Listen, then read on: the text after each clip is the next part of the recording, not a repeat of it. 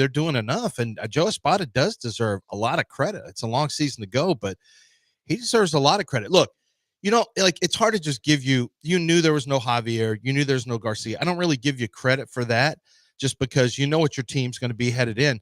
It's the Arrigetti's missing that, it's the Jordan Alvarez. That's the Ronel Blancos. It's Ronel Blanco during the season. It is Paredes now with an injury.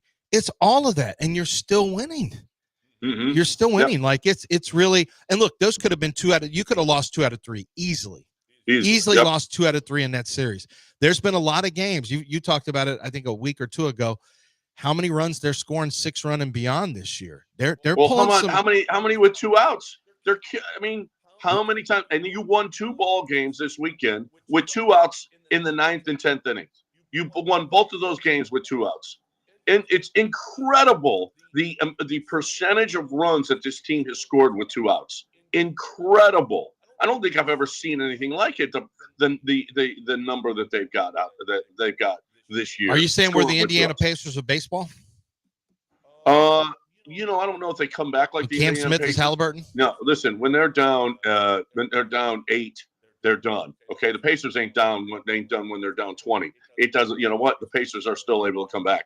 And you mentioned that series. I'll tell you what. Whoever won that game 4 is going to win this series. Yeah, I agree. Yeah. You had to close it. If you're Indiana, you had your chance, man. You got to shut the door. Now it feels inevitable that Oklahoma City is going to win.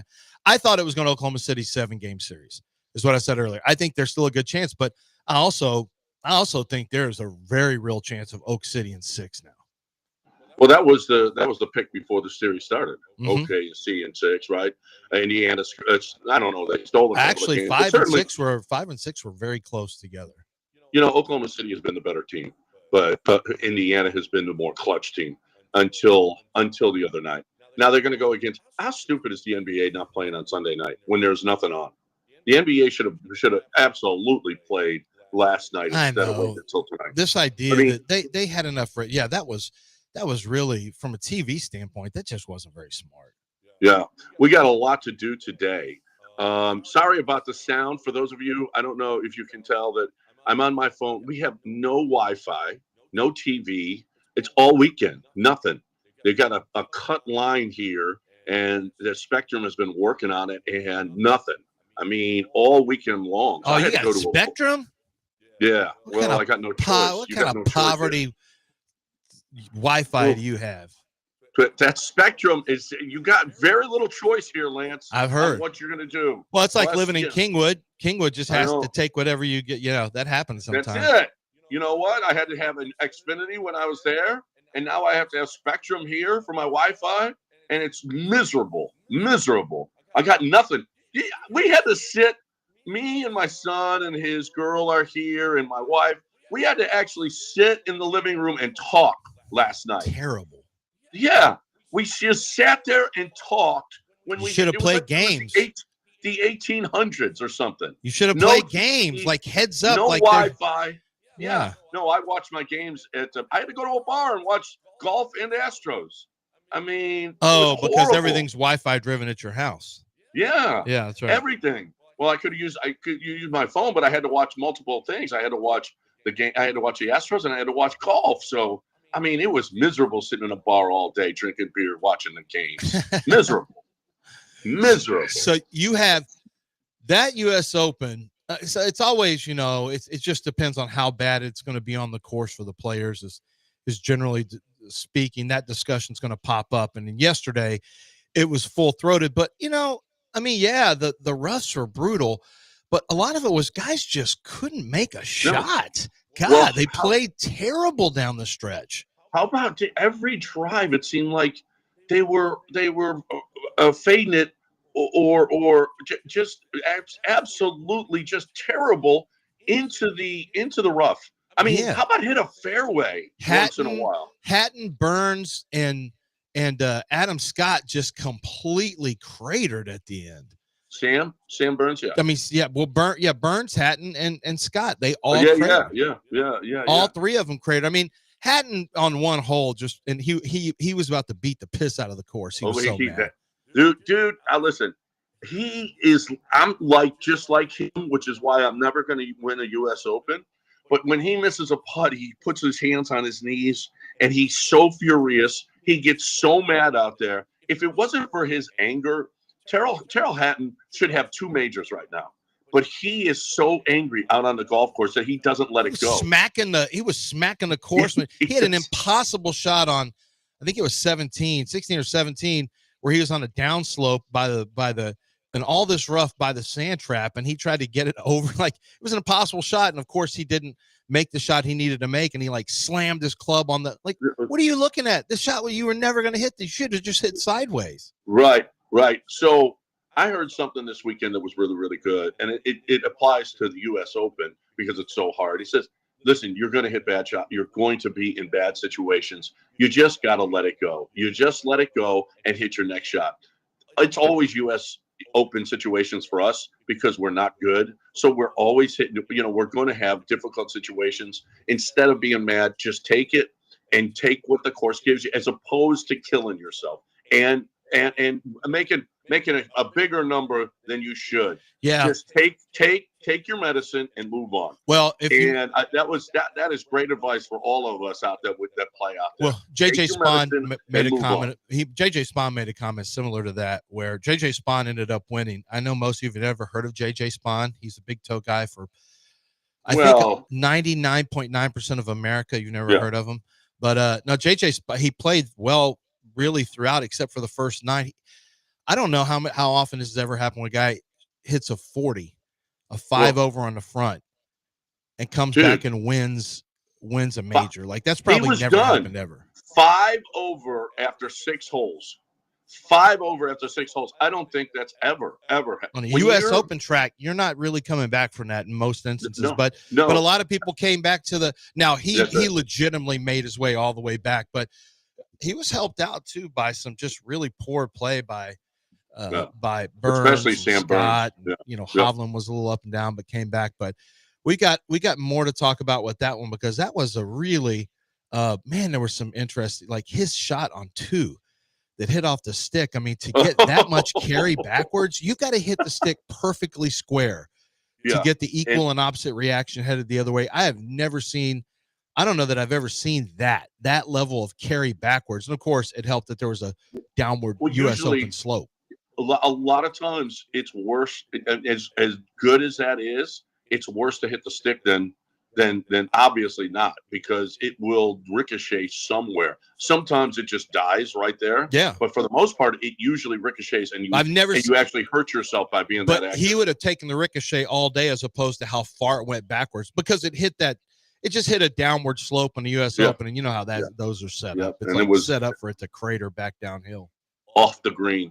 All right, we got a break. We got What Did You Learn This Weekend in One Sentence, brought to you by Game Day Men's Health. That's coming up in about a half hour right here, so get yours ready. What did you learn this weekend in one sentence? I learned a long time ago about hoops, sporting goals, and equipment. I learned about Pro Dunk. Pro Dunk is the way to go. ProDunk.com is Keith Tate's company. He's been doing this forever. No one knows the basket game better than Keith Tate. No one has a better basket than Keith and his son. They're fantastic. They are the best goals you could possibly have with the temper.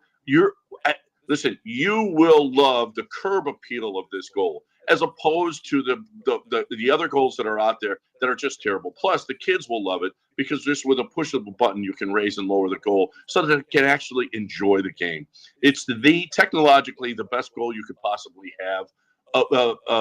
As far as looks, it's the best goal you could possibly have. As far as playability, as far as durability, all of these things. There's no better goal. We loved our hoops goal, and you're going to love yours too. ProDunk.com. You want your kids to actually be out there enjoying basketball. ProDunk.com.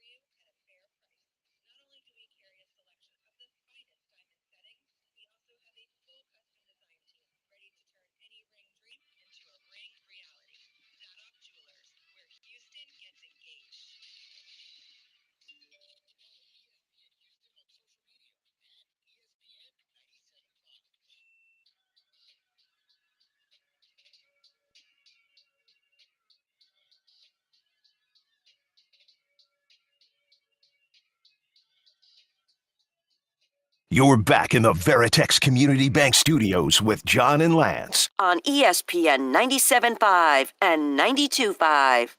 All right, welcome back here on ESPN 97.5 and 92.5. Man, I was just thinking about this lineup so I like Jordan in the Yiner in the 2-hole.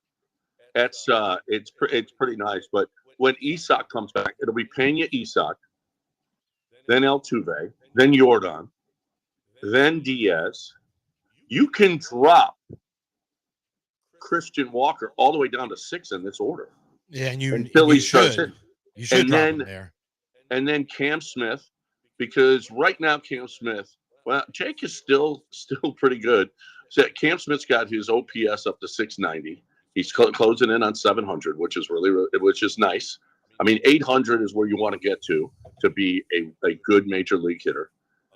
Jake is 758 right now. But Jake seems to hit better the lower in the lineup he is.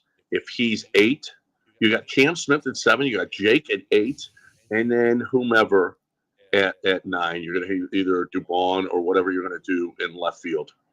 This lineup is actually, when you get back to full strength, this team is. And by the way, it's not even arguable anymore. Brandon Walter is your 4th starter. Another good outing. This guy, he had a great outing. Then they sent him down, and then they needed another starter, so they brought him back up, and he was great. And then he starts again, and he's great. Brandon Walter is a pitcher, and he is actually your 4th best pitcher right now. Yeah, it's a smaller sample size, but it's a good sample. I mean, it's smaller, but it's been good. It's been good, and he's looked good. That bullpen though is really unsung right now. There are some guys who I like. I like Sousa.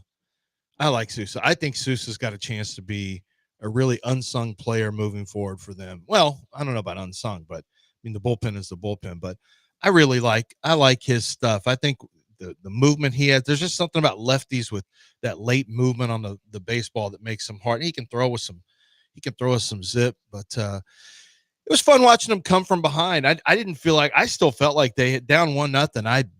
There are sometimes you just think, this is it. It's a boat race. It's done.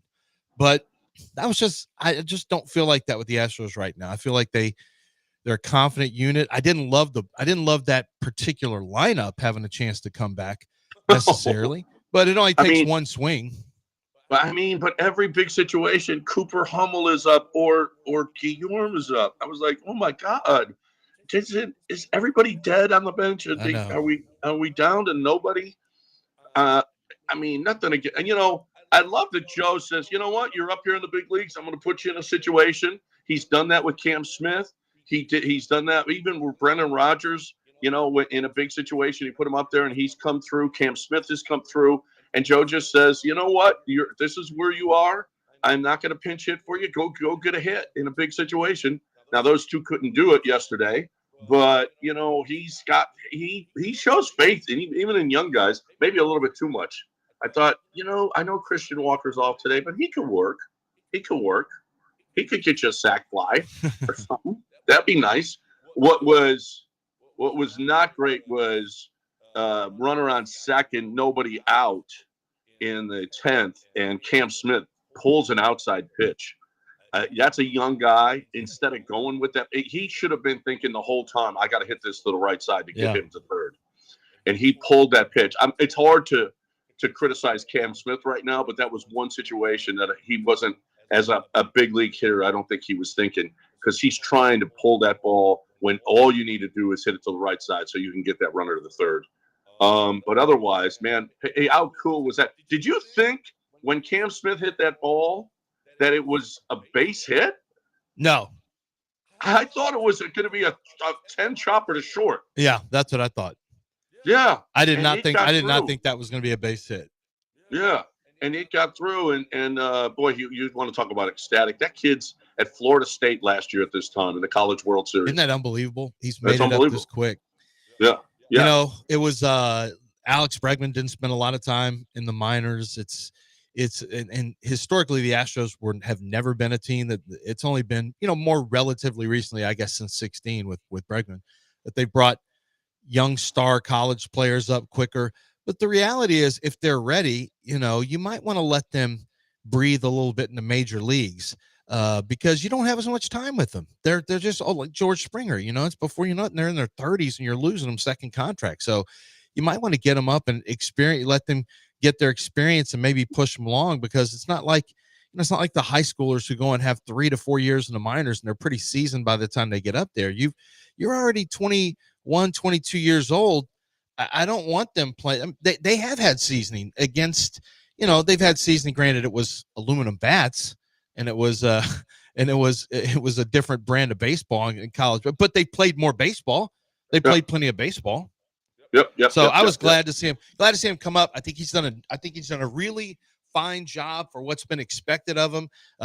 Continues to look like he's a confident player, has experienced some highs like he had on Saturday. I think that's important for his confidence to say, yeah, I can. Next time he steps up in a situation, I think he's going to continue to, hey, I've done it before. He has that experience now where he knows he can do it, and it's things like that I just think are really important.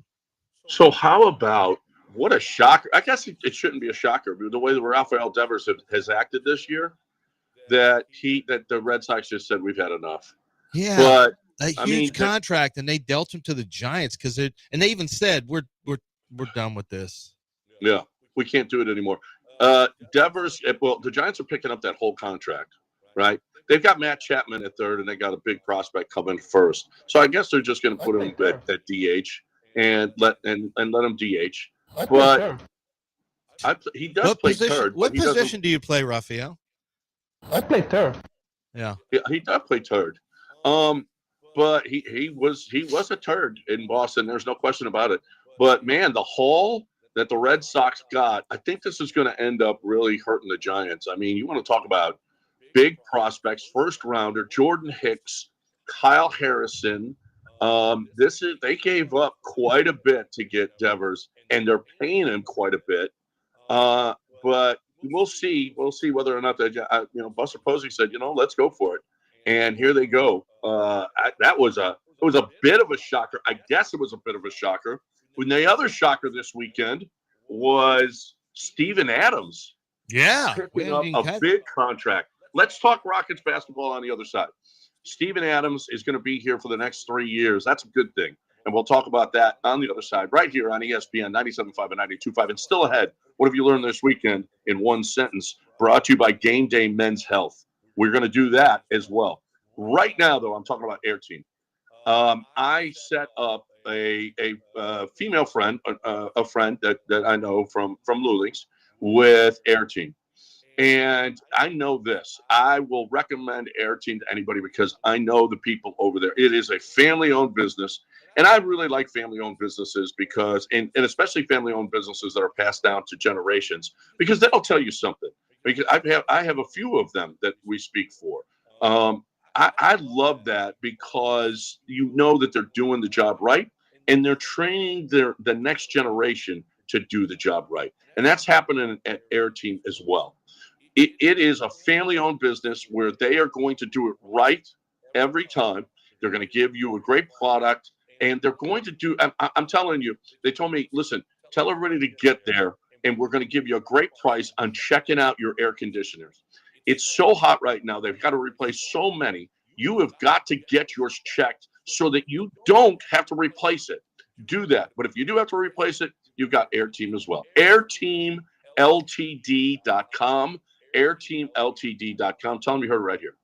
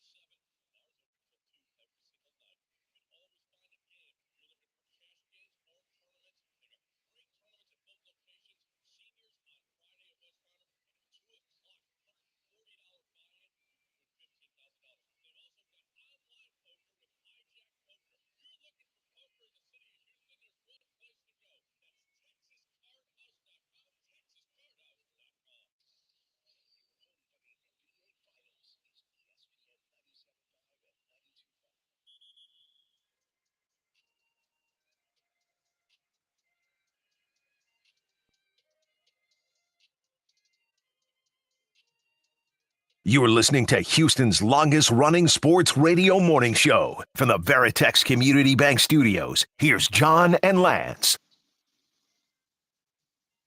All right, welcome back here on ESPN 97.5 and 92.5. Steven Adams, 3 years, $39 million. What do you think? I was shocked, really shocked, and it's because he's not signing that contract to be part of a trade. Like, that's just not, he's not going to be part of a deal now to bring in Kevin Durant or something like that to make salaries match. He's not doing it. He's not signing that contract to do that. And the Rockets wouldn't do that to him. I think realistically you'd want to do a 2-year deal, but you're not going to get what you want. Like, you're going to have to give a little bit more to Steven Adams because he is on the market. So you give him that extra third year. It's good. I mean, I think you gave him maybe 1 year more than you wanted to, but that's the price of doing business. And he brings toughness to the team. He's an enforcer to an extent. He's a benevolent enforcer. He's not going to just, he's not out there trying to just break heads, but he's if something goes down, he's not afraid to walk up on the party and just see what's going on. And he can block shots. He's a good athlete still.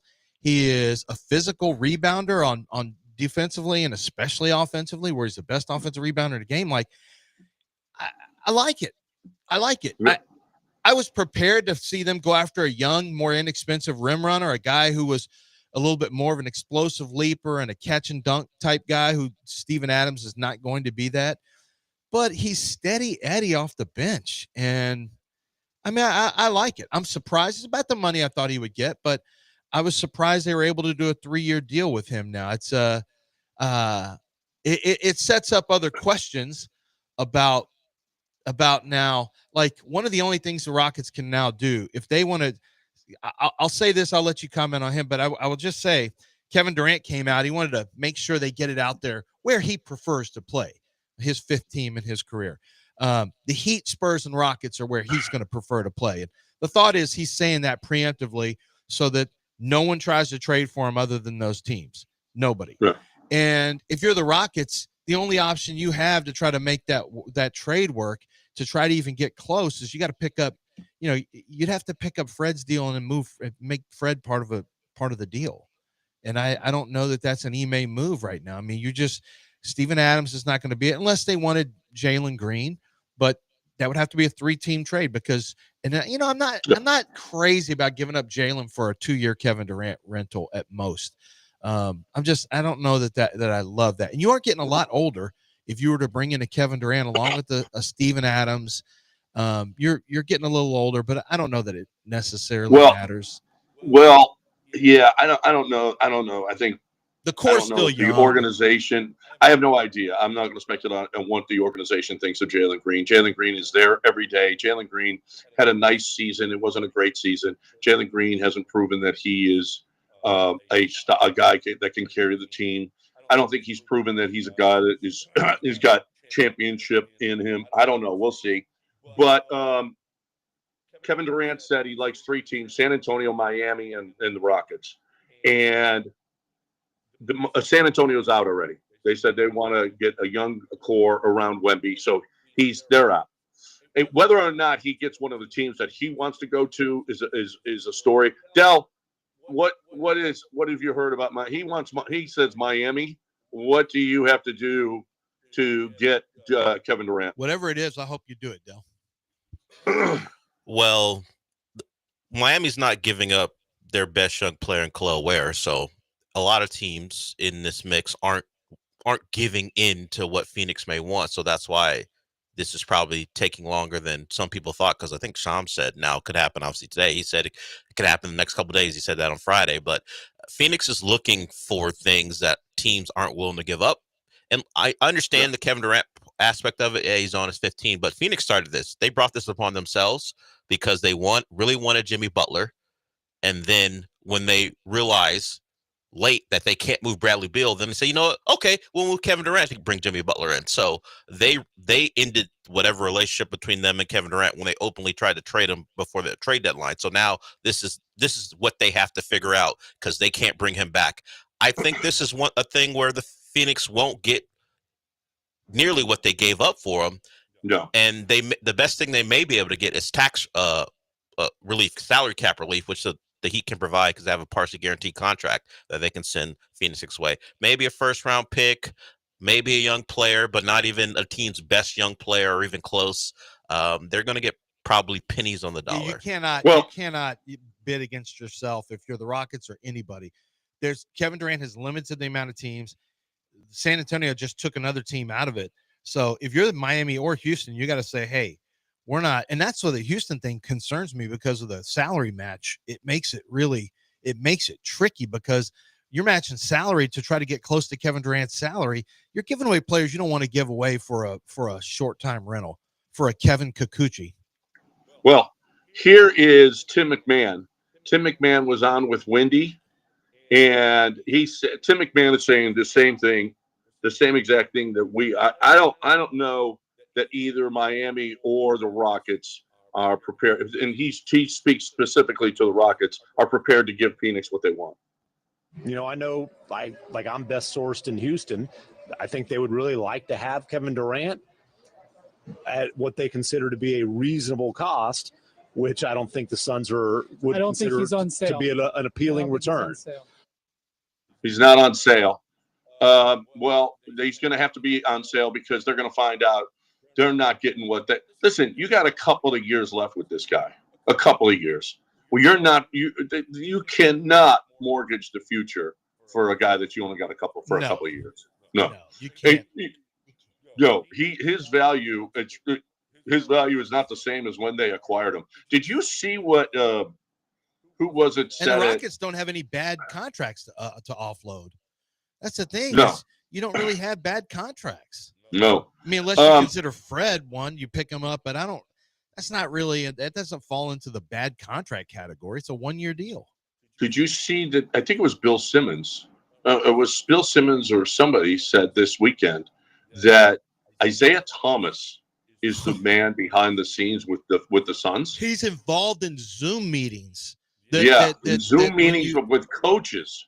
Oh, holy my God. crap. Considered one of the worst, behind Jack Easterby and Bill O'Brien, considered one of the worst executives in the history of sport. And all of the moves that the Suns have made to bring in Beal, to bring in Kevin Durant, they all stink. They all stink of him. I mean, yeah. How long has he been doing this, though? Since he bought the team. HBO's been best friends with him. He's part of his company. I thought he's part of his company. Oh, yeah, that's right. I'm thinking of the Utah Jazz owners, yeah. No.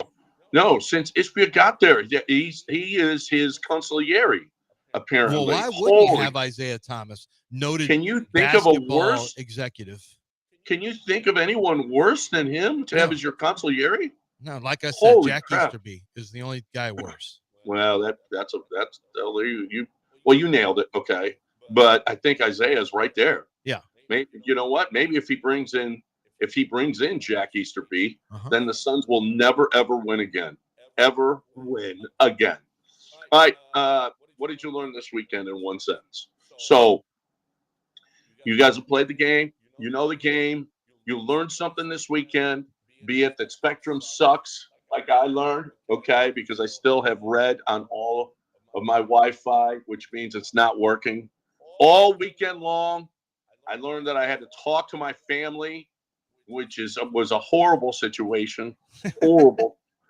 And so I've got stuff that I learned this weekend, and you've got stuff that you learned this weekend. 713-780-3776.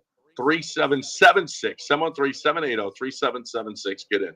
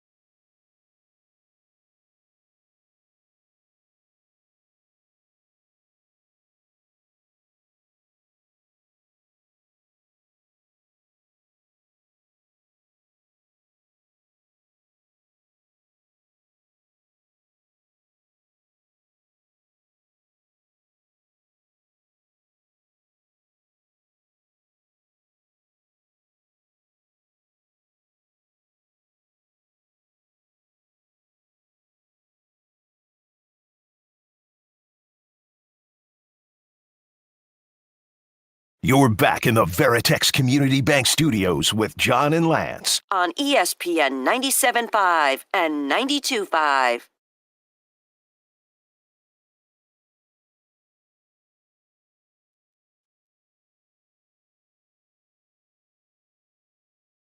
All right. Time to play the game show Sweeping the Nation, as you know. What do we learn this weekend in one sentence? There was a U.S. Open. There were Astros wins. There was a UFC fight night that I watched. There was an NBA fight. There was also Father's Day. You may have learned something on Father's Day. You may have learned something with a date you had. You may have learned something in the rain. Let's find out exactly what you learned this weekend in one sentence. Here's our phone number, 713-780-3776. Two lines are open right now. When you hear a line go off, jump in, call, hit the green button again, 713-780-3776. Let's find out exactly what you learned in one sentence. Dale, I'll let you call them off. Well, let's go with Ocho. Ocho, what have you learned?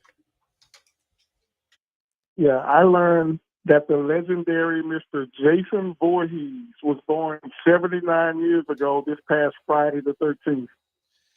Wow. I don't know how he knows the date. It must have been said on one of the shows, but Jason Voorhees from Friday the 13th was born. He's 79 years old right now and still killing. Still murdering. As long as it's profitable, he'll be killing until he's 140. That's right. Until you disincentivize his ability to murder with that mask on, he's going to continue to do this. Is this real? This is real time, right? I believe so. All right, let's get real time in here. What's up, Tom? Morning, gentlemen. I learned if I get Pinafil, I may be finally able to be the meat in a dockman of East Robin, Orlando. All right. That's not. We don't include advertising. No, in this. This is not the game that we include advertising. If John Granato were here, he would be furious with If you want to attack Tom, I mean, we don't encourage it, but we'll allow it. But let's not include the advertisers in a Tom sandwich. No, we don't say that. No. All right. What kind of show do you think we are? 713-780-3776. Lines open. Keep jumping in. We got to come on now. We got to step it up. You guys are usually, this is where you shine. Most weekends you shine here. Let's go to Apollo. Apollo, what'd you learn this weekend? In one sentence. Morning, fellas. I learned this weekend that Bregman left a good situation to a rebuilding one. Good luck, bitch. Wow. Wow. I mean, he's been playing pretty good.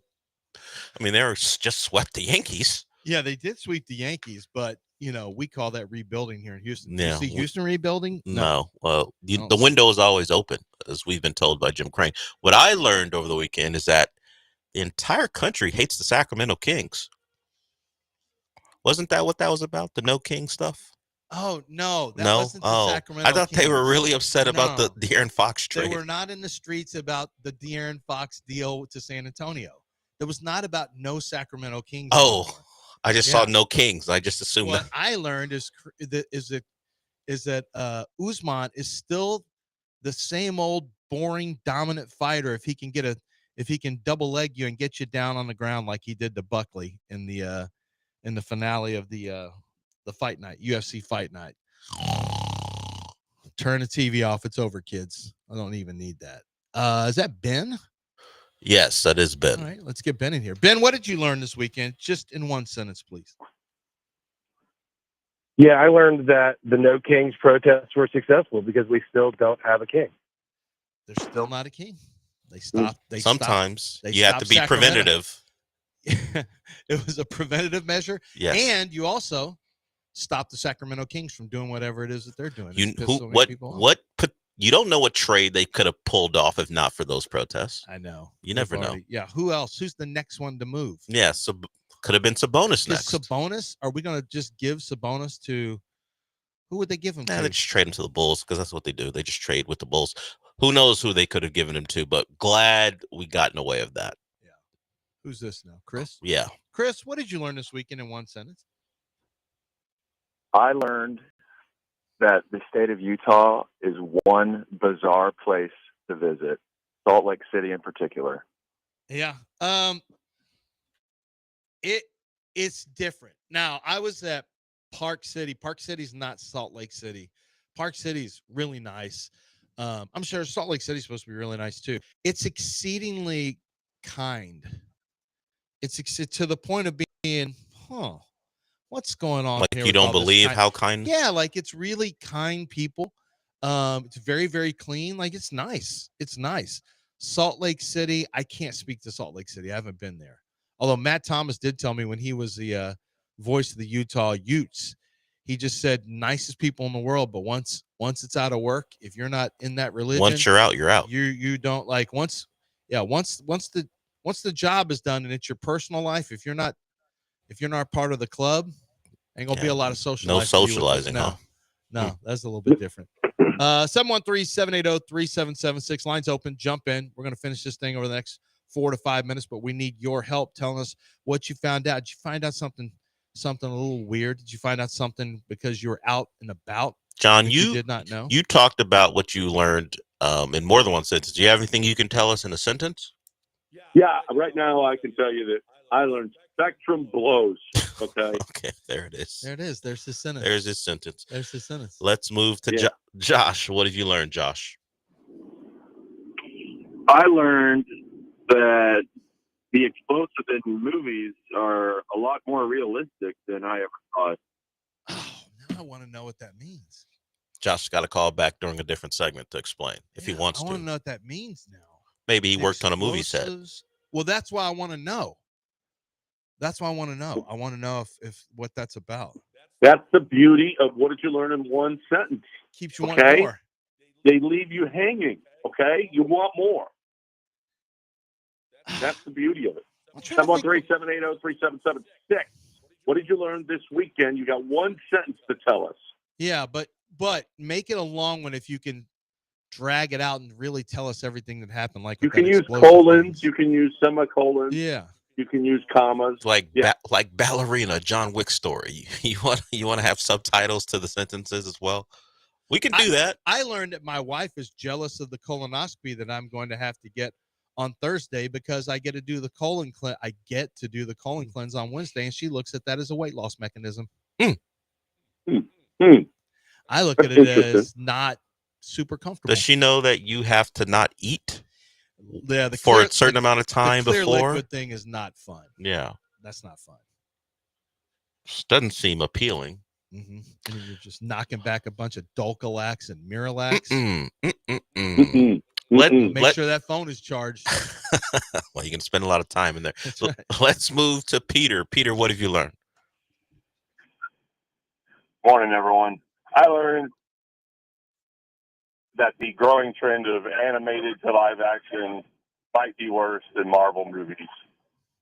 Who are we talking about here? Animated. What came out over the weekend? How to Train Your Dragon's been out for a while. That was a big animated movie that's now live action.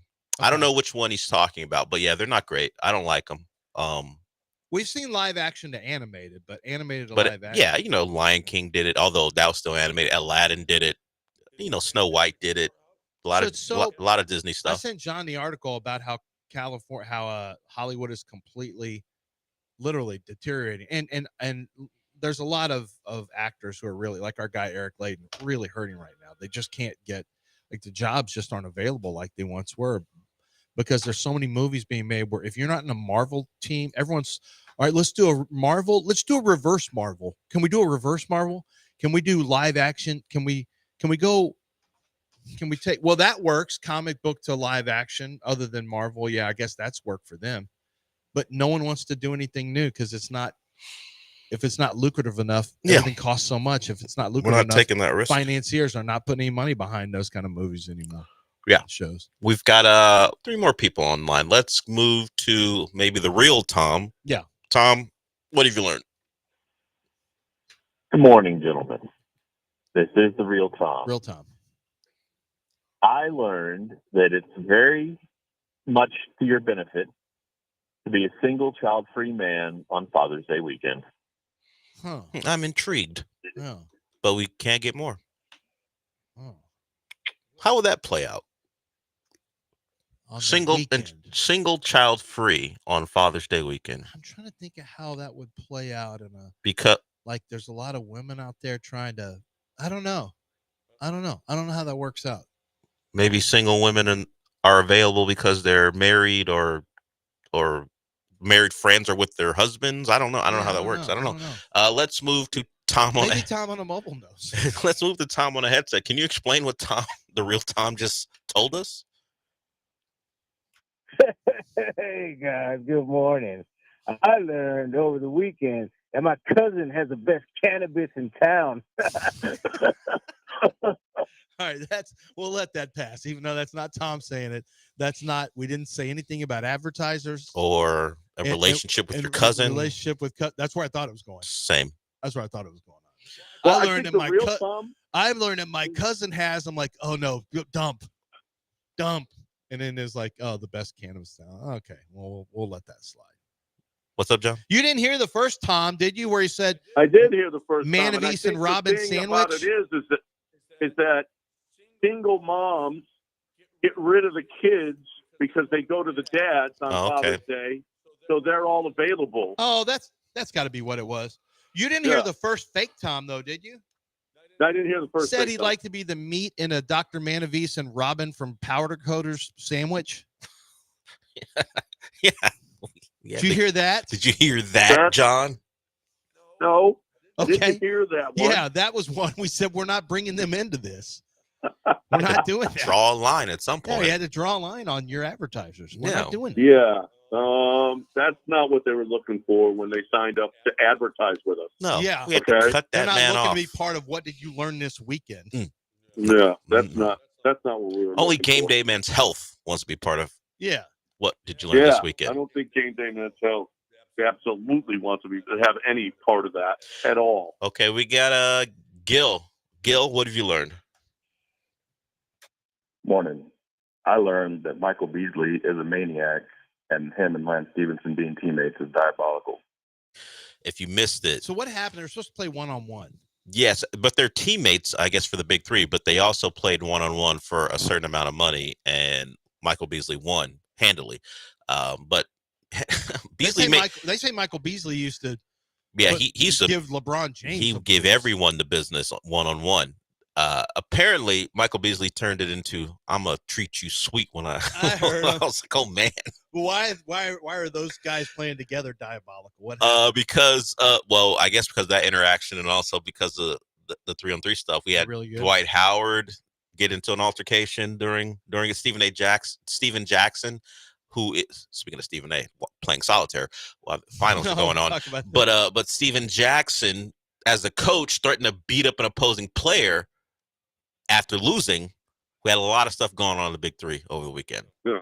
Well, and he berated his own team. Yeah, for losing. Yeah. Stephen, I mean, it's the first game, and dude was MFing him like crazy in the locker room. Stephen He by the way, ain't about that losing. He ain't about losing. Well, Stephen is so extra, but did you see who was in the locker room with him? Who's just part of the crew now? He's been on multiple times on on All the Smoke podcast.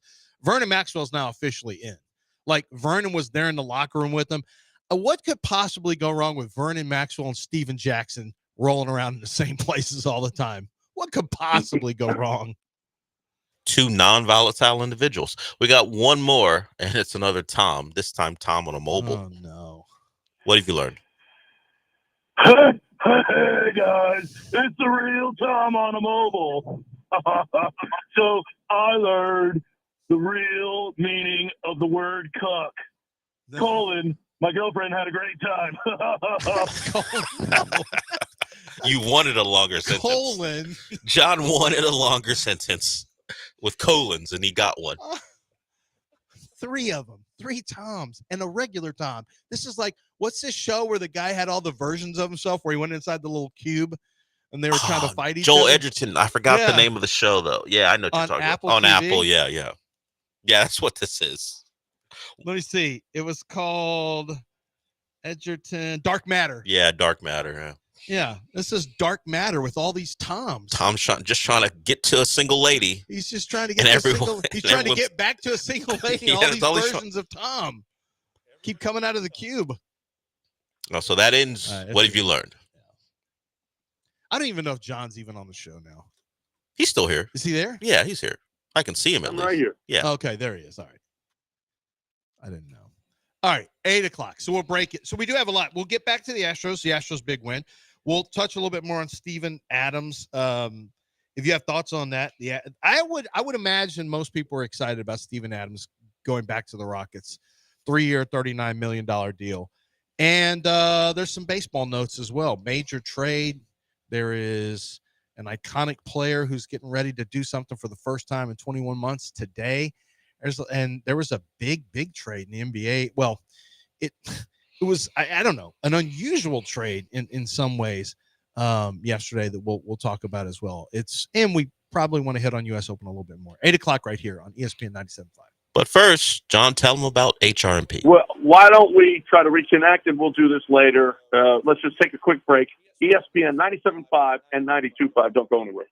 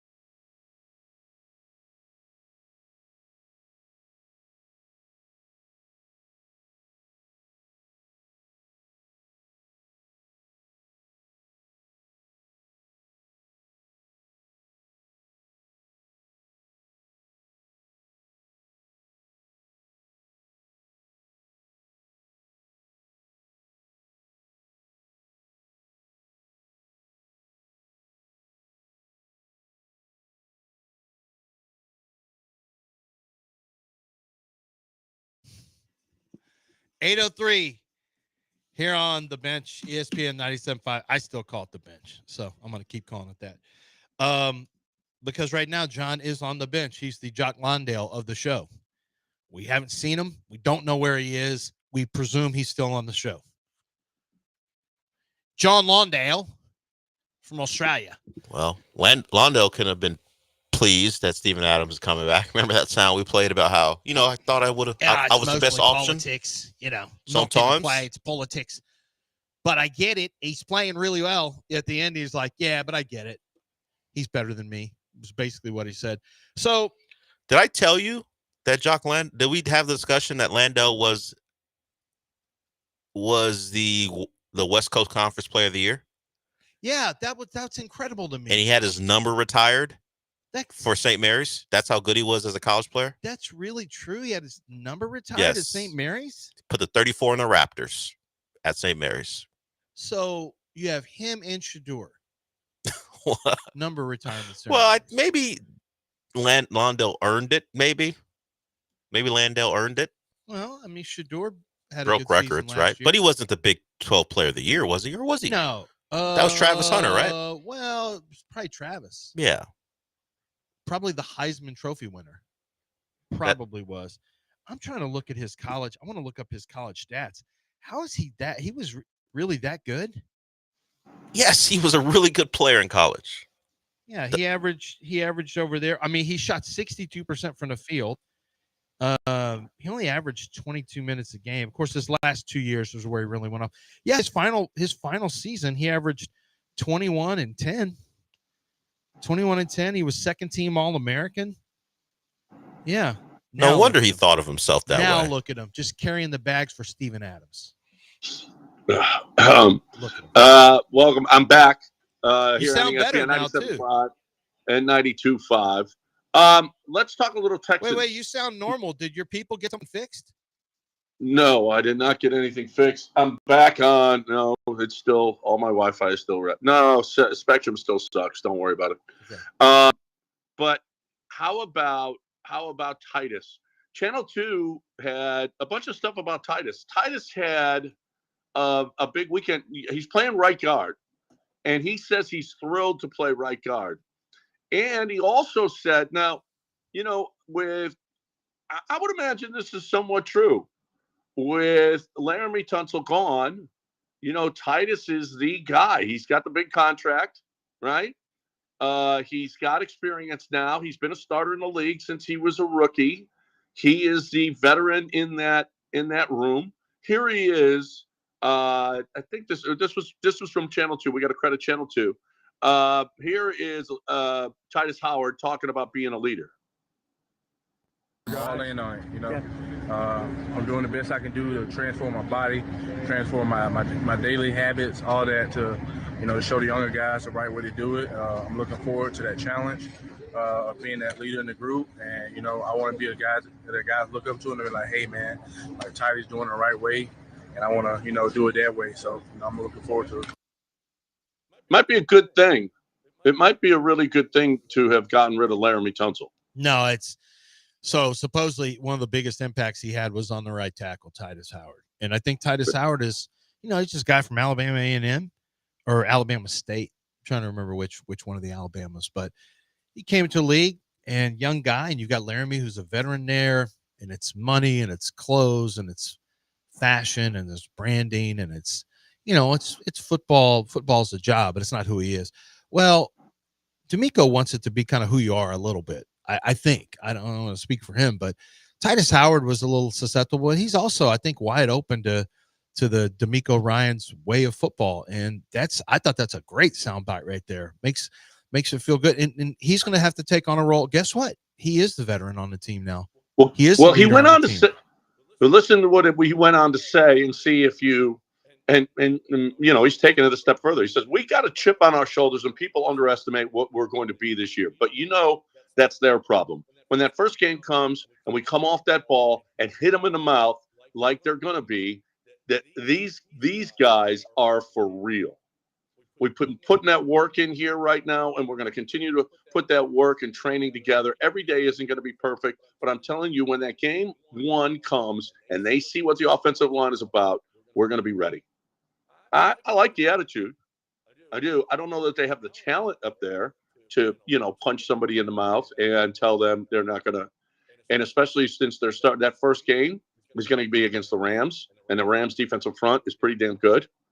It'll be interesting to see. I hope Titus is right, and he says he loves playing right guard, so he's slotted in at right guard, starting at right guard, and he's going to be that right guard. I play turf. Well. No, he did. He said, I play right tackle, but he's playing right guard now. He moved over there. Yeah. I kind of believe, but still, I remember the Titus Howard from just a year ago. I play turf. That's the Titus Howard I remember. Well, no, he moved over to left guard. Yeah, well, because he had to, but I mean, right. that man in his heart of hearts is. I play turf. Well, Not really. He didn't say, I'm not going to go play left No, you guard. can't. Football culture won't allow you to say that. Though? What is he saying in his heart of hearts? In his heart of hearts, what do you think What is he's his heart saying, John? What do you think? Heart is, now, he's saying, I love it. I love right guard, and I'm there. Okay. I play third. He also went on to say this.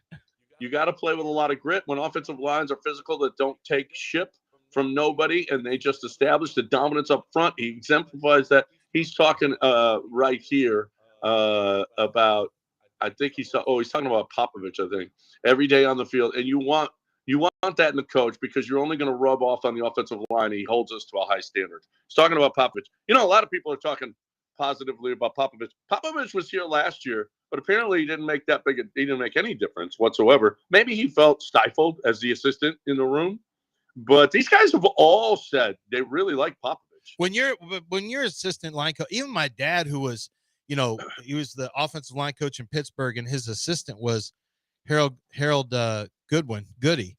And my dad was, the head of the offensive line there for the Pittsburgh Steelers, just what it was. And Goody was just then at Arizona, Goody was the head of the offensive line. And he asked my dad to come back and out of retirement and come be the assistant line coach. And Goody let my dad handle a lot of they were using his terminology, and he did some of the, he did some of the technique work and all that. But ultimately, you still are subservient. I mean, there's still a pecking order. And I don't care. Like Popovich, that's the thing that I've been uncomfortable just automatically saying, well, Popovich is on the same one with Chris Strauss or the same team, so he's responsible for all that. No, not really. Not really. I mean, unless he proves that his stuff isn't as good and the issues are the same. And if the issues are the same, there's a good chance it's potentially the players you have out there. And we'll get to Dave Martinez's comments later. But Popovich is his own guy. He's his own coach. He may have had grave misgivings about some of the things that were going on with Strausser. So, let's give him a shot. I know this. He's saying all the right things. Titus Howard is saying all the right things. All that stuff about firing off, hitting people in the mouth, don't take no shit from anybody. He's saying all the things that you want to hear from an offensive line. Now, when the pads get put on and the chin strap gets strapped, well, you can't just talk about it. You got to go be about it. So we'll see how they are about firing off and moving people off the offensive line. I will say Howard's not a body mover as a guard. That's not really his jam. But if he's firing off and being aggressive and playing with grit and strain and all that stuff, that's good enough. That's good enough. It's a mentality. And I think that's where the Texans want to get from finesse mentality to physical mentality. And we'll see how it works out this year. I love hearing it, though.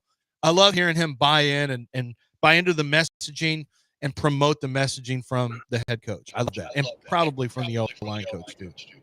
Yeah. No, listen, I like the excitement. I like the aggressiveness. We'll see if they're where they are offensively with man, I really do think that the addition of Nick Chubb is going to help because he is so good at staying in and blocking for the quarterback. So I really do think that's gonna be a positive, and they're going to need it. I mean, Cam Robinson at left tackle is a little isn't it a little dangerous? Well, yeah. Yeah. Yeah, I mean, he hasn't played well, and he's on to his third team now, and it hasn't been great for Cam Robinson. The left tackle position is dangerous for the Texans this year. Yes. I do believe that they're going to play better as a unit, that they're not going to be the loops and the stunts are not going to hurt them nearly as much because they'll play smarter. But I don't believe that they have the talent. Ta-da. I don't believe that they have the talent to dominate teams up front and put them in a jar and seal the jar and throw it out to sea, I think is what John was looking to finish with there. Well, good thing we're up at a break. We still have to get to Desmond Bane's trade. Shohei Ohtani is pitching for the first time in 21 months. He'll be an opener tonight, go 1 or 2 innings. We'll see what that is. He hasn't pitched since August 23rd of 1923. We have your Houston Astros sweeping the Twins. They're up 5-1 on the Twins on the series. Wasn't Harrison Ford protecting a homestead in 1923? Is that how long ago? At least Harrison Did Ford. I say 1923? Yes. Oh yeah, 2023. Yeah, Yeah. Harrison. Yeah, and Maeve was out there picking people off with her rifle. Yeah. So yeah, it was really, you were going up against some rough, and the Irish were a problem. Apparently. They were a problem. The Irish were a real problem back in 23. All right, we can break. Let's talk a little McGrath Pest Control. That's my guy, Scott McGrath. Scott McGrath is really, he has helped me. He's helped businesses. He's been doing this for a long. This is another family-owned business passed down. I talk about, I don't know how many we have, but this is another family-owned business passed down. And listen, and you just get it better and better, and you have a philosophy, and you do it the right way. And that's what Scott McGrath does. He kills bugs. He has killed all the bugs at my house for years and years and years. Love what he does. I also had the mosquito murdering system, which was awesome because we could sit out in the backyard. If you are somebody who has an issue, because we've had a lot of, their mosquitoes are out there, put in the mosquito murdering system and help yourself. And then if you want to get the termite, not all pest control companies do the termite inspection because it's difficult. Scott McGrath does it at McGrath Pest Control. So you got somebody that you can rely on there. If you're looking to kill them bugs, make sure that they're not going to be there. McGrathPestControl.com. Tell Scott you heard it right here. McGrathPestControl.com. I guess I'm not going to be up on the. My hotspot isn't working, Dell.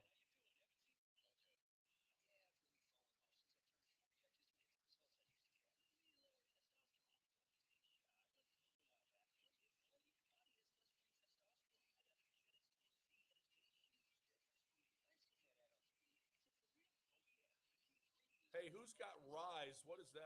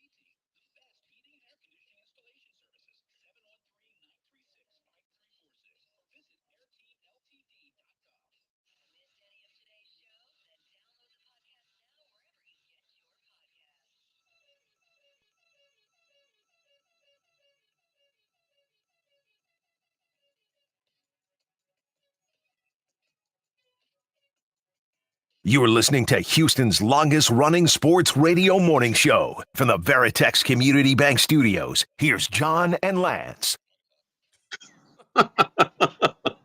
Did you see this? Chicago, I don't think this is real. Although it's ML football. Is ML football real? You got to watch that. ML football is an aggregation account. It's kind of the same one of those dorky losers that aggregate and they put everything in quotation marks, but it's not like NBA Centel or Ballsack Sports. They don't try to intentionally put bad information out. I don't know if this is real or not, but it says, okay, Bears star quarterback Caleb Williams was not interested in girls as a kid. Caleb was too locked into football. In 7th grade at night, a girl asked him to call her, and Caleb told her, "I've got to train." That brought a tear to my eye, Caleb's father said. It would have brought a tear to my eye, too, if JT ever said that. I would have said, son, call that girl. I think, well, it is ML. I don't know where did he get that? He would have had to get that from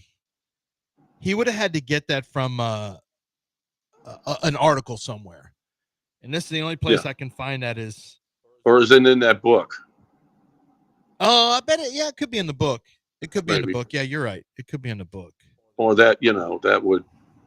Oh, wow. Did you see this? Bobby Witt Jr. hit a foul ball to his dad. That's crazy. On Father's Day.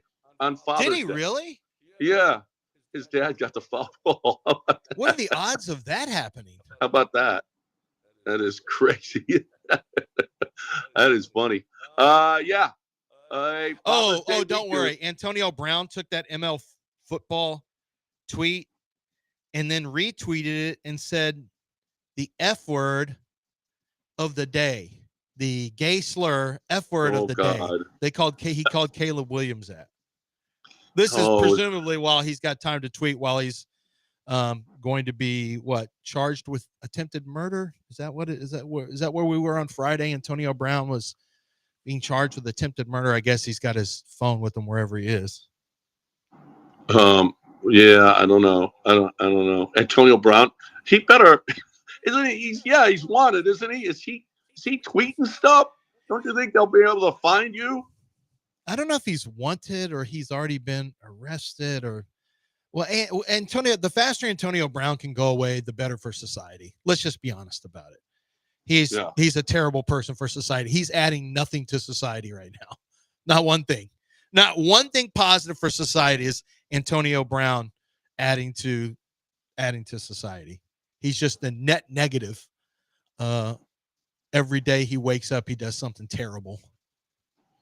So he's got issues. Did you see Caitlin Clark's game the other night? Yeah, I watched. So it's funny. I didn't realize she had made it back, or I didn't realize game was on TV or whatever it was. And I heard 6 of 7 from the 3-point line, 25 points at half. Like, what the crap? So I turn it there. It's halftime. They show highlights. Did you see where she was shooting from? Oh my God! She was pulling up like. It was almost like shots so far away. It's like the shots you shoot at the end of the quarter when the buzzer's going off, and she was making them. I saw all the makes. I'm sure she missed. Well, I watched the second half. She was 1 of 7 in the second half from the 3-point line and scored 7 total points. It was not, and had about 4 turnovers. She was actually not very. Now she also had what should have been about 6 assists that were missed layups again. Easy missed layups. But Caitlin Clark wasn't very good in the second half. But apparently when I didn't watch, she was unbelievable. And they did beat the last unbeaten team, the New York Liberty. They beat them at one point. They had a 20-2 run going. They had a 17-0 run. They were, it was finally Caitlin Clark back. So the national nightmare for people who only watch Caitlin Clark is over. Yep. Kind of, if I'm being honest, kind of like me. Like I respect everyone else. I'm just not really tuning in. But if you show me somebody who can make 6 threes and a half and makes them from her average 3-pointer made in the first half, John, she made 6 of them, was 29.2 feet.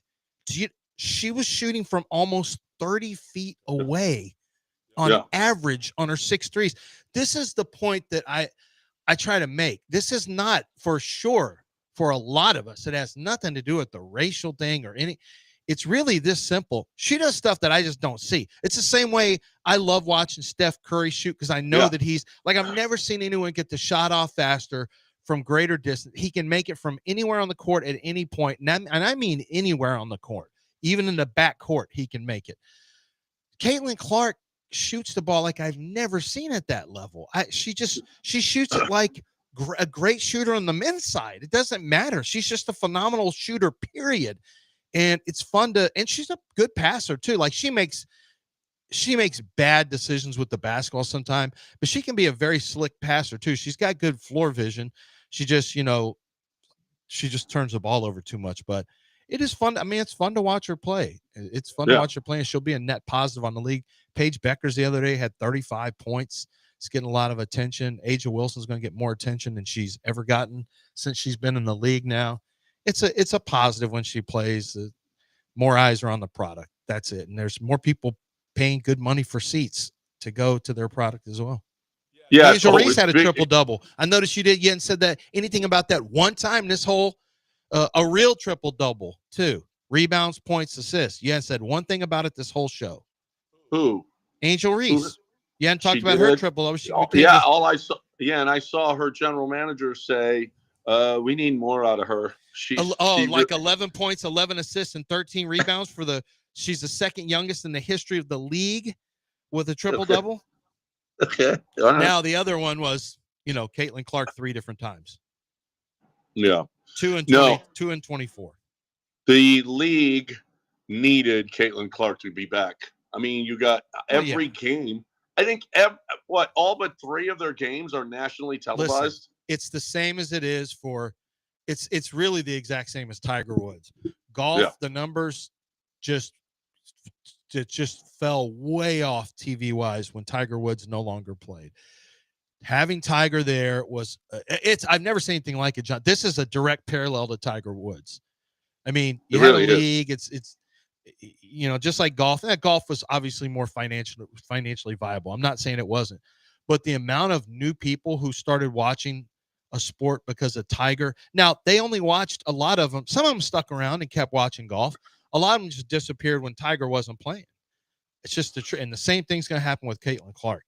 Well, it's almost, you're right. It's almost identical. It had its racial component. Yep. It has doing stuff that we've never seen before. Some of the players didn't like Tiger. Yeah. No. It's very because they were jealous. Like there was a lot of crazy fanfare before they came into their respective quote unquote leagues. It's very, very similar. And when they play and they're playing well, it's captivating. And a lot of people will watch that didn't usually watch golf or doesn't usually watch women's basketball. Yep. All right. When we come back, back to the Astros, we'll hear from Mauricio Dubon, the hero from yesterday's game, who knocked in the game-winning run with 2 outs in the 10th inning.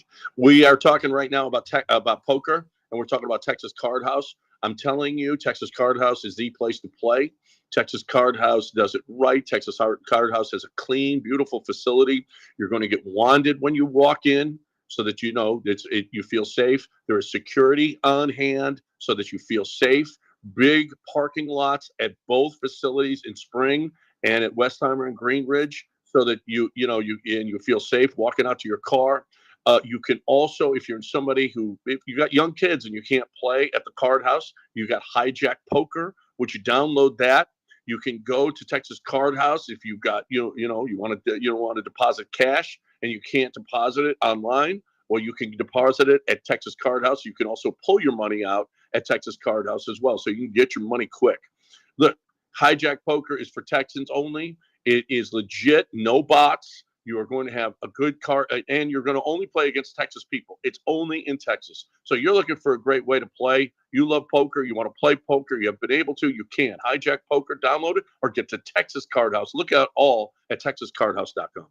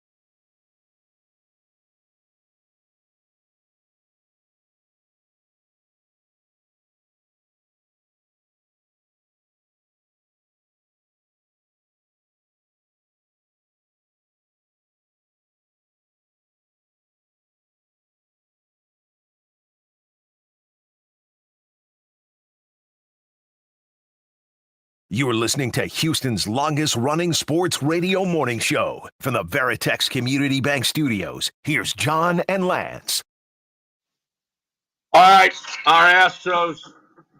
You know, they put up a 10 spot on Friday. You're like, okay, cruise through this one too. And then got 4 hits on Saturday and 4 hits on Sunday, and yet won both of those games. They're clutch. This team is only 4 games out of the best record in the American League. This is a good baseball team. And with all of the injuries, listen, AJ is probably right now leader for manager of the year, I would think. You know, this team has been really, really good, and they're doing it a lot with 1 star in Scooble. Other than that, it's a lot of piecemeal. Their offense has been great. Their pitching has been great. They've been doing a great job. AJ's a really great manager, but you got to give Joe Espada a lot of credit. Okay, you got to give Joe a lot of credit for what this team is doing with all the injuries that they have. Brandon Walter came up with a really nice start. Hunter Brown with a great start. I mean, this is coming out of you got 4 solid.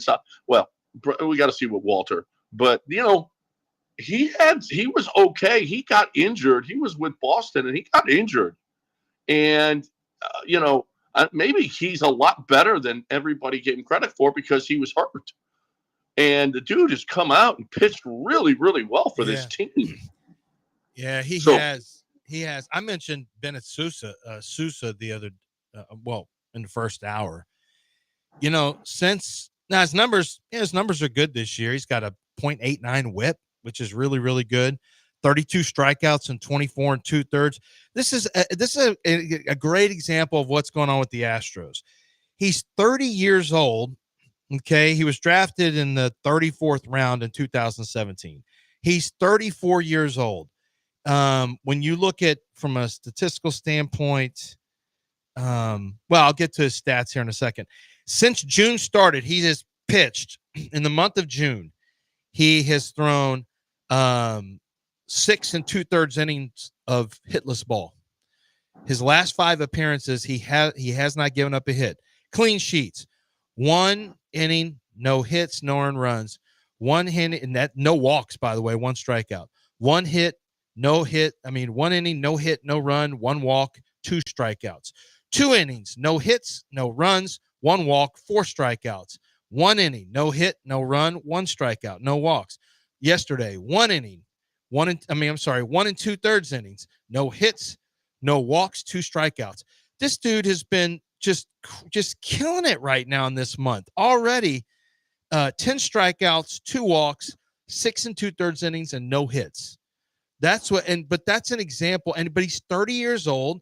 And when you look at him, he did not, he's never been a guy who has been, a big time player. He's not, it's just not what he typically does. That's not who he is in his career. He is 4-0 in his career with a 4.67 ERA. But in his career, in 2022, he had 25 appearances for the Chicago White Sox. Wasn't good at all. Then he, was with Milwaukee in 2023 before going to Houston and Milwaukee. He was bad with Houston. He pitched 6 1/3, only gave up 1 hit. Basically, then he didn't pitch in 24. Basically, since he's come to Houston, the guy's figured it out. He's got 31 innings pitched with 17 hits and 40 strikeouts and only 6 walks.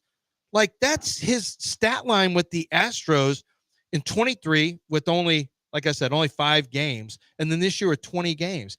That's a perfect example of how this team keeps humming along. You had no way to think that this guy would be pitching like this. Walton, you had no way to think that he'd be pitching like this. And you ask yourself, how in the are the Astros? How do they have this record? How are they this close to the Yankees? For one, how are they this close to being, the second best team in the American League? Not to mention 4 games off the pace from being the best team in the American League. It doesn't make any sense except that you have guys like Jake Myers. Jake Myers is stepping up like he's It doesn't make sense, and yet here they are. And look, shout out to Dana Brown.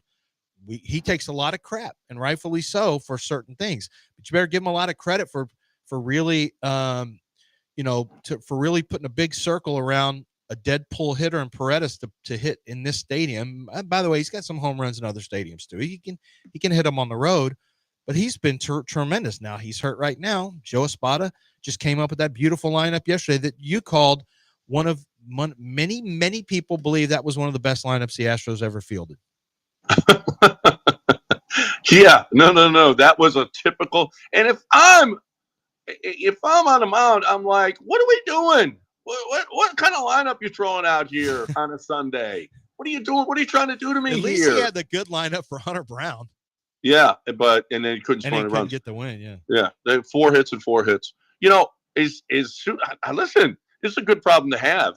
And historically, the Astros have not had a lot of left-handers in that bullpen, but now they got a couple that are and starters now that are going pretty good.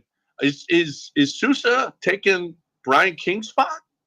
I don't know, but I'll tell you this: Brian King has got a 0 ERA this month as well. They both got a 0 ERA. Brian King, you didn't see him at all this weekend against the Twins. You saw him twice against the White Sox. Maybe that's why. But King had himself a rough May with a 5.79. Yeah. He had a 2.03.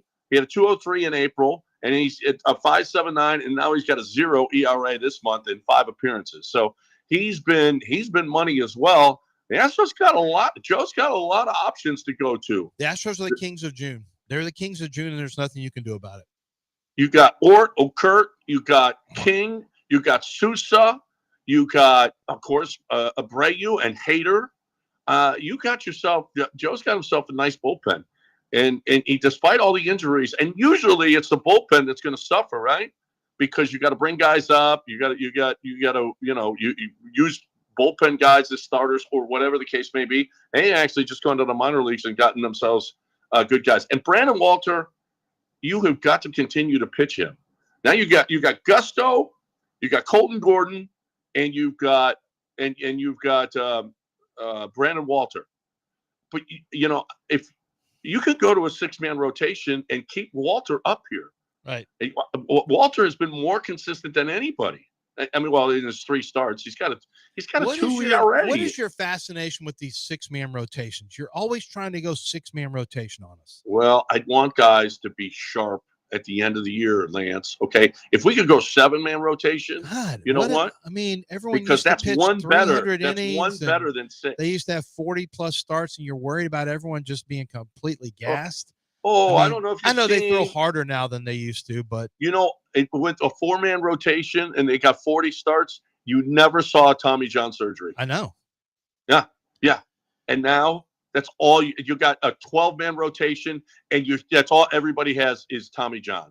You only have a 5-man rotation, and you keep trying to put us on 6. You like nothing more than Hunter Brown not to get starts. I don't know why you hate this. I want Hunter Brown to be Ever since you moved to LA, you're like, what can we do to get Hunter fewer starts? Terrible. That's sleeper my guy. cell. You're a sleeper That's my cell. guy. That's my guy. No, Hunter Brown should start the All-Star game. Screw Scooble. Scooble, you're in trouble when you're talking about Hunter Brown. Don't start it with Tarek Scooble anymore. Last time it worked very poorly for us. Yeah. Stop starting it with him. We may end up against the Tigers again. Don't. Do you see Ohtani's pitching tonight as an opener? Yeah, he's not gonna throw much. He'll throw an inning, maybe 2 innings. They weren't going to bring him back as a pitcher until after the All-Star break, and then something happened over a 2-week stretch where they said, let's pitch him. I mean, way earlier. So he's getting he's going to come in and pitch 1 to 2 innings, and he's going to be an opener. He threw against low-level minor leaguers and struck. I think he had 4 strikeouts in 2 innings and 44 pitches. And so they're moving him into that into an opener's role for this game just to kind of see how it goes. It will be interesting to see. He's had 2 Tommy John surgeries, 2 UCL surgeries already in his career. It's going to be really interesting to see. Lance McCullers used to always talk about, well, once you have them, you're stronger than ever and all that. Well, maybe. But is it something where once you have 2, you're indestructible? Your UCL is indestructible? If so, that would be fantastic. But I'm curious to see how they use him. It would be really interesting to see him used as a freaking setup, man. Although I think they want a set number of days for him to get prepared. And I guess you don't want to jack with your lineup. If you have to be careful how you do that, because you don't want to end up having to have a pitcher hit. It's one thing when it's him, and he's one of those designated position player pitchers as well, because he's gonna hit too. That's not. Hey, Dodger boy, enough Dodger baseball. Okay, don't try it. You've already Houston station. I don't know what your problem. You're already is, trying to get Hunter Brown kicked off our team all the time. Hey, Dell, can you tell him to get off the Dodgers? John, can you tell him to set up an 8-man rotation so also we can't get Fromber on the bump? Dell, let's get them down to 15 starts. Tell him to get off the Dodgers. Why? You guys can tell each other. You can hear each other. Why do I have to do right, it? I forgot. That's right. Yeah. I forgot he could hear me. Hey, Dodger boy, is what you said. Hey, Dodger boy, get off their sack. You got a Dodger? Oh, Are you? Wow. You got a Dodger glizzy, Lance? I didn't think I did. Well, apparently you do. Oh, good. Shohei's pitching tonight. Ooh, I'm so excited. F out of here, Shohei. Who cares? F out of here, Shohei. Yeah, F out of here. Maybe his arm will fall off. Who cares? Who cares? Next, let's talk about Desmond Bain going to the Magic. All right, we'll talk about your it. official radio station for Magic basketball. Did you ever think Desmond Bain would go for 4 first-rounders in your life, unprotected? How about that? Well, there's some math there where KCP isn't someone the Grizz wanted, so they had to pay to get rid of KCP. So that's why it totaled 4 first-rounders, because the Grizz don't want to pay KCP $21 million a year, not coming off the year he just had. Who would? But you make the contracts work. So hey, 2.5 for Desmond, and 1.5 for KCP, because we got to take him on. How about also we get inside information that no one else has right here on the show? Somebody in my direct messages says, Steven Adams is dating my niece currently. The city of Houston can thank her for him wanting to get a deal done here in Houston. Oh, how about that? How about love kept Steven? How about love kept Steven Adams in Houston? Well, we don't know Not that. 39 we don't know that guaranteed. it's love. We don't know that it's love. We know it's love. We don't. How long? 39 million guaranteed. How long? Well, that love. How long have they been dating before we call it love? I'll send him that question. All right then. How long have they been dating? ? And I'm not going to do what John said. Do they do stuff?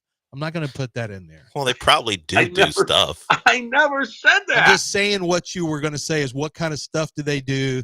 Do they do that kind of stuff? No, that's a man's niece right there. You don't talk That's about what I'm saying. niece. That's why I said I'm not going to say that. A lot of people, You're the one a lot that of did women, a lot of women you talk about are someone's niece. Yeah. I never said anything about anybody's niece ever. That's not true. You have. Oh. No, I never said anything. Wait a minute. Somebody asked John if Angel Reese would be guilty of something, and he said not guilty. Like, people know now that they can just ask guilty or not guilty. There's a new game sweeping the nation called Guilty or Not Guilty with John Granato, where he basically, it's just a new version of Hot or Not. I'm going to bet that Angel Reese is someone's niece as well. Yeah, she's someone's niece. She's not guilty. She's not guilty, Del. Fine, but you have said things about other people's nieces. That's all I'm fighting against. You have talked about plenty of people's nieces. That's all. That guy wanted. Dave Portnoy wanted, or no, I forget. Outkick wanted her to go to prison for saying that she modeled her game after Michael Jordan. Wanted her to go to prison, and I said not guilty. Okay, not guilty. Yeah. That's how I'm a man of the people. Mm-hmm. That's what. Mm-hmm. That's what they say. As long as you're hot, I'm a man of the hot people. Yeah. Yeah. Well, no, thank you. There's a level of honesty that we were looking for. Yeah, that's all. And here's the more cut honest that and stuff. say that I'm a man of the hot people. Okay, Go ahead and say that. No problem. And here's I'm a man of the Chastain Ford too.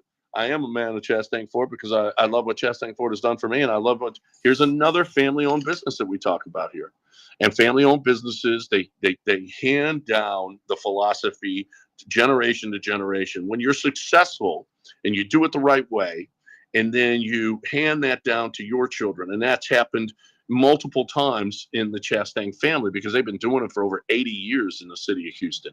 So you know that they're doing it right. Otherwise, you don't stay in business for 80 years. And Patrick has got the philosophy from Joe, and Joe got it from his dad, and on and on and on. And it's just awesome to see. And it's awesome to see an honest deal, transparent deal, giving you as much rebate as they possibly can. In this case, it's employee pricing with no add-ons, no markups. They want you to have the best car buying experience that you can have. You're looking for that SUV or that pickup truck.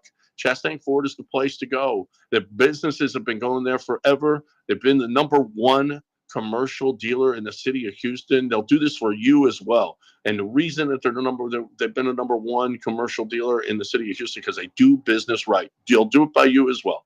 ChastainFord.com on 610 at Homestead, not Hempstead, 5 minutes from downtown Chastain Ford.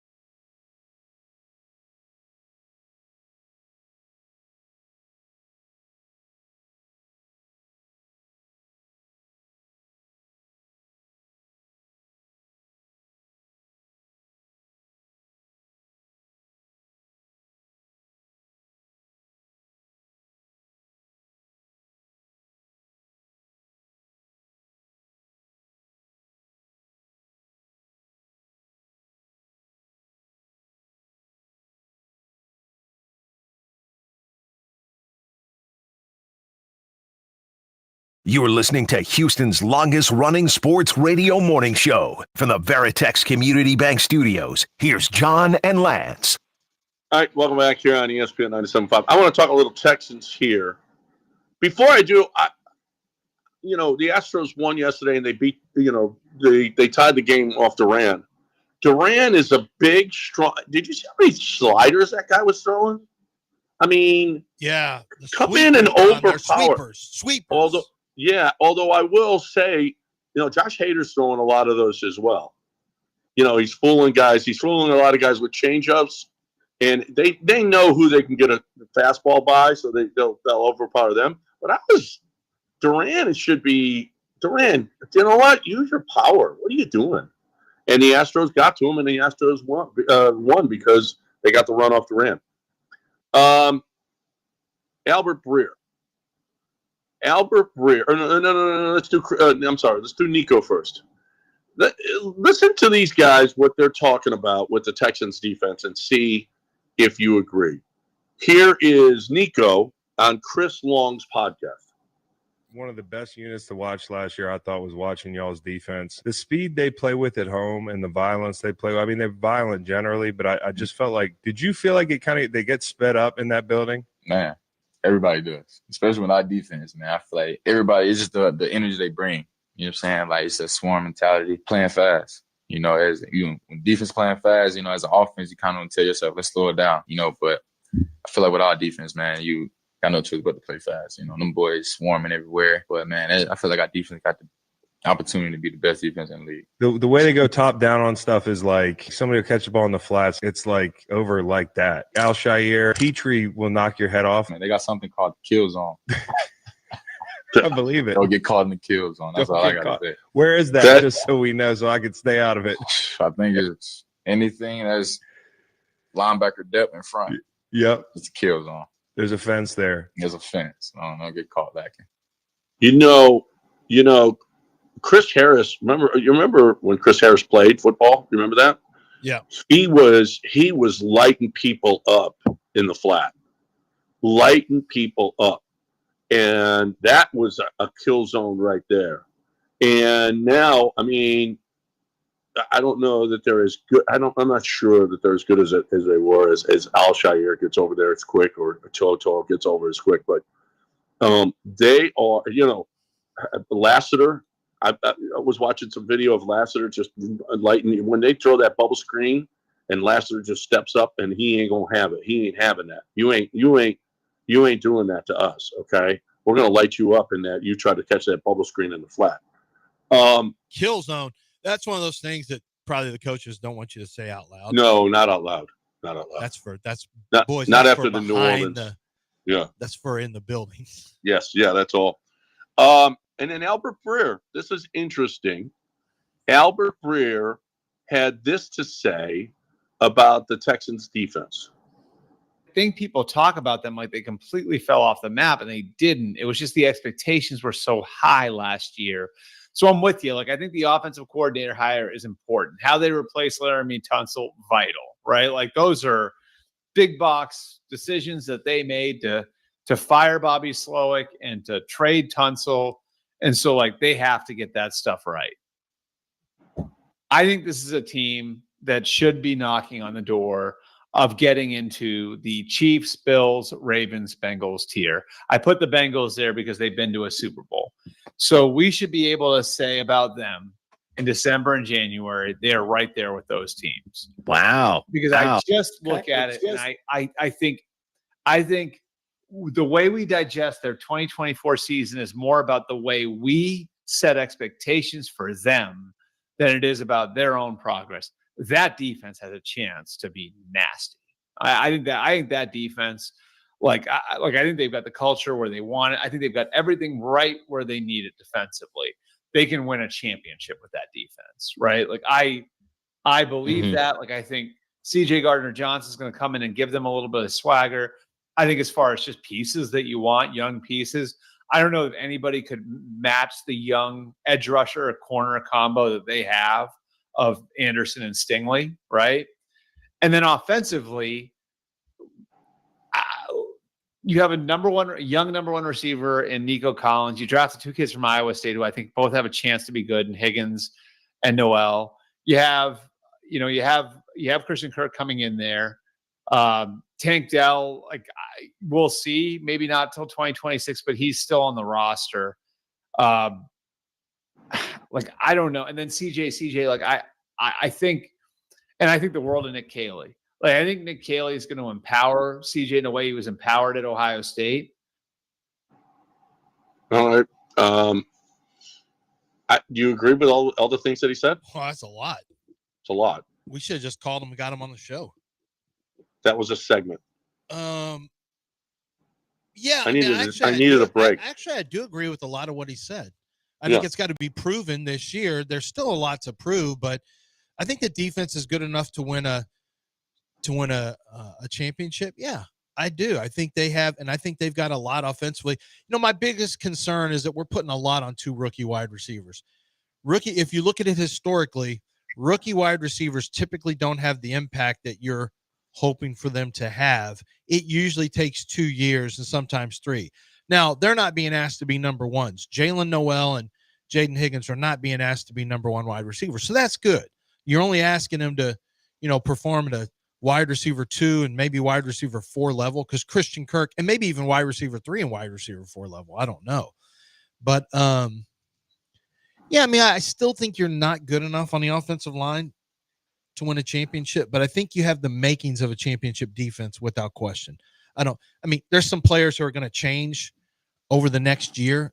But yeah, don't you feel pretty good about that? You've got Rush. You got guys who take the ball away, and you got Rush. Like, those are the 2 primary components. And I agree with him about the expectation thing. Look, they were 10-7 again. They won the division. They won a playoff game.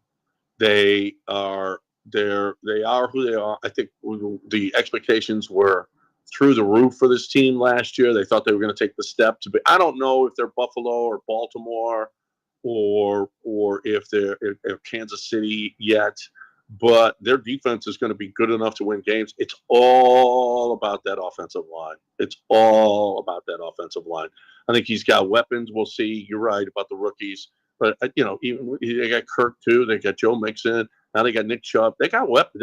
They've got enough weapons.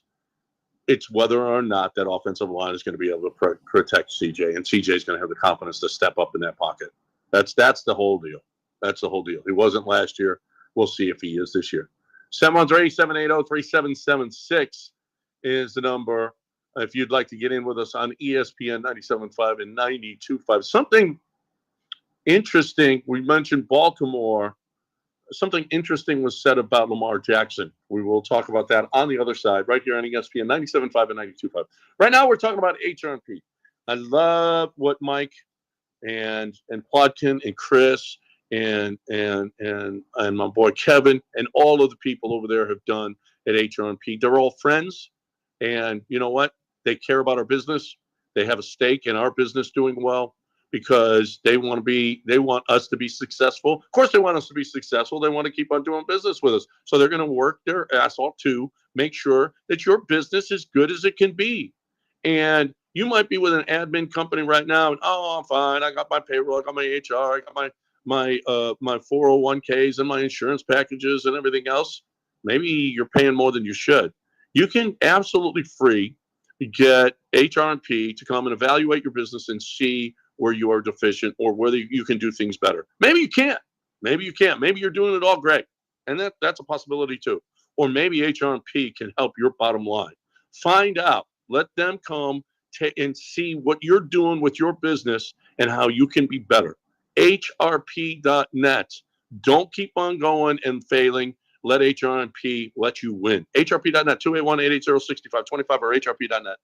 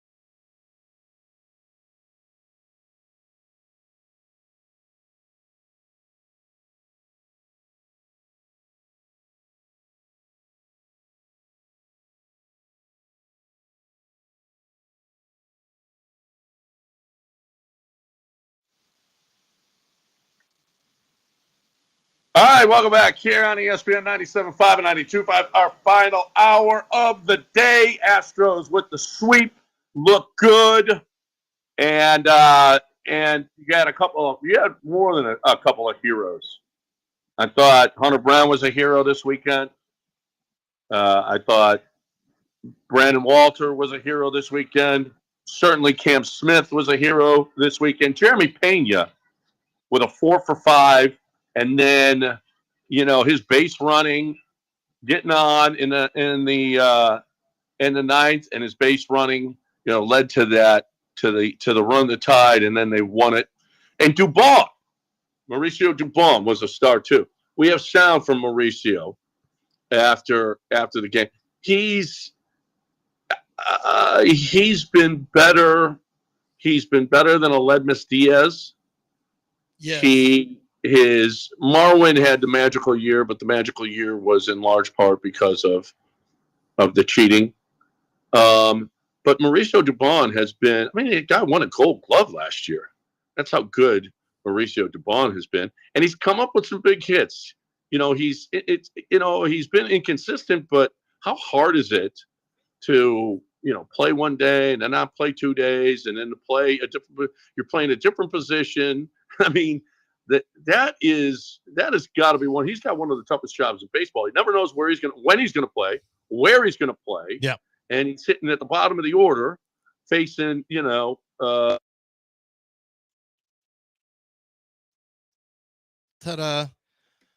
facing some of the best pitchers the world has ever seen. I'm just gonna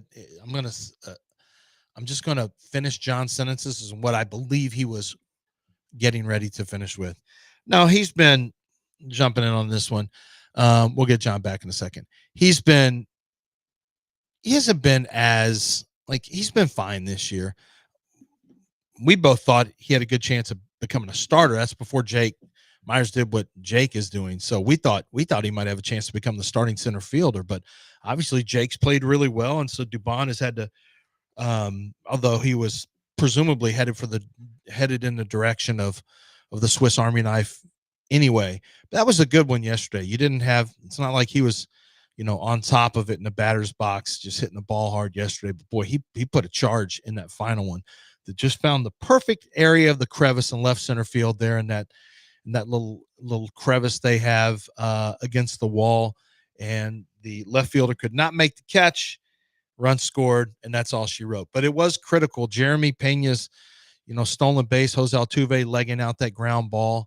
You had some big, and of course, Caratini, who had a rough day, a double play right before his at-bat before it, had a nice deep fly out to left field. Jeremy scored, and they tried to throw Jeremy out from just in front of the warning track, which seemed ill-fated because all it allowed Jose Altuve to do was to go from first to second and put even more pressure on the closer to get out of that inning. That game could have been over 2-1 in the ninth inning, to be honest with you. Big mistake not to hit a cutoff man. What's that? Yeah. You there? Oh, yeah, I'm back. Yeah, I'm back. We got you back. Oh yeah. Well, I got Spectrumed. I've been getting Spectrumed all weekend. For those of you that don't know, if it sounds a little weird today, it's because there's no Wi-Fi in. I had just an experience, like 1800s experience this weekend, where no TV, no Wi-Fi, just family. Or 1994. You said no TV because it's all connected to the internet. Yeah, I got nothing. I was like in the 1800s. Were you playing where Yahtzee? People sat around and they talked to each other. Did you go round up some cattle? Did you go check on your sheep and make sure that the wolves weren't getting the sheep? No, I went to a sports bar and drank and watched the games. Well, that's not the 1800s. That doesn't sound anything like the 1800s. And golf. Not the 1800s. Yeah. Did you play with persimmon? Did you play with persimmon clubs? Whiskey, my friend. I didn't play golf at all this weekend. Whiskey, you go, bartender. Yeah, whiskey for me and my horses. That's what I said. When did you leave town? Leave Houston? Leave humanity? Oh, that's another thing. When did I leave? Well, when did I get to the airport? At 3? When did my flight take off? Which 8? day? Which day? Saturday. Rain. No, it wasn't rain. Okay. It was crappy Southwest airline airplanes. Everyone's Boy, catching it now. What happened to the plane? the plane was not working correctly. Would So you rather them fly with a plane- plane not working correctly and just take their No. chances? No, but how about you have your planes working correctly, Southwest? And then that plane, okay, so then we go to another gate, and that plane didn't work correctly. So we sat around for 5 hours. Wow, 5 hours. Yeah. You should have Oh, just 4. had Chad fly you there in a jet. 4. I know, right? Yeah, that's your man of the pretty people. Yeah, right. That's right. No. Well, I don't know. I'm the man of the pretty people. Or okay? PJ people. Yeah, the private jet people. Now that's Chad. That is Chad. Mauricio Dubon. Let's hear after the game. I love this confidence. Mauricio Dubon, here's what he had to say after he had the game-winning hit in the bottom of the 10th. Pretty crazy. You know, I saw a Bible verse yesterday, Isaiah 6:8. You know, they said, who do we send, Lord? No, he replied, me. So I told Alvarez, if we tie the game, I was going to win this thing. I did. So that's why, we were over there just pretty crazy. How about quoting Bible verses? Mauricio Dubon. He had his little boy was at the game because it was Father's Day, and he had the game-winning hit. That kid will never, ever forget. Well, he won't remember it because he's too young. He's a baby.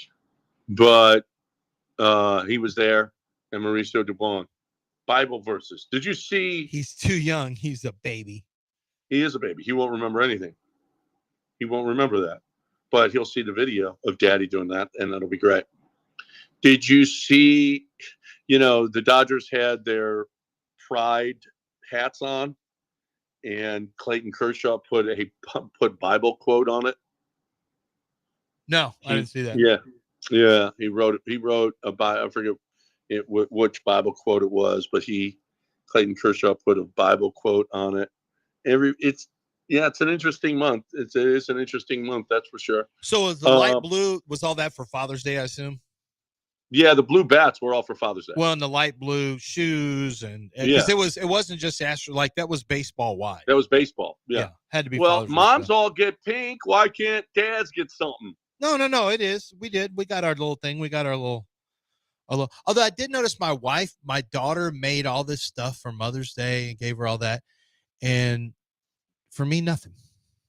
Nothing. For me, nothing. I got a nice. Although she buys things, she takes her own money and buys things from Amazon. She's really sweet. I don't want her buying me anything. I don't want anyone buying me anything. Although I did get to see Drake and Macy and Addison and Avery came over, so we had a good time. I made some. I went by and got fajita meat marinated with soy and pineapple from over at Pete's Fine Meats, and some I buffalo saw that dogs. you tweeted it. Yeah, well, no, that was just a picture. That was an old picture. I just was trying to promote people to go over to Pete's because he has such great stuff for Father's Day. But he's got like big discounts going on right now on all the steaks that he has. But I talked to Michael from over there, and he's finally sounding like himself a little bit, even though he's only gone from Walker to Kane. Like, it's a long process. Our butcher over there, they had to break his hip to get it back into place. While they did a 10-hour surgery on his back, they had to break like his hip so that they could put it back into the proper alignment. They had to cut through the muscles in his lower legs. Like, there's so many. Holy crap. It's one of the worst surgeries I've ever heard of. Yeah, he's been in some awful pain. Beat cancer twice. Like, my man is physical. He is tough.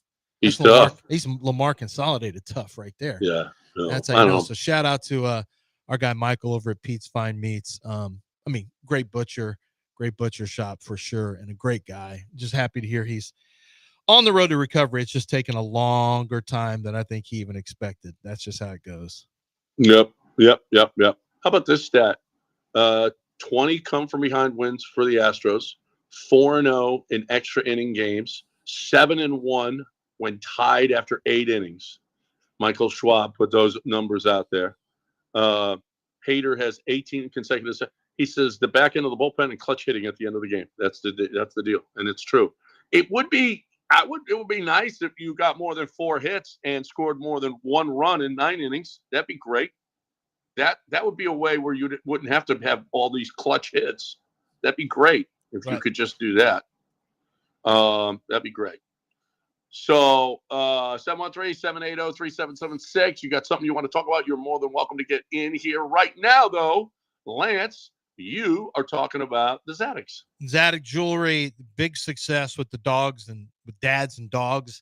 It's just a little fun thing they want to do for Father's Day. They did it Friday and Saturday at their stores and at their store, I should say, at 1801 Post Oak Boulevard, 28,000 square feet. They've got a bridal department in the second story, which is specifically for people who are going up and they want to create the perfect experience, get the perfect ring for an engagement ring. If you want to get engaged, this is a great way to do it. Some people will go in and actually take the first ring that they bought, maybe 10 years later, 20 years later, they want to upgrade that ring. They make more money. They want to just do something special for the wife. And they'll also go into Zadok to do that as well. Just know this, they work with a variety of diamond providers, ethically sourced diamonds from around, the biggest spots for diamonds and some of the best providers. They work with them, get fair prices. And what they're doing for you is they're going to give you a great price on an impeccable diamond. If that's what you're looking for, the cut, the clarity, let them work with you there. They can create a ring that is going to be specially designed. It can be one that you help design, and it's going to be something special. And the entire moment is going to be something special. When you get engaged, they can help you through the entire process. All you have to do is stop in at 1801 Post Oak Boulevard and let them go to work and start helping you get that in order, because that is going to be something she will remember for the rest of her life. And you want to make it special. They do that at Zadok. Zadok Jewelers, go to zadok.com. That's zadok.com.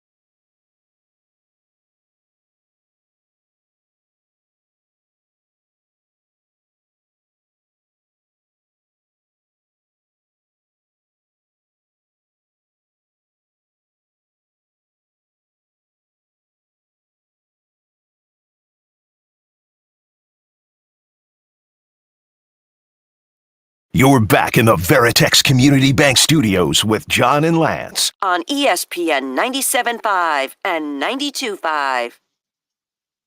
We've had a bunch of people tweeting into the show. Well, okay. I can't. Some of them we can't read. I told you guys, Gordon, Gusto, and Walter, Astros aces. Yeah. You also told us Cooper Hummel was up and he went 0 for 3. So that was great. Nice job. Not Dan Holden said the ruling. Did you see the ruling on Sam Burns on 15 where he couldn't move the ball? The people on the announcers also said they thought it was a bad ruling. It was. Did you see when you he's have to see water standing, and technically you couldn't see the water standing, but all you had to do was touch your foot on it a little bit, and the water came way up to it had an impact. It had an impact on that shot without question. Yeah, well, his practice swings, you saw all the water flying. He was trying to do that on purpose. Like, you seeing this? Yeah. You guys seeing this? Yeah, you seeing this? Well, that wasn't what lost him the tournament, though. I mean, it was a bad ruling, but he'd already doubled 11. Well, the rain delay lost him the tournament potentially. And that's what JJ Spawn said. He goes, you know what? The rain delay probably helped me refocus. Yeah. And well, JJ Spawn, after that miserable start through 6 holes, was great. And all the other guys were terrible down the stretch. Mm-hmm, JJ Spawn, but that was after an hour and a half rain delay, though. Yeah, yeah. I mean, it probably had an impact on some of them without question. Yeah. Well, and when they found out that Sam Burns was just falling apart, it gave everybody life. Yeah. Even though the only one to take advantage of it was Spawn and Robert McIntyre. Robert McIntyre as well. Yeah, he played really well. He played really well. Well, it was. I mean, how about that drive that JJ Spawn's voice didn't match his face to me. No. Well, I don't know. It's just a little different. Not Like as kind of bad a as Mike Tyson. Voice. No, but it's a high pitched voice, and I don't know. I thought he was going to sound more like Jeffrey Wright, and the actor, and he did not sound like Jeffrey Wright at all.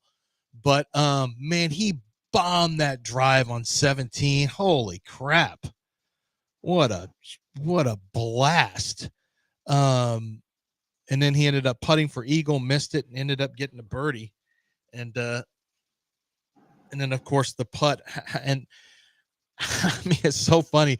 Victor, who is Hovland, right? Who hit a shot almost right where he was, just a little beyond it. So he got to show him the perfect read on the putt. And of course, he a guy who had putted well the whole round, basically, ended up knocking down a putt that I know a friend of ours who just needed him. He had over 73 for the round. And so he ended up with a birdie on 17 and then a birdie on 18 to go 72 and to 2 over for the round and to beat this guy. All he had to do, the guy thought he was in. I mean, he's 5 over after 5. And you think you got it made, and then he ends up driving the green and getting in for a birdie. And then it's like, okay, 73. All I got to do is get a par on the next one. And it's 73. I got to push. Instead, he sinks that super long putt for a birdie and ends up taking the cheese from my guy. But it was cool watching. It was, I mean, dad bods were back. The era of the Tiger Wood body. Are we done with that? Because Hatton, you look at some of the John Rahm, you look at Hatton, obviously JJ Spawn. We're getting dad bods back in golf, big time. Yeah. Well, yeah, it's never been. I mean, we got some offensive linemen too. Okay. Yeah, that's all right. It's beefy. It's they're not sitting there doing a bunch of crunches in their Marriotts where they're staying on the road or whatever. They're trying to eat some chicken wings. I like it. That's all right. I'm okay with that. I like that. Which way is the ball going? That's all that counts. What's the ball doing? Not a bunch of Bryson DeChambeau. We ain't doing underwear commercials here. Yeah, Tiger Woods and Bryson DeChambeau trying to get their chest days in and lift. Yeah. Hey, let's get back to the JJ Spawns of the world. Stubby little guys with 29-inch arms that if they weren't playing golf, they couldn't play anything. Well, that's not true. I mean, they could play what, pickleball? No, you think you're going to be in better tennis. shape? Those aren't tennis arms. No, those aren't tennis. Yeah, I don't know that there's much else. No, that's it. I mean, he maybe could play some minor league baseball. Well, he could have played some Division II college baseball and been a catcher who could, but even then, I just don't know that he's throwing anyone out. Yeah. That was fun. That was a good tournament, even though, there weren't a lot of names. Matter of fact, no names. Adam Scott was the only major winner that was involved, and so it was, but it was I would like to say it was good golf. It was actually really crappy because I know the course was difficult. The rain was difficult. The delay was difficult, but man, they just kept slicing off every tee and into, you could still hit a fairway. I understand. You can still hit a fairway, Victor Hovland or Sam Burns or just about everybody. Hit a fairway. Let's mix in a fairway once in a while. That'd be great. Yeah. Bill Simmons says the place that makes the most sense for Houston, for Durant, is Houston. Jabari, Jalen, and Cam Whitmore, and the 27 first-round pick. Are you kidding me? What? Are you saying that or Bill Simmons? Bill Simmons. Well, he should be canceled. That's the dumbest thing I've ever. You're going to give up Jabari, Jalen, their first pick? I mean, Cam, who cares? Are you kidding me? You're going to give that up for a guy who's this old, who has injury issues? I mean, what are we doing? If he doesn't play in the postseason, and by the way, he doesn't always play in the postseason. He gets hurt frequently.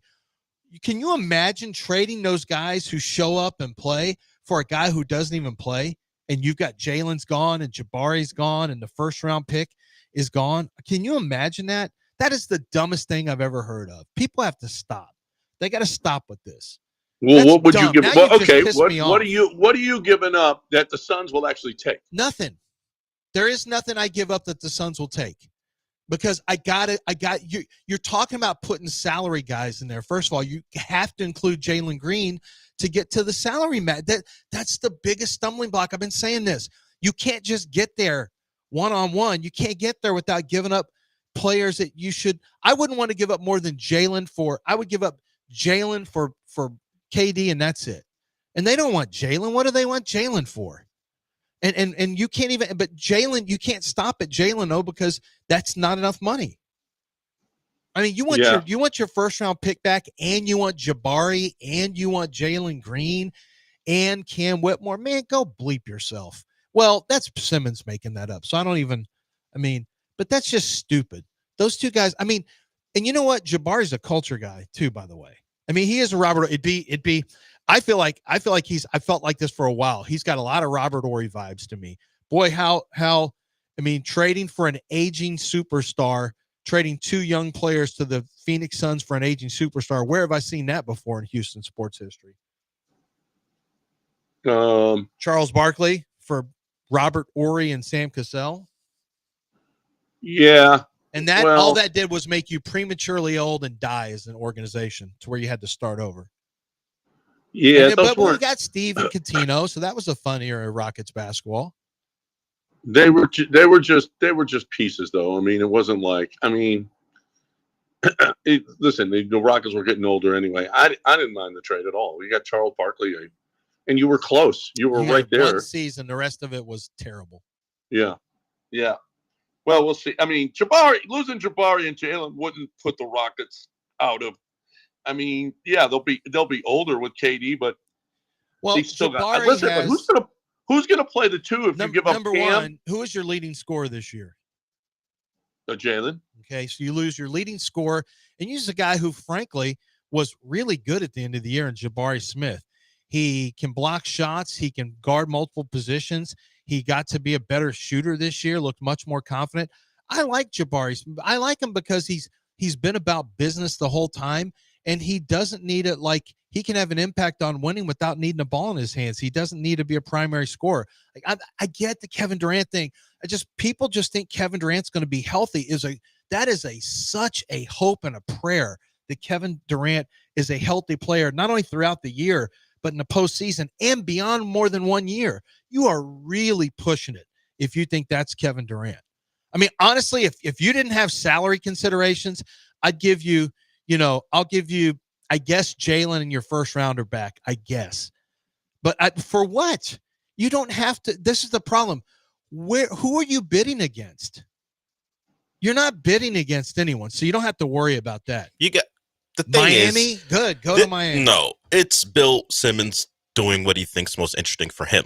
This is not. This is not about what's best for the Rockets. That's it's right. like That's I exactly really love what to it see is. KD in Houston, and what can they do to make it done so I can enjoy or watch KD in Houston? Yeah, That's what can I do to make that happen salary wise? And it starts with either Steven Adams, and that ain't happening. You got to include him. You got to have, now you want to give them a stubby point guard for KD and a 10th pick for KD. I'm with it. Let's go KD for Fred VanVleet and your 10th pick back. There you go. Done. That's fine. Trade made. Is that what you're looking for? Is that what you're looking for, Phoenix? Are you looking for Fred VanVleet and the 10th pick? Guess what ain't happening? The Rockets getting Kevin Durant. Not if you're not if you're the GM. You don't want to give up anything. No, I don't have to give up anything. I don't have to give up anything. Come to me. Like, I don't have, I'm sorry. I just don't. It's got to be more than an aging player with some injury concerns. It has to be for me. I'd rather run it back and not take the chance, because if Kevin Durant craps out physically, you are dead. You are dead. Because let's say he blows the ACL out again. I mean, the Achilles out again. That is a wasted trade. Boom. Player's gone for nothing in return. And I'm not taking a chance on an older player who's built like a waif, who's built like a tiny little supermodel from the 90s. No thanks. Well, you know what? Sidney Crawford's more durable than him. Stop. Wow.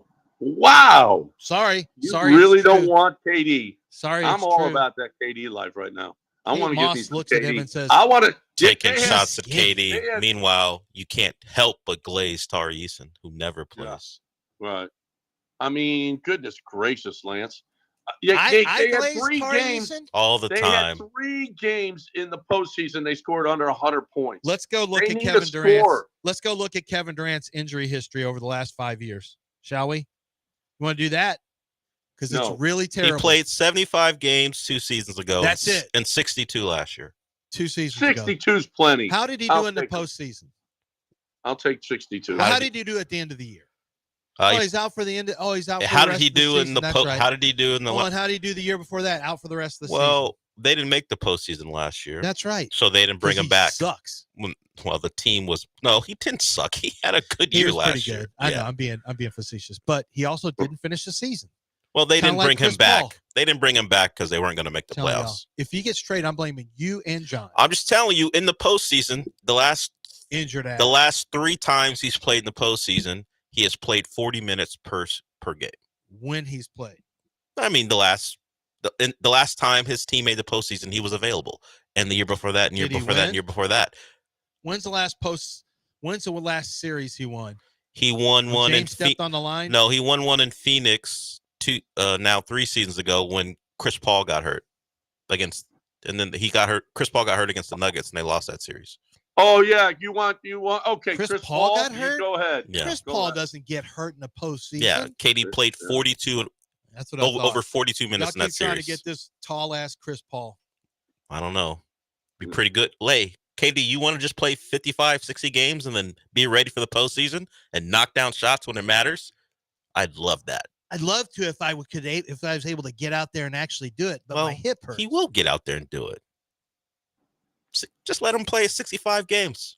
Let's let Lance talk about John Daspit. Yeah, let's do that. John Daspit will sue both of you if KD comes here and gets hurt in the postseason. I promise you that. I will put suits on both of you so fast using John Daspit for hurting my emotional well-being. And John Daspit, actually, he typically takes on real cases and he sifts through those cases like I'm trying to bring against you two. It's because he's got a lot of work to do. I watched the Astroworld documentary. Oh my God. What a disaster. And John Daspit actually had some cases there. John was involved with that because he had people who were injured who he was representing. I don't know if that's still going on. I know the people who passed away, I think they've all settled, but John Daspit, the work that is done, that happened in 21, the work that is done where he has all these different interviews, they have to do all this gathering of information, all the medical bills have to be looked at and parsed through and gathered, and any future medical bills have to be accounted for. Pain and suffering.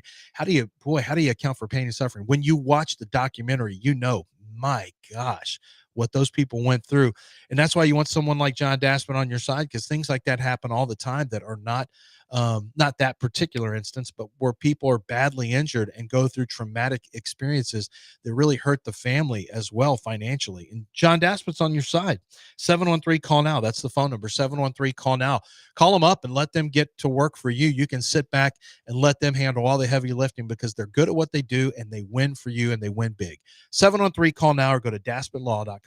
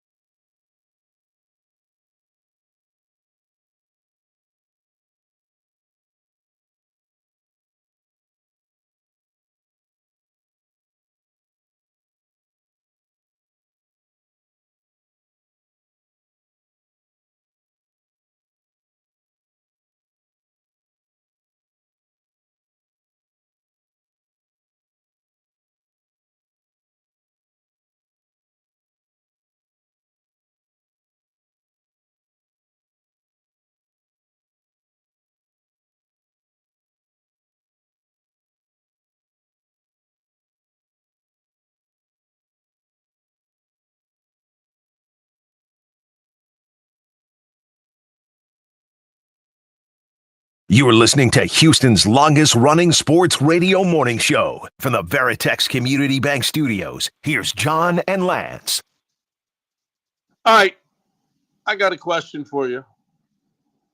Quarterbacks 25 years and younger. What order do you put them in? Jaden Daniels, 1. Jane Daniels is 1. You got Bo Nix, C.J. Stroud, Brock Purdy, Caleb Williams, Drake May, Trevor Lawrence, Bryce Young, Michael Penix, Cam Ward. What's your order? Well, I mean, I guess CJ too. This list has Drake May ahead of him. I don't know why. What? Yeah. Stop it. Look, I am a known unbeliever in Drake May. Lance just walked out the room. You're a hater. Lance just walked out the room. So we've got Jaden Daniels, right? He was really good. Caleb Williams, people expect him to be pretty good. Bo Nix was good in Denver. I'm just saying, percentage-wise, there's a real shot. Are we going to have 4 really good quarterbacks from that draft? No, not percentage-wise. Percentage-wise suggests Drake May ain't going to make it if we just go by year ones. And now he had the worst situation, but stop it. He's not better than C.J. Stroud. He may be the Sam Darnold maybe in 8 years. Yeah, when he's on his third team or something. Yeah. He's not or better. He's the Baker Mayfield, only takes like 3 years. Better than C.J. He wasn't even better than 3 other quarterbacks in that class. What are we doing saying Drake May? Why did you bring this to the show? Who did this? Why'd you do this to us? List? I just wanted to make you get up and walk out of the room. Who did That's this all. list? This is Give us a name. ML football. What? Oh, come on, John. Oh, my Why God. would you bring that to the – that's awful. I thought you were going to say Ben Solak. Well, okay. Well, but okay. Ben would never. He knows football. He would never do that. Forget. Okay, after CJ, who you got? I guess Purdy. I mean, most people would say Purdy ahead of CJ. I get that. Purdy's done more, even though no one believes in Purdy because he's a stubby little white guy. I mean, it's just, he was bad for 3 of his college years and really good for 1 of them. I shouldn't say bad, but he's played well. He's played well with the 49ers. What are you going to do? He's played well. I think a lot of it has to do with who's around him, but that's fine. He's played well. I mean, it ain't Caleb Williams. Who else were you mentioning? Name some of the other ones. Bo Nix. I mean, one year. Of course, you could argue CJ's done it 1 year. You said Penix. We don't really know anything with Penix yet. I mean, Bo Nix to me, honestly, when I finished grading him for the draft, I had a 67. I was like, dude, Bo Nix is way better than people are talking about. I look at every throw, and then I started getting nervous because he didn't play well at the Senior Bowl, which in hindsight, that's so stupid of me because nobody does. And then, like at the combine, I was down on the ground, and it didn't come out of his hands with as much zip as I was thinking. And but I did think, well, he needs to go to the perfect team. It needs to be like Sean Payton team. And I didn't think Sean Payton would draft him where they had a pick, and he had no second-round pick. Then when he went to Sean Payton's team, I'm like, oh, that's actually a great spot for him. And that dude played really well. So I'm going to go ahead and say CJ. I'm putting CJ there, but that's a total bias move. Then I'm going to put San Francisco 49ers. I'll put Brock Purdy, and then I'll put Bo Nix. 4. And you got Penix, Caleb. Who else? Drake May.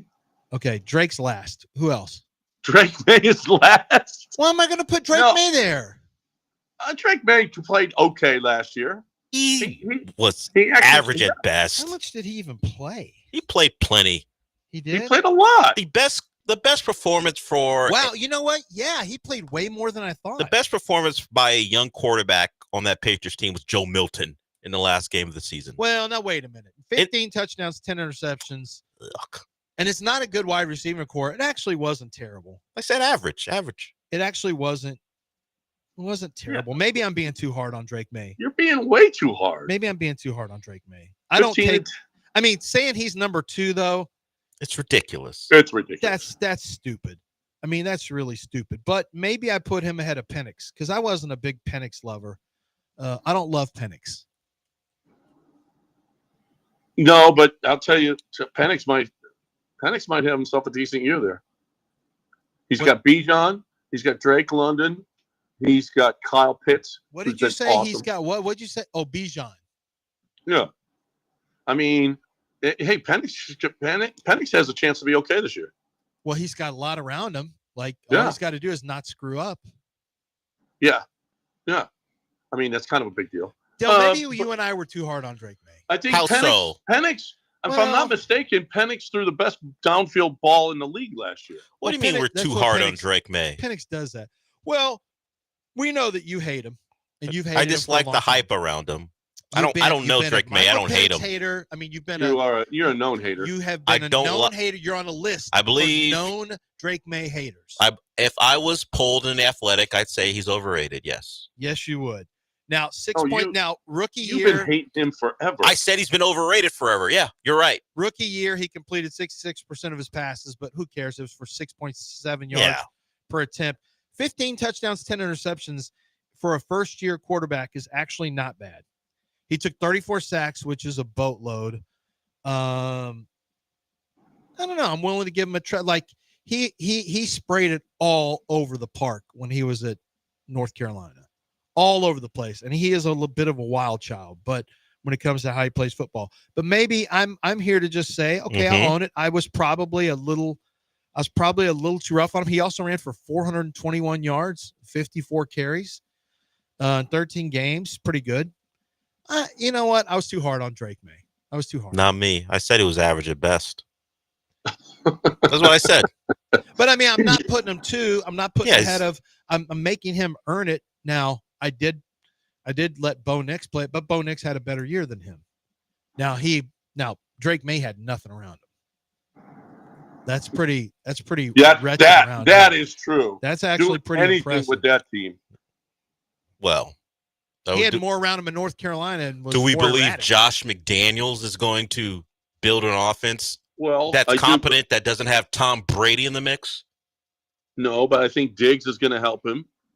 He's got a little bit of a running game. They'll be better this year. They'll be better. I talked to Zoe about him the other day. As a matter of fact, he said he looks good. He actually looks good. Well, here's the problem though with Josh McDaniels. Drake May has to make all the calls at the line. Now we're looking forward to that with CJ because CJ wasn't given the reins, but it's a big job. It's a big job. And Josh McDaniels is thinking, well, he's got Tom Brady, and he doesn't have Tom Brady. So, the expectations are way high. Tom Brady. Jake, I'm just going to say this right now. Drake May is not as good as Tom Brady. Look at you out on the limb. Oh, I did. Okay.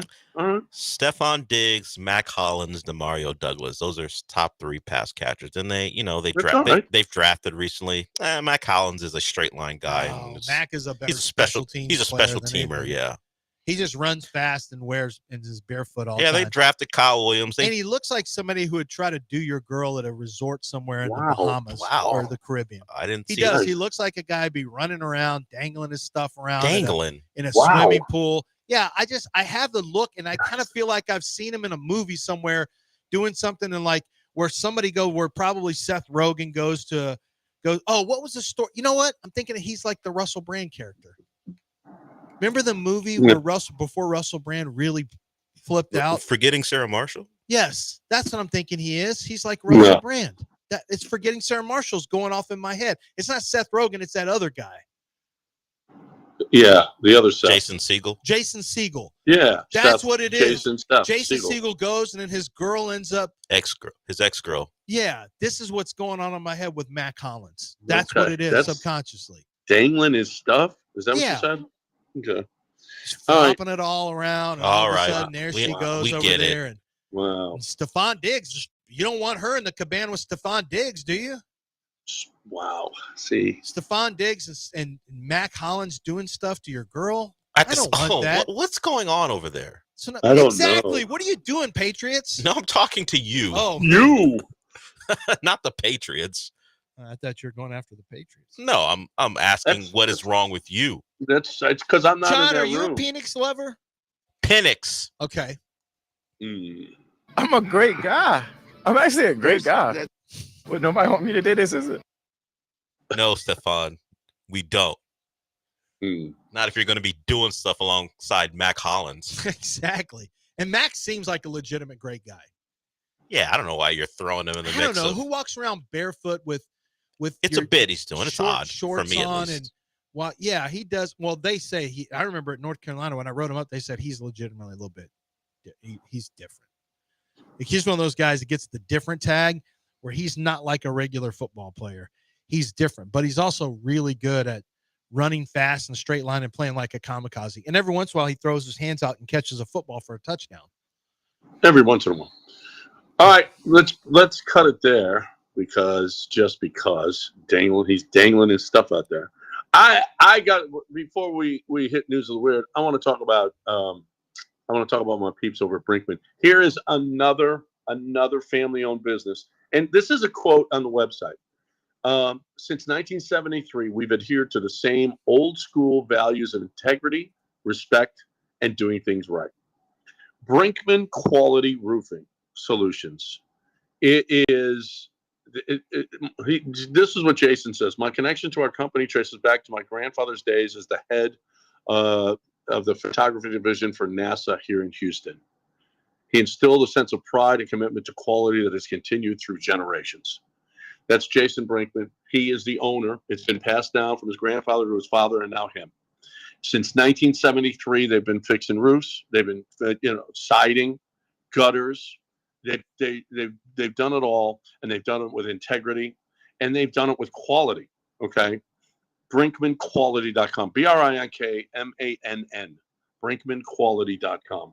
That's where you're going to find that you are getting the best in quality, the best in service, the best of everything with a roofing company, okay? Because there's a lot of guys that go knocking on doors that try to fix your roof, and then they're out of there. And Jason has to come, and he has to fix that problem that they created. Don't do that. Get a reputable roofer like Jason Brinkman.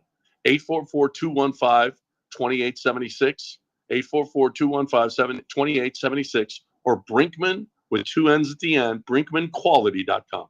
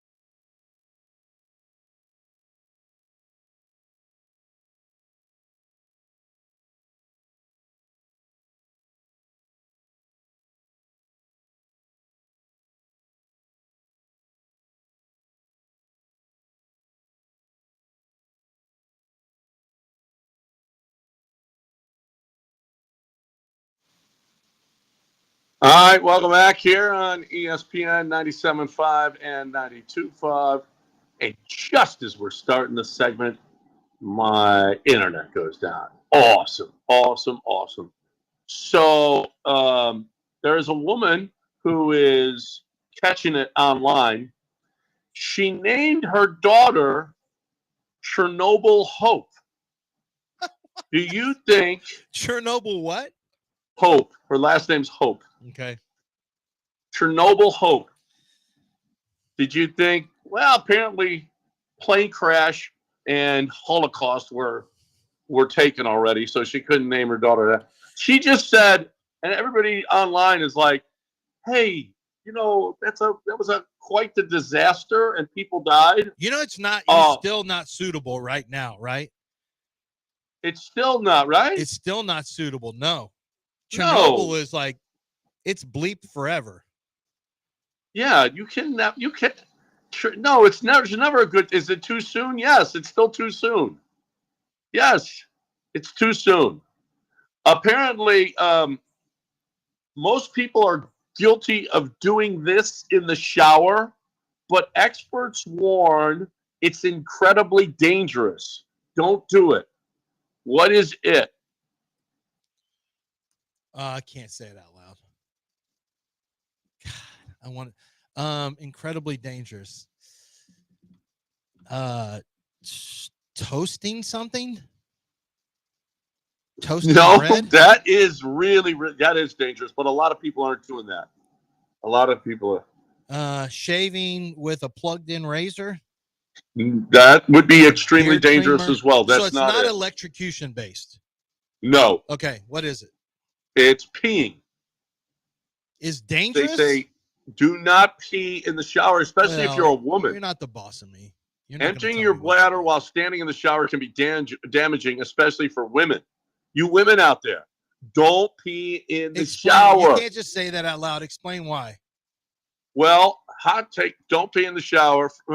Ladies, you are training your bladder that it's okay to empty while standing. Don't do it. This causes bladder leakage. Well, we can do it. We can do it, but apparently women can't. Keep in the shower. You're never stopping us.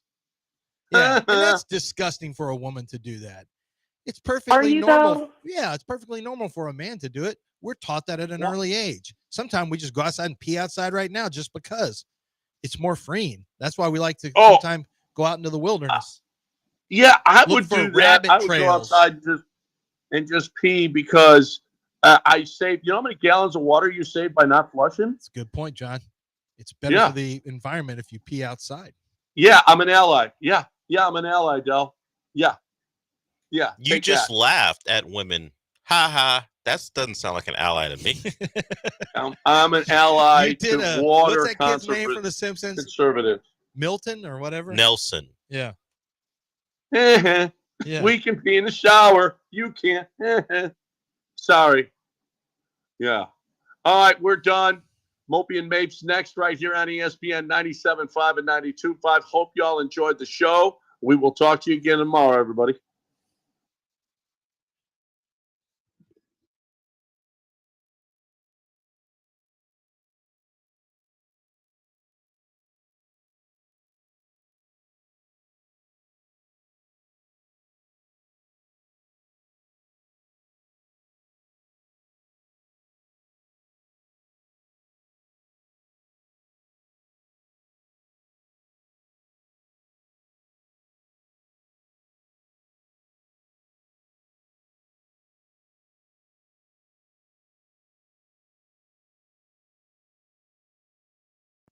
I'm Nicole Murray with Your Money Now. The run-up in crude futures paused this morning with prices falling more than 4% on reports that Iran wants to end hostilities with Israel and resume nuclear talks. U.S. crude oil was last down more than 4.8% to $69.47 per barrel, while global benchmark Brent fell 4.7% to $70.74 per barrel. Kering shares are up more than 13% as investors and analysts cheered reports that industry outsider Luca De Meo was set to become Group CEO. The French fashion house, which owns Gucci and Saint Laurent, is embarking on the latest phase of its turnaround strategy. The CEOs of Baker Hughes and Woodside said they are monitoring the developments between Iran and Israel, but they aren't about to make firm predictions on oil prices. There will be more significant price effects, they said, if Iran closes the critical Strait of Hormuz. Stocks are sharply higher as investors hope that the Iran and Israel conflict remains controlled. Dow Industrials up by 490, the Nasdaq up by 291. That's your money now.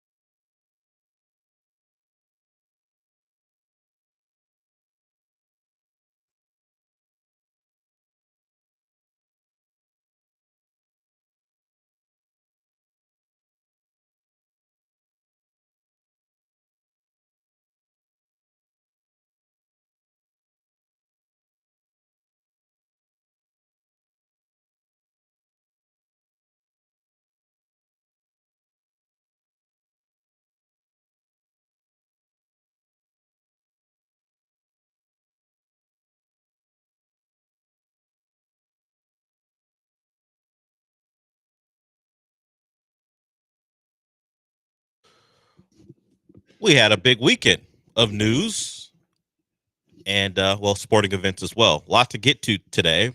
And we'll start with the Astros here because I have a question. I mean, we've approached this year considering the departures and the injuries and just the overall vibe or feel of what the season could be with a wait and see approach. Maybe some would even consider it meh. We'll see.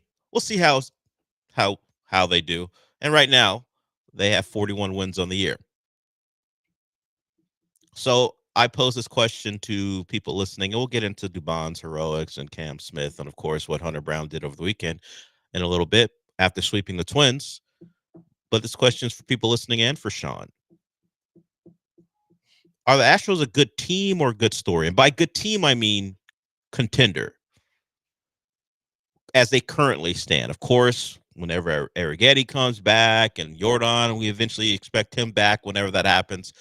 The team may get those coveted additions that almost feel like trade deadline additions that everyone always references from those guys whenever they get back. Real contributors who you don't even have to trade for, so on and so forth. But good team or good story right now. You talk about the like of Brandon Walter and Colton Gordon, all those guys who have stepped up when they've been needed. They're not exactly top-line talent. You have 2 top-line pitchers, and maybe that's all you need, although you would love more from your lineup. And what I mean by that is I was looking at some of the Astros contending seasons and starting to compare this one stat. It doesn't mean all. Run differential between who they are now and what they were as a World Series contender. Right now, the Astros have the worst run differential of any team leading their division. You look in the AL, the Yankees, who got swept over the weekend, 103, plus 103. The Tigers, plus 80. The Mets, plus 80. The Cubs, plus 105. The Dodgers, plus 71. The Astros, plus 39 after winning 5 in a row. So, what does that mean? It means they've gotten remarkable pitching, and they're pretty good at coming back and winning games. Michael Schwab put some stuff together here about the Astros and some positivity when it comes to their stats. 20 come from behind wins. They're 4-0 in extra inning games, 7-1 when tied at the 8 innings. So the Astros, you would say, clutch. The Astros have the clutch gene, which is strictly used for basketball, but we're going to use it here. They fight back and they come back and win games when they're down. I think that's now 6 walk-off wins at Dyken Park, a building under a different name where they struggled over the last couple of years playing. That has now changed. But Sean, are they a good story currently, or are they good team? And remember, the context of good team is contender. They might be a contender just because like the AL isn't good. Just like they're third in the AL, and the Yankees and Tigers are ahead of them.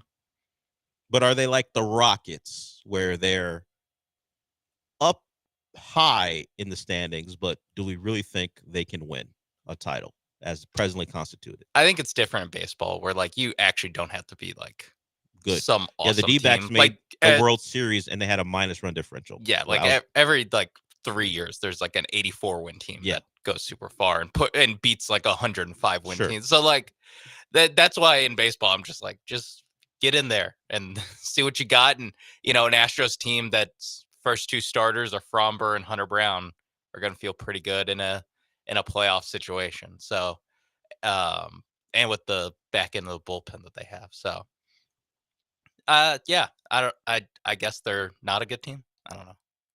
No, I'm asking, do you have a side on this? I think they're pretty good. Okay. They're not like, I mean, the thing is, like, with watching the Astros for a decade, like, we see what like actually what it actually really looks like when you're gonna go out and win like 106 games, and that team just like that team doesn't exist anymore. Like that they just don't have that gear to get to. But at the same time, like, you don't actually have to get to that gear to win anything. See the Nationals that beat them in a World Series in 2019. See the Braves who beat them in a World Series in 2021. See the Phillies who they beat in the World Series in 2020. Like, I've just seen so many teams where it's like, yeah, they won like 88 games, got hot down the stretch, and look at them now. They're going up against Goliath after beating 2 Goliaths. It's I think they're a good enough team to win this crappy division and to be, in the mix to get a bye in the playoffs. So I don't know where that falls them. Maybe just in the context of what the AL is now, that there isn't the 2019 Astros anywhere in this half of the division. Maybe it's the Tigers. Maybe that's what it is. But yeah, I just think in the context of 2025 American League, like they're good enough. And I would say if they were whole, this would be an easier decision. Yeah, they also have like the answer. Yeah, they also have they had the easiest strength of schedule for the rest of the year in baseball. So like, so they could run it up. Yeah, it could be like this is actually the worst they look, or that this early season is like was the tough part of their schedule, and they can kind of get the ball rolling downhill a little bit. But that I think that like verges on like a little too optimistic of like they're gonna get healthy. They have all these bums that they're gonna play, and they're gonna be awesome now. It's like, let's see the healthy guys actually or the hurt guys actually get healthy before we start which is never penciling them in. Never guarantee with the Astros. And then pitching well. Yeah. So I think I would lean towards, much like when it comes to baseball stuff, give me more games. I need to see more. It's great that what they've been able to do. It's great that they've been able to find their way to win close games and fight back. I just love to see them whole, and whatever that is, we may not ever get to it, but when it happens, or if it happens, then maybe it's an easier determination. So either way you look at it, good team or good story as they currently stand, they're in first place in the West, 4.5 up after a 5-game winning streak. The Mariners have actually started to get it together a little bit and have won their last 3 in a row. The Rangers too, 4 in a row for them. The only team on a losing streak in the entire division are the Angels, because the A's somehow put together a 3-game winning streak as well in last place. So you had a really good weekend. You had Cam Smith coming through on that bouncer up the middle to win a game. And then you also had Dubon. Honestly, that play should have been made. It's a tricky left field. That's some of the concern we had from Jose Altuve. He's been able to navigate it just fine. But Castro had a play to make. If he makes that play, the game continues. He does not make it. And his misplay, I guess you want to call it, kind of validated what Dubon told Yordan Alvarez. He told Yordan Alvarez, if we tie this game, I'm going to win it.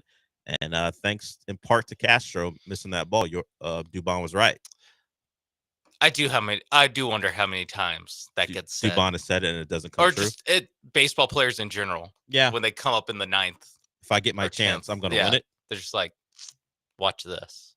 And then they, like when ground out to the second baseman and no one says anything. Yeah, like when a coach in a huddle, and the times that we actually hear them, because they're not really saying anything, says, if we do what we're supposed to do, we'll win this game. Like, how often does the coach say that and then doesn't play out that way? Yeah. Oh, thanks, Taylor Jenkins. Like, if you're a baseball player, like, you should just walk up every time, just be like, hey, watch this.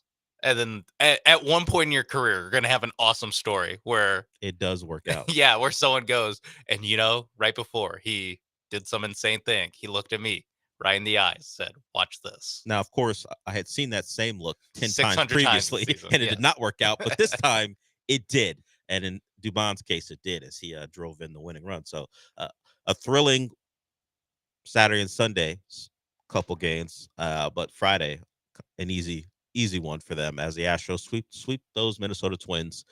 And as we said, 4.5 games up. Credit Hunter Brown. Didn't get a win. He gave up that 2-run home run and then nothing else. 12 strikeouts through 7 innings. He did a really good job. And you just go through the entire weekend. The pitching was on point from Friday through Sunday, and that has been their strength, and that continues to be their strength. And I mentioned Brandon Walter, who was good again. So he is part of the good story equation, considering most people, unless you're one faithful listener who was out at East River 9 with us, no one had heard of Brandon Walter before, unless you had listened to Space Cowboy games. And maybe that was your thing with us last year.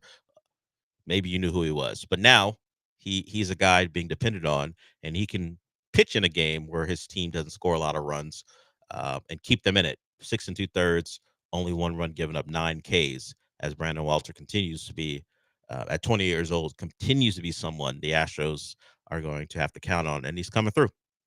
Can't ask for much more from a guy in his 3 starts to strike out 19 over 17 and 2/3. Get to 5 innings at a minimum in each. He didn't come away with wins in his first couple of outings. Didn't win this one either, but he has kept his team in these games, and that's what he continued to do yesterday. So, Astros, wherever you stand, they keep winning baseball games, and at this point, that's really all that matters until we have a more complete roster.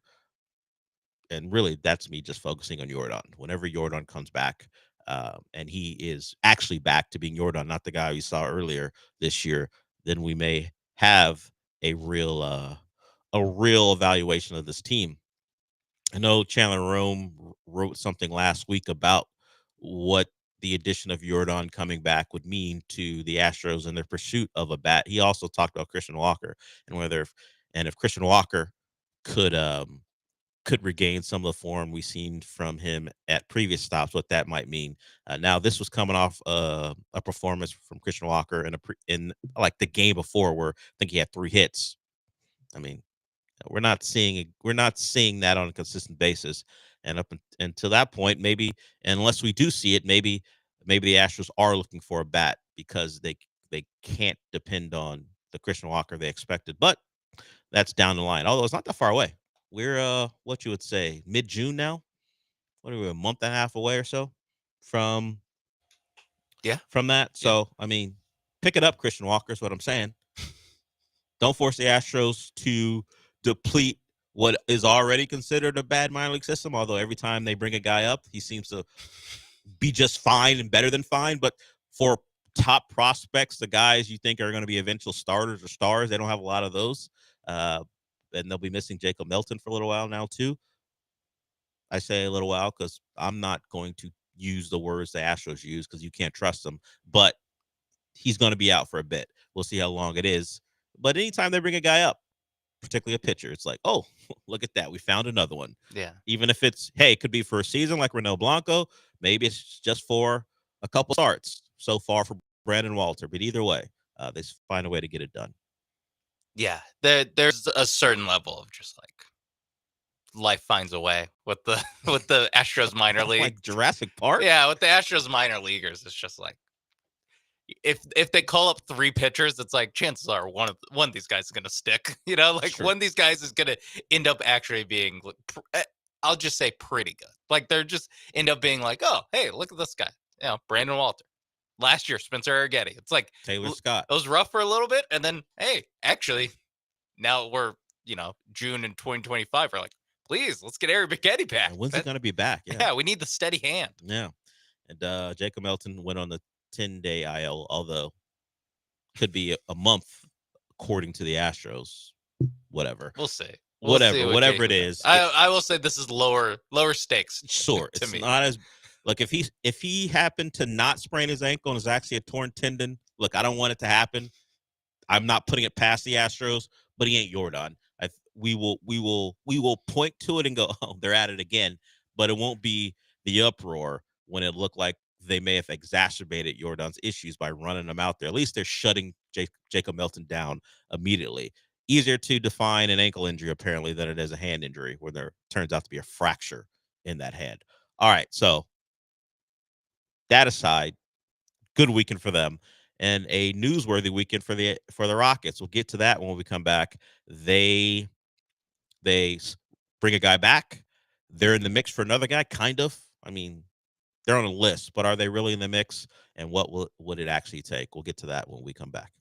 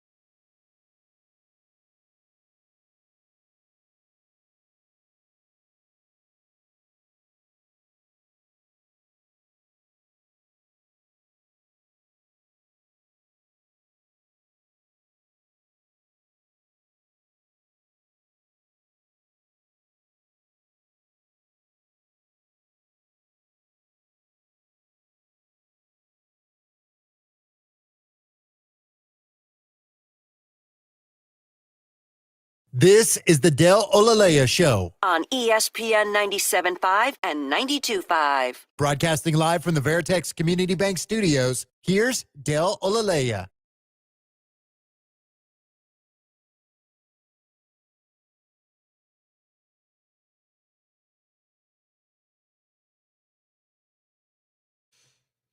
So the latest this morning from Brian Windhorst is the Suns aren't excited about the offers they're getting from the Heat, the Suns, or the Rockets. And to that I say, no kidding.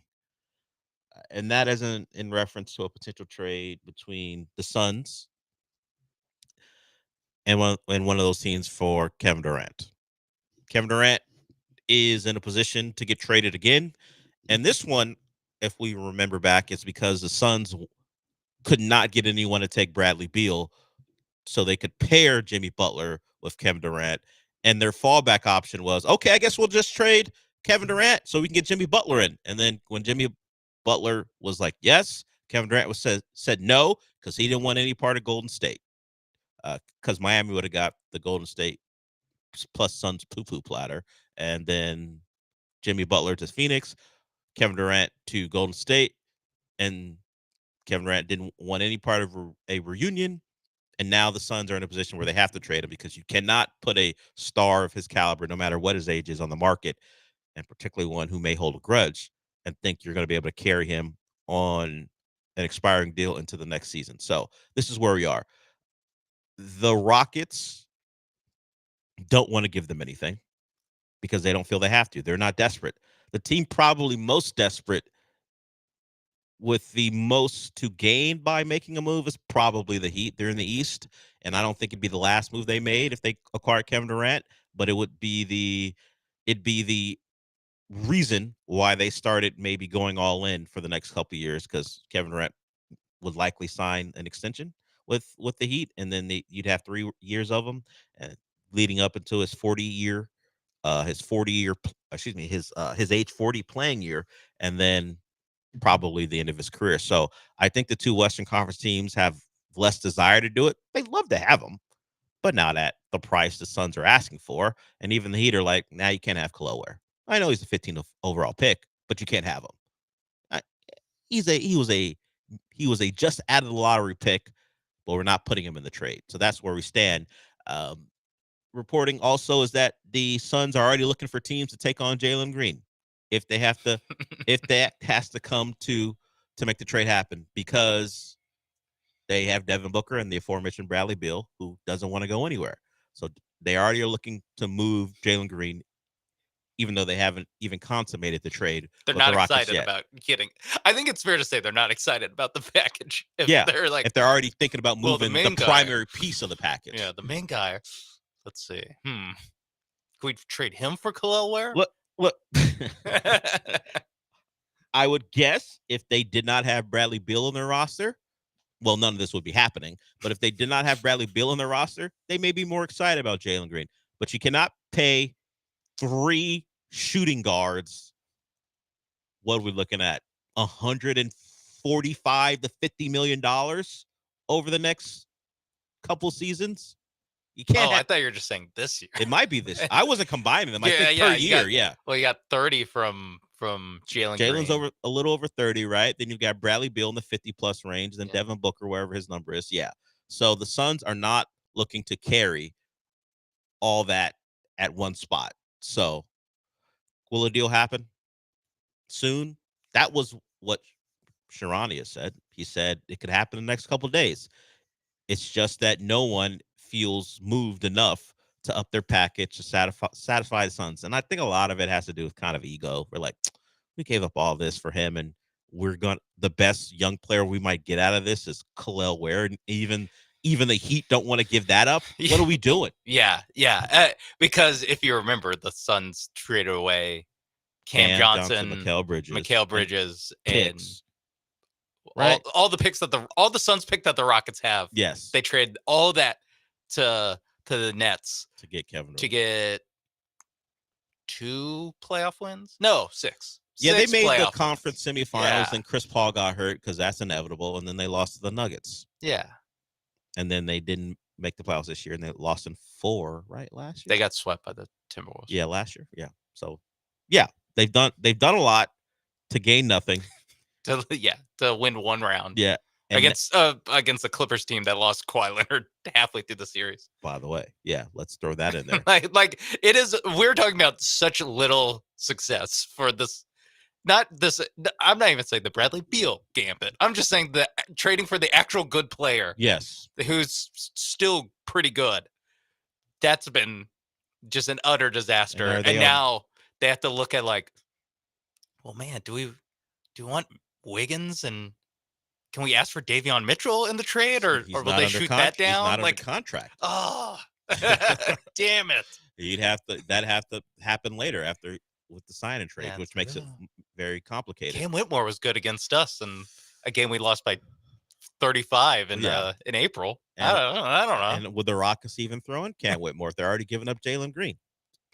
These are the things that the Suns have to deal with, and could a mystery team entice them to make a move? And is a mystery team willing to give up what the Suns might want when Kevin Durant's telling you, I'm not signing there? Yeah. And the signing the extension there. The Spurs I saw, because I was joking about this with my friends about like why haven't the Spurs just already made that trade? And I was like, because Sohan's untouchable, dude. And then there's an actual report where that they're like, not one. They don't want to give up Sohan. Trade Sohan for Kevin Durant. And the Wolves won't give up a guy they actually have to sign, Jaden McDaniels. They don't want to they wouldn't put him in a trade. They want to keep him. He's untouchable in a trade. This is the value of the 37-year-old Kevin Durant. And it speaks more to, I think, what everyone feels they have as leverage over the Suns, where we know you can't bring him back. Yeah. So why will we give you anything? We'll give you cap relief. Hey, you want to take on Duncan Robinson's partial guarantee contract and cut him? That'll give you some relief to get under the second apron. You want to do that? We'll do that. Yeah, I think that's a big thing with the Suns is, well, there's 2. One is I don't know like what the Suns like want to do. Yeah, do they want to? They can't bottom out unless they get the Rockets picks, the picks that the Rockets have. Yeah, which they're not getting. They're not getting a ton for Durant. They might get 1 or 2. And can you bottom out when you have Devin Booker on the roster? Is he going to still be I'm a Sun till I die if they if they have to bottom? Yes, they can be bad with Devin Booker on the roster. That's what I thought you were asking. I was going to say they just pulled the 10th pick this year. No, they can be bad with Devin Booker, but can they? Yeah, is that a sustainable way allow them to keep him around if you're just gonna like the Thunder? We'll talk about the finals. The Thunder shut down Shea a couple times because that was the plan. Can you do that to Devin Booker in his upper 20s and him be fine with it? So when he turns 30, 31, you're now ready to win? Doesn't seem likely. So I'm not sure what they want to do. Yeah. If they want to keep Devin Booker, it feels like they have no other option than to try to find pieces that will at least make them competitive and then throw in young players and picks. Yeah.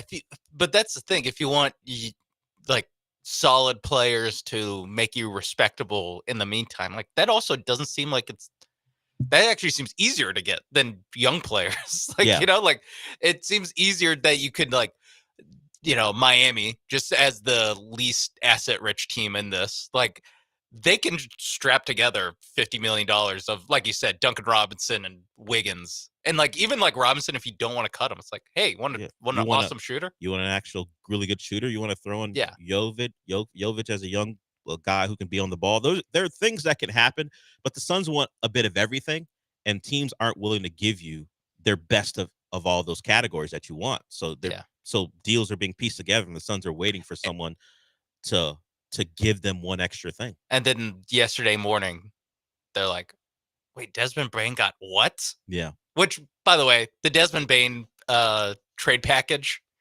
what Orlando paid for Bane is, I saw it getting wildly overrated on there are no lottery pick. Well, if Orlando's going to be as good as we think and what they really have been since Franz and Paolo got together, you won't get a lottery pick out of it. The ironic part's it's probably going to be the Suns pick for 2026. I want to say. That might be the best pick of it all. Pick but you give up the Suns pick, and we'll see if the Suns can fight their way into at least playing contention with whatever they get for Kevin Durant.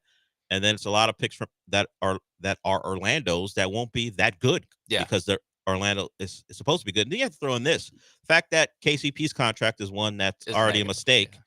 And the Grizzlies aren't taking on KCP because they want to pay him that. It's because the Magic weren't going to give them good players because the Magic want to be good. So, if you're forcing us to take him on to make this deal work, then you're going to have to pay us for that. Yeah, and they paid them in picks. Yes, probably another pick. Like you can probably do the math where it ended up being like it actually is 2 first-round picks for Bane and I guess 3 first-round picks for Bane, which is about right, and then 1 for KCP. Yeah, to make salaries match. Yeah. So and you get Cole Anthony, and like, that's there's fine. And there's also people are like, well, if Bane gets this, what could KD bring in or throw in another player? Yeah, it's all about the situation of the team you're trading with. The Magic think Desmond Bane helps them go to another level. They don't have real on-ball creation from the perimeter. They needed a piece, so they were more likely to get this deal done and be desperate to get it done than maybe someone else. So if you're looking at your own, like if you're looking at Jalen Green and going, how come we could have traded Jalen Green to the Magic? And how many picks could we have gotten for them if that was your inclination? Well, does Jalen Green fit with the rough and tumble style of the Orlando Magic? Yeah. And Bane is signed for 4 years. Correct. So there are a lot of things in play to make something like this work. And I think you should just not allow one pick situation to determine what you think about another trade, because Mikal Bridges was worth this many and Bane is worth this many. That's not how these things work. It's all about context and situation. And the Magic found a team in the Grizzlies who are willing to make a deal because they got their own financial considerations. And the Grizzlies found a team who believed the player on their roster was a missing piece. So they got what they got from it. There's way too much like, well, if Bane is 4 first-round pick, what's Austin Reeves? What's Tyler Hero? It's Stuff just like that, every like shooting guard that's like, lower end all-star kind of level. Sure. Where it's like they're not a lock all-star every single year. They're all like, hey, I could see all these guys making an all-star team. I could see them missing it too. They're all like, whoa, oh my God, you have to cash in on this. It's like, I think it's just an Orlando thing. And they really got, again, like 3 first-round picks for Bane and then 1 to take on bad salary. Yeah. And if you want to do that, like, that's just not a move that like the Lakers want to do. If they trade Austin Reeves, it's to get a better fitting player around Luka. They're not bringing in a player that they don't like. Yeah. It's not how it'll work. They're bringing in and so that player will have value. So you're not getting the same number of picks. Eric, I see you. We'll get to you when we come back. There's also a move the Rockets actually made, not one they're speculated to make. We'll talk about that when we come back as well. But first, I want to tell you about Monument Chevrolet. It's a place you go to in Pasadena if you need a great car, and particularly a Chevy. Now, of course, they have a nice pre-owned inventory that involves things other than Chevys. But if you're looking for something new, you should check them out. Whether you want a Silverado 1500, whether you want a Trax or a Blazer, they have those cars in stock ready for you. And all the deals on the website translate to when you meet them in person. No hidden fees, no upcharges. The price will be the price. And then the best part about being out in Pasadena off of Beltway 8 and 225 is you get to meet the people who make your car buying experience a great one. So whether you're looking for something for your fleet because you're a business owner or maybe something needs service, it's all there for you on that campus at Monument Chevrolet. So once again, you go to that website, Monument Chevrolet, and pick out the car you want, check out their inventory, and then head on out there and you'll get that car, the perfect car for you. And they'll make sure the buying experience is as painless as possible because they understand these things can be tricky. They're going to walk you through it and make sure you understand everything that goes into getting this great new car. So monumentchevrolet.com is the website. They're out in Pasadena for Beltway 8 and 225. And remember this, Chevrolet, together, let's drive.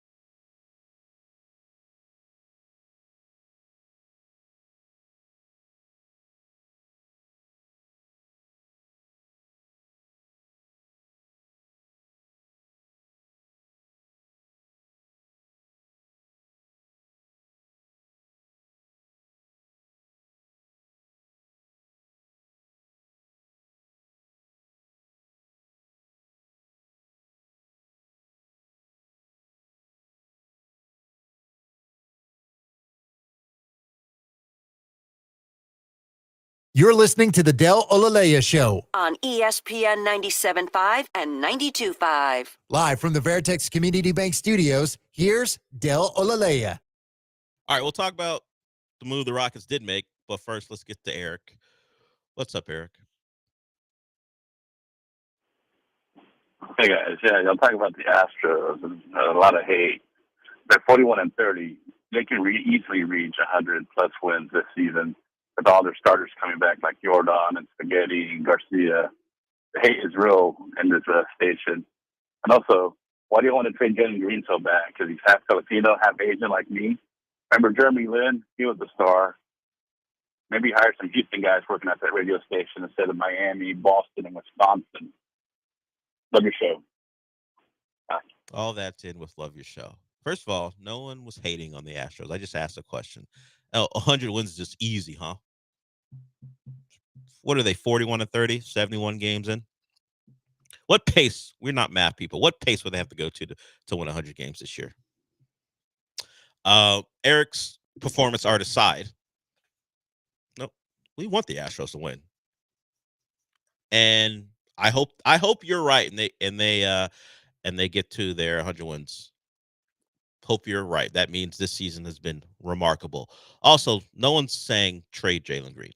That he is the name being put in packages for a Kevin Durant trade because of his upcoming salary. And there's an assumption that would be someone either Phoenix wants or Phoenix can flip. According to reports right now, it would be someone Phoenix would flip. They're just not in a position to be, as we said, be paying 3 shooting guards the type of money they'd have to pay him to keep Booker and Beal and then Green around. So thanks for the call, Eric. Take it up with Rafael Stone. Yeah, take it up with the Suns. Take it up with the reporting. Yeah, the Suns don't want him. And they can't trade Kevin Durant. Yeah. I didn't even know you're half Filipino, Eric. Didn't even play a part in the discussion. Don't even see Jalen Green go, oh, look, guy's Asian. Get him out of here. Doesn't cross my mind. So I appreciate the call. Yeah. There's plenty of Asian players that I like. Yeah. Are there some that you don't like? Yao Ming. I like Yao Ming. Yeah, sure. Didn't think about trading him once. Certainly I like Lin. Lin was cool. Yeah. A little disappointing on the Rockets, but Yeah, Lin's sanity was a fun time. But it happened at the same time that James Harden was turning into like a top 10 player in the league. So I was like, all right. Not that concerned. Yeah, you sign 2 guys and you get 2 guys. One of them turns out to be good. That's all right. But yeah, also they're not very close to 100 win pace. They're pretty close to 100 win pace. Just going off of win percentage and the win percentage you would need. Mm-hmm. They have a almost 58% win percentage. In 2021, they had over a 58 win percentage. They won 95 games. So it's going to take a bit of an uptick to get what you think is possible. But everyone's going to come back. They're going to be healthy. They're going to be awesome. Yeah, and they're all going to come back and be ready to go, all on point, and we're going to be good. Either way, if it's 90+ wins, 100+ wins, whatever, what's your standing when you reach the playoffs? Because as we pointed out in segment 1, teams with less of a win projection than the current Astros have made runs in the playoffs. You don't need to be at a 100 win team to do it. Okay, as far as the move the Rockets did make, they brought back Steven Adams. He signs an extension. He'll be with the team, although it's deemed an extension because he's not officially a free agent, but it's a 3-year deal as he was approaching his unrestricted free agency, and he's back. So you have your backup center.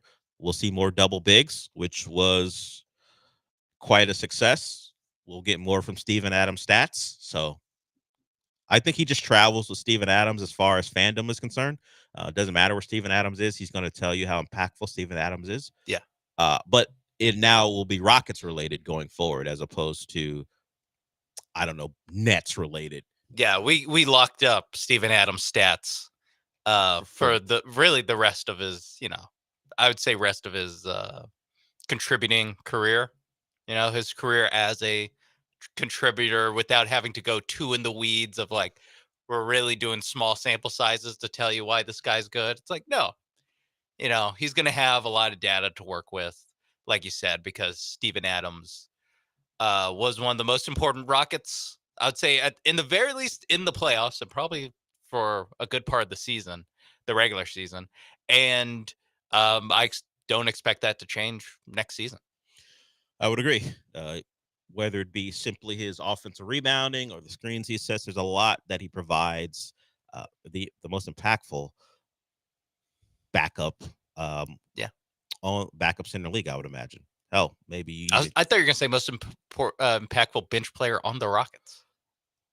Yeah, that's not a bad point because a team with a core 7, and he's out. He was be outside, firmly outside of that core 7 coming into the year.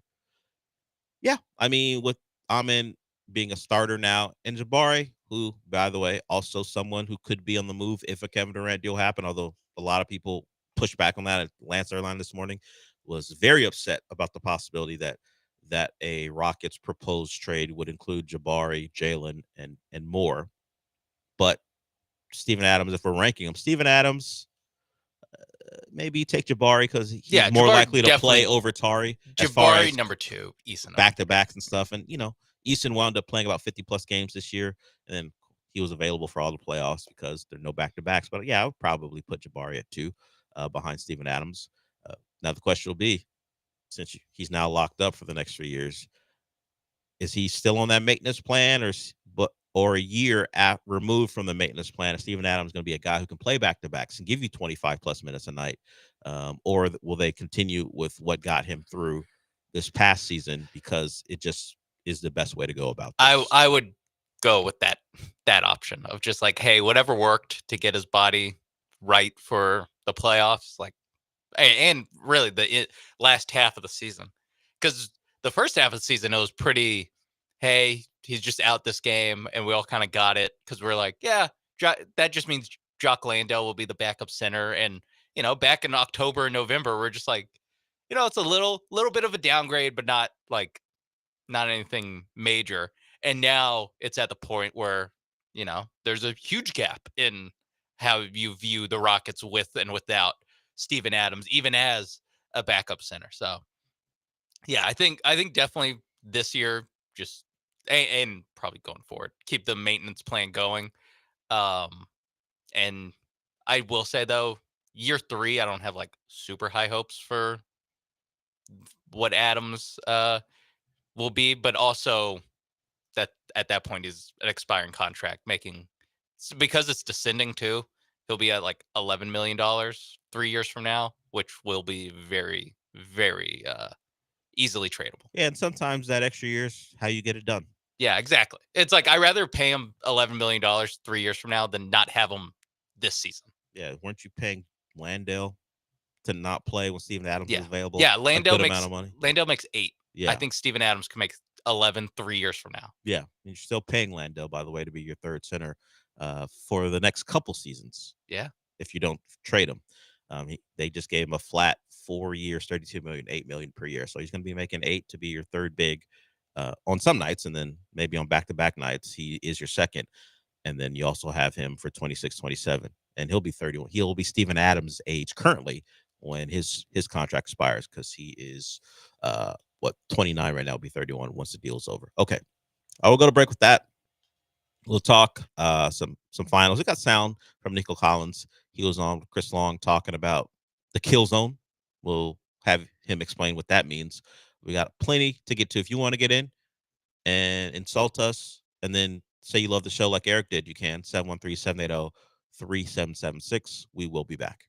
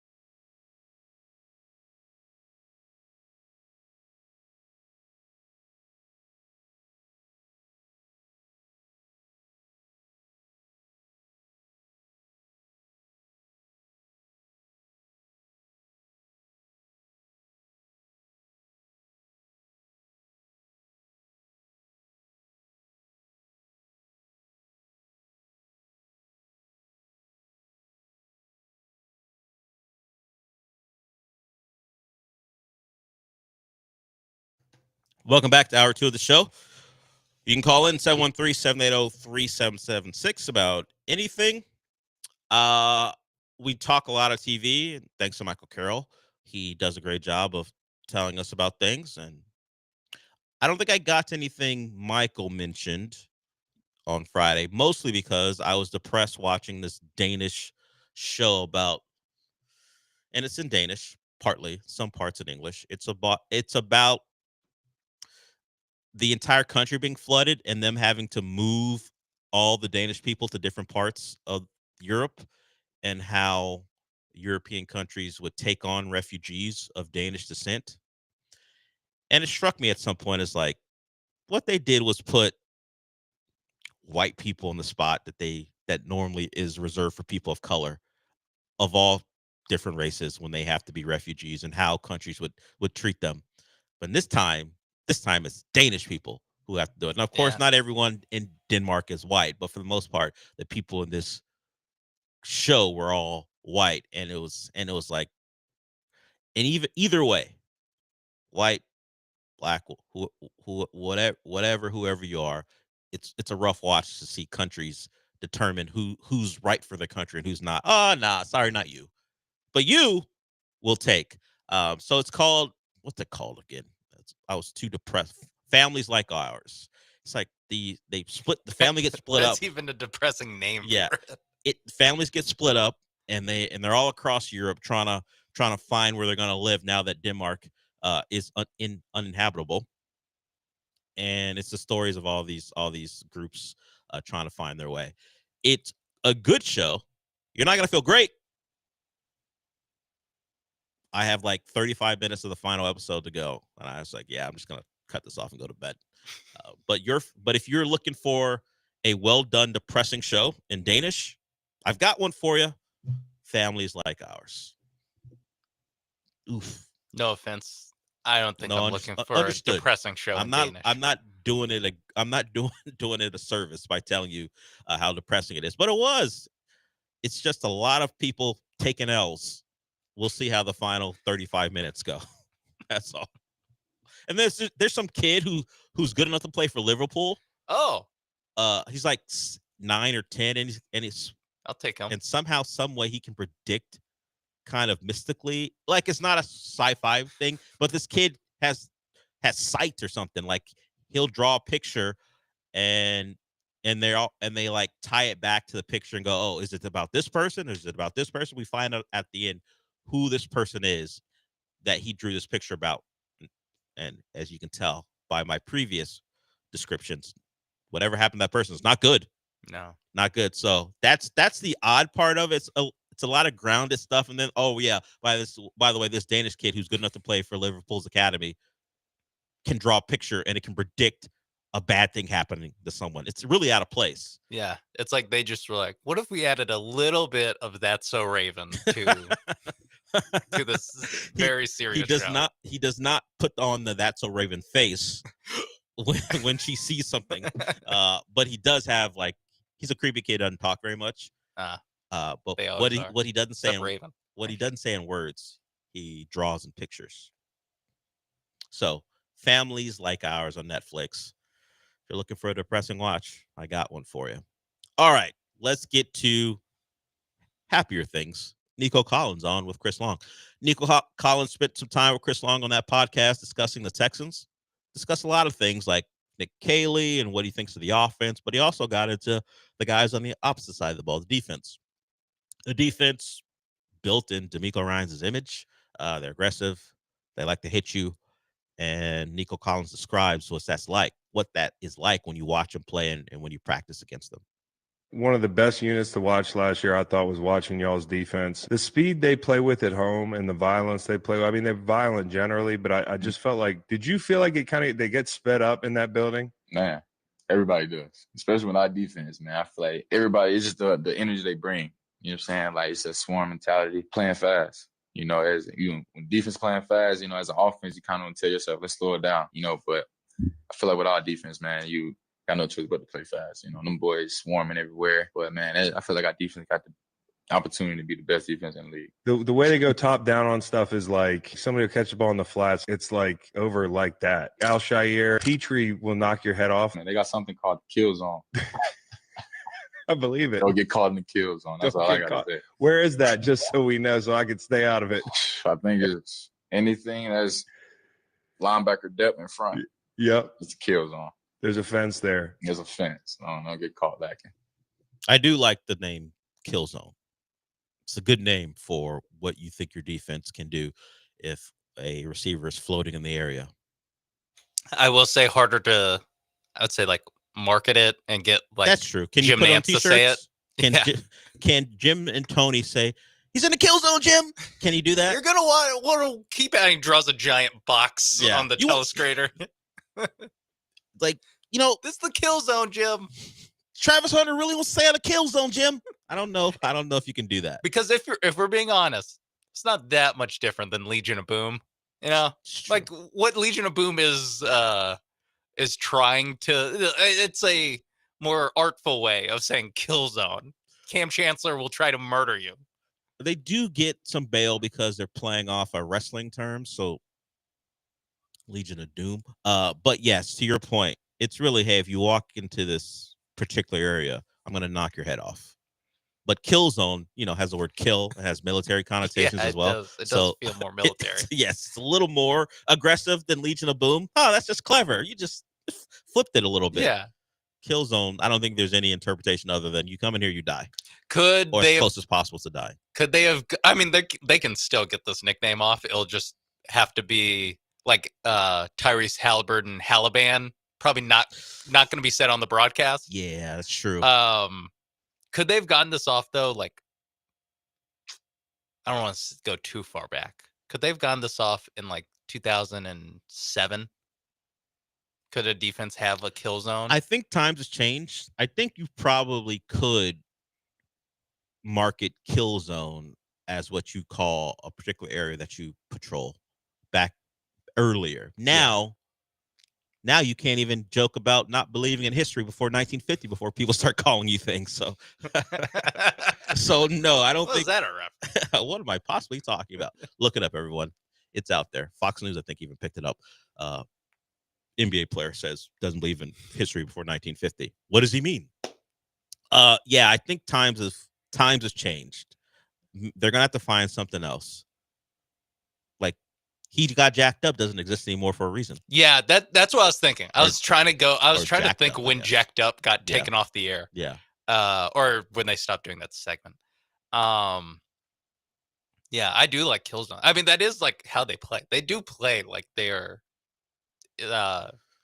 They play like people. They play an outdated way of football, and I don't mean that in a bad way. They play defense like teams when you're allowed to play defense. They play like they know targeting isn't a thing in the NFL. That's how they play. I mean, because now Aziz Al-Shaair still got thrown out of a game. I was gonna say but they still play like that. I mean, he punched someone in week 2. Yeah, but that happened on the sideline. Oh, okay. And it just happened to Roshan Johnson. Who cares? He's not Trevor Lawrence. Yeah. You can't do that. If he punched Trevor Lawrence, he would have been thrown out of game. Yeah, exactly. And maybe murdered by Brandon Scherf and other Jags at that time. So he nearly got into an altercation with that team for doing it on the field. So Nico Collins aware. I think anyone who watches that defense is aware of what they're about. They're aggressive. They're going to force turnovers, at least try to. And they're going to harass your quarterback. If you lose out, if you don't get a productive down out of first down and you're behind the chains on them, it gets real ugly for opposing offenses, and they want that to continue. That's how they're built. I do like that, at least for right now, because this isn't a long-term thing. We're talking about like 2 years of this. I do like that the identity of Houston sports is just like, hey, listen, we're just gonna F you up. Like we're the Houston Texans, like our defense. What's our game plan? Man, just to kill these guys. That is what we're trying to do. We're just trying to kill them. The Rockets, we they're don't like take no stuff from anyone. Yeah, we will have a NBA version of an altercation anytime you want. And even the way they play offense is like, it's like, hey, why you bring a hammer to a gunfight? They're like, that's all I need. Like, yeah, that's true. Like they're just like, I'll throw a hammer at him. It'll hurt Because I got 5 guys with hammers. And then 2 other people will run up and then pick up that hammer and start beating you. Yeah. And the UH Cougs also, like, they play the same exact way, where it's just like, hey, listen, we don't need to make the first shot because it'll be warfare on the glass to get the second shot. Yeah, you guys better pray we make the first shot. Yeah. Because we're gonna beat the hell out of you to get that second shot. I like the continuity as someone who watches all these games. I know what I'm getting. We're Hunter Brown and Fromber. You know, it's hard to have that identity. If Fromber and Hunter want to start plunking people, I guess that's how you do it. Yeah. You know, start plunking guys. Then you have an Astro take offense to whatever a pitcher says and goes after him. That's probably not going to happen. Yeah, the Astros team doesn't have that personality. They need a Pedro Martinez against that old Yankees. Don Zimmer. Yeah, they need a moment like that to like solidify them. Pedro's being nice to that old man. Could have really effed him up. He just slung him to the side. That is true. Yeah, I mean, true. a lot of people talk about that, but Pedro could have messed that old man up. Yeah, he kind of olayed him and pushed him. Get out of the way, Don Zimmer. Could have been real problems. Yeah, it could have been way worse if you squared up on Don Zimmer. That arm that's throwing 100 miles per hour just coming at his face. Yeah, probably Pedro made the right decision. Don't beat up the old man. Just get him out of your way. It would. Do you think he made the right decision? Do you think Pedro would be on TV right now if he had punched Don Zimmer? He might have. Maybe. Possible. I mean, A-Rod's on TV. Yeah, but he didn't punch anyone. He didn't punch an old man. Yeah, he cheated the game, Del. We don't He cheated the fans. We don't the care game. about that anymore. Tom Brady's on television too.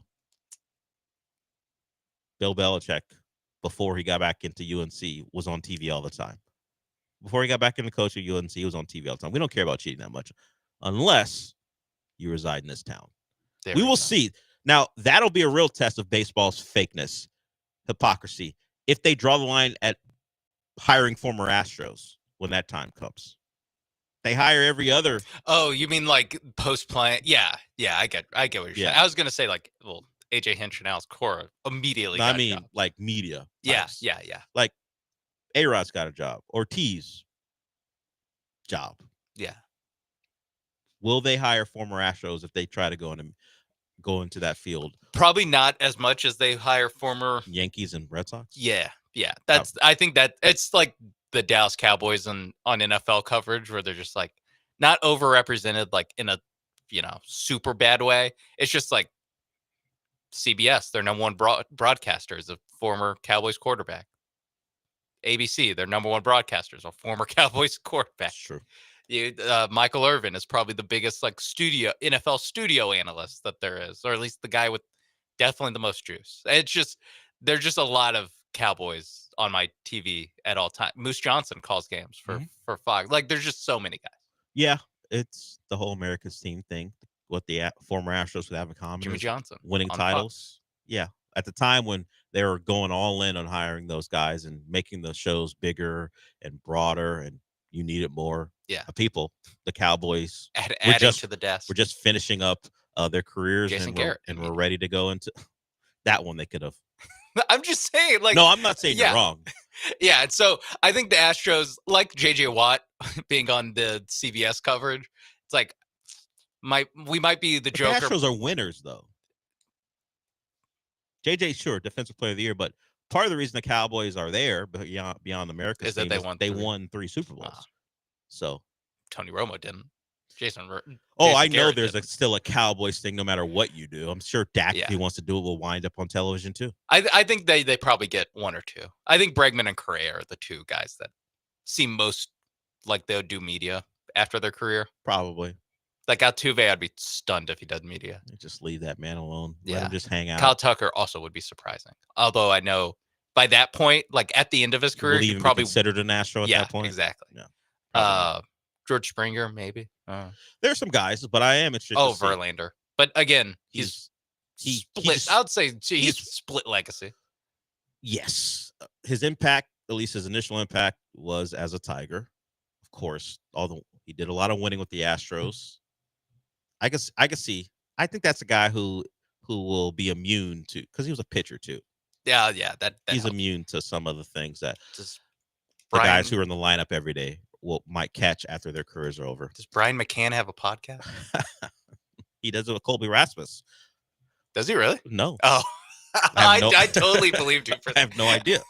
I have no idea if those two would ever get together. And once a week, Chris Carter joins. Yeah, it's perfect because I picked Colby Rasmus. Yeah, because it's possible that I didn't hear the Colby Rasmus podcast. Yes, there's a real chance. I might have just missed that announcement. But yeah, I guess Beltran. Does Beltran still do TV now that he's not the Mets manager? I don't know that. I don't know. One of the two guys to actually never work in baseball. One of the two guys who have to deal with the actual consequences. Yeah, him and Luno somehow are the only two guys. Luno's thriving in other fields right now. All right, we'll go to break with that. If you want to tell us about your favorite Rasmus McCann podcast moment, the number is 713-780-3776. If you don't have one of those, you can certainly call in about something else. We got a couple more segments to go here. We'll be back.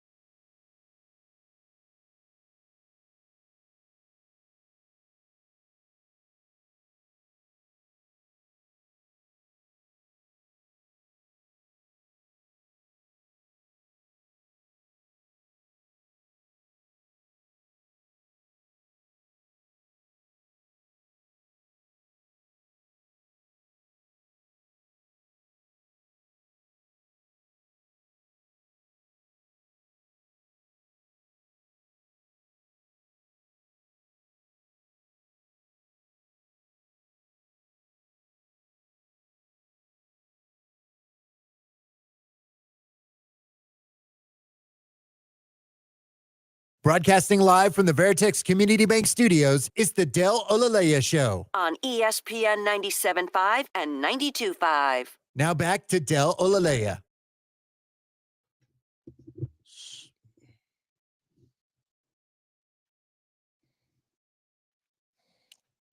We played the Nico Collins stuff and then got away from the Texans. Let's go to Titus Howard. Titus Howard, all of a sudden, one of your elder statesmen on the Texans offensive line. You got Cam Robinson, who's been around, but as far as guys who have been around the Texans and are a little bit older, Titus Howard is probably the leader on that list, and he wants to take on a bigger leadership role. I think speculation is that getting Titus Howard away from Larry Tunsil was one of the reasons they made the move that they didn't like. Look, the Texans will push back that and say that the O-line room wasn't toxic, it wasn't a problem.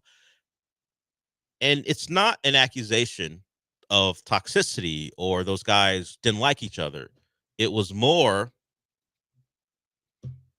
that maybe their chumminess was not the way to go about building a good offensive line room.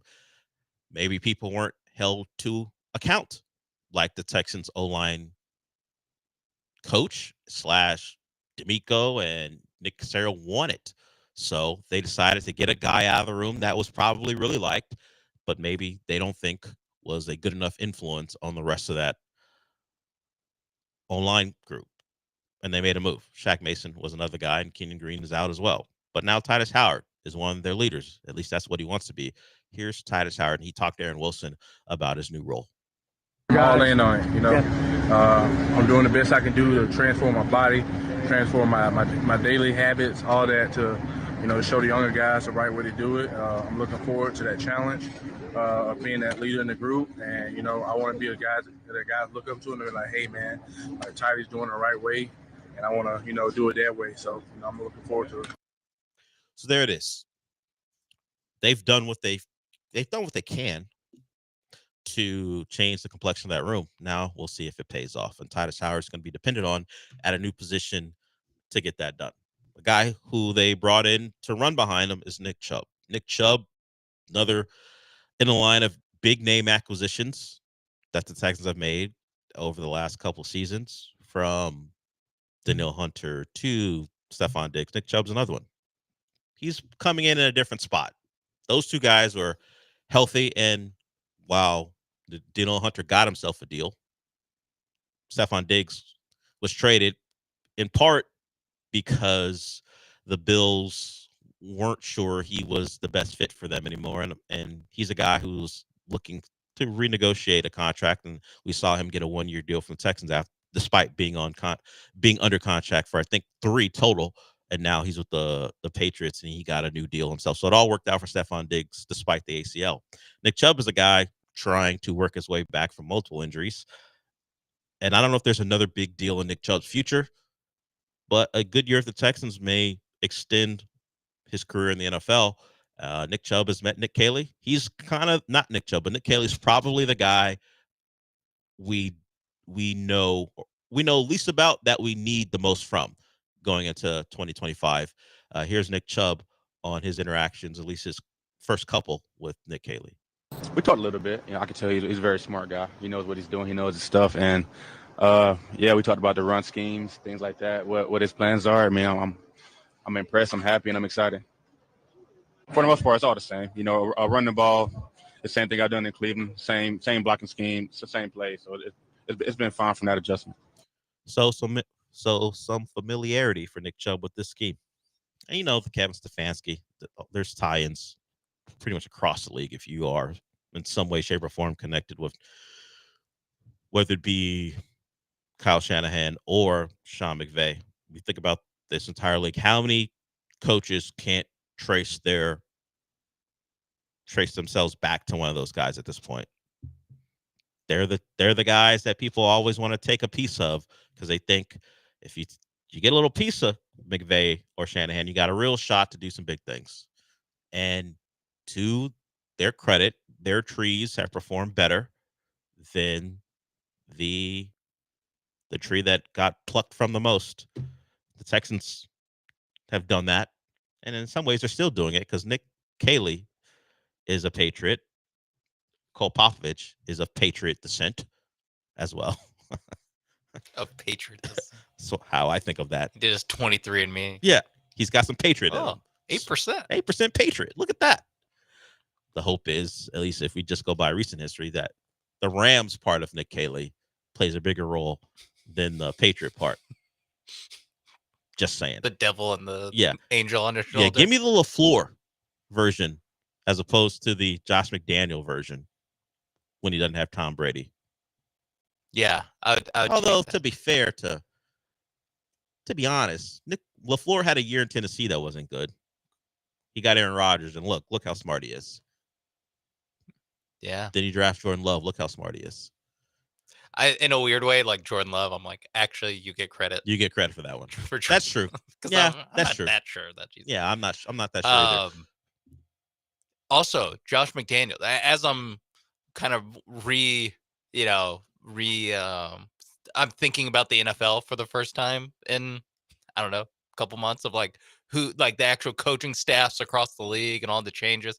Because every time I see Mike Vrabel in a Patriots thing talking about Steph Diggs needs to make better decisions about who he gives Ziploc bags to, I'm like, oh yeah, Mike Vrabel's back with, or he's the Patriots coach now. You almost forget. Their offensive coordinator is Josh McDaniels. That is like, I was stunned when I learned that. Generally, when a guy gets a second opportunity, he likes to go with guys he knows. That would have given me pause as a Patriot fan if he goes, I'm gonna go hire Josh McDaniels to be I'm gonna bring him back. Mike Vrabel never coached New England, but we know the ties there playing for all those years. Yeah, I even said he's back in New England. Yeah, but their ties are there clearly. But hiring Josh McDaniels as like, that's the choice you made. You couldn't have got off of Josh McDaniels and picked a different guy. But it feels like Joe Judge was my second choice. Would it surprise me? No. Just get the band back together, even though he wasn't part of that band, at least not as a coach, and say, hey, let's recreate the thing that no one's been able to recreate off the Belichick tree. What's the main genius up to? Is he still on ESPN? Where is he now? CBS? I'm sure he, probably somewhere. Has a podcast somewhere. I'm sure. The thing with the Belichick tree is that I think as time's gone on, it's become more and more like, like obviously none of these guys had sustained success outside the New England system, because the New England system didn't have success after Tom Brady left. Like, I think more and more it's like, oh, this was not completely, because obviously there was a where both Belichick and Brady brought out the best like in each other, and just having an awesome coach with the greatest quarterback of all time. Like, you're going to go on a 20-year run doing that. But I'm not sure if we're as unanimous. Bill Belichick was the greatest coach of all time if he doesn't coach Tom Brady for 20 years. Yeah, I think he's still a great coach. I think he's one of the best coaches of all time. But I don't know if he just has that same resume. If in 2001 he had to figure it out with Drew Bledsoe, and then by 05, 06, Bledsoe was kind of out of the league. And so now it's like, okay, now that's when he has to draft his Mac Jones, or that's when he has to sign his Cam Newton. The 20 years of success breeds some type of exceptionalism when you think, well, it'll work out for us because it always works out for us, generally speaking. So whether the fans, we brought Vrabel back, he was part of the great years. Of course it'll work out. Josh McDaniel called plays. Yeah. Of course it'll work out.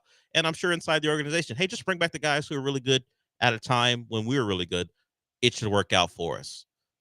And we will always point out, and rightfully so, and it's not unique to us, that the most important position in sports, you may have had the best player to ever do it. Mm-hmm. That's going to help everything that your organization does. And is Drake May going to be a good quarterback? I have my doubts. I particularly have my doubts about Josh McDaniels getting it out of him, who has not done that anywhere.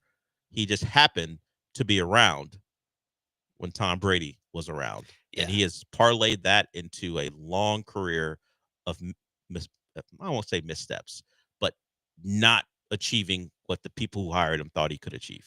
Yeah, Tom Brady made a lot of offensive coordinators, a lot of Patriots offensive coordinators, right? Made them look awesome.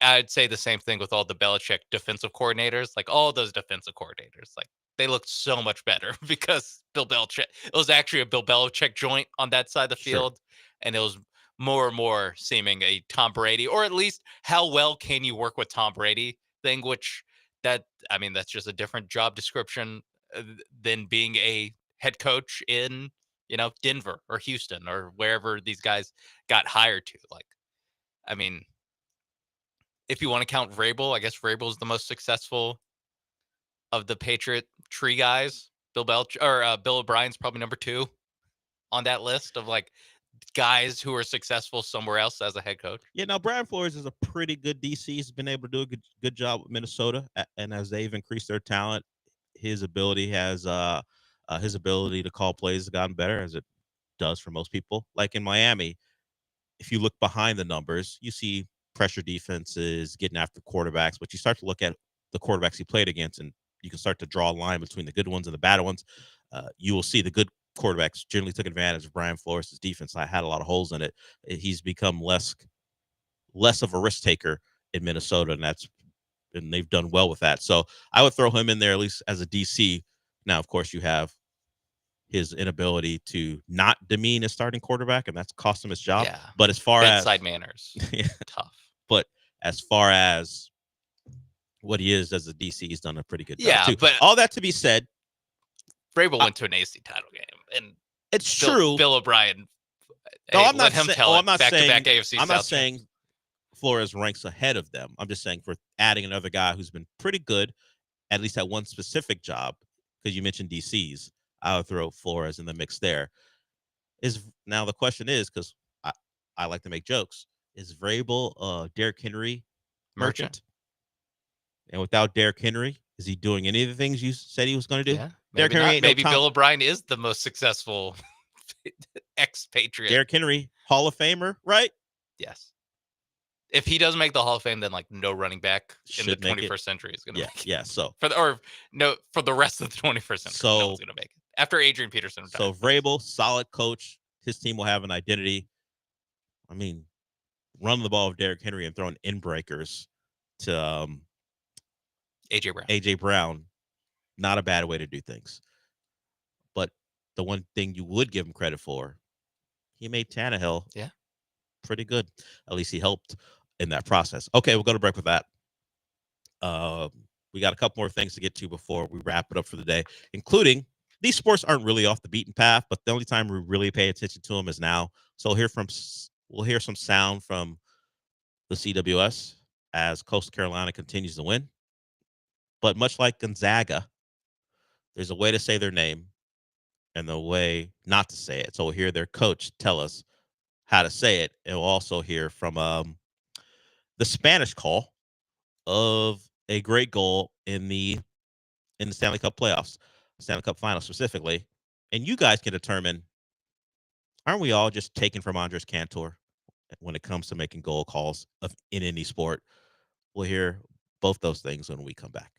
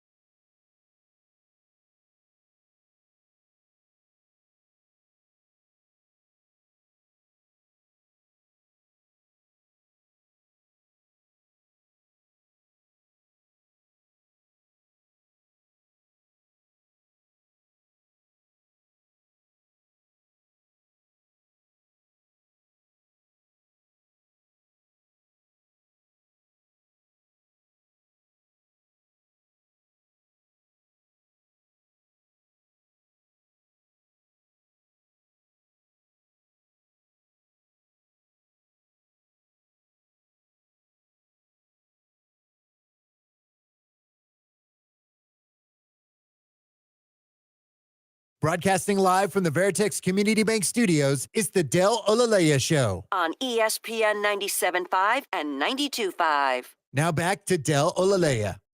The summer circuit continues this week. You can join ESPN Houston every week as we visit different restaurants all over the greater Houston area. And each week you can register to win our grand prize of the summer, a pair of brand new e-bikes from Power On Electric Bicycle Company, a $4,000 value. For registration, stop by the promo table at the broadcast. And this week we'll be hanging out, enjoying food and drinks at the Downtown Aquarium. Come out and join us this Friday from 12 to 6 p.m. at the Downtown Aquarium. Find the entire summer circuit schedule on ESPN975.com. So you got Paul, you got the Killer Bees out at the Downtown Aquarium. Never been. Obviously seen it. It's very recognizable, but have never been inside. Missed out. What am I missing out on? I'll be honest. I don't know about, I guess, present day Downtown Aquarium. My Downtown Aquarium knowledge of going there, like, I don't know. It felt like 3 times a year on a field trip. I know it probably wasn't that often, but that's more, in the past now. So I have a very good idea of what 2000s and 2010s Downtown Aquarium looks like. Less certain. I know they still have the tigers. That's really all I'm. Tigers? Yeah, they have white tigers. Live tigers? Yeah. I did not know that. Maybe there needs to be a trip. I'll show you. I was unaware. Yeah. Thank you for that. I also was unaware of how to say Coastal Carolina's actual name. We actually had a player in our dynasty who was the coach of that team, and Reese Davis probably said it several times. I just never heard it or registered it. Maybe even Reese was saying it wrong. But this is Kevin Schnall. He is the head coach of a team on a 25-game winning streak. And much like when Kelvin Sampson wanted us all to know how to say Gonzaga, or is it Gonzaga? Do we remember? It's Gonzaga. It's Gonzaga. Zag. Because Zags, not Zogs. Gonzaga. Kevin Schnall wants us to know how to say Coastal Carolina's nickname. Here's Kevin Schnall. Everybody say it with me. Chanticleers. Chanticleers. Not Chanticleer. Chanticleers. Got that, everybody? When you are watching a team who's now 1 game away from the World Series final series, championship series, know how to say their name. What's that again? I've already forgotten. Shanta Clears. Like Shasta. Shanta Clears. Everybody say it with me. Chanticleers. Chanticleers. Chanticleers. Chanticleers. Not Chanticleer. Chanticleers. What's in the It's name? easy. Sean to Clears. Sean Clears. Yeah, they named it after me. Sean to Clears. You know what? They should have just spelled it S-E-A-N. Yeah, probably Clears. not. Probably wouldn't do that because it's actually a thing, I guess, as opposed to a random thing they put together to honor you. But Sean to Clears. So if you're watching them, Sean to Clears. Not Chanticleers. Yeah. All right, I'll try to remember that in September. It goes on. Yeah, we'll see when college football season No rolls around. disrespect to the College Baseball World Series, but When I see that teal turf, we'll see if I remember the name. So we got a lot of that. We got a Hardenstein or Steen in the playoffs. Depends on who's saying his name. I think it's Steen. We've got a Gusto or a Gusto, depending on who's saying his name. I think that one's Gusto. I believe that as well. And I go back and forth, but I know it's Shasta. But in my head, I see that and think Shasta. But it is Shasta, the Cougar, our honored Cougar in question in the city. All right. So thank you to Kevin Schnall for telling us what's what. Say it with me. Chanticleers. Chanticleers. It's more aggressive. Is it more aggressive than what Kelvin Sampson did? Is it more aggressive? It's very... There's an aspect of the way he's explaining this that I don't know how to explain it other than it is uniquely how a coach teaches you something. It's true. That's true. Uniquely coach. I'm gonna say it a couple times and almost make it sound like I'm talking to a dumb person. Yeah, not and I'll tell you what it's not. Yeah. And I'll tell you what it is. It is very, hey, I'm saying it a couple of times, like I'm talking to a player who can't pick this up. Yeah. But if I say it enough times, he'll pick it up. It's like in a different context, he could be slapping a whiteboard as he's saying it. And pointing. Yeah. So there it is. We'll see if the Chanticleers can win their second. Almost messed up. I know. It's just ingrained in me. We'll see if the Chanticleers can win their second World Series title. First, have to get to the final series. Okay. There it is. Thank you for that, Kevin Schnall. Let's hear from a more joyous occasion. I'm watching Stanley Cup Finals. It's been a great series so far. The Panthers are one win away from winning their second consecutive. They will play. Is it tonight? Tomorrow night, I believe. Tomorrow. I know the finals are tonight, so the NBA finals. Yeah, they've made sure not to be on the same day, and it turns out on Saturday neither one was playing, but they have a game 6 at home to clinch it against the team they beat last year in a game 7. So Brad Marchand, if you don't know the story, former Bruin, one of the maybe most disliked players by other players in the NHL. He's just a guy who's an agitator, but he's well on his way to possibly winning the MVP of the playoffs, and it's because of goals like this. Cada careo, ¿verdad, Kenny? Se pone más, se hace más importante.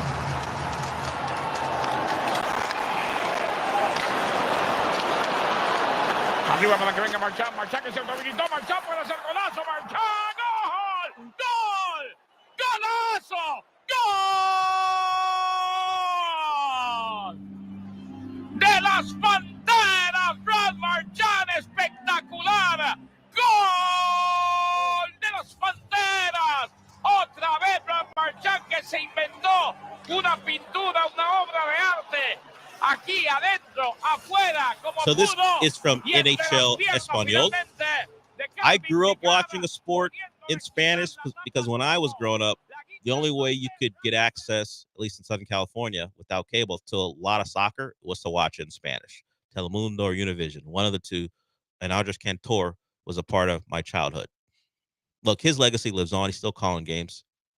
This is just what he would call when I was watching U.S.-Mexico, or at least in that case, Estados Unidos. This is the same. The golazo, depending on how good the goal was, the goal.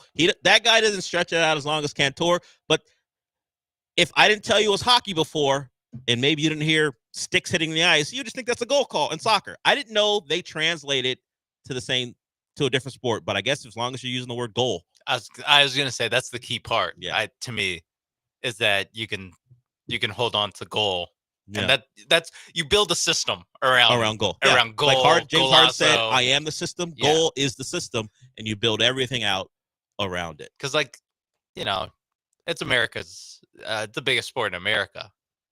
No one's doing that for football. No one's going field goal. It's true. Touchdown, like Andres Cantor or whoever his acolytes in Spanish language broadcasting. Like, how do we go touchdown? Well, how are we going to do this? You have to change your game. When it's goals, you don't have to change your game. You're just like, we got goals down.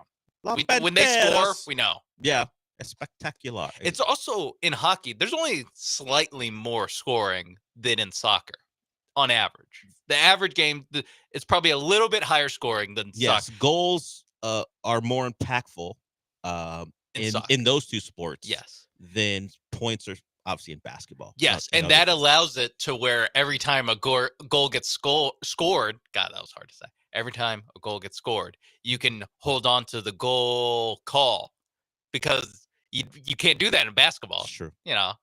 Like Lou Dort makes a 3, and 5 seconds later, the Indiana Pacers are pushing it down the other side. You're not stretching out Dort. Yeah. The impact of the actual scores means quite a bit there. So, thanks to NHL Español, Spanish. When exciting things happen in sports, really can't be beat. Maybe Korean as well. We've heard some good Korean calls. Korean and Japanese. I think but as far as something I can somewhat understand, because I know it spectacular. I was gonna say I Panteras. pick up I know most of that. I know what that means. Yeah. I mean, and of course, goal. There it is. I know what that means. Pantera. Yeah. There are some things you Because can pick of up. Den of Thieves, I know what that is now. Okay. Always reverts back to Gerard Butler, doesn't it? It All right. does. All right. We got one more segment to go before we're done here. And that segment allows for calls. You can get in 713-780-3776. Me and Sean for one more segment. We'll be back.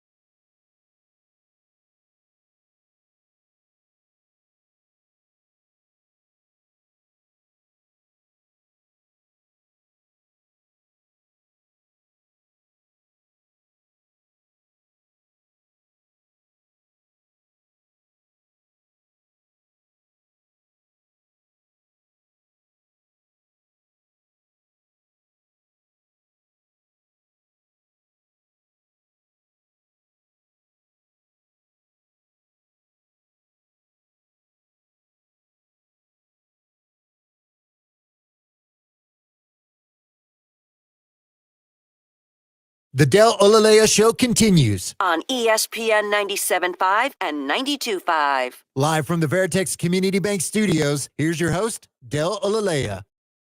We'll get to Mark here shortly. We didn't mention that Alex Bregman, Chaos Agent, strikes again. Rafael Devers, he of I Play Third fame, is now a Giant. Some of the timeline is, we know when Bregman was signed, they had Devers hitting, or at least fielding ground balls. He didn't like the thought of not doing it at third base. And then there was some talk of him being a DH, and then eventually maybe first was in the cards, and it came to be where he and Boston could not coexist anymore, at least not together. So Rafael Devers in San Francisco playing for the Giants. Buster Posey out here making moves as the Giants decision maker. So in some ways, or in some cases, you can hire a former legend and have your moves applauded, at least initially. Will Devers become the Montero Abreu for Posey? I feel like it's unlikely, but they gave him some prospects. Now those prospects are prospects for a reason, and we're not going to know a thing about them as far as if they will ever contribute the way Rafael Devers contributed to Boston's success. But moves were made. Devers is out of the American League. Bregman did your thing. We appreciate it. He also isn't going to play third on the Giants. It's true. It's likely it's a DH, tough right? for him. Rafael Devers. Maybe enjoy the Golden State better than Massachusetts. We'll see. Either way, he's not going to get to play third. He'll still get all his money, which is San Francisco's burden now. They're taking all the money on. So Boston gets the relief there. Boston is also the ownership of Boston, I think, also owns like Liverpool or something. And while Liverpool is making a giant signing, Boston's trading away one of their stars. Don't think the Red Sox fans didn't take note. Wait a minute, you're signing a guy we've never heard of, Florian Wirtz, but Devers has to go. To be fair, in soccer, like just because of how less popular soccer is in America than even baseball or basketball, like there's a lot of guys that can give $100 million to that no one's ever heard of. Yeah, that we can play this game of like, wait, you're paying this guy how much? It's like he's actually one of the best players in the world. If we're making the comparison, he's a better player in his sport than Devers is. If not that Wirtz is, I'm just saying. Yeah, that'll happen in general. Yeah, in general, yeah, he's a better player. But hey, he's not a Red Sox. He's playing that sport overseas we don't care about, so shut up about it. Yeah, in fairness, if I'm a Red Sox fan, I'd be pissed. I don't care. I mean, even if there's no real, even these things don't affect each other. You're gonna see one thing and think the other thing. Yeah, imagine if Jim Crane owned a soccer team and was just like, and he was doling out money, re-signing all their club legends. If he owned a team in La Liga and he was just handing out cash, he bought a stake in Barcelona and he just threw cash into it. Yeah, people will be pissed. They're bringing back Messi for one final run, and he can't bring back Bregman. Yeah, people will be pissed off, and rightfully so, even if one thing has nothing to do with the other. All right, let's get to Mark. What's up, Mark? Hey, Dale. What's up? Hey, Dale, I just wanted to let you know how much I enjoy your show. Oh, I appreciate it. Thank you. I think didn't you used to be the producer for John and Lance? Used to, then I wasn't, then I was, then I wasn't, then I am again. Yes. That's the only thing I miss about the John and Lance show, because you used to always, pop in and your contributions were always appreciated, because I just think you're fantastic. I just wanted to let you know your knowledge is so impressive. I mean, everything about you, it's a fantastic show. I'm able to digest my lunch every day because I listen to you. So, but I just wanted to thank you and let you know that I always listen, and I think you're the best. And just keep doing what you're doing. I appreciate it. I appreciate being your probiotic. Also, I wanted to let you know that I am still on that morning show. So if you are listening, I do hear you, but I don't get a chance to listen to John and Lance because my schedule has changed. So I don't listen to them as often as I used to. Understood. But thank God I get to listen to you at lunchtime every day. So, but you do a phenomenal job. You're just absolutely the best. And if you ever make public appearances, like if you're going to do a remote show or something like that, of course I'll keep track of that, because I'd love to come out and see it. I used to, believe it or not, when John had Sports Night Live, and that was years ago, because I'm old. I'm 65 years old. I used to go to a lot of his remotes back then, and that was like in the late 90s. But you should have your own TV show. That's what you should do. I mean, you're just terrific. I appreciate all that, Mark. And normally, if John and Lance are out someplace, I'll be out there with them following up. So, of course, we'll announce anytime we're out and about. And of course, if it coincides with your schedule, be happy to see you out there. Appreciate it. Thank you. Mark, just keep up. Thanks, man. Enjoy your lunch. Glad to be part of your day. It is one of the joys of doing this, being able to connect with people. So I appreciate that, and have a good rest of your day, and I guess lunch as well. We'll get to Apollo before we go. He's got a TV show he wants to talk about. What's up, Apollo? Hey, had a quick question for tomorrow's show. If you could break down your upcoming top 3 television shows that you would recommend, and also I think that guy that just called in wants your number since you help him swallow during lunchtime. That's aggressive. He said digest. That's important, not swallow. I'm a probiotic. Don't worry about it. You got gut issues, you need gut health, I'm here for you on your lunch break. Thank you, Mark. Appreciate you. And Apollo, less so. But thanks for giving us a topic. He's a segment producer, Apollo. We'll do that tomorrow. Normally, we reserve that type of thing for Friday, but we'll do it tomorrow. Shows I'm looking forward to. Got to do some research, see what's coming up. All right. That music means we're done for the day. Paul Gallant's up next. He is followed by the Killer Bees. Sean, since you and I, at least for this show, are done for the day, what does that mean? That peanut butter skin. Is that what Mark said to me? All right. We'll talk to you tomorrow.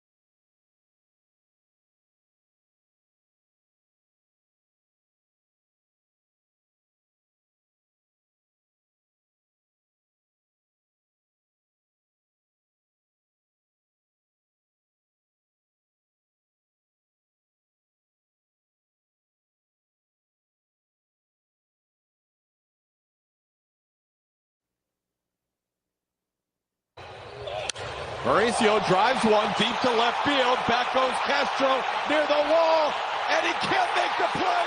Doobie! Mauricio Dubon spikes the helmet. Back-to-back walk-offs for the Astros, 2-1. Doobie with a big swing. Astros, bang! 5 wins in a row for your Houston Astros, the longest streak of the season for a team that got its first sweep against an American team, not an American League team. And on top of that is now 11 games over 500 after yesterday's improbable victory over the Minnesota Twins. I say improbable not because of what the Astros are doing of late. What the Astros are doing of late is just making things really confusing. They shouldn't be winning all of these games, and yet they keep doing it. You get a walk-off win on Saturday where there's not a lot of offense thanks to Cam Smith, and you got a walk-off hit yesterday from Mauricio Dubon in the 10th inning after the Astros had to claw just to get to extra innings. Bottom of the 9th inning with the guy who sounds like he's from Game of Thrones, Joan Duran on the hill, and the Astros got him for a second straight game. Jeremy Pena walks. Jose Altuve fights a 7-pitch at-bat infield single, beats out a throw to first base by Carlos Correa. After that, Jeremy Pena's driven home on a sacrifice fly, and in extra innings, Mauricio Dubon hits a ball all the way to that deep left center field corner, and it bounced off the dude's glove.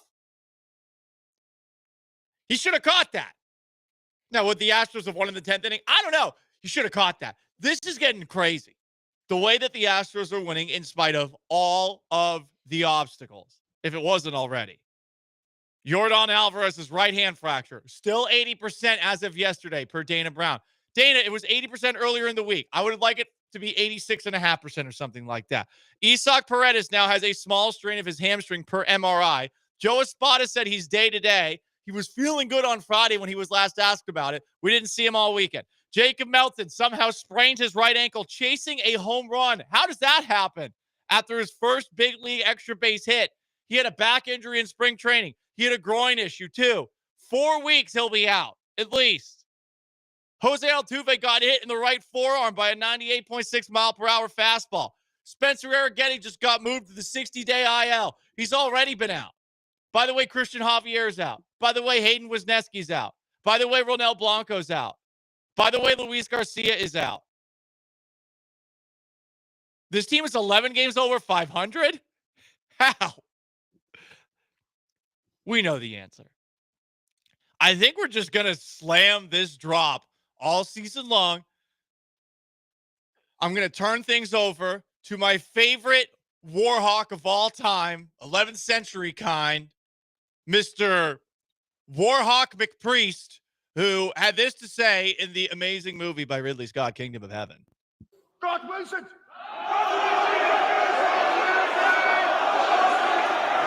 God Wilson! God Wilson! I mean, really, at this point, what else is it?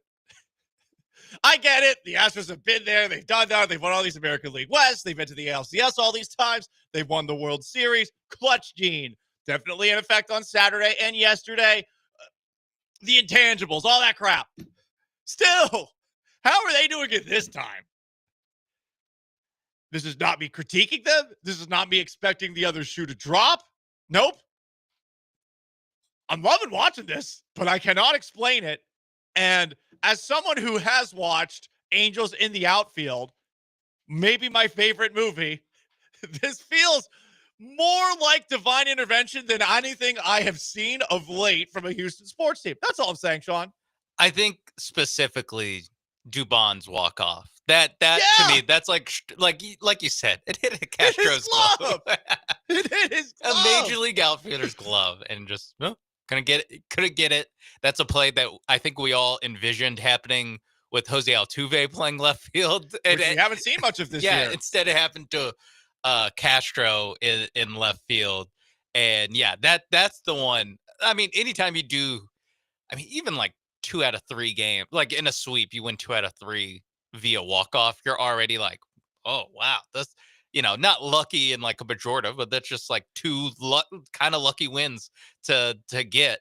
And for the second one to be that improbable, it's insane. You're just like, and you have all the, extra color that we got after a little bit after the game. And I think some of it was the talking point during the game of Mauricio Dubon on Father's Day, his first Father's Day as a father. It was his first Father's Day as a father. The most, again, angels in the outfield ass walk-off hit you can possibly have.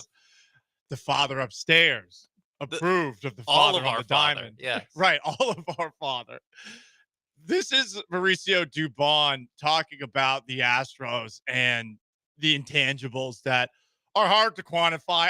I'm going to credit God here. I really am. I'm not being sacrilegious. I'm not. I've been watching a lot of Righteous Gemstones. This is not me being sacrilegious. I really feel like something is going on right here, at least for this season. Here's Mauricio Dubon talking about how the Astros just keep doing this. We know how to win. That's the thing. We don't stop fighting. We come in the 9th inning and try to make it happen. I mean, just that's the mentality we have over here. Great group of guys. If the other guy doesn't do it, the guy behind is going to do it, and if the guy comes in late, he's going to do it. And trying to pass the baton a little bit. Yeah, it's next man up. Hell, this is where it really is starting to get wild. So Mauricio Dubon's been here for a while. If you hear Josh Hader saying what Josh Hader said over the weekend, fantastic quote by him. Did not get this on audio form. The history of the Astros, dudes just do it. This organization finds a way to do it. Someone should have gotten that. That's a miss. Joe Espada, these guys just don't quit. They fight till the end. But now we've got effing Brandon Walter, who, by the way, looked really good. One of 3 rookies in the Astros rotation saying this after the game. Yeah, I mean, it's just like the next man up mentality, It's just hand the ball over to somebody, and you just know they're going to pitch good here because it's just how it is. I mean, it's contagious. Seeing good starts from Hunter yesterday and Gordon the other night. I mean, it's just like it's easier for me to follow that up just because you see the recipe there, and then it gets the hitters on their heels, and they know they're not scoring a lot, so you just pass the ball over and then rinse and repeat. Brandon Walters given the cliche interview after the game like he's been here for a long period of time. I was going to say, that's 15-year vet talk from a guy who we had to think about every time we mention his name. We go, wait, which double first name guy is this? Right. Brandon Walter, not to be confused with Colton Gordon, which is 2 first names, and it could be Gordon. Some people are named Gordon Ramsay, right? Gordon Gecko. Yeah. Fake guy, but still. Gordon Gecko from Wall Street. That's a good one.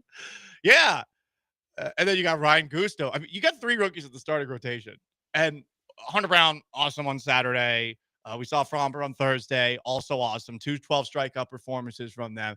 The pitching's been great. I mean, that's the main reason for it. But they had 4 hits yesterday. One of them was an infield hit by Jose Altuve, which it feels like Altuve and Jeremy Pena have a ridiculous amount of those.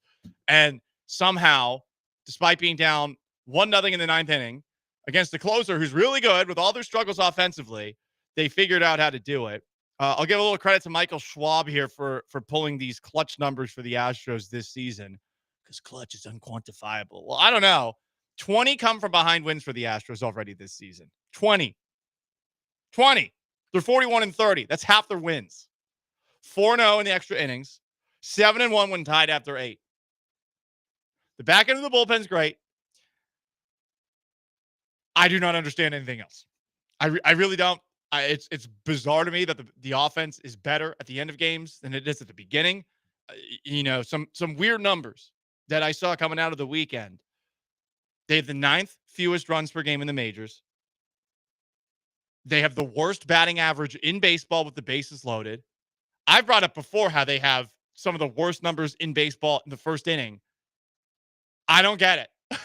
So I'm just going to thank the man upstairs as the Astros keep on doing what they're doing. If you have an explanation for this, other than the bullpen and other than the starting rotation somehow getting the most out of what they have right now, Astros pitching coaches certainly deserve credit. Please let us know. Is it Jeremy Pena, who's having an MVP caliber year? Is it Joe Espada, for God's sakes? How the hell do they keep doing this? I'm loving it, by the way. You should be too. Sean Mapes is behind the glass. I'm Paul Gallant. It's the Paul Gallant Show, the most interactive sports talk show in town. 713-780-3776 to call, to text. YouTube at ESPN Houston. Twitch at ESPN 975. Stay there.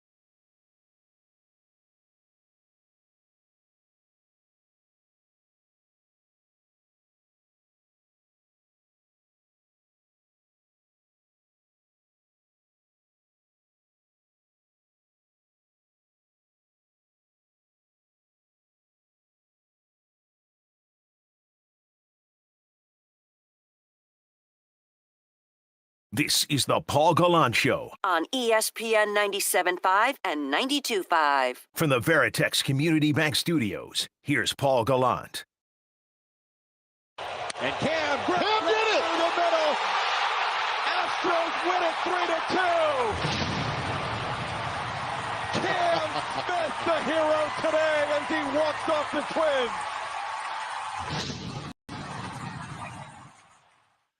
That was Saturday night. Yesterday, the walk-off was from Mauricio Dubon, who hit a ball that should have been caught to left center field. It wasn't. Astros walk it off. 5 wins in a row. Their first sweep of an American team this year. Second sweep. They swept the Blue Jays earlier. And this is even crazier. And you know things are going well for the Astros when Mark Berman starts flexing. Mark Berman, formerly of Fox 26, feet up in retirement, now more a fan than a reporter. Good for him. The guy worked his ass off for such a long period of time, breaking pretty much every single Houston sports story. He posts objects in the mirror may be closer than they appear, because the Astros are now 4 games back of the American League leading Detroit Tigers, which is a very weird thing to say as well.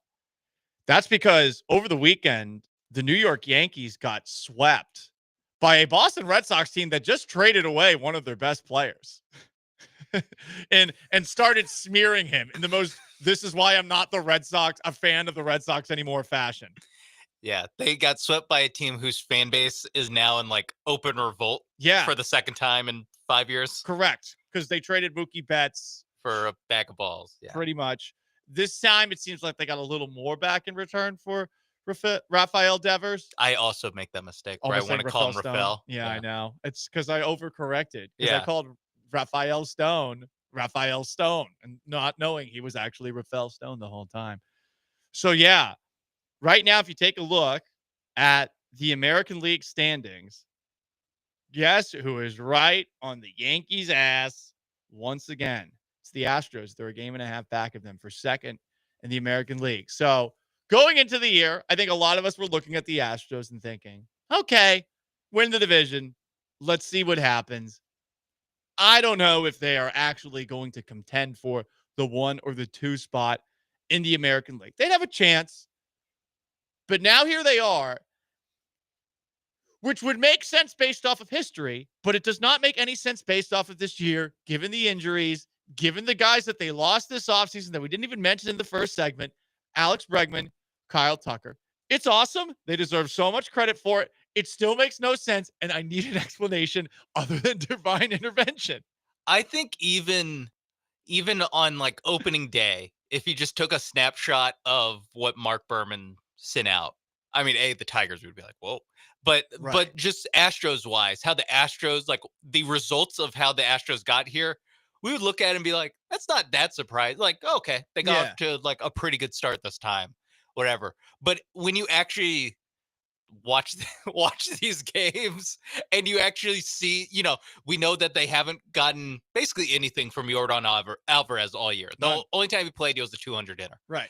The pitching rotation is depleted basically in record time of, oh my God, went from there might be too many arms when Lance McCullers gets back to Lance McCullers has to be your third starter. Right. And give you 5, maybe even 6 innings in his You have a 6-man rotation because you're trying to manage McCullers' innings. Yes. And then now you look at where they're at, and it's Colton Gordon, Brandon Walter. See, I do the same thing. Giving interviews like the ones we played.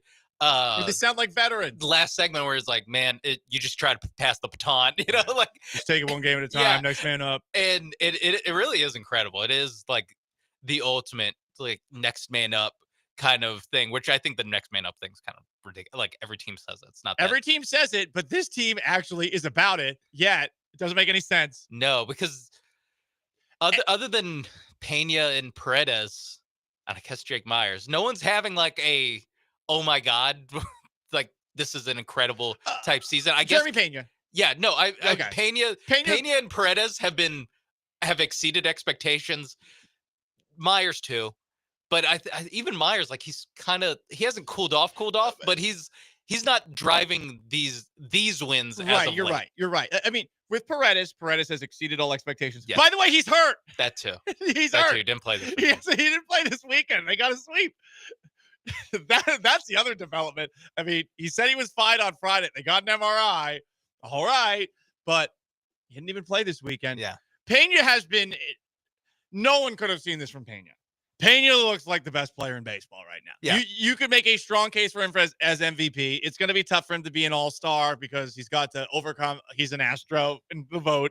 And on top of that, there are other great shortstops out there. This is his really first year being awesome. Yeah. But he has been awesome. But after that, like Cam Smith's been okay. Yeah, Cam Smith's been good. Like I'm just saying relative to expectations. Right. Dude, like he's exceeded the expectations, I'd say, just given the levels that he was going to have to skip to be a major leaguer. Like, if you just, again, take a snapshot of what his stats are right now and you showed it to me on opening day, I'd be like, wow, okay. Right. I mean, Altuve's been meh. Altuve's been he's been good enough. He's been good enough, but he's not as good as we expected. Yes, he's had hot. I guess he's just been very hot and very cold. I mean, Christian Walker, he's still getting compared to Jose Abreu. Yonder Diaz has been last year. Has been better as of late. But last year he was so much better than this year. Yes, exactly. It's wild. And yes, they have great pitching in the bullpen. But I mean, does that really mask all of this? Yeah. I mean, I guess when you have 2 starters that you feel really good about with Fromber and Brown, You have a back end of the bullpen, which has I mean, at least for haters, has pitched like he's paid to pitch. You can start seeing the okay, this is how they win a bunch of low score games, which is what they're doing. And really what this weekend series was the was the pitching and the defense giving the offense enough time to score 2 runs and win the game. That's like what they did. Whereas just, hey, we just need to hold down the fort long enough to the 6th inning when these guys can start hitting and maybe they score 3 runs. What a crazy recipe to win games. That's so nuts. It's like the 2000 Ravens. I just mean, like we need to score on defense. If the Astros could score while pitching, that'd really help. I'm going to make an even more rash comparison. It's like Thermopylae. I mean, you got 300 Spartans defending against 26,000 Persians. And I'm guessing the Persians are just massive P words. I mean, you're just basically sitting here waiting. You're waiting for everyone to come back from injury. And it's like not the 300 because the 300 just stood there. It's as if you are advancing on the 26,000 Persians with your 300-man army of Spartans. It's awesome to see.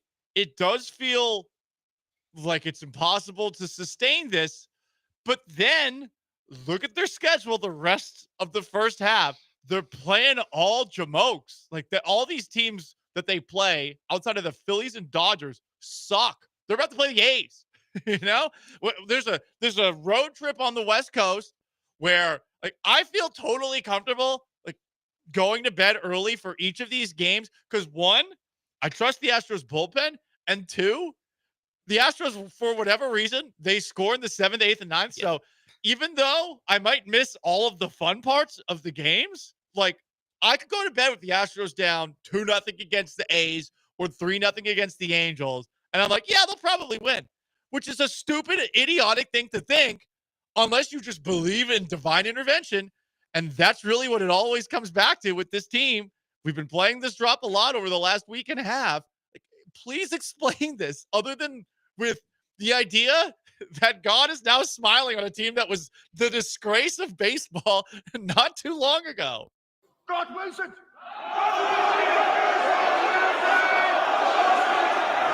God wills it. God wills it. I mean, it's wild. I don't know if someone did a deal with maybe the guy downstairs. Maybe Satan wills it. I don't know. I don't know. But whatever is happening, yeah, I'm appreciating Not to be extreme, but either God is willing it or they made a deal with the devil. Yeah. Not to be extreme. I'd be cool with them making a deal with the devil. And we also compared them to 300 and the 2000 Ravens. We do what we got to do. The 2000 Ravens. What other teams like Iowa like, football? Hey, yeah, Dilfer. We only need 13 tonight. Yeah, all right. If Ray Lewis is going to score a touchdown, Ed Reed might too. Yeah. Hey, Christian Walker. 0 for 4 is good because we got this. We got this. Your defense, it's like appreciate it. It's like a hit. So if you actually use 1 for 5 with all the putouts, oh my God! Did we talk about? It might have been on Friday's show where you talked about the Christian Walker All-Star graphic. Yes. Oh boy. You know what? No, things are too good right now. Okay. Things are too good. A couple of texts, most interactive sports talk show in town. 409. Well, Paul, if you look at the back of the baseball card, you would know. That's so stupid, but it's true. It actually is true. The only reason to believe that they're doing this is history. If we're being frank, divine intervention, all that. We're joking. History is the only reason to think, yeah, this will keep on happening. And that's what leads to, of all people, not just Mauricio Dubon, but Brandon Walter talking about it after the game. Like, yep, next man up, this is just what, and the hater one, which is awesome. The hater quote. Dudes just do it. Dudes just do it. It is a fantastic line. The specific quote. I wish that somebody was recording for this. The history of the Astros, dudes just do it. This organization finds a way to do it. And they continue to be everyone's father in the American League. That's right. Speaking of, anyone see Mauricio Dubon with the power of fatherhood on his side with his walk-off? Should have been caught by a Twins outfielder, but it bounced off his glove hit to win yesterday's game. This got me a little emotional, not gonna lie. First Father's Day for you. You did it with that blue bat too. Are you getting emotional on me? What are you feeling? Are you thinking about him? Oh my goodness. And credit to me, I did not make Father's Day about myself. I'm a cat dad after all, and I mean, technically stepfather to 3 cats and 2 other dogs, you know? I didn't make Father's Day about myself yesterday. I don't know about all the single moms out there that sometimes do that. Some of the single moms sometimes do that on social media. It's like, relax. But Mauricio Dubon, the power of fatherhood, it was on his side. And whether it's divine intervention, deal with the devil, or history, or the back of the baseball card, the Astros keep on winning. 713 Doobie, do it. 780-3776 to call us, to text it. YouTube at ESPN Houston, Twitch at ESPN 975. The Dubon walk-off was funny. Can we play that one more time, Sean? Because Jeff Blum really wanted to get into the doobie there. It was a premature doobie. Mauricio drives one deep to left field. Back goes Castro near the wall, and he can't make the play. Doobie! Mauricio Dubon fights the helmet. Back-to-back walk-offs for the Astros. 2-1. It actually worked. Doobie with a big swing. Jeff waited for Todd to take a breath, stepped in. Yes. But then the rest of the call, Todd's mic was a little bit lower level than Yes. But it's fine. I'm cool with it. Yes. Fun. He also kind of stepped on the Cam Smith one too. But hey, they're both good. No, they both end up being good calls, but they're not textbook. That's all I'll say. They're not like the textbook. We went to broadcasting schools. That's right. Yeah. John went to Texas. I went to Q's. Yeah, lay out a little bit, Plumber. Right. Paul Gallant Show, ESPN 97.5, 92.5. That is Sean Bates behind the glass. I am Paul Gallant. You want to jump in on a Monday, 713-780-3776 to call to text. We hope that you had a great Father's Day. All the dads out there. YouTube at ESPN Houston, on Twitch at ESPN 975. I am surprised by the amount of confidence that this man seems to have given last year. Are you excited about it? You'll get to hear for yourself on the other side. It's the Paul Gallant Show. Stay put.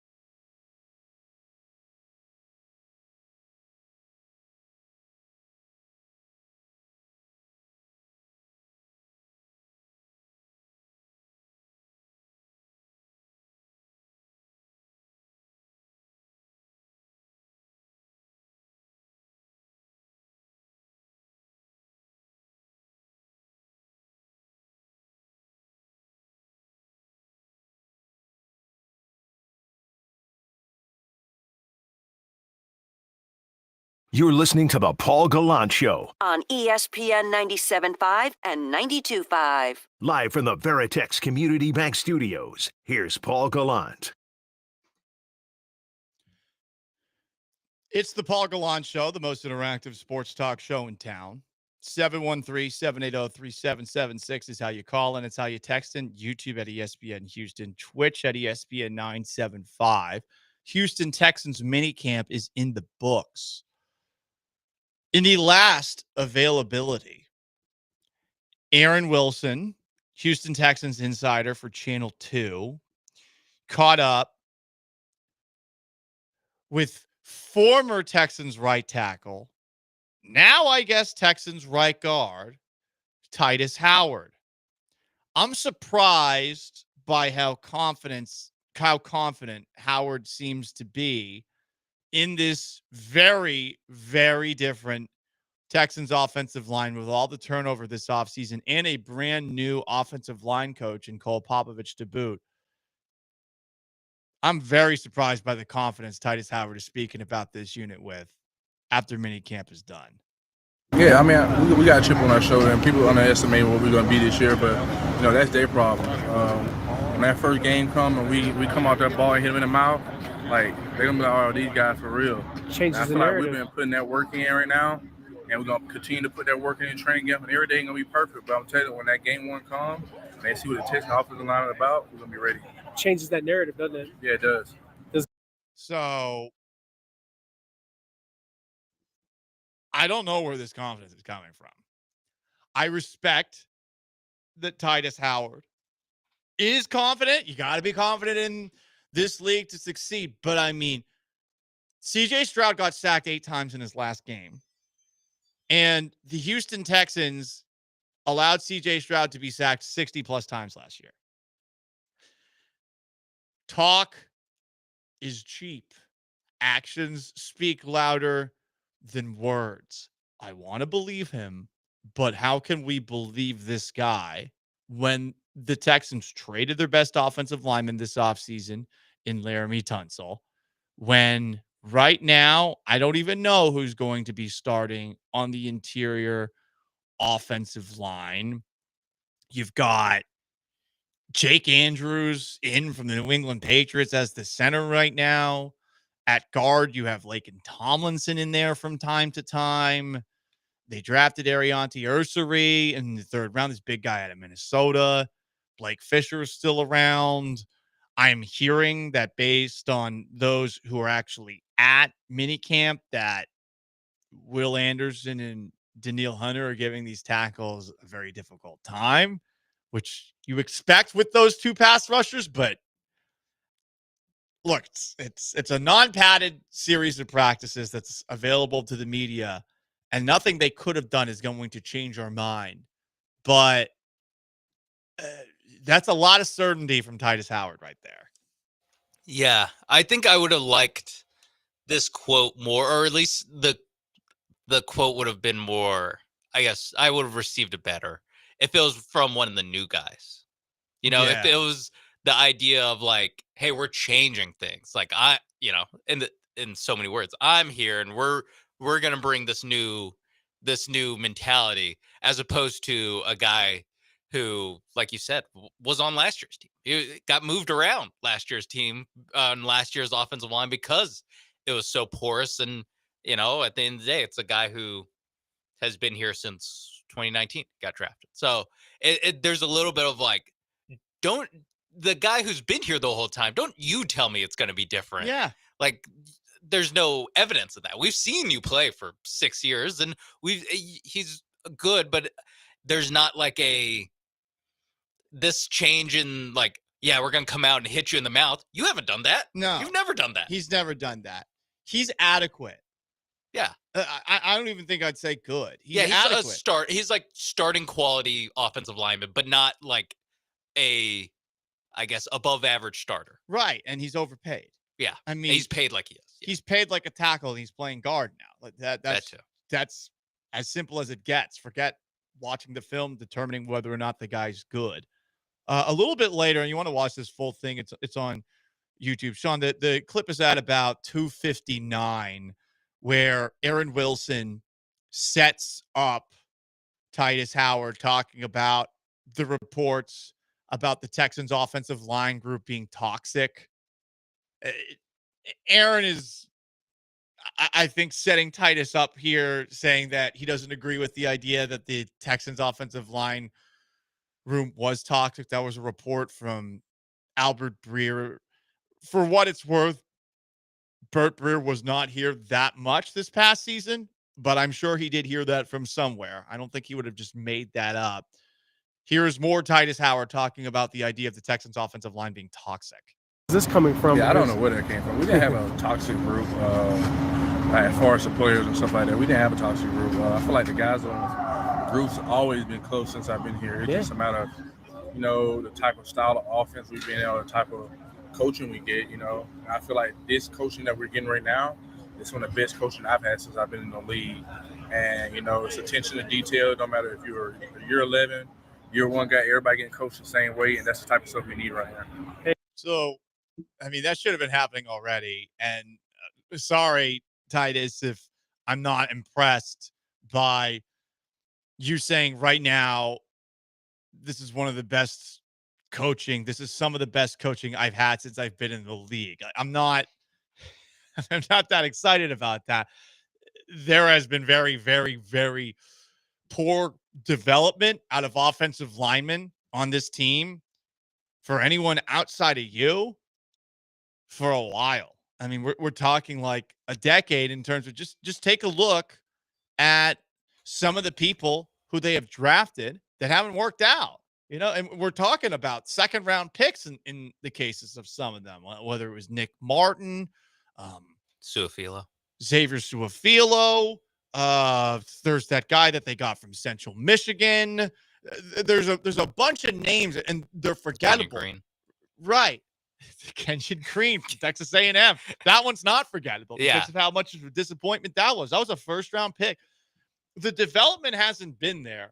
So I suppose that any change is good by default, but we're supposed to expect you guys to be better.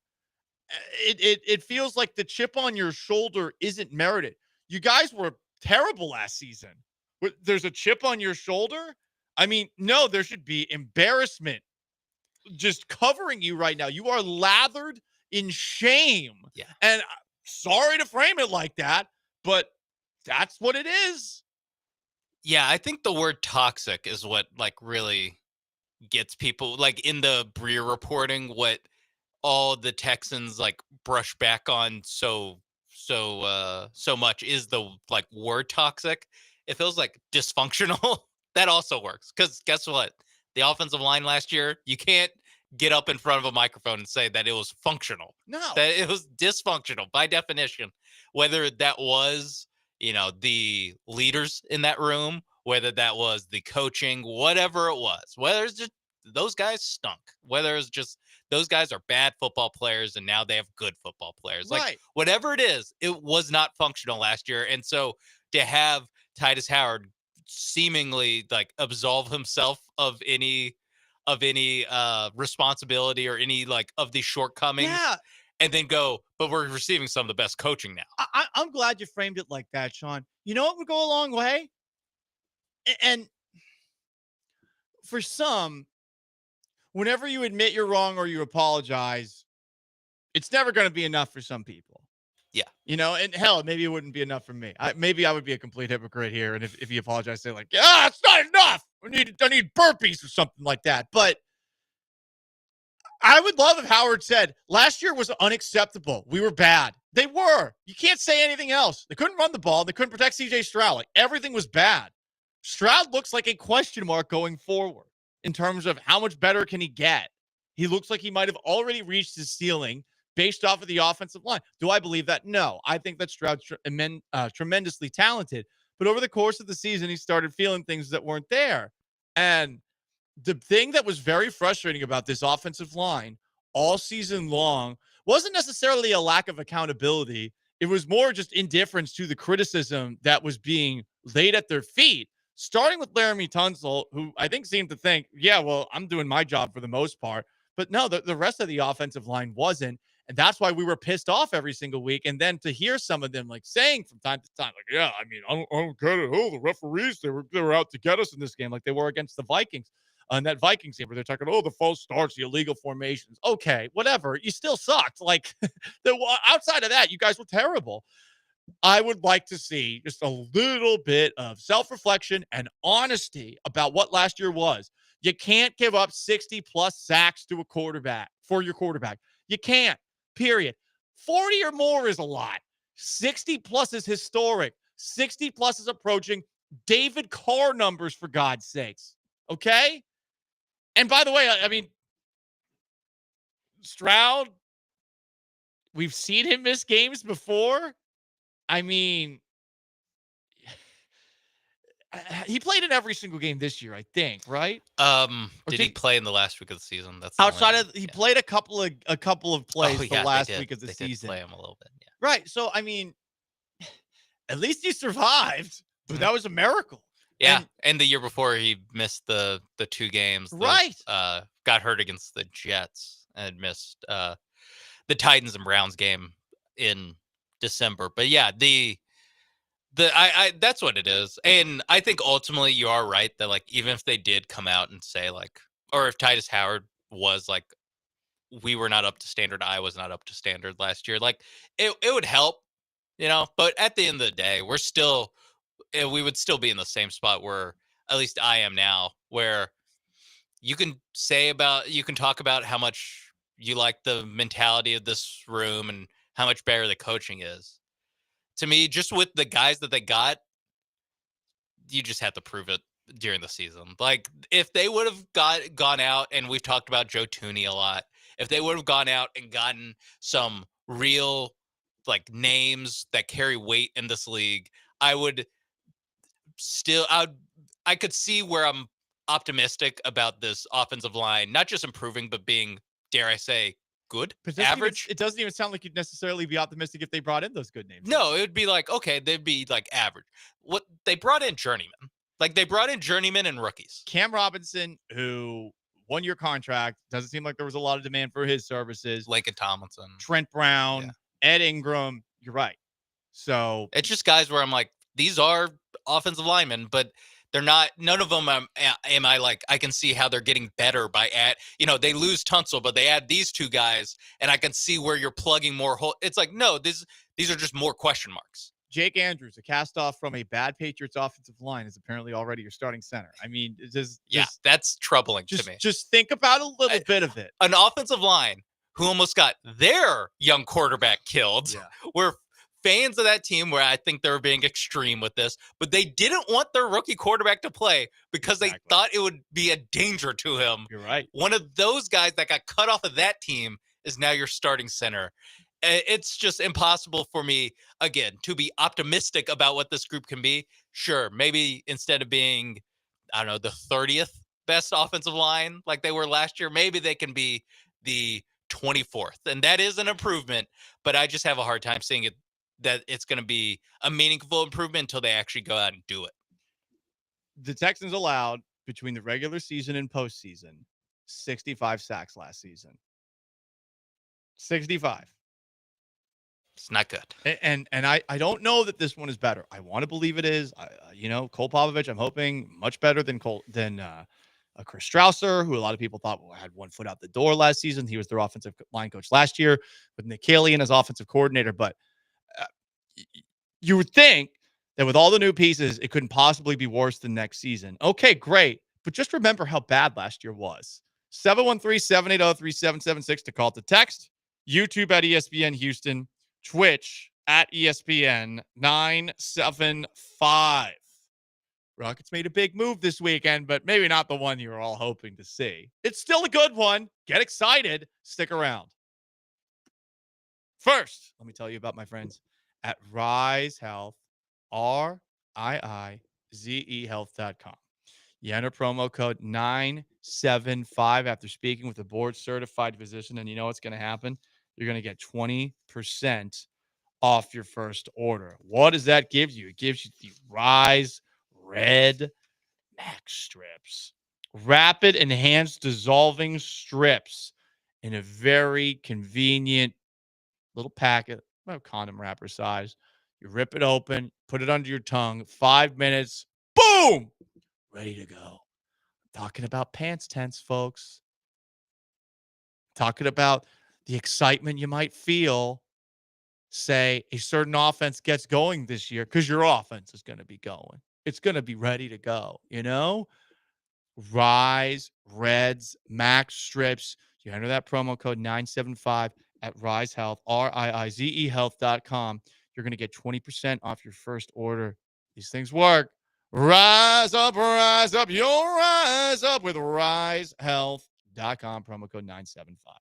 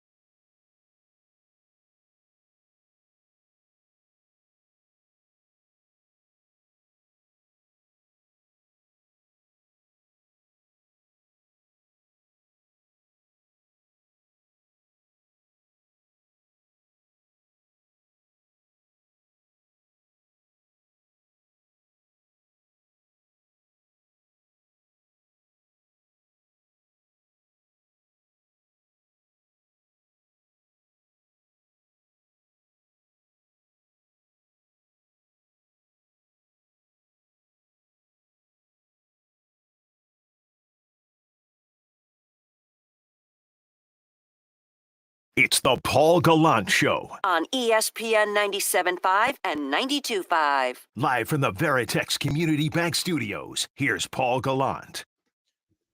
Most interactive sports talk show in town. 713-780-3776 to call to text. We'll respond to a couple of fun texts in just a moment. First, though, big news for the Rockets over the weekend.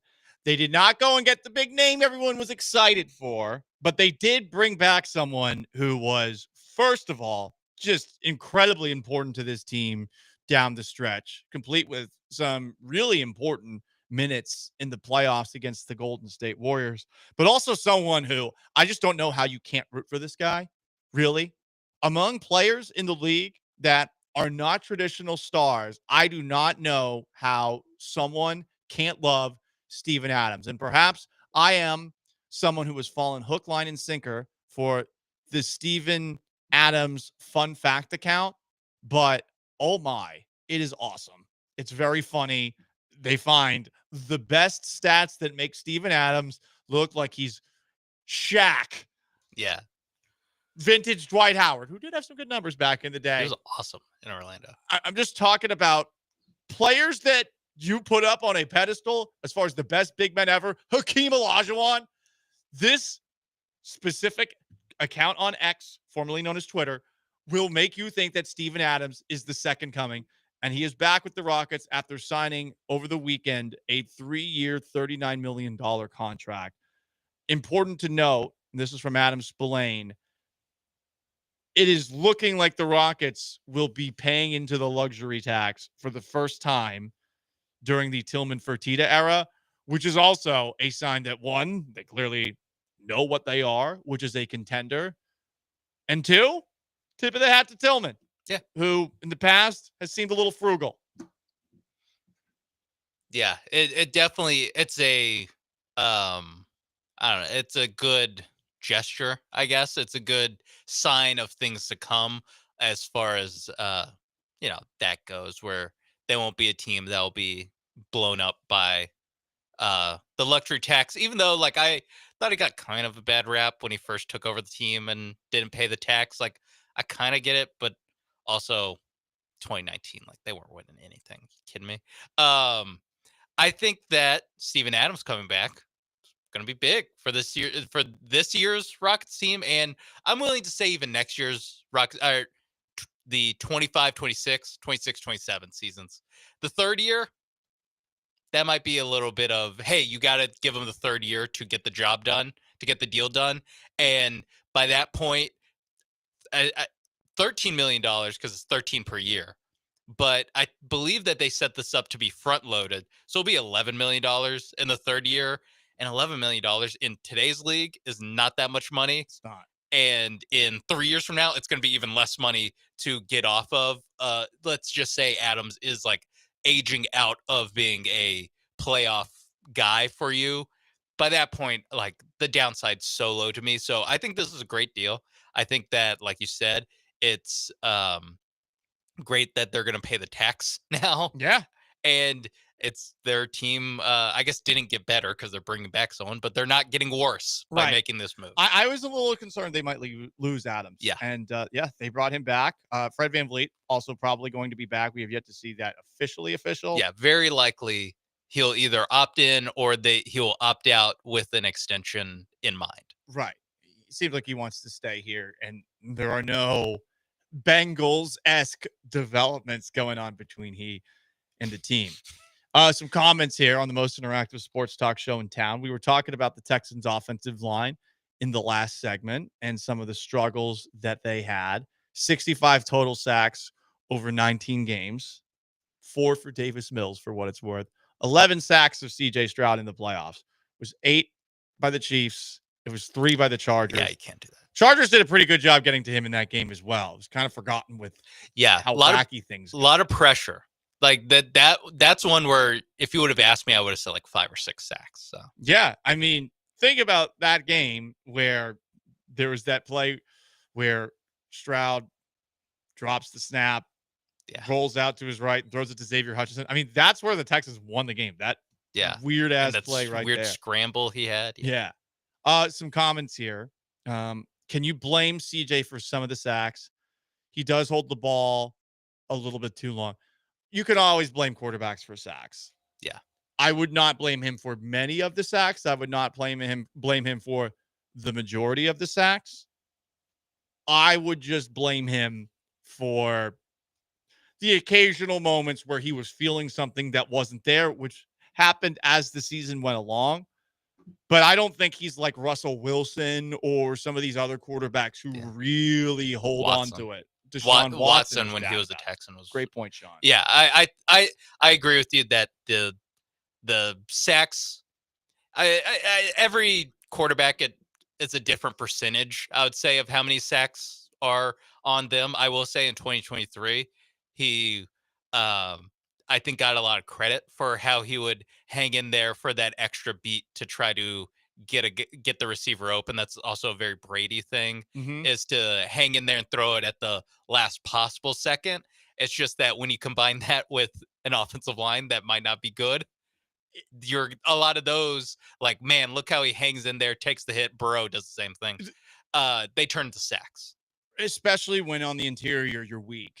And Yes. I mean, you could argue last year that on the edges the Texans were a little bit better than they were up the middle. But if there's a pass rush coming right up the middle, like there's very little you can do. And we saw the problem they had with stunts Yeah, the entire that too. season, Oh. where it's like there's like that's not on CJ Stroud. I blocked that out of my memory. Yeah. There were so many of them. From the text line, hey Paul, can you take some of the same advice for Titus Howard and apply it to yourself? Your show is asked, but we still listen. Just like we watched the Texans O-line. Listen, this show is very honest about what it is. This show has always been honest that it's terrible. Like we know this, but people like it. We don't know why. But no, this show has always been as honest as it gets. Perhaps to my own detriment from time to time. I believe relationships have ended because of things I've said on the air. Some more texts here. Key from LA asks, Paul, did your parents discipline you by making you work out? They should have.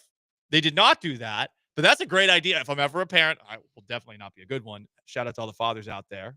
Shout out to my dad. Shout out to my stepdad and my godfather and my brother-in-law and all the other fathers in my life. But that's a great idea. Burpees to punish your kids. I like it. They'll get absolutely yoked. Up downs, run a lap. Yeah. I don't know if that works with Gen Z plus Well, or it also, whatever it is now, Gen Alpha. Yeah, it's like a little bit of you're setting it up where exercise is a punishment and not something you should want to do. Yeah. That's tough. But I don't know. In the meantime, yes. If I combine that with raising them Catholic, then they'll feel guilty and then like they they'll be need like, to be punished. Yeah, it's my fault. You're right. Okay, Like, I got it. That's my whole life. It's just like feeling I'm not supposed to be happy. I don't deserve this. Yeah. Beat myself up a little more. If you're happy, something's going wrong. Yeah, got it. One texter asked any advice for a first-time cat owner. My wife and daughters adopted a cat over the weekend. They're bringing it home in 2 days. You need to put it in a separate room for a few days, like a room that is removed from everything. It is going to be freaked the bleep out. And on top of that, when you do eventually let it out, once it gets a little more comfortable, it is going to find places to hide, and you are going to think that it has left. You're going to think that it has run out of the place. It probably is not. It has found a nook or cranny. You will eventually figure out these nooks and crannies. They're very predictable. They go to the same spots over and over again. But the first thing, one room, bathroom generally works. Let it feel itself out. And then just prepare for it to go missing a lot. And you'll think that it's missing. Eventually, you'll find all the spots. But that's how they work. I remember one time before I went to work, I was freaking out because I couldn't find my cat. My cat had somehow found a little small hole underneath my mattress, my box spring. Found a small little hole. Was just chilling underneath my bed. Like I just saw like a very little, because she was tiny. She was a kitten. I saw like a little like lump like leaning down underneath the bed, and I was like, "Oh, okay, we're good. We're good." And getting her out was a pain in the ass. We got rid of that bed. Sean Mays behind the glass. I'm Paul Gallant. It's the Paul Gallant Show, most interactive sports talk show in town. Is Joe Espada a manager of the year? How much credit does he deserve for the way that the Astros are sticking together and winning in spite of a multitude of injuries and pretty much no offense? It's the Paul Gallant Show. We'll talk about that. Stay put.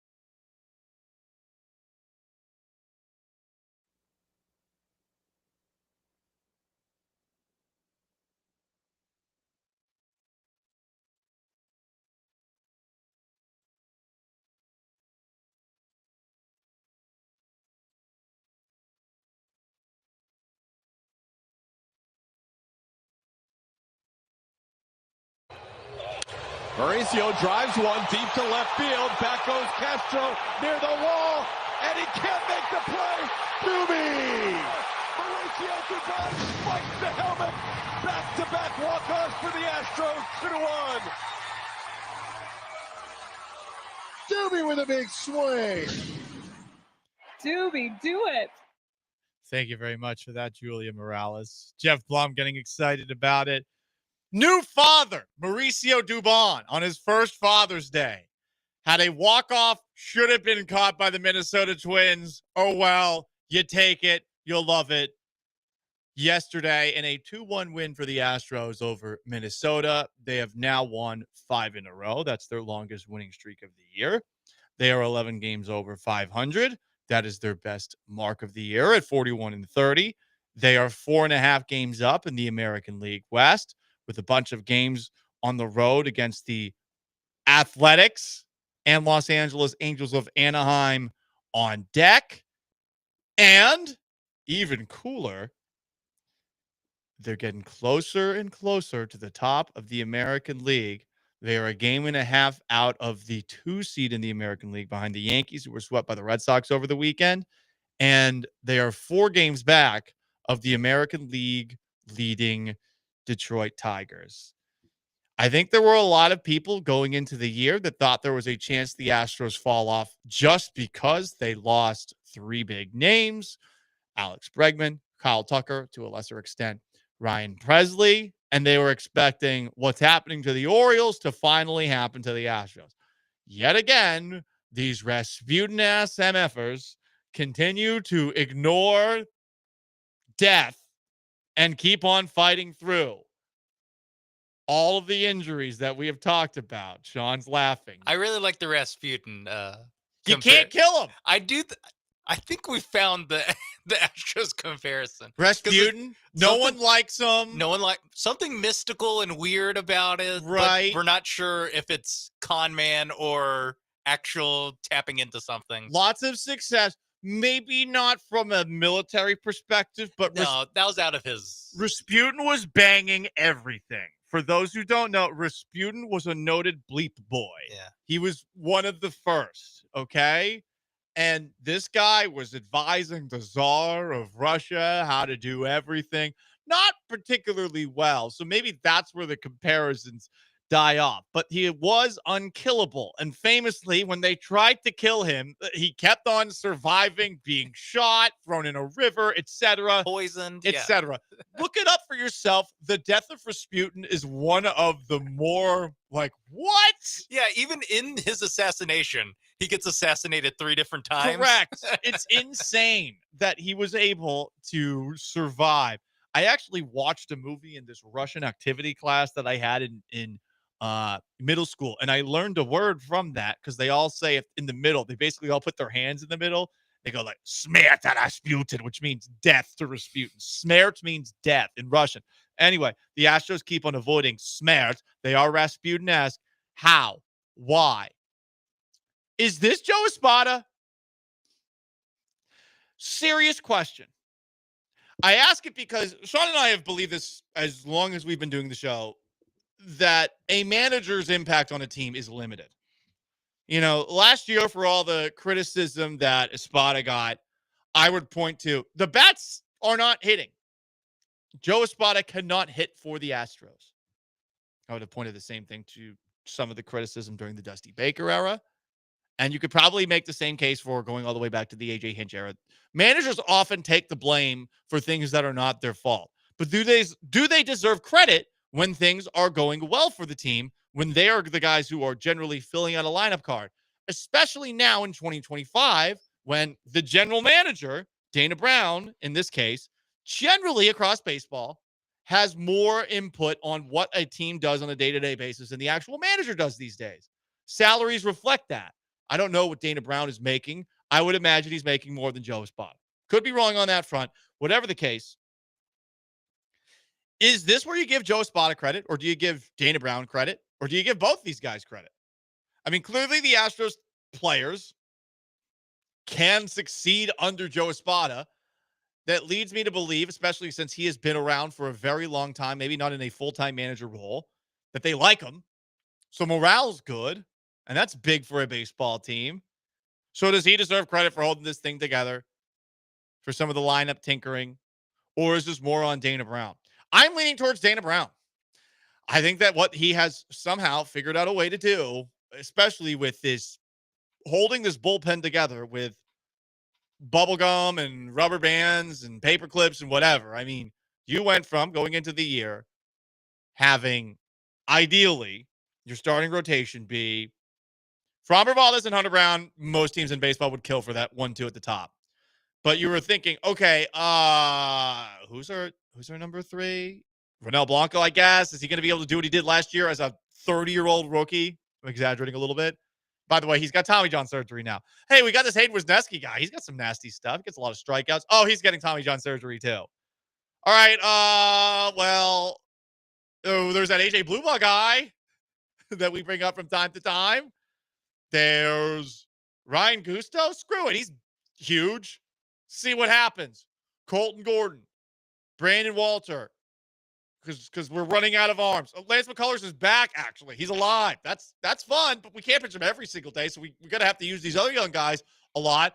Maybe Christian Javier will be back. Maybe Luis Garcia will be back. Maybe JP France will be back. What? It's working. It's working. It shouldn't work. So do I give the manager credit?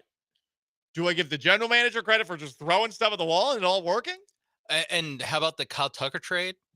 That's been pretty good, though. Wisniewski's not playing. Paredes has been better than we thought he would be. Yes. And Cam Smith has been adequate, and we all think he still has tremendous upside. Yeah. So, I mean, just that trade has worked out. That move, not alone, but that move just in itself, you're just like, oh, okay. Like the stuff that we're down on during this offseason and that we were kind of wait and see on so far, like, I mean, he shouldn't do this, but Dana Brown could take a victory lap on the Kyle Tucker trade. Like he might end up looking really good, especially, when we see that Kyle Tucker contract number that the Astros, like, there's no way in hell they're going to sign that. So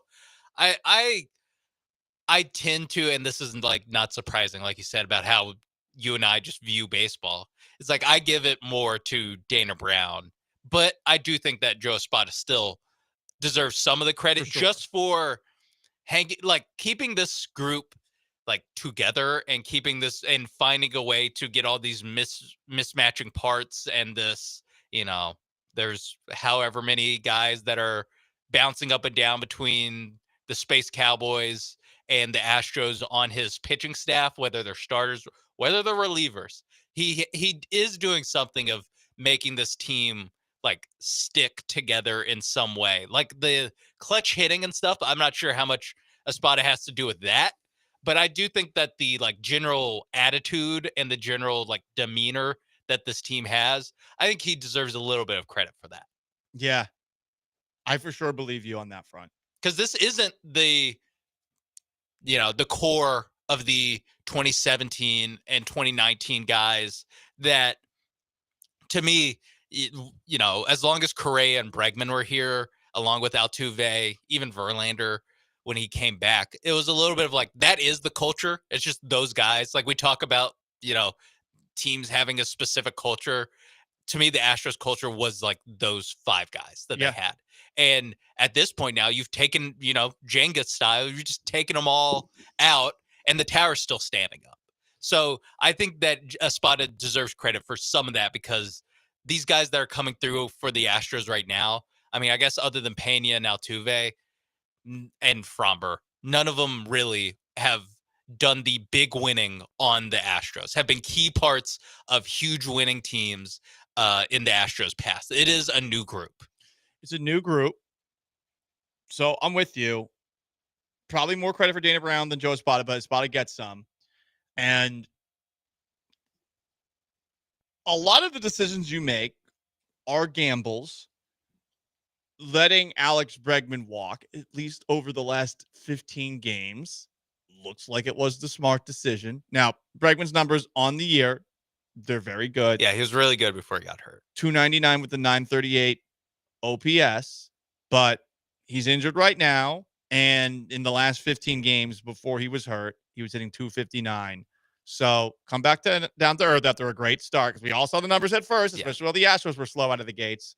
Meanwhile, Kyle Tucker, who plays for a Cubs team that is 44-28 for what it's worth, is dealing with a finger issue as well. So, hey, are these guys all of a sudden terrible now that they've left the Astros? No. But those gambles have not hurt the Astros either. And yeah, that goes back. That goes back more to Dana Brown. So Brown gets most of the credit. Spada gets a little bit as well. And there's another guy who we all have to, I think, start doing our part. I'm doing my part. I'm doing my part. What am I talking about? This man needs your help. We'll talk about him on the other side. It's the Paul Gallant Show. This Houston Astros. Stick around.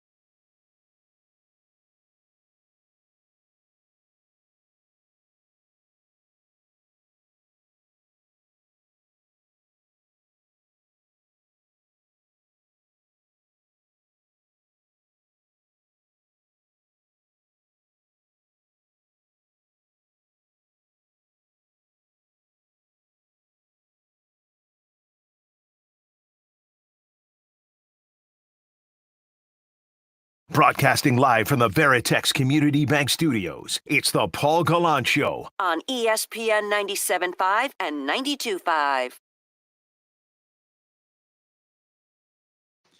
Most interactive sports talk show in town. This Astro needs your help. I'm talking about Jeremy Pena. Jeremy Pena needs your help today. Pena has been incredible. For those who did not pay attention, Jeremy Pena had a 4-hit performance in Friday's beatdown of the Twins. The Astros did sweep the Twins over the weekend 10-3, a 4-for-5 performance.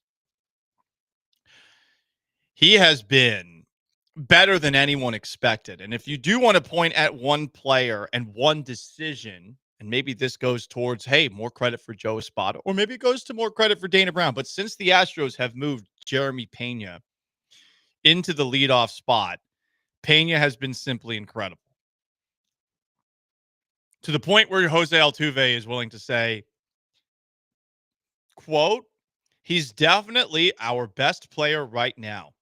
The way he shows up every day, he runs every ball out hard. He's hitting really good, playing really good defense. I think he's going to be an all-star, and he's going to be in the MVP conversation. Since moving to that lead-up spot, we have seen Pena rise the ranks. He is, as far as wins above replacement, number one at shortstop. Now, going to be tough with Bobby Witt from Kansas City in the conversation. Going to be tough with some of the other guys. You got Jacob Wilson of the A's, who's second in the majors in batting average.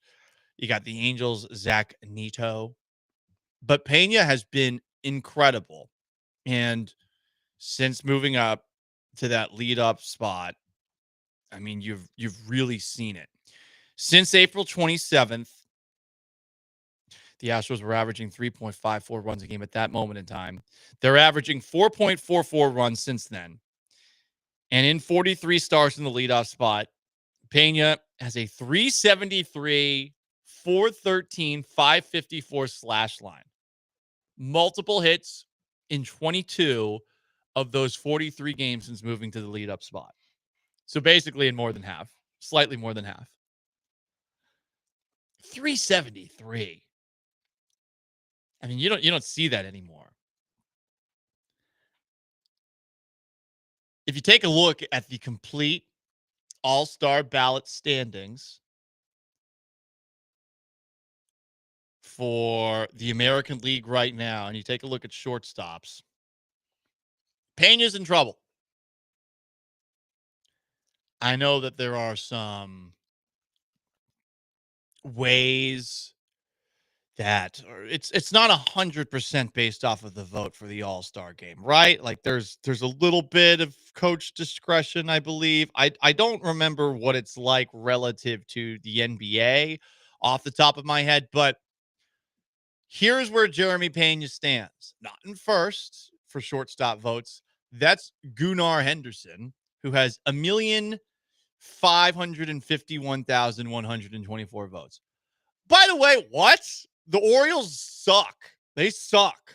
They're one of the worst teams in baseball this year. They've been the biggest disappointment in baseball this year. Bobby Witt Jr. is in second place with 987,000 votes. How does he have 600,000 more votes? Is there like a Norwegian vote or something like that? Sorry to get a little bit, I don't know, xenophobic here, but I'm seeing his name Gunnar, and I'm assuming that the guy's from like Iceland or Norway or something. Sorry. Anthony Volpe, this is stupid. Always a Yankee at the top, is third with 537,000 votes. Corey Seager of the Rangers, 490,000. Bo Bichette of the Blue Jays, 400,000.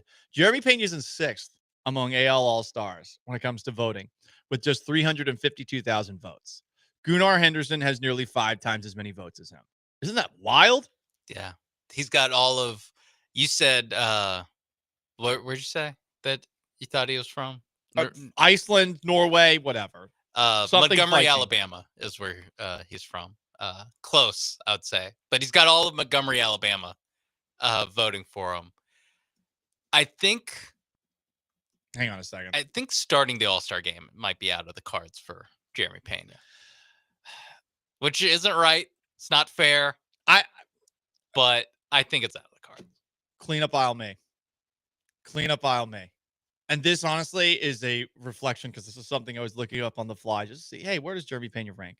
The link that I put in, get what the first link that came up for on Google for the AL All-Star Game voting was for. It was for June 24th of 2024. So I was looking at last year's numbers. So that makes sense for Gunnar Henderson getting that. Clean up on aisle May. It happens. It happens. That's a terrible job by Major League Baseball where that's the first link. When you look at MLB All-Star results, here's June 24th of last year. Yeah, I did look up how the reserves get picked because, like you, I am unsure of how the reserves of the All-Star game get picked. Finalists who, hold on.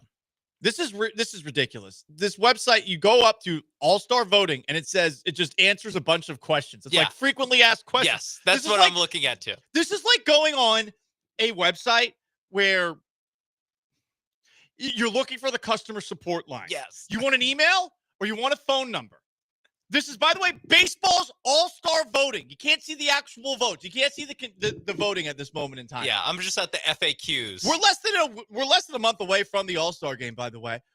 We get FAQs instead of the actual effing numbers? How is this sport not dead? How is it not dead? And sure, I screwed up here, but how? How do I see the voting? What is this website? What are we doing? What an unprofessional league. It's an unprofessional show. You expect this from us. From this? Outrageous. But what I do know is this. Pena is going to need your help to get to the All-Star game. Why is Jeremy Pena going to need your help to get to the All-Star game? Because he is an Astro. People will look the other way. And on top of that, there will be other guys who are getting an alarming amount of votes that are undue. You know what's the third thing that comes up when you look up like MLB All-Star ballot voting? WNBA All-Star voting sweepstakes and voting results. I'm not kidding. This might be a Google problem, in fact. Anyway. I mean, Google is like much worse than it used to be. It's just like that happens a lot where I'll look something up for this year and I'll see last year's thing before I see this year's. It's very, very frustrating. But on the FAQs, I think the All-Star process might be too complicated. If you need a page full of FAQs where there's phase 2 of fan voting, because there's phase 1. Starters are voted by the fans. Phase 1 is to get the leading All-Star vote getter. Phase 1, help your favorites advance. Phase 2, June 30th through July 2nd, vote for the starters. Wait, huh? Wait, what did I just do in phase 1 then? I think it's you can vote for anybody at anyone in their specific position in phase 1. Phase 2, it's like just the finalists at those positions. So basically phase 2 is like, all right, cut the nonsense out and like, hey, sorry Mariners or Marlins fans, you're not going to get Marlins and you're going to get one Marlin in the All-Star game. So your ballot of putting your entire lineup, that's cute. We're not actually going to take that into account. Now let's actually vote. So I think Pena has to be a top 3 guy in phase 1. You would think. I mean, if you look at his numbers relative to all the other shortstops that are on it, Jacob Wilson is really the only guy who has numbers that look better because he's hitting 367. But after that, when you're looking at shortstops in the American League, he is the only one that's got a average north of 300. And okay, you want to look at the home runs and all of that. No one's really coming away from the pack in terms of home runs. The home run leader at this moment in time is Zach Neto with 10. Pena's got 9. Pena, on average, seems to have the best numbers after Jacob Wilson. Yeah, to me, it's Jacob Wilson, it's Pena, and then you're fighting the All-Star game like name bias of whether it is a Yankee, whether it is, I guess there's not a Red Sox shortstop that you're going up against, but you know, Bobby Witt Jr. from the Royals, where it's a guy who's viewed as one of the best players in baseball, even though in the first however many games of the season, his numbers aren't far and away better than these guys. There's just a name value of like people go and they go, oh, Bobby Witt Jr. Yeah, sure. Vote for him. It's either guy on a team with a huge fan base or superstar from past seasons. I would say that's Pena's chief rivals after, you know, of course, the bitter AL West rivalry he has with Jacob Wilson. You know how we all have opinions on Jacob Wilson. Yeah, big time. I think when the Astros played the A's the first time this season, or maybe the most recent time this season, my thoughts on Jacob Wilson was, wow, good average. I think that was it. Well, I was like, wow, he's hitting the ball pretty well.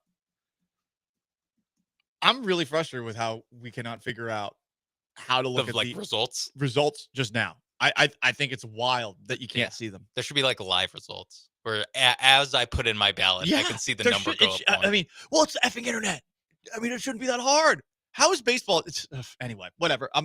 Let's talk football. Let's talk football. Sorry, baseball. You lost me. You lost the plot. We tried so hard. We got so far. But in the end, it didn't really matter. It's the Paul Gallant Show, most interactive sports talk show in town. Does a Houston Texan regret his new home? Stick around. On the other side, we continue our countdown to the start of the NFL season. Stay put.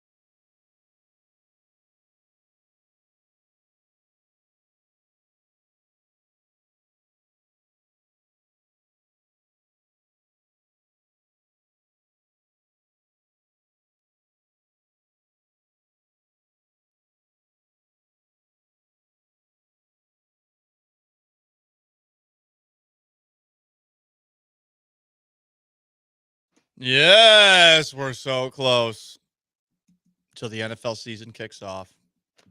We are currently at, if you take a look at the number, and of course, man, I just do not trust. I just do not trust Google right now. Google just lied again. They have turned things over to AI, and it just does not work anymore. It does feel like, and I'll give you a couple of seconds here to look it up. It does feel like we're doing with AI. We're turning over the offense to to a quarterback who isn't quite ready to play in the NFL. No, they're not. We're really turning over to AI. Where like AI still is not better than like normal Google. No, it's frustrating. 80 days away. My favorite ever player, Troy Brown, from the New England Patriots, 3-time Super Bowl champion. Best as a wide receiver, but played every single position. In the slot, punt returner, special teams demon. Hell, he even played defensive back in the playoffs while wearing number 80. So Troy Brown's my favorite number 80. Best number 80 in NFL history. You guessed it. It's also Troy Brown. I'm not biased at all. I think there's another wide receiver who wore number 80. Wink, wink. Nudge, nudge.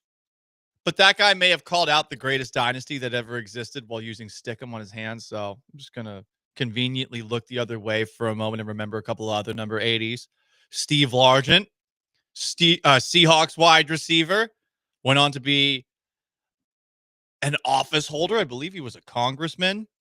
You got Isaac Bruce, part of the greatest show on turf, Rams.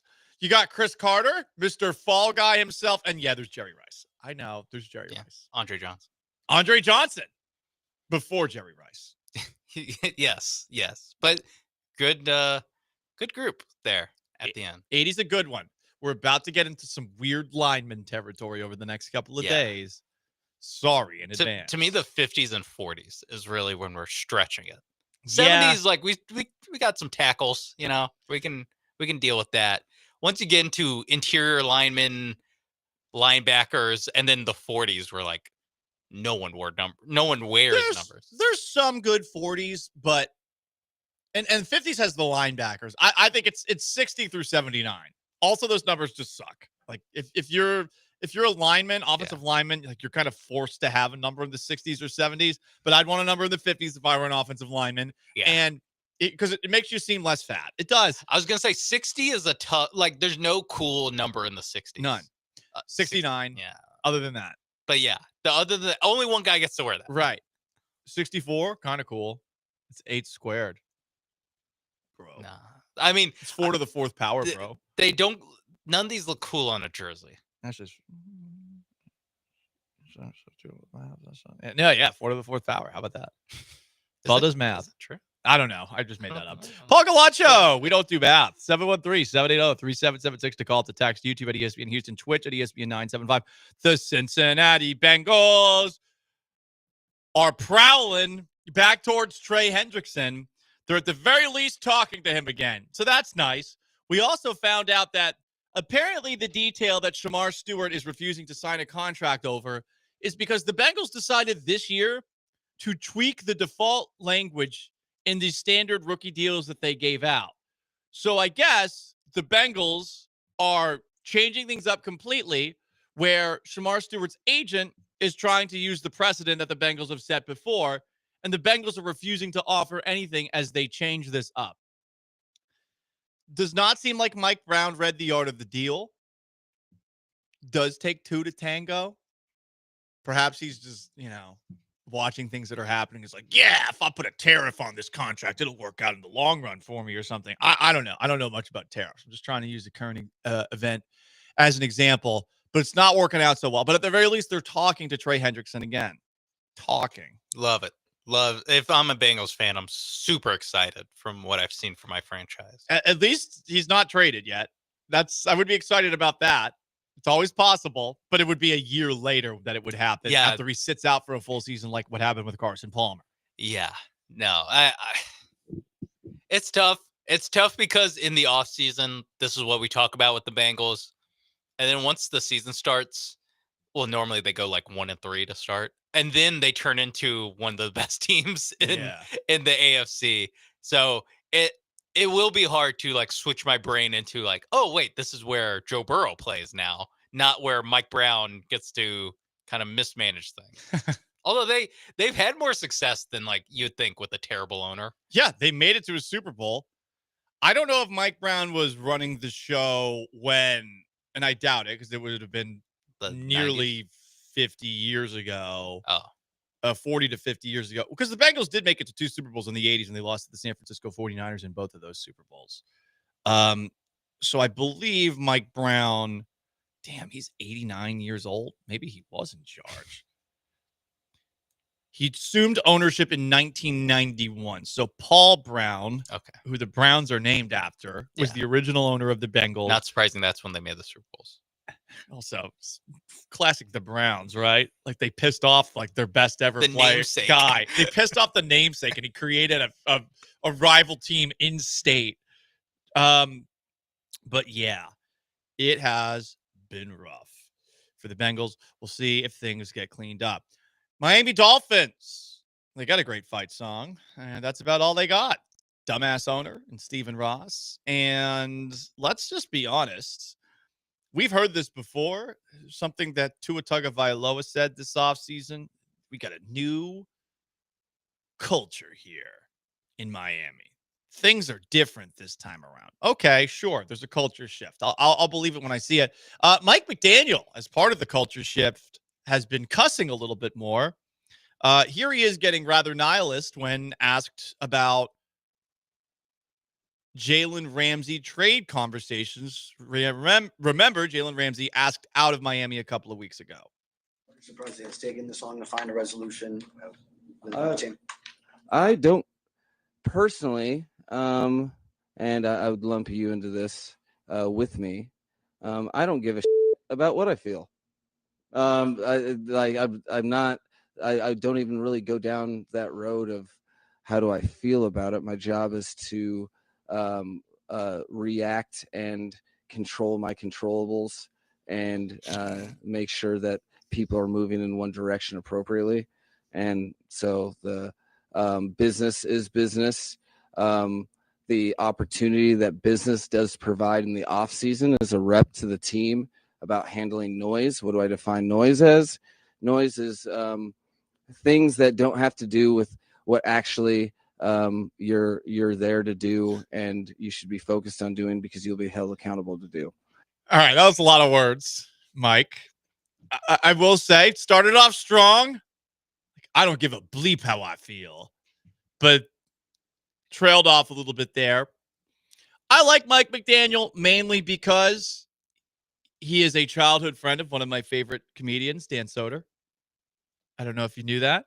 I didn't know that. They grew up together. Wow. They're boys. They've been boys for a while.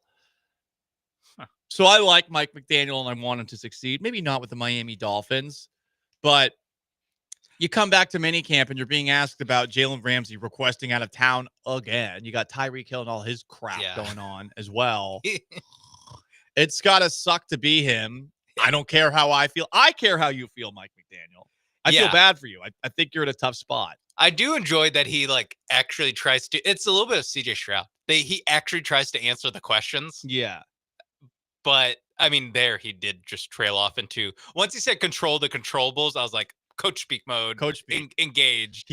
Where it's about how we do the things we do because we do them, and the question is, do we do them well? I'm like, you're saying the word "do" a lot. All right, we could have cut this a little bit earlier. There's a very good chance that he gives an answer at first, and then he just goes on autopilot. He's like, why am I here? This sucks. Just ask me about this guy he asked me for a trade. It's like when I do a filibuster when we're trying to get something ready to go, or when I'm looking for something that I just Googled.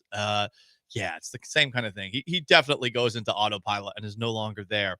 More from Mike McDaniel. He loves cussing. Here he is talking about old Zach Wilson, who is now a Miami Dolphin. Curious, what's impressed you the most about him? Anything unexpected that you've seen from him so far? There's residuals to people just in general that have gone through things. But as a football player, he's come close to about as much scrutiny as one could have. And he looks like a guy that has been through some and found his way through it. We'll see what Zach Wilson does. I mean, he's in more bleep because now Quinn Ewers got drafted. So third string quarterback probably right now. I don't know. I mean, probably competition at least. Zach Wilson, year 4 and 5 in the NFL? Feels like it's been longer. You got to beat up a 7th round pick. But I don't know if he can. Quinn shouldn't have been a 7th round pick though. Don't you think? The NFL is trying to send him a message, trying to humble him. Yeah. They're trying to humble him and trying to humble Shedeur Sanders at the same time. People don't talk about it as much as the other guy. No, they don't. No. Mel Kiper doesn't care about Quinn Ewers. Yeah, that's true. It's true. Honestly, I'm kind of offended by that. Mm-hmm. Anyway, we all know what we're talking about here. Quarterbacks who transfer. Yeah. Which Shedeur Sanders did too. Yeah. Paul Gallant Show, ESPN 97.5, 92.5, 713-780-3776 to call, to text, YouTube at ESPN Houston, Twitch at ESPN 975. The Rockets, they brought back Steven Adams, but they're also big game hunting. The latest in their pursuit of a top star next. Stick around.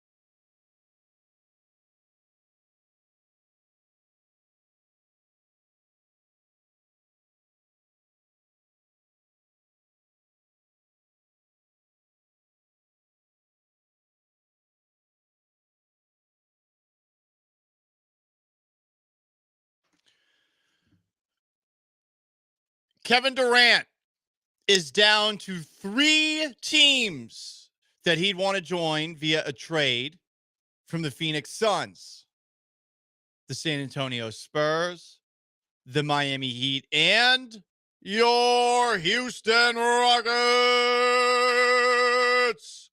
So, how close are things to actually going down? Well, it seems on the Rockets front, things are not that close. Here is ESPN's Tim McMahon, who's about as plugged in as it gets when it comes to national media talking Rockets, talking about discussions between the two with Brian Windhorst. You know, I know like I'm best sourced in Houston. I think they would really like to have Kevin Durant. at what they consider to be a reasonable cost, which I don't think the Suns would I don't think consider he's on to sale. be an appealing return.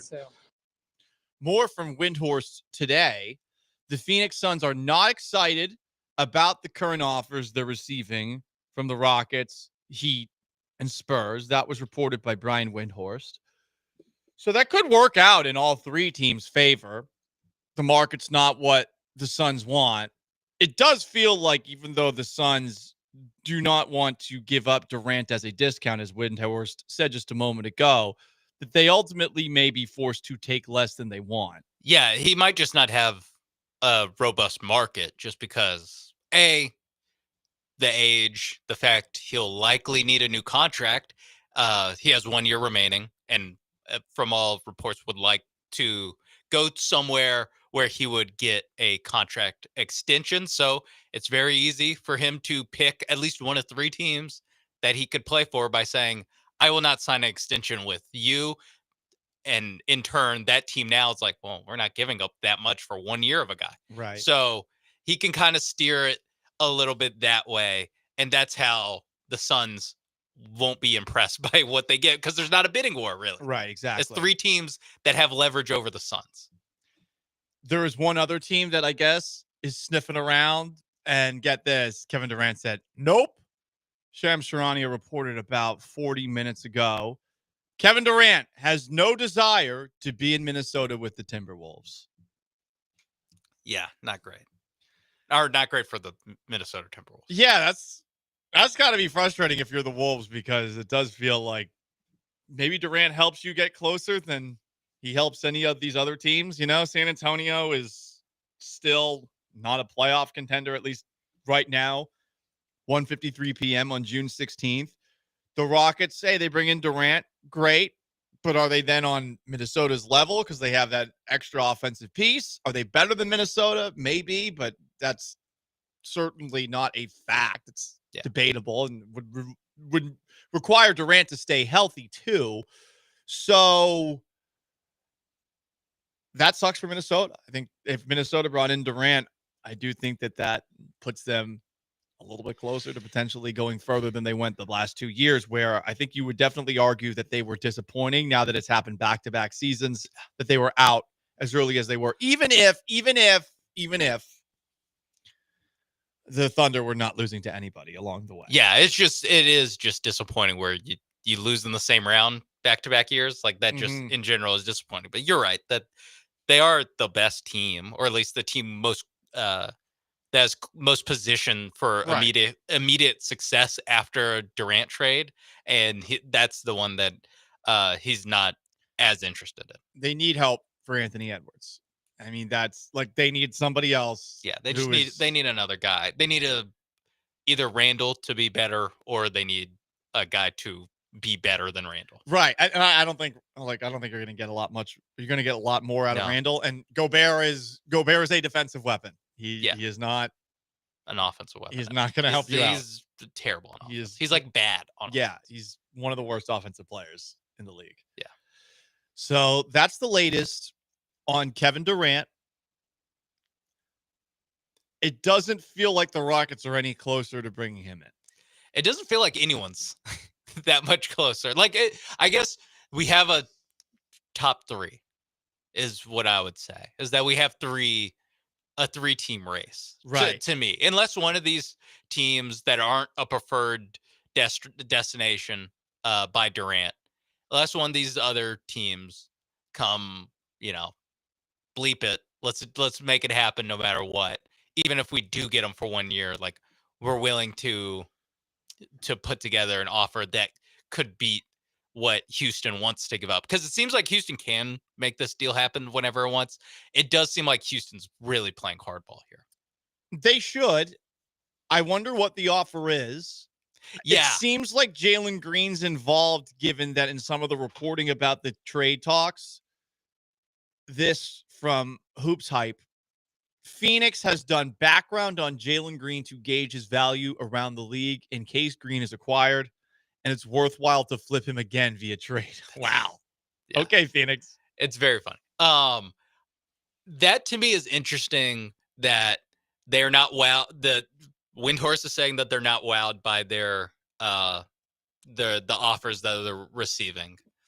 With the speculation for what the Houston package is, there has to be a mismatch there. Like there's one part that's not correct, that Rockets fans are like, oh my God, there's not a chance in the world we would give up Jalen Green, Jabari Smith, the 10th pick, and whatever you need to make the salaries work. Like that is a draft haul or the trade haul that seems to have, I'm not going to say zero, has like 20% approval rating among Rockets fans.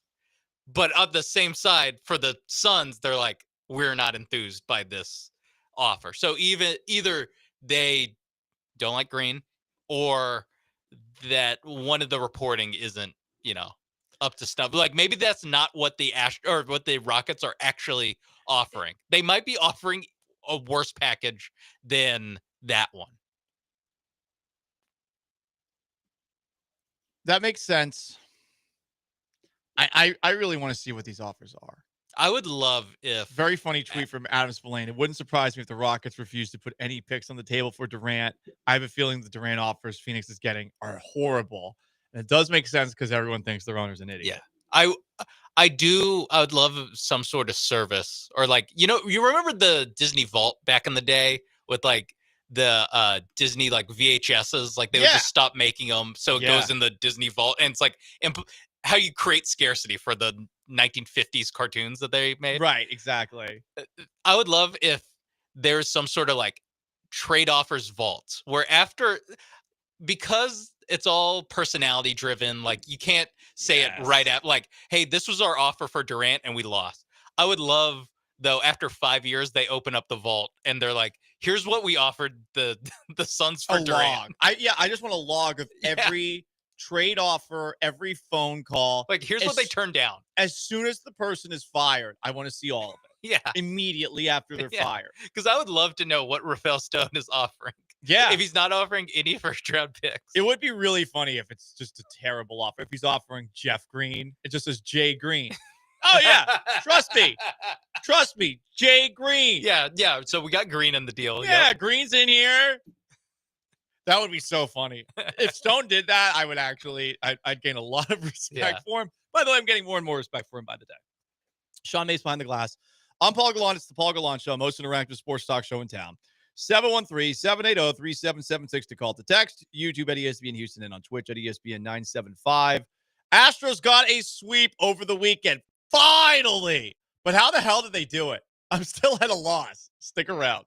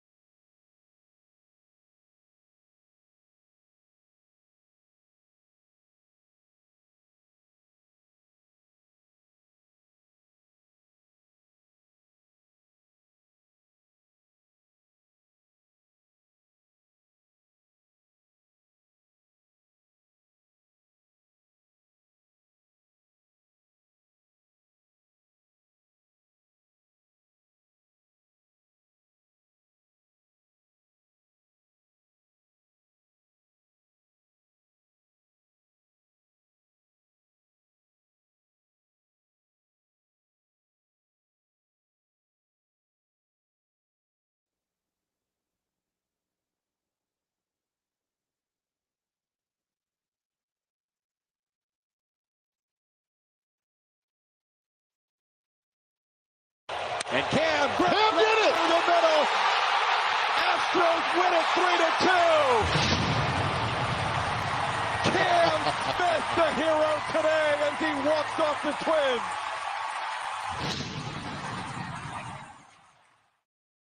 That was Saturday night. Cam Smith with a walk-off off of Joan Duran, the Game of Thrones sounding closer for the Twins, who's supposedly very good. And yesterday, the Astros got him again. They were down 1-0 in the ninth inning. Altuve grinds out an infield single, gets Jeremy Pena over to third. Pena scores on a sacrifice fly to force extra innings. And in extra innings, Mauricio Dubon hits a ball to deep left center that bounced off a Twins player's glove, and the Astros walk off with a win. First sweep against an American team. Huzzah! 5-game winning streak. Huzzah! 4.5 games up in the AL West. Huzzah! 11 games over 500. Huzzah! 2.5 games. Check that. 1.5 games out of the 2 spot in the American League. Huzzah! 4 games behind first place Detroit for the top mark in the American League. Huzzah! But all that said, I'm not trying to be a rain cloud of negativity here or, tinkle in your Cheerios. I'm not trying to do that. I'm not trying to be the showers outside right now. I'm just wondering how the hell they're doing this because it doesn't make any sense. It makes no sense. It's cool that it's happening. Sometimes it's fun to see things happening in a sport that don't make a lot of sense. A team goes on a Cinderella run through the NCAA tournament. I mean, that's why we watch sports. We like the moments of unpredictability.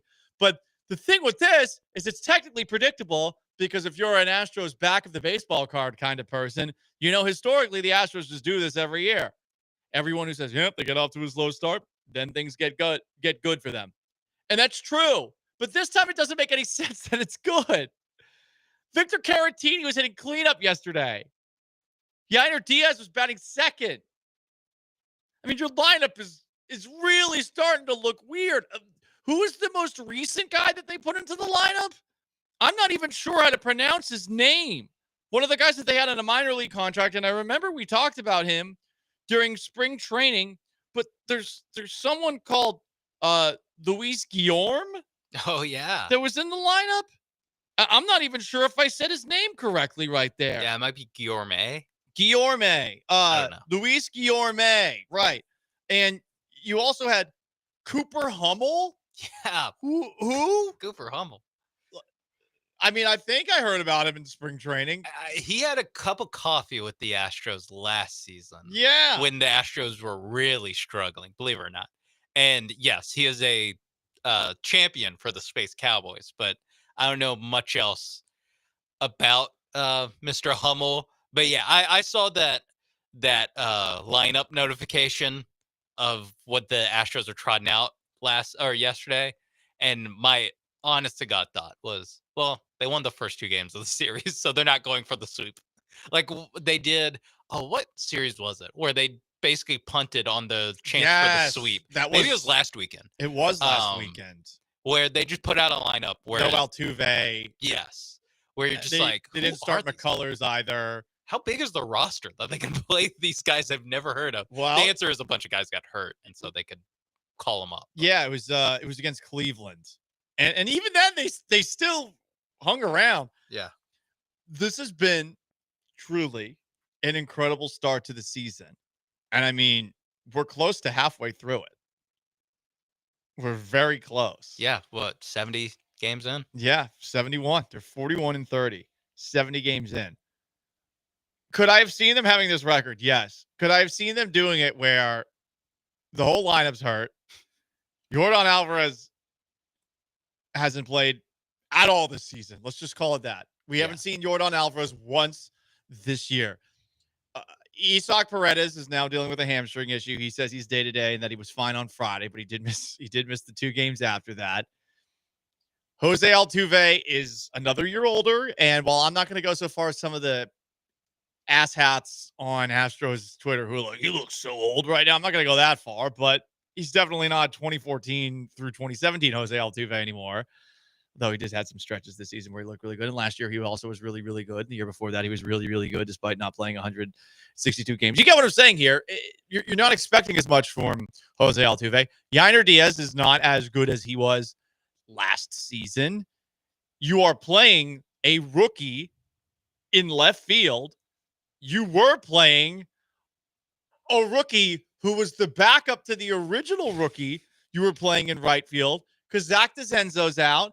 Now, poor Jacob Melton. Jacob Melton. Yeah. Again, the names, there's so many, and I'm just stupid. We've been forced to learn so many names. So I can't remember all of them. Yeah. But Jacob Melton's going to be out at least a month, it sounds like.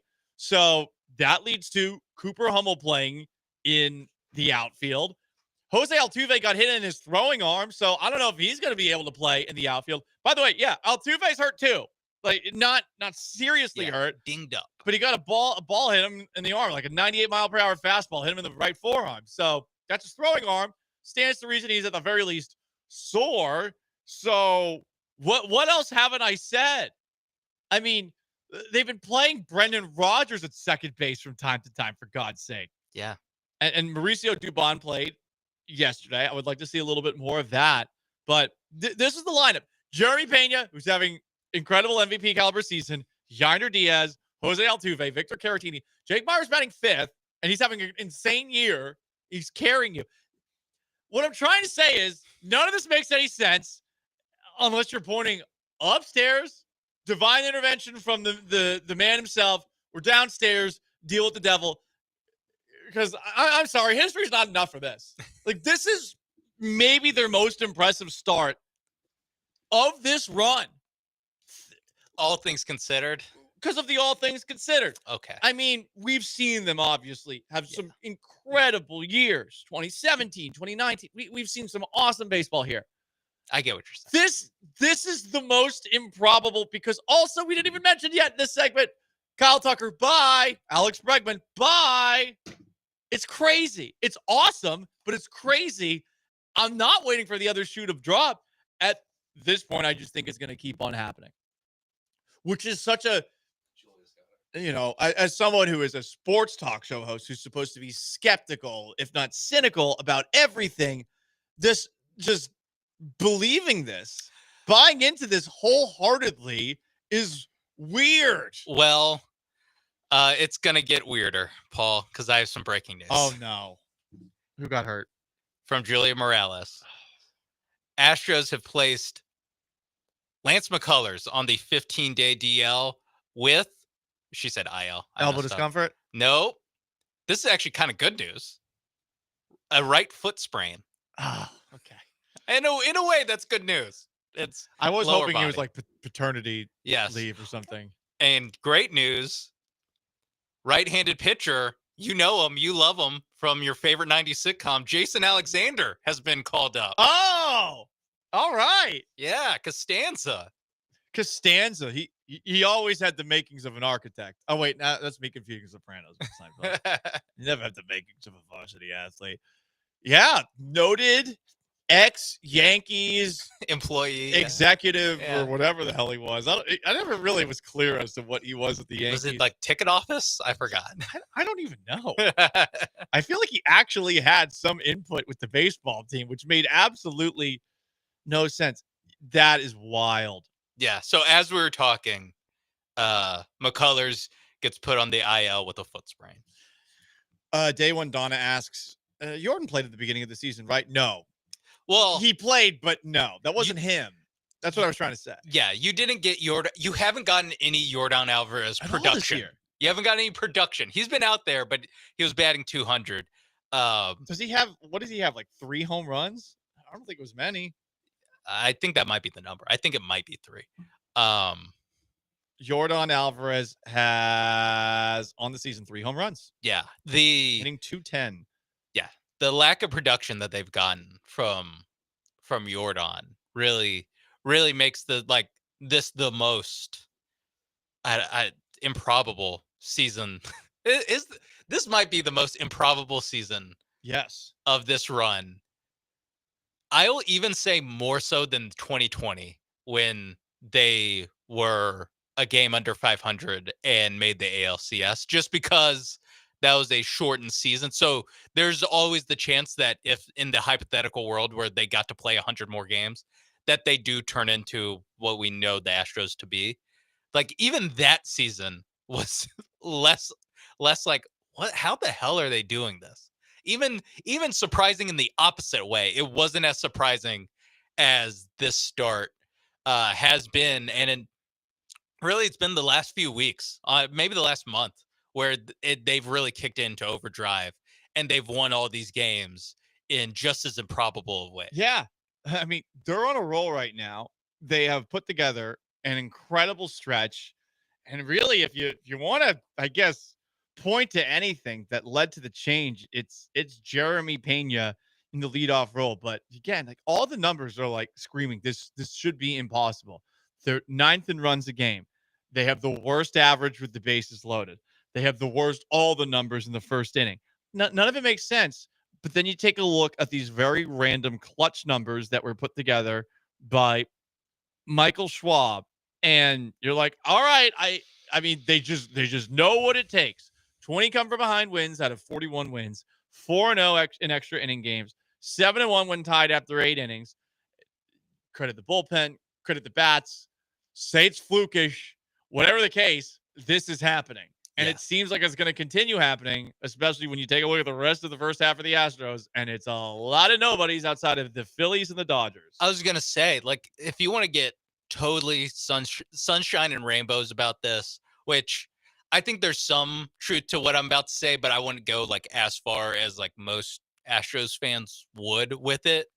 But yes, they have the easiest schedule remaining in baseball. Yeah. They've By already a significant margin. Yes, by a significant margin. They are going, at some point, they're going to get back Yordan Alvarez, who will more than likely play better than he played in how he started this season. So they'll be adding that to their lineup, and they will be getting some amount of pitchers back.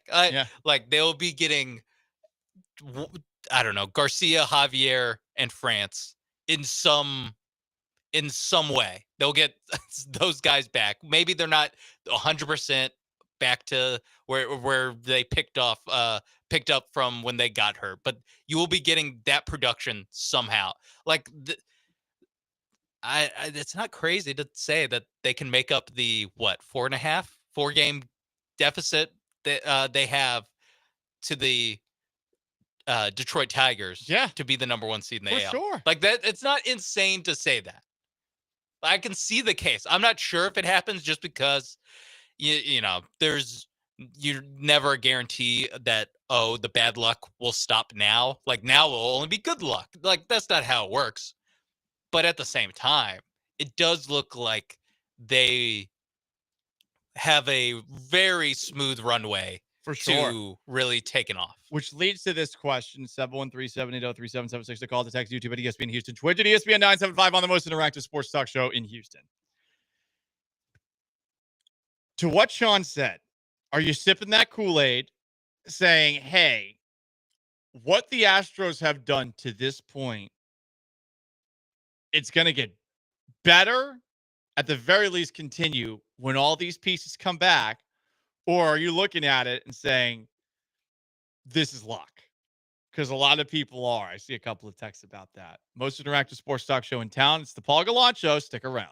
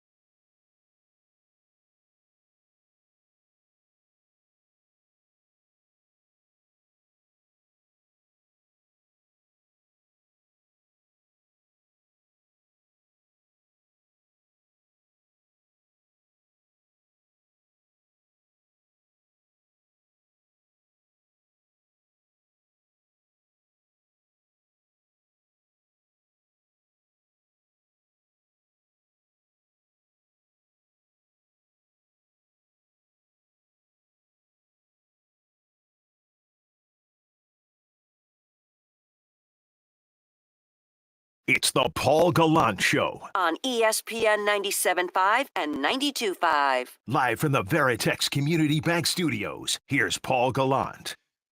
Question we asked as far as the Astros: 5 straight wins, 11 games over 500, 4.5 up at the AL West, game and a half out of the 2 spot in the American League, 4 games out of the number 1 spot in the American League. It's been a very improbable year given all the things that they've overcome to this point. Does that make you feel confident that they will be better, or at least be able to maintain this when some of those key pieces come back, especially given how easy the schedule is the rest of the way? Or are you looking at it and thinking to yourself, this is going to even itself out sooner rather than later, even if the schedule is what it is going forward? I should believe that one. I should. What they're doing right now does not make sense. It doesn't compute.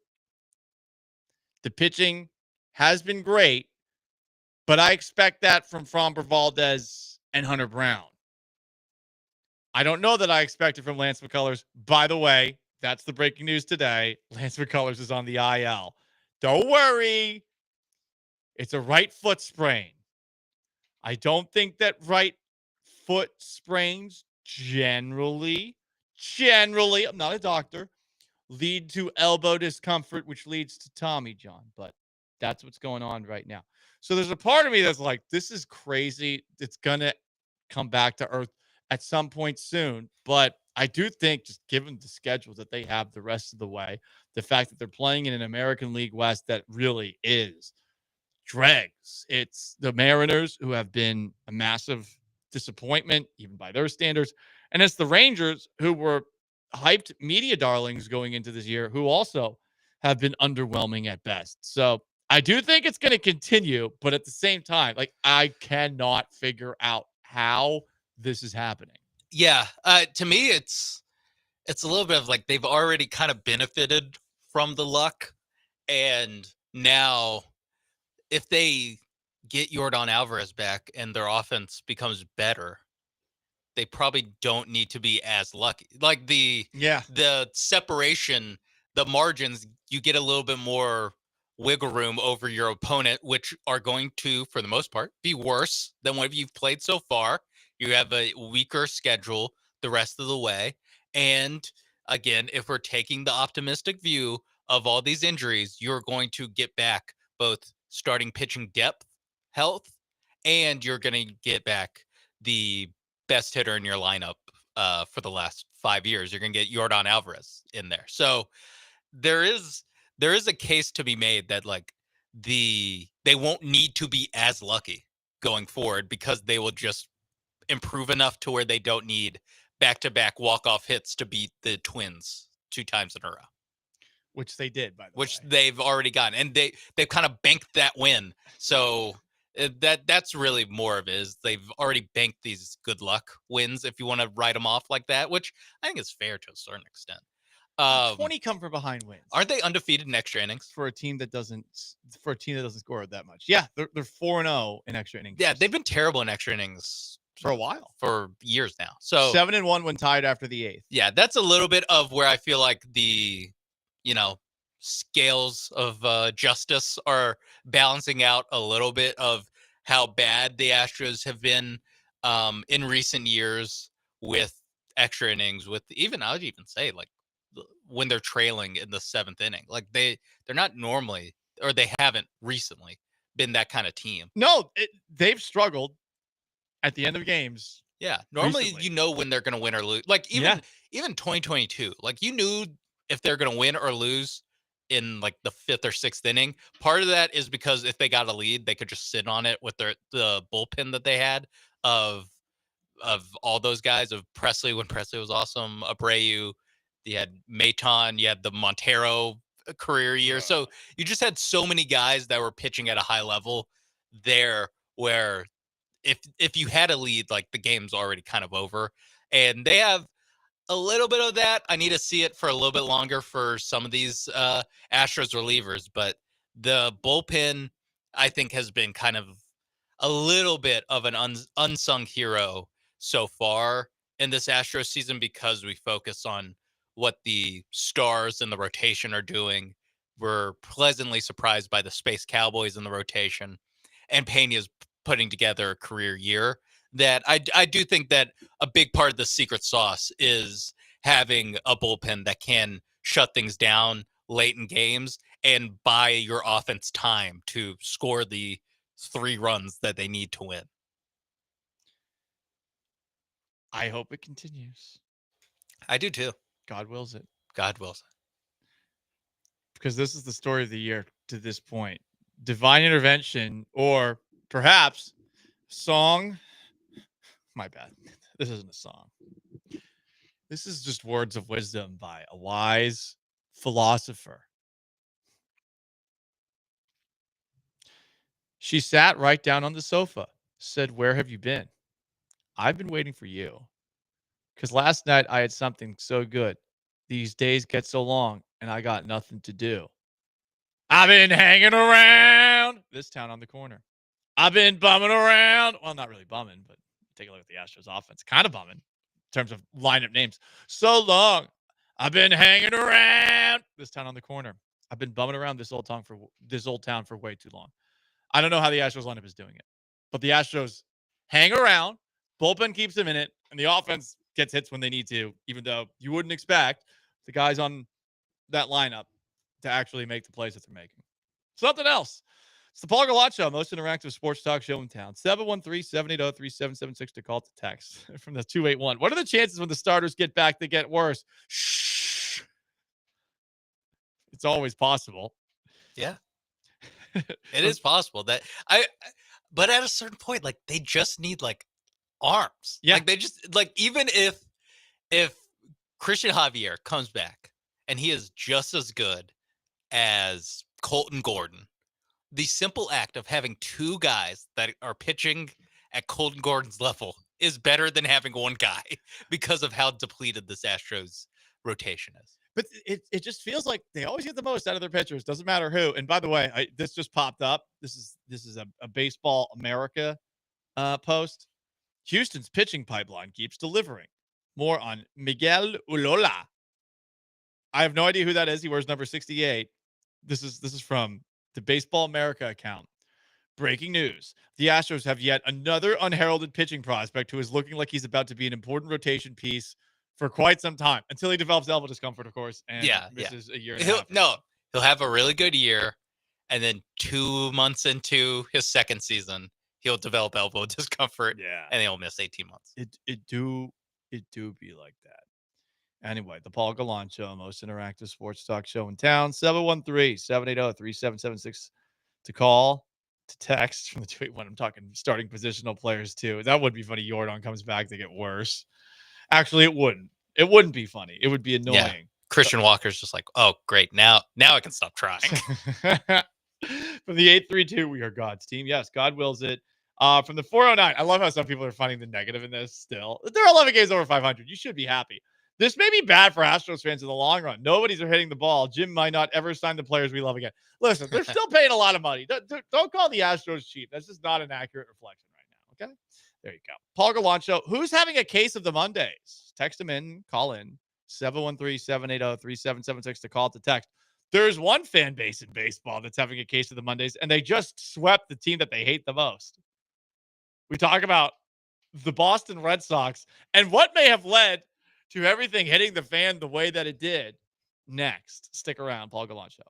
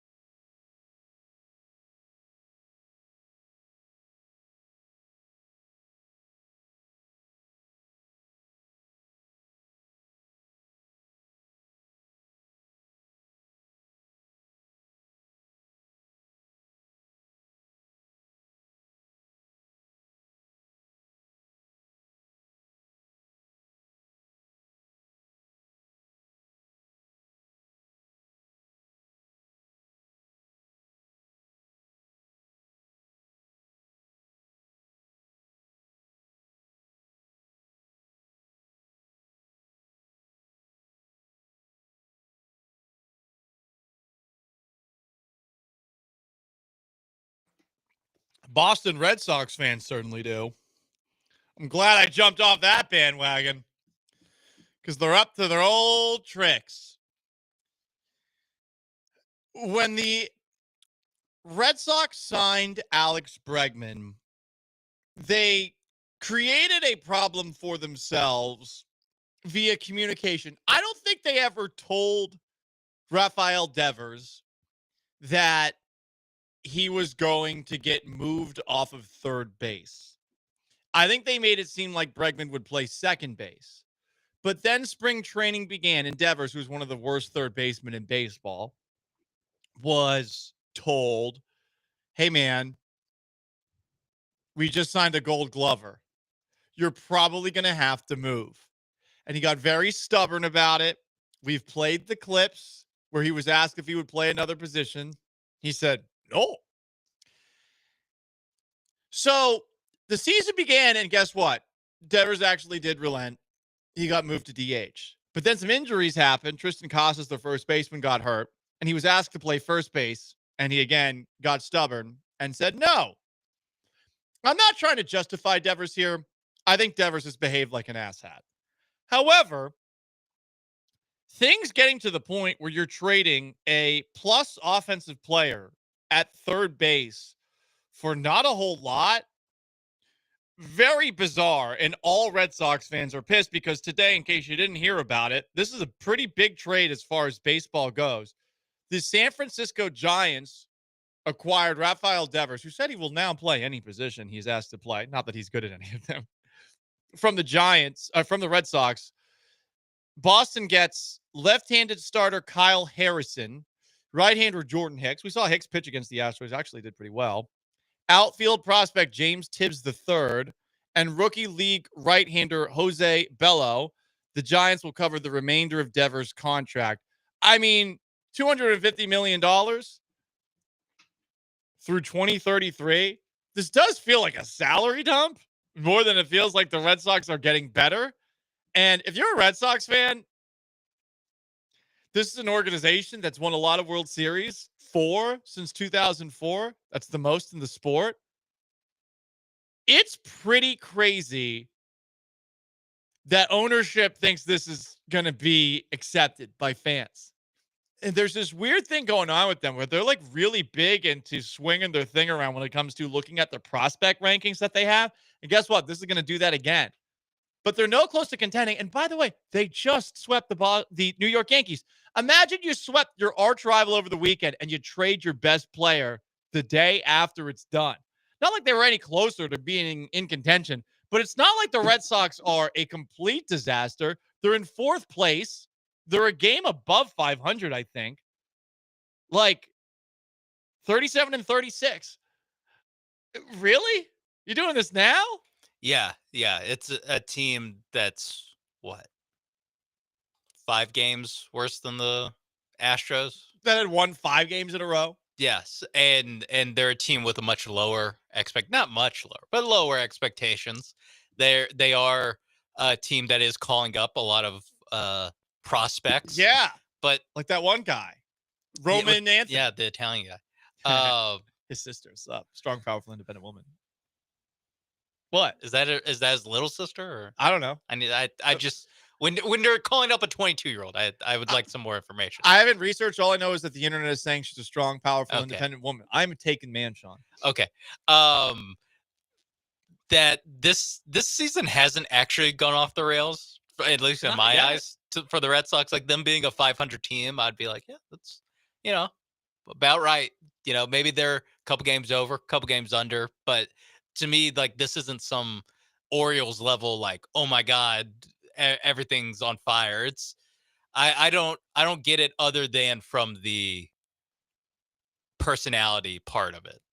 We don't believe in Devers, like his mentality of with how he carried himself in this ordeal. And so what you're saying, they're doing the standard Red Sox playbook, which is they smear the guy on the way out. So all of a sudden you're seeing leaked stories about, like, according to my sources, the last conversation between Devers and the Red Sox management went like this. He expressed his love for the city and desire to stay, but felt unappreciated.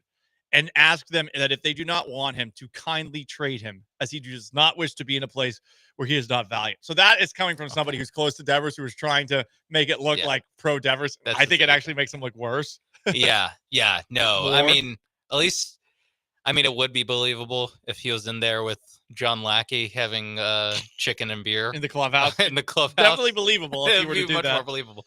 But yeah, I think that's what this is. And I saw a report, I think it was Olney that reported it last night, that they didn't shop Devers, that they had targeted, I guess, One team. Yeah, the Giants, or maybe they had previous conversations with the Giants and they called up Buster Posey, who now runs the Giants, and got the deal done, a la Nico Harrison and Rob Pelinka, the Luka deal. This isn't quite the Luka deal, as far as shocker and disappointing trade haul, but it is of a similar vein of, like you said, they swept the Yankees.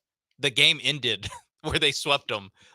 That, by the way, Rafael Devers hit a home run on Sunday. I didn't know that. Yes, he hit a home run against the Yankees this weekend and then was traded hours later. It is a little bit of the Luka deal. Well, except for he won a championship with them. That is 2018? Devers 18, yeah. Wow. That was early Devers. Wild. More of the smear. The team felt $313.5 million comes with responsibilities. Devers did not live up to them. Devers was asked to take grounders at both third and first base in spring training. He declined and asked for a trade. That set wheels in motion for a growing divide between the Sox best player and the front office. Yeah. Case of the Mondays. They'll do it. Red Sox fans and Red Sox ownership and the Red Sox clubhouse. Yes. At least they got Bregman. He goes to a place. I'm glad that he's open to play any position, because Matt Chapman plays third base for the Giants, and he is like pretty good. I'd say maybe not all-time great, but he is defensive third baseman. He is one of the best of the last 20 years. Yep. And I have my doubts that Devers will take his spot. He might need to take some more grounders at first. Who has a case of the Mondays? ESPN producers on a day after no NBA finals. I don't know how many people were watching Speak for Your Pizza or whatever show it was. Get Up, my bad. But on a panel featuring Mike Greenberg and some random reporter and Bart Scott and Damian Woody, the bottom line read, what is Dak Prescott's legacy right now? Oh, man, we're in the thick of June content right now. Great question.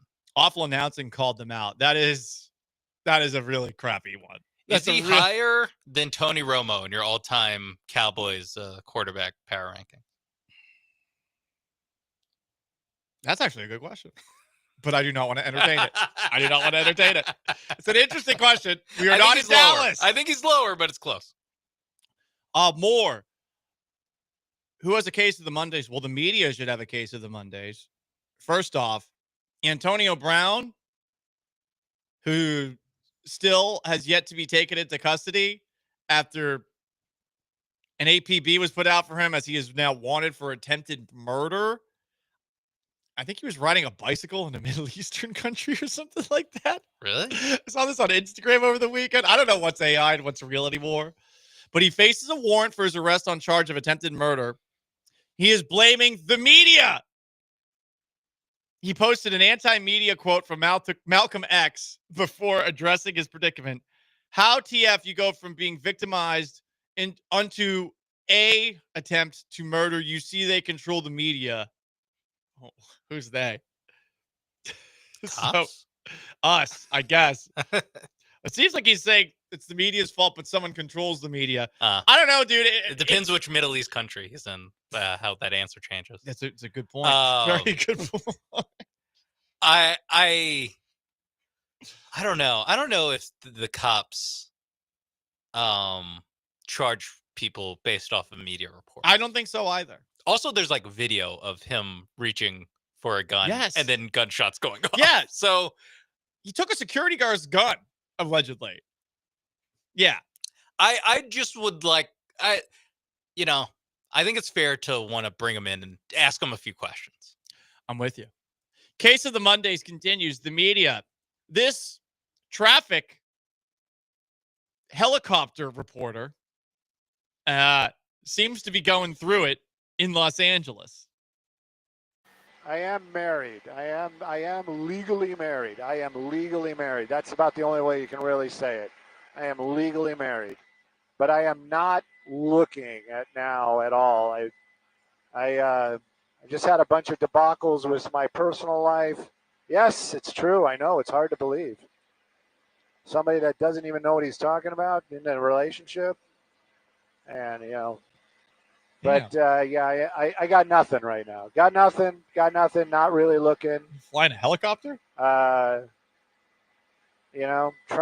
Trying to find myself and be happy. I'm being serious about that. Is this a deleted scene from the rehearsal or something? I respect his transparency. I want to be beholden to no one at this moment.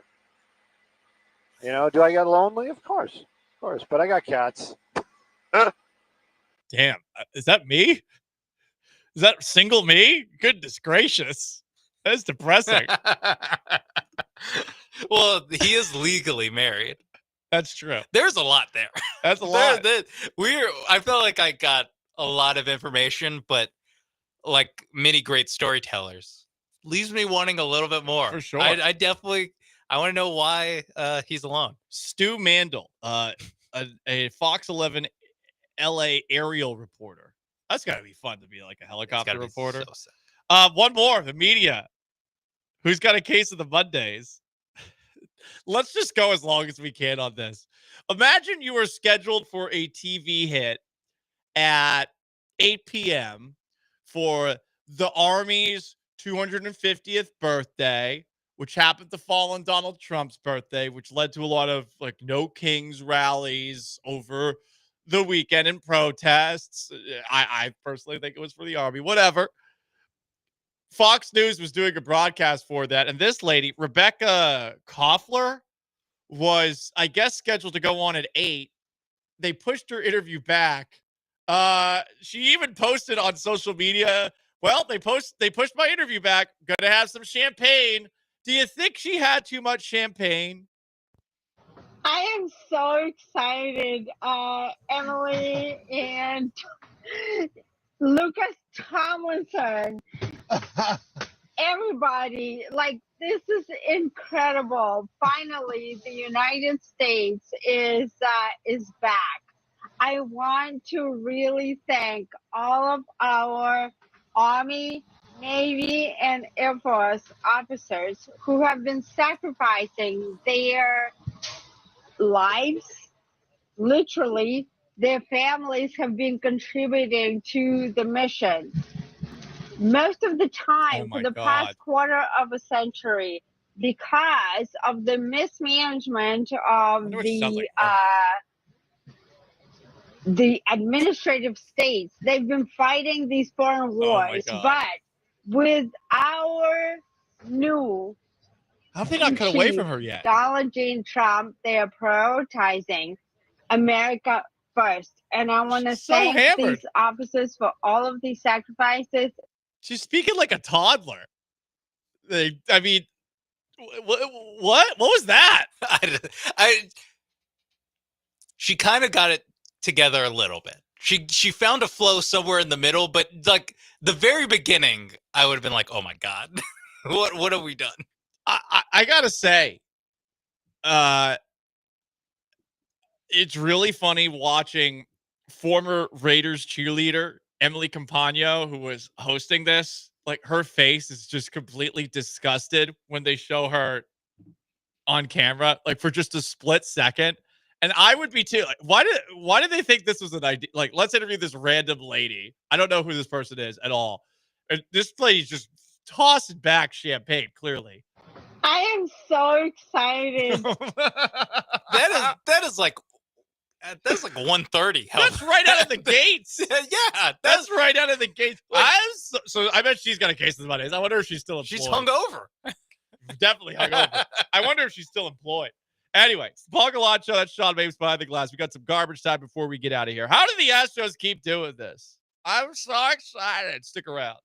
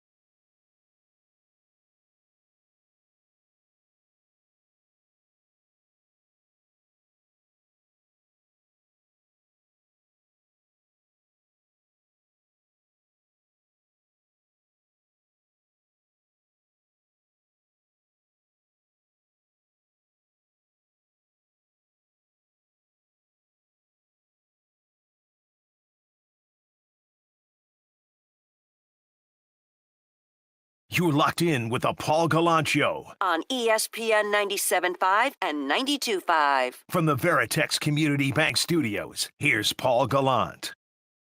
Last chance to dance. The Paul Gallant Show. ESPN 97.5 and 92.5. So Antonio Brown did turn himself in. That's nice. You know who else turned himself in today? Ippei Mizuhara, the disgraced former interpreter for Dodgers superstar Shohei Ohtani. He is in federal prison in Pennsylvania after stealing nearly $17 million from Ohtani, 57 months in jail. He was supposed to be there in March, but a federal judge granted the delay. The reasons for the delay sealed. Ohtani, by the way, about to make his, I think, first start on the mound in quite some time. Is that tonight? Yeah. I think it's tonight. Yeah. That'll be exciting. That'll be exciting. Hope Ipe can watch it somehow. Well, it's in Pennsylvania, and I imagine Late that start. lights out Yeah. probably before West Coast baseball. That's true. Okay. So maybe, I don't know. Do they get the newspaper? How do you follow baseball in prison? That's It's a something good I've literally question. never considered until right now. It's a good question. I don't know much about prison. I do know that My Own Prison by Creed is fantastic. It's a great song. Should have been dead on Sunday morning. But I do not know. Astros, meanwhile, they play the A's. I hate West Coast baseball when the A's are bad, when the Angels are bad.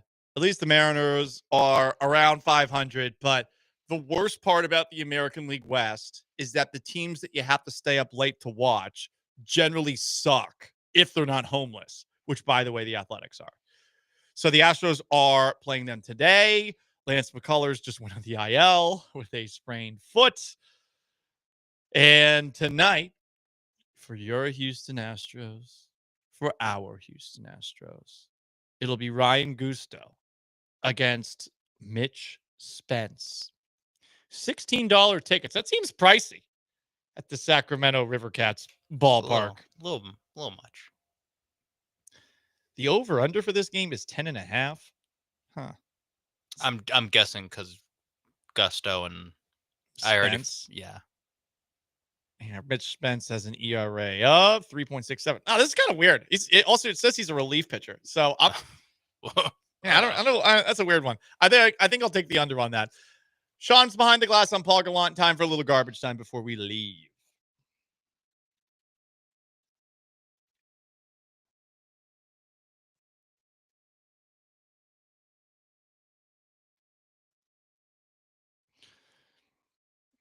Seems that people that were on the PGA Tour believed that Oakmont, where the U.S. Open was played, was borderline unplayable.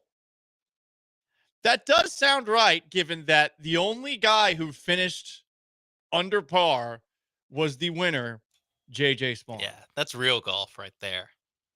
Now, it was raining a lot while they were finishing up, and that might be what people were upset, or at least the players were upset about. But I that's what I want to see. Just one major year, give me like these guys absolutely eating bleep for 4 days. Yeah. There's some really funny quotes coming out of this. Adam Scott said they were borderline unplayable conditions. Siwoo Kim said, I don't even know what I'm doing on this course. Did you see the picture of one of the lockers that apparently, I think it was Wyndham Clark. Actually, he was the guy who threw his club at the PGA Tour or the PGA Championship. Apparently, Wyndham Clark trashed his locker. Yeah, he's out. Yeah, he might not be allowed back. The biggest hothead. Now I kind of like him. Now that he's just like an absolute maniac. That was sick. Yeah, I love that. That was fantastic. So we'll talk a little more about the U.S. Open tomorrow. Today's a celebration day for the Astros, man. That was a great sweep. They've been on a roll. More in garbage time. See this? You hear about this? I'm telling you guys, you aren't going to believe it when you hear it from me as it loads on my screen very slowly. That was good filibustering. You're not gonna believe this one. Let me tell you. I'm not sure the Killer Bees enjoyed this filibuster. This is one of those ones where you're gonna be like, whoa, yeah, when you finally hear it. This is crazy how long this stupid ass website is taking to load. I blame these TV channels. They just don't do particularly so well. Many pop-ups. Yeah. I got you. You see this? You hear about this? Did you see it? Did you hear it? A man was arrested and finally loaded. Unbelievable. Why? Because he was greeting the delivery driver completely naked. Yeah, I can't do that. Jeffrey Kennedy is wanted on a misdemeanor charge of indecent exposure after the incident, which happened May 19th. Yeah. So there you go. You can't do that. You can't do that, everybody. You really can't. You can't. You really can't. It was worth the wait, though. That's going to wrap up today's edition of the Paul Gallant Show. My internet seems to be crashing out, but big thanks to everyone who tuned in. Be safe out there driving through this maelstrom. Big thanks to Sean Mapes behind the glass, to our callers, texters, YouTubers, and Twitchers. I am merely Paul Gallant. So long, farewell, and have yourselves a wonderful Monday. The Killer Bees are next. Peace.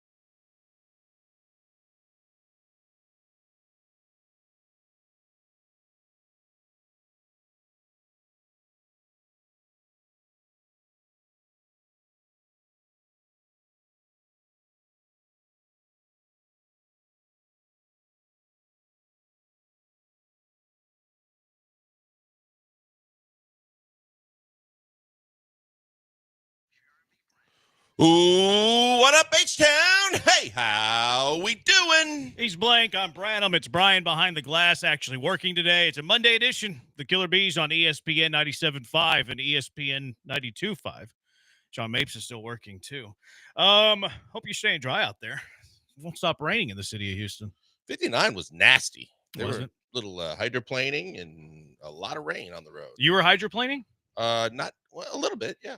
It's time for some new tires. That too, but I had someone kind of decide to put their hazards on and cut me off, and so swerving into another lane, I did hydroplane a little. What was your play when they did that? Thankfully, the right lane was open, so I slid right. Yeah, but what was your play directed towards the driver? Did you? I didn't have time to. let I'm him not know going your to honk feelings? or anything in the rain. I'm just trying to avoid getting in a wreck. Did you do one of these numbers with the fist up in the air? I'm gonna get ya. Nope. Do you do the fist in the air left-handed or right-handed? I don't do the fist in the air. Whenever you go to What hand do you flip the middle finger with? Thank you for interrupting me, Brian. What hand do you flip the middle finger with? I try not to flip the middle finger. Okay, well, when you do, left or right It would hand? be left. Okay, I was wondering. You know what the reason that I wondered that is because Jake Myers yesterday was celebrating the win, and like he initially celebrated with his left hand, which looked weird to me. Like somebody celebrating with the left hand looks weird because it's wrong-handed. But then when he scored across the plate, he did it right-handed.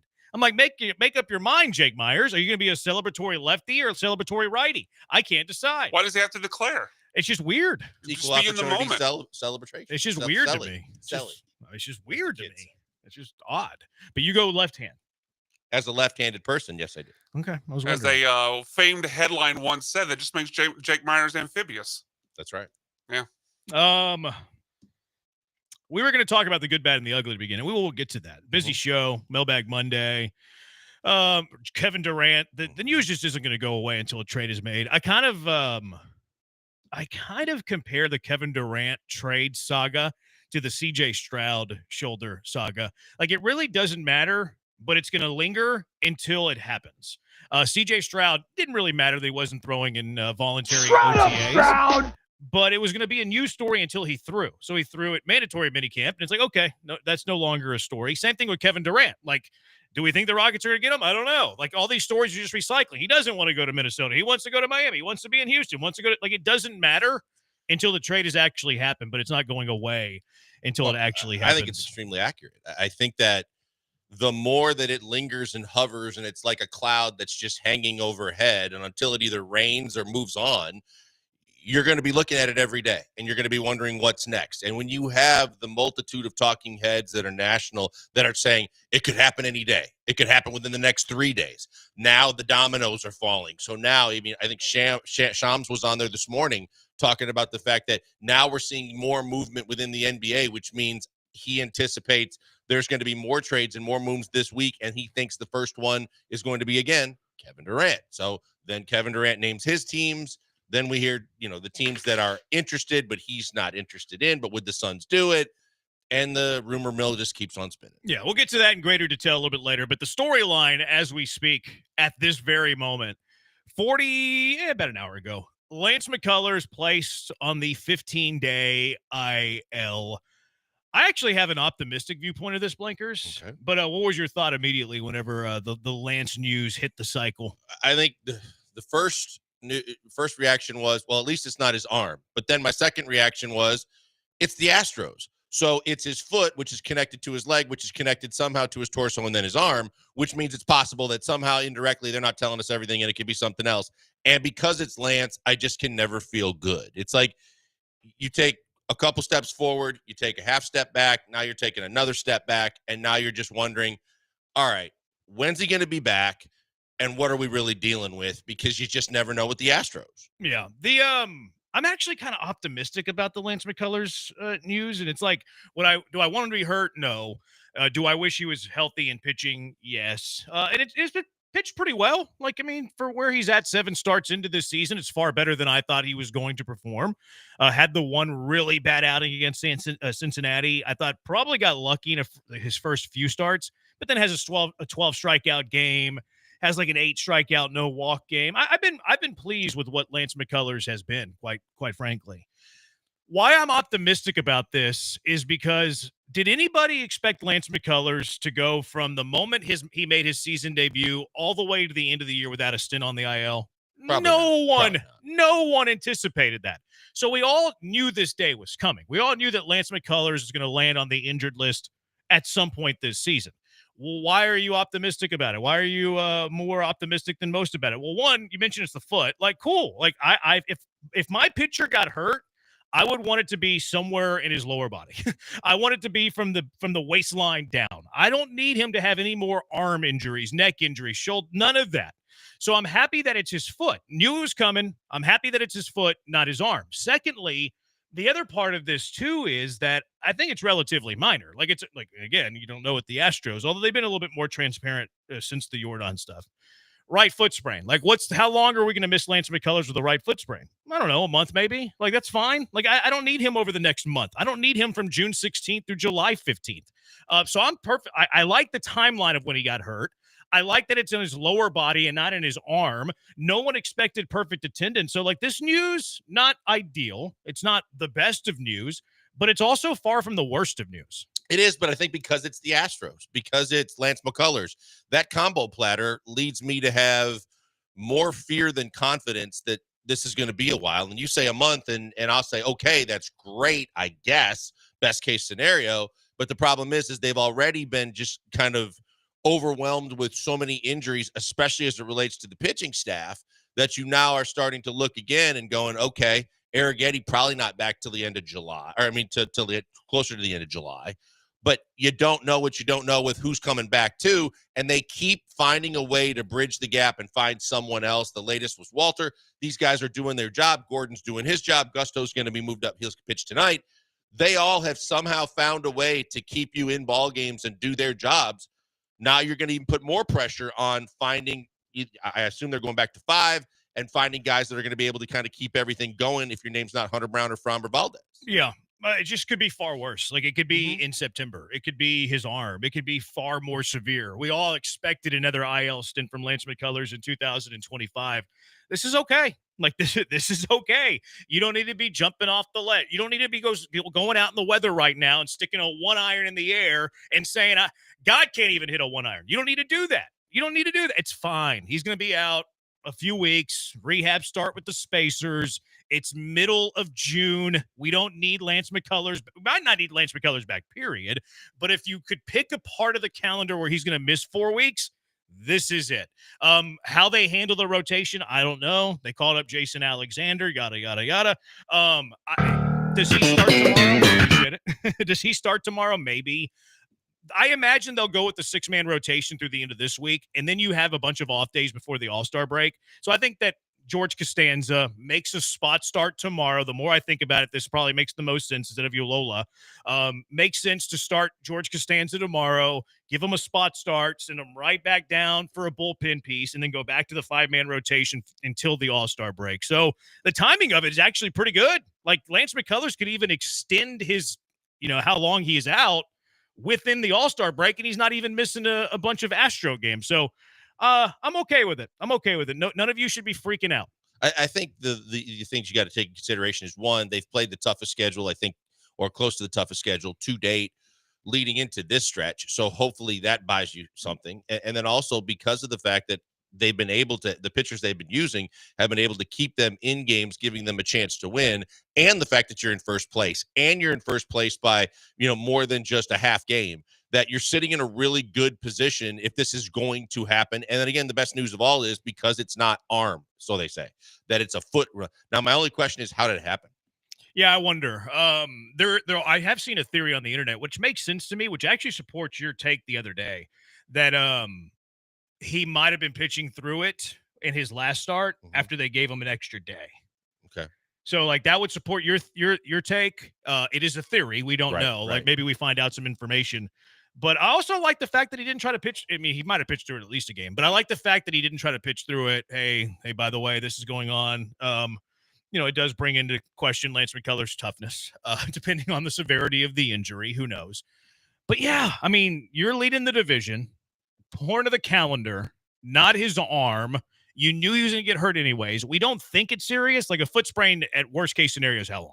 6 weeks tops. Yeah, I would think it's 4 weeks again. But the tricky part of this is, with a pitcher, it's not just when the injury heals, but then how do you stay stretched out and keep your arm in shape while you're rehabbing? The other thing, too, is, like, it kind of preserves his arm a little bit. Like, because if he can't pitch in games, what is that doing? It means it's limiting his amount of innings that he throws in a year. Like, it's okay, guys. Like, not the best of news, but this, on a scale of 1 to 10, is this no, it's not even close to it. It's like a 3.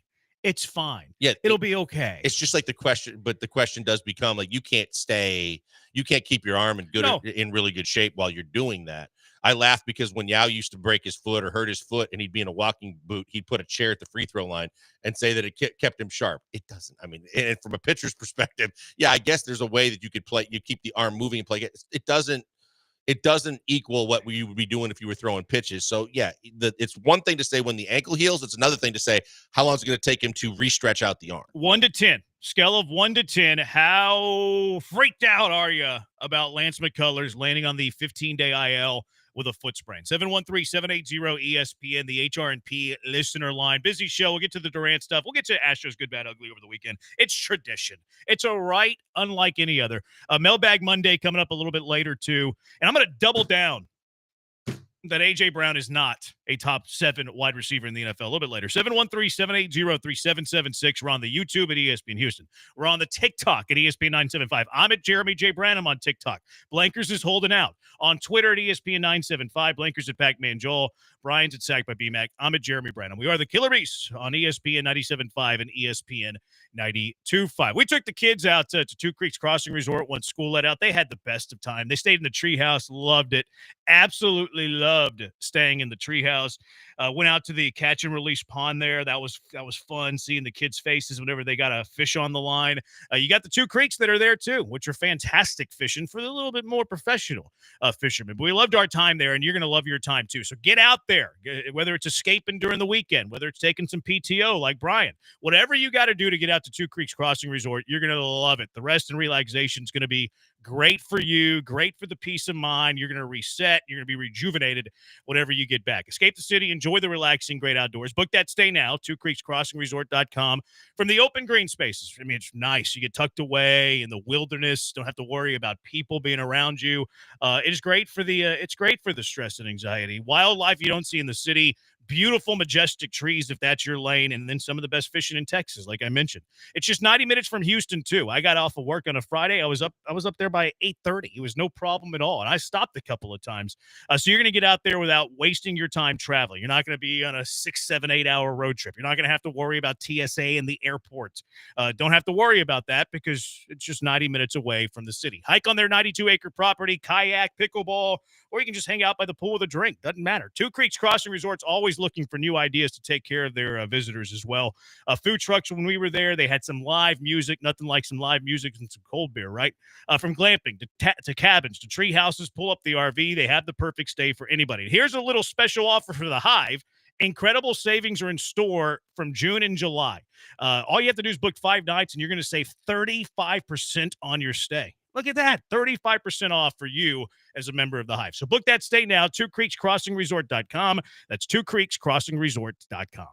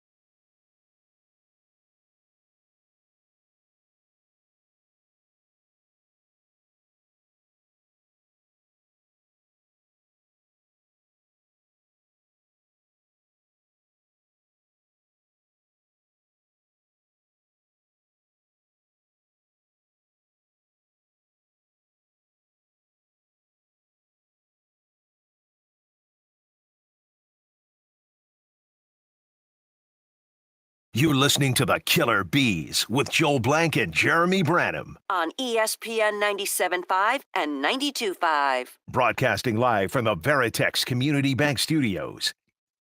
Texter said, I felt good about the Lance news until Blanker started his conspiracy theories of oddity injuries. Melton, McCullers, Eric Getty. I mean, Melton just had an ankle sprain. No big deal. He's just going to be out a month. At least he doesn't have to get stretched out. Yeah. Eric Getty, I mean, that was such a freak thing. But, I mean, they were at least honest about both of those so far. Eric Getty, broken finger, broken thumb. Melton, ankle sprain. Melton actually talked to the media after that game, too, about the how he injured himself on that play. Did you hear that? I did not. He said he thought that the ball was going to be playable off the wall.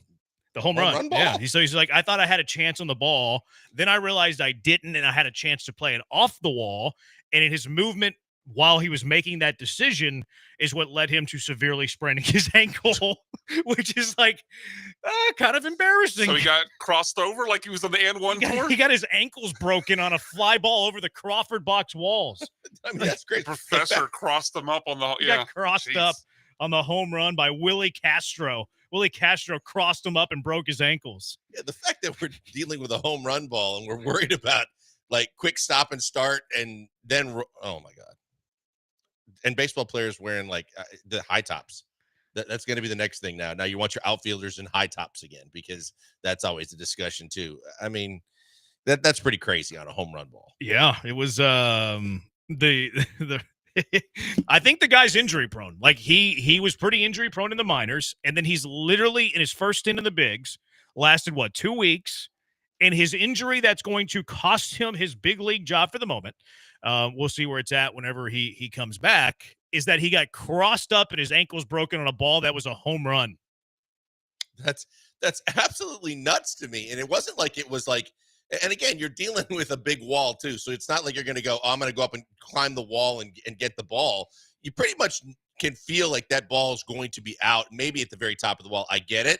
But yeah, that just seems to be pretty crazy that you're trying to put the brakes on and change directions and suddenly think the ball's going to ricochet off the wall and you look up instead of down. You have to look at your feet so you don't sprain an ankle. I mean, it was one of those like line shots where it's like, okay, maybe it was a Crawford box special.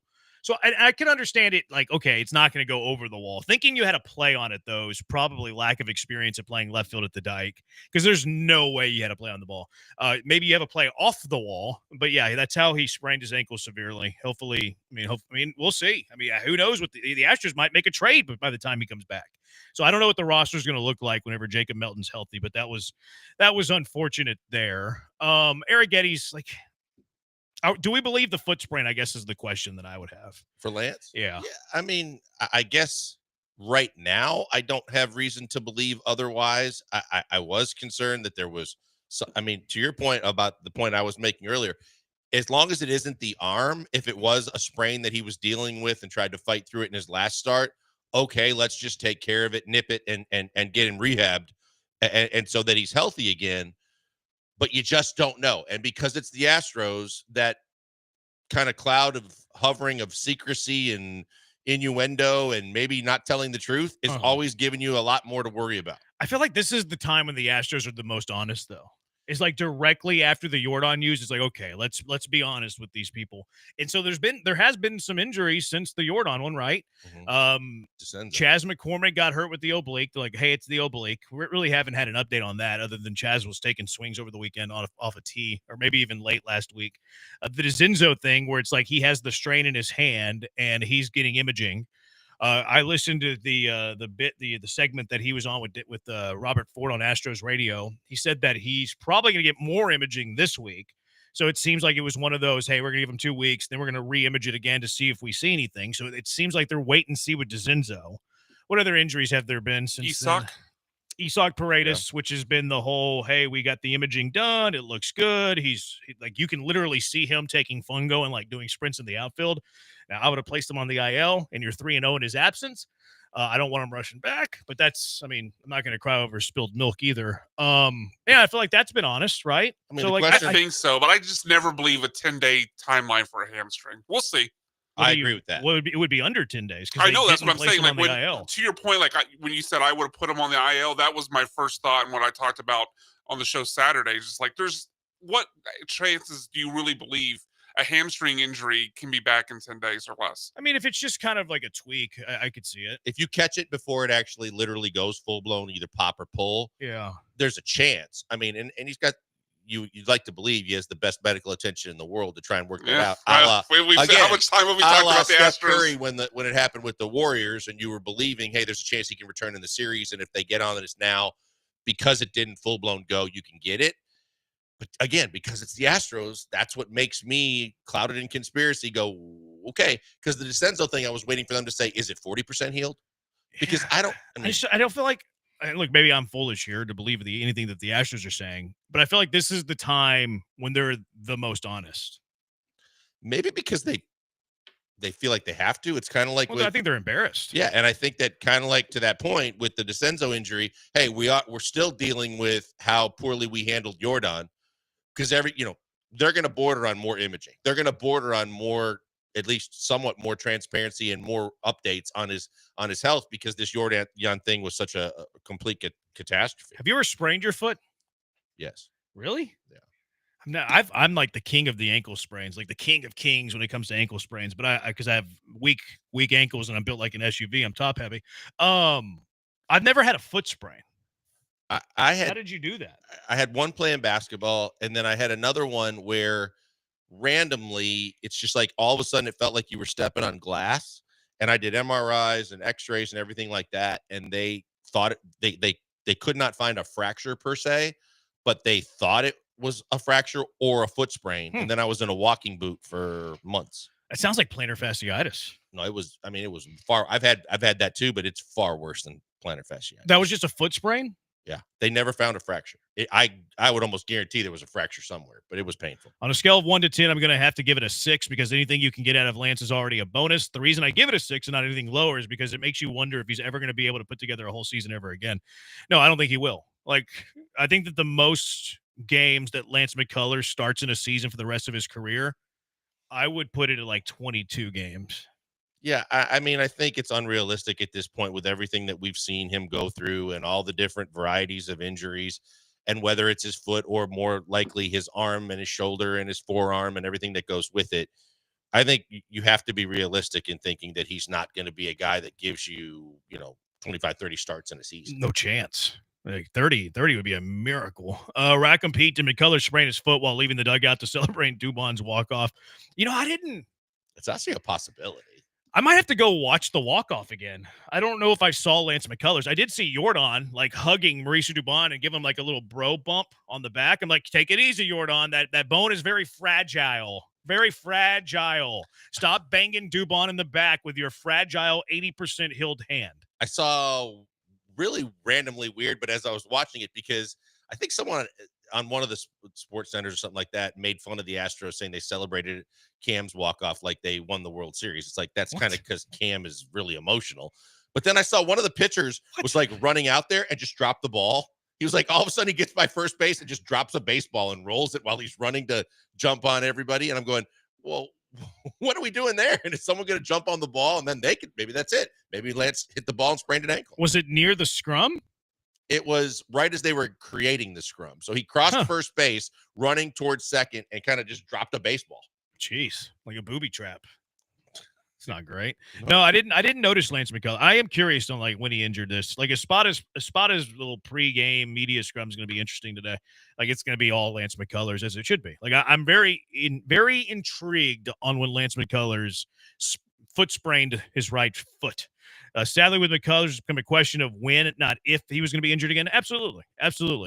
And look, he hasn't pitched in 2.5 years, and then he's pitching in 7 straight starts. Like, yeah, he probably is going to have some body parts that don't feel great. This texture says a 10. Astros say foot today, Tommy John tomorrow. So, I mean, the Astros deserve that reputation. I don't believe that, but the Astros 100% based on their actions with Jordan, with Tucker, JP France, we can go down the list again. They absolutely deserve that kind of response. There's no question about it. Like you wear that one every single day like a badge because you deserve it, because this is what you've set for yourself by the way you've handled everything to this point with all of us like basically scratching our temple and laughing for the lack of not wanting to like cry about the fact that they've screwed up so many injury diagnoses. Yeah, and they could literally fire their medical staff, and this still wouldn't be able to. Like, they would still take 10 years before they could repair their image when it comes to this. Did they do imaging? It's probably a broken foot. I have to imagine they did imaging. Hopefully they've learned their lesson. It feels like they've learned their lesson with how they're treating DeZenzo, but you never know. How does a pitcher sprain? How does it? I'm not going to botch. I'm not going to just go after this guy for his spelling in this text. But how does a pitcher sprain his ankle? Was he playing soccer with the kids? I don't think it's that difficult to do. I mean, you're not. Or Fromber did it last year on the clubhouse steps. Yep. I was just gonna say Fromber did it going down the dugout stairs, so it's possible. Who knows? Yeah. I mean, Correa did whatever he did at the house when he hurt his back. So if it's his right foot, though, it's also his anchor. Like, I think, well, that might make less sense. Like, I feel like there would be an easier chance to injure your foot with your land foot than your anchor foot. I agree. Right? Yeah, you catch a hole or a divot or some loose ground. Yeah. And as you're putting all your weight forward, you can roll it forward. Kind of pull on it. I just think as you're pushing off the rubber, I don't know that there's a whole lot that you can sprain or do that. No, unless it's just like an aggravation that continues to add up. Like, they run too. Like, you could have heard it on a run day, Yeah, I mean, could have stepped on the warning track funny. I hate to say this, we've seen it. A lot of pitchers in between starts throw the football around and they run routes and they run around in the outfield and stuff like that. Sometimes you can do something like that too. How did Lance McCullers sprain his foot? Wrong answers only. 713-780-ESP. I'm going to go with he stepped on the cut of the grass, running poles on the warning track in the outfield grass. Carrying bags of coffee beans into his shop. Not bad. Hopefully he's not like doing grunt work at I Maven. don't know. Maybe they had some setbacks. I had to let some people go. He's taking on more responsibilities. You never know. Wrong answers only. How did Lance McCullers sprain his foot? 713-780-3776. We'll get to the Astros good, bad, and ugly as well. It is the Killer Bees on ESPN 97.5 and ESPN 92.5.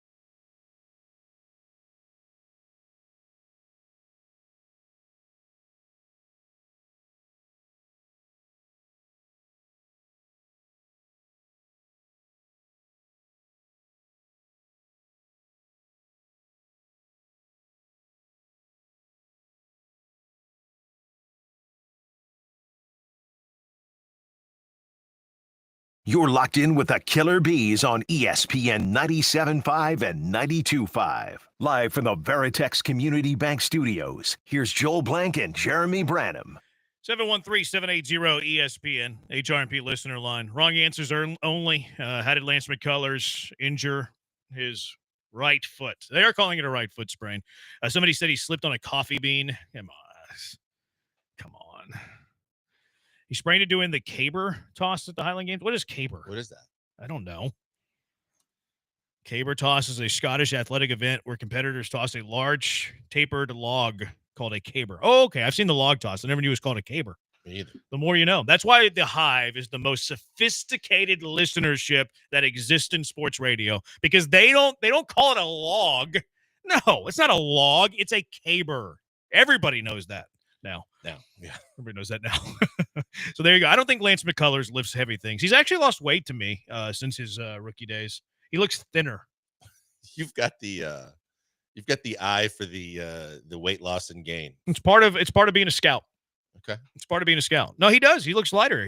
Now he talks too about like his diet and stuff. Like he eats only like organic whole foods and stuff. I've never thought of Lance as a guy that's going to gain weight or be overweight, but No, he was a little, I wouldn't call him chunky, but he was a little bit more Frombery whenever he got called up. Now he's a little bit more Sean Dubin-y. So you think when he first got back to the bigs, he was a little big? No, his like major league debut. Oh, major league debut. Okay. Yeah, he was a little bit heavier, like a little bit huskier. I think his dad was a bigger guy pitching. I don't remember the stature If of I his remember father. seeing some of the highlights of him, they showed, I think one of the playoff runs, they would show his dad's highlights playing with the Yankees. Maybe it's the hair. Maybe the hair makes you look thinner because he didn't have the long hair whenever he came up. I can't find a picture of his major league debut, but he looked chunkier to me back in the day. Now he looks very, very skinny. 713-780-ESPN, HRMP listener line. Lance stepped on a Lego. That's not a bad call, man. We cleaned up the upstairs last night from Branham Babies. I don't know what you would even call it.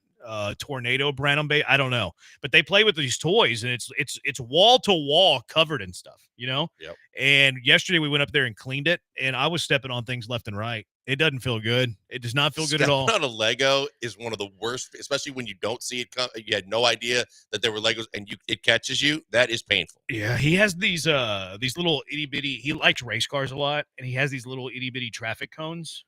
You get one of those pointing the wrong way. Oh man, oh man, that doesn't do feel some good. damage. That doesn't feel good. We're watching the College World Series right now, and they have a graphic in the upper third that says no hitter alert. Oh, is that fair or foul? What inning? It's in the ninth. One out. That's fair. It's of the game that's going on right now. That's senior. Yeah, that's what Lance Jr. looked like whenever he got called up. He was a thicker guy. Is that fair or foul to put a no hitter alert on Completely the TV fair. graphic? Ninth inning, completely fair.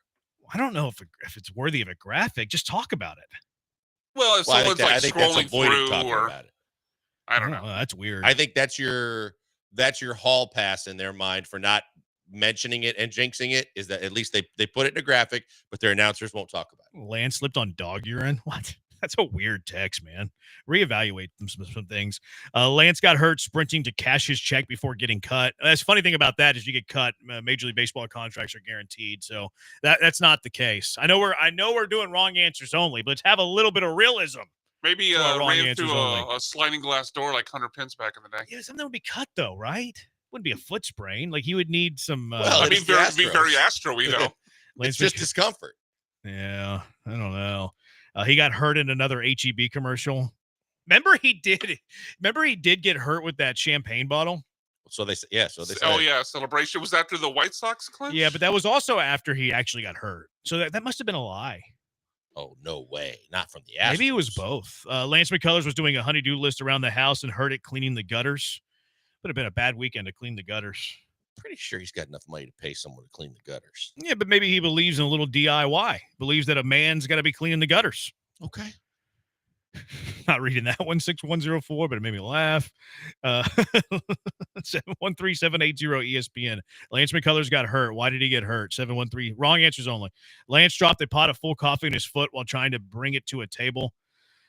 Can you imagine that? That would hurt. Now, it wouldn't be a foot sprain. It would be a foot burn. Yeah, it would. And you had that dude, the customer from McDonald's way back in the day that sued. He got McDonald's. scorched in the groin and successful. cashed in. How much did he make? Do you know? It was over $1 million. Jeez. Speaking of settlements, I watched that Astro World doc over the weekend. Good? Yeah, it's pretty good. Yeah, I need to watch Yeah, it. it's pretty good. Sad, very sad. Astro Very, World's very the sad. Travis Scott thing. Yeah. Very, very sad. Tin of coffee. He did that. McCullers sprained his foot dipping his chip on salsa from an HEB commercial. So HEB commercial seems to be the favorite here. Toy stores need to sell an Astros version of Operation. That is a great idea. That is fantastic. Could you imagine that in the fan shop? Oh my goodness. With the Methodist. Who would it be though? Would it be Jordan or McCullers? I mean, you could have multiple Yeah, versions. you can do whatever you want, right? So then you could have the elbow, the shoulder, Jordan's hand. You could have, multiple different people. You could have Kyle Tucker's shin. It's a good idea. It's a really good idea. Now the real Operation game is just that one dude with a variety of injuries. Who has the heart?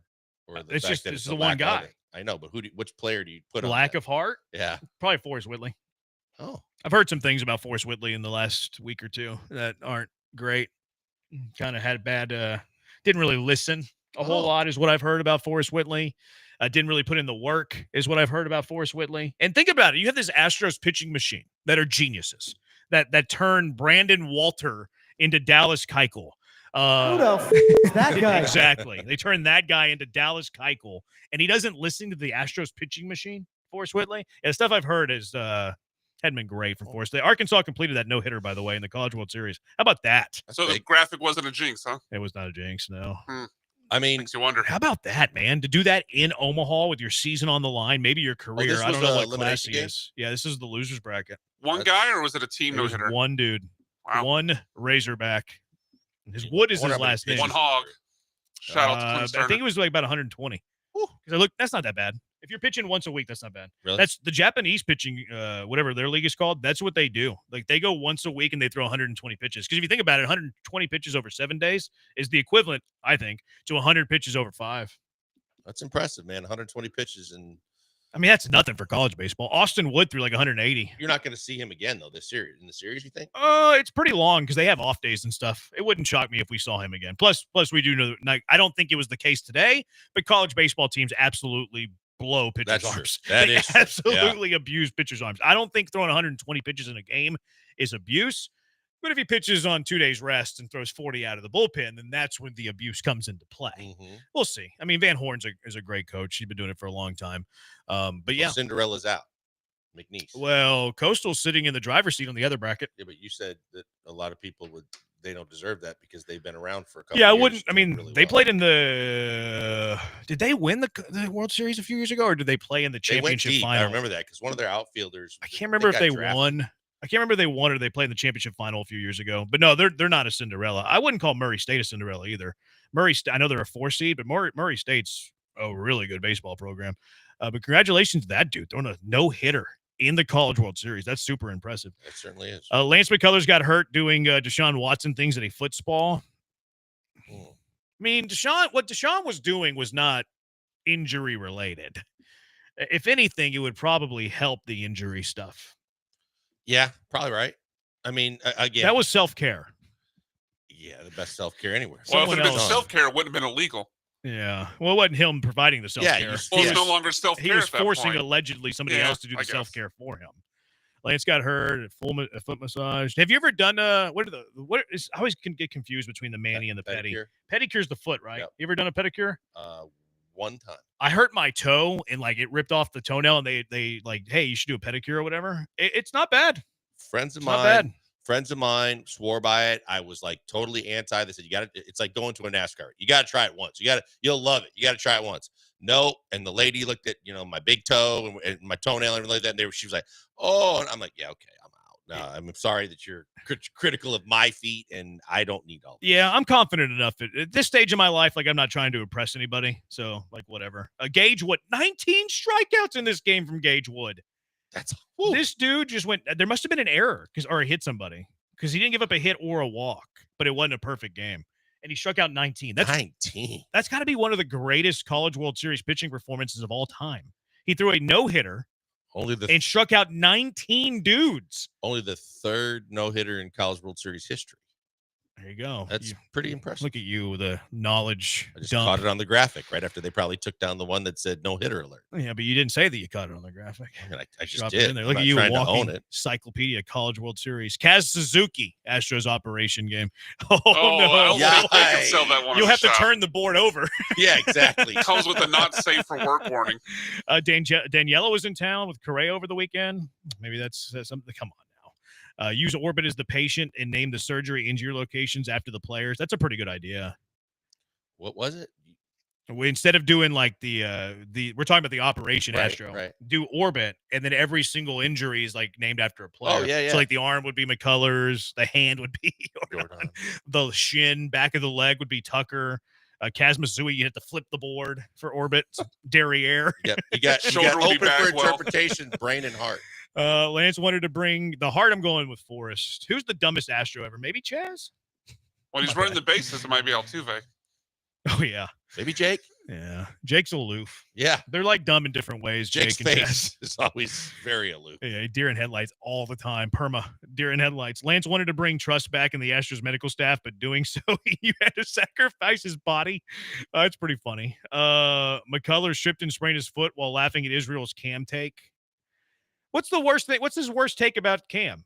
Israel's Cam's takes aren't bad. I mean, that's not awful. No. You said what's his worst? I don't think that. Coastal did win the championship a few years ago. I thought so, but I wasn't 100% confident. I knew they played in it because I was reading something today. Their manager was going off about how to pronounce their nickname because everybody's been botching their nickname lately. It was pretty funny. I forget the way to say it, but it's Chanticleer. Chanticleers. Oh, I've heard. And he was saying, I think it's Chanticleers, and everybody's saying right. Chanticleers or something like that. I don't know. Who cares? Carlos Gomez, dumbest Astro. That's a good point. That's a good call. But was he the one that had the butt slide? No, that was I think that was Jonathan Villar. Oh, you're right. You're right. Right? Oh, Yeah. at second base? Yeah. Yeah. I think it was Jonathan Villar. Villar. You're right. Yep. I actually like Jonathan Villar. He kind of fell off the face of the earth, though. Texture Bow stepped on Fromber's peanut shells in the dugout with Lance. Lance was doing a front flip off the diving board, foot sprain. He was moshing at the Metallica concert. Maybe the case. It's in play, huh? Ocho. That was a pretty popular event this weekend. Ocho says Lance got hurt stepping on a pile of cotton. That's a he's soft joke. I get it. Yeah. Coastal won it in 16. Not reading that one. 6118. I don't know. It says Coastal won it in 16. I thought they won it more recently than Then why'd that. you ask if you looked it Because up? I thought maybe they won it twice. I don't think so. No, I don't think so. Orbit's idea is gold. Branham gold. It's not really my idea. It's really the Hive's idea. But again, that speaks to the intelligence of the Hive. And then Murray State had a hit by pitch in the bottom of the eighth. So that's the only base runner they had. So only one base runner reached. He threw a no hitter, and he struck out 19 dudes. I'm going to go on record to say that's the greatest pitching performance in college World Series history. I would probably agree. I see there was one. Was there one error on? No, That's Murray State. at Murray State. Yeah. Yeah, the texture said it was 19 only a hit Ks by is pitch. impressive. Yeah, The only base 19 runner was like Ks? hit by pitch. Yeah. No I hitter, know 19 it's technically not a Ks. perfect game because it's not 27 up, 27 down, but it's still it kind of feels like one because there's no walks, no hits. Yeah, I mean, you said there was 3 no-hitters all time. That's Like, it didn't say a perfect game. So I don't know if a perfect game's ever been thrown in Omaha Probably during not. the College World Series. That's impressive. Impressive from Wood, the Razorback. Ken Giles is the dumbest, says Corey. That's a good call. Yeah. Lance broke his ankle reenacting Melton breaking his ankle. He's cosplaying. Oh, man. Okay, this is getting a little depressing. Let's move on. Let's get to the Astros good. Astros good, bad, and ugly over the weekend. We'll start with the good. We need some good. We need some positivity to the Killer Bees. 713-780-3776. What was the Astros good over the weekend? It is the Bees, ESPN 97.5 and ESPN 92.5. Guys, right now I want to tell you about my good friends at Allstate Siding and Windows. They are the best in the business when it comes to taking care of things that matter most when you are trying to take care of your biggest investment. For most of us, that's our houses. The windows, the front doors, the siding, they do it all. They've been in business for over 50 years, and they want to take care of you. That's the best part. That means that you can call them, you can get in touch with them. You can go to their website and check out allstatesidingandwindows.com and see all the different ways that they have products that can help you. But I'm here to tell you about it from personal experience. My wife and I bought a house a little over a year ago. We wanted to upgrade. We wanted to make sure it was more energy efficient. We went with new windows. We're glad we went to Allstate. First and foremost, we got that free, no obligation inspection where they came to us to tell us exactly what they thought their products could do, and then the right products matching the architecture and the year the house was built and all those good things. Bottom line is save 30 to 40% on our energy bills on a month-by-month basis, which is fantastic.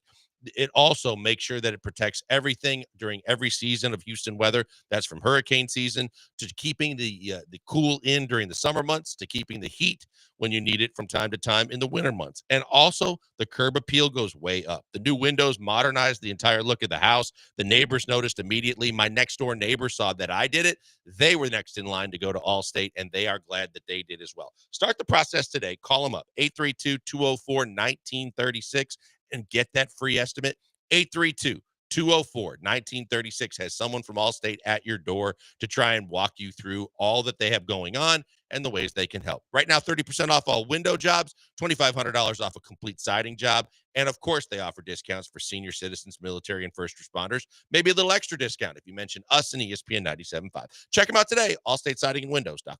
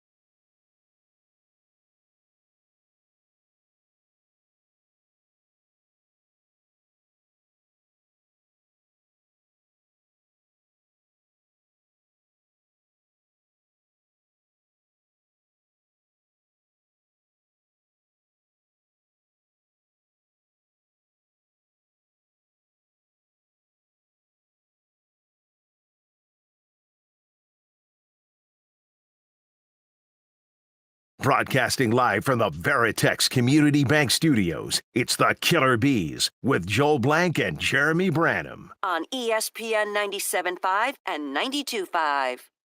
Lego, trampoline, ballroom dancing after the walk-off win yesterday, grinding coffee beans. Lance McCullers, foot sprain. Wrong answers only. Dumbest Astro of all time, A.J. Hinch, says a texter. Come on now. Lance Erline pushed Lance McCullers off the curb. They both have weak ankles, apparently. The count was 2-2, then hit by pitch, so he was close. That's a perfect game thing. So he was a strike away from retiring everybody. Oh, yeah, here's the update from that coach who had Father's Day. We were talking about ideal Father's Days Friday. Brian, you wouldn't know because you weren't here. Texter said, well, the team got knocked out in the AM bracket game on Sunday, which did leave plenty of time to make it to the Astros game, and it was an exciting one to be at. Father's Day saved after a rough early start. I saw I can't remember, somewhere on social media They were showing the floods out at Premier. Did you see that? Premier over there in Tomball, the Premier baseball facility in Tomball. It got poured on yesterday. And I saw a picture of the parking lot that was like knee deep. It looked like it might have gotten into a few of the low riding cars. In fact, yeah, it was some flooding yesterday. What's the Premier facility in Yeah, Tomball? Premier. Is that for like Premier just, baseball in like, Tomball? kind of like there's select ball and all that? Yeah, they have a bunch of facilities out there. They do like training, coaching. They hold a lot of baseball tournaments out there. Perfect Game out in Tomball off of 99. I'm surprised you never heard of Premier. I have not. They don't do softball though, so that might explain it. Never been a College World Series perfect game. Really? Yeah. That I feel pretty confident saying that Arkansas Razorback just had the greatest performance in College World Series history. I feel very confident saying that. Yeah, I would tend to agree with you. That's 19 strikeouts to me, and nasty. that is impressive. That might be a record too. Texter, I heard Israel on the flagship Astro station after leaving Saturday's game, and they almost hung up on him. Israel, is that true? 713-780-3776. Are you calling the Astros post-game show? And what takes are you giving the? Well, Astros he's got to make sure that he's there and ready whenever someone mentions Cam Smith, so he can call in.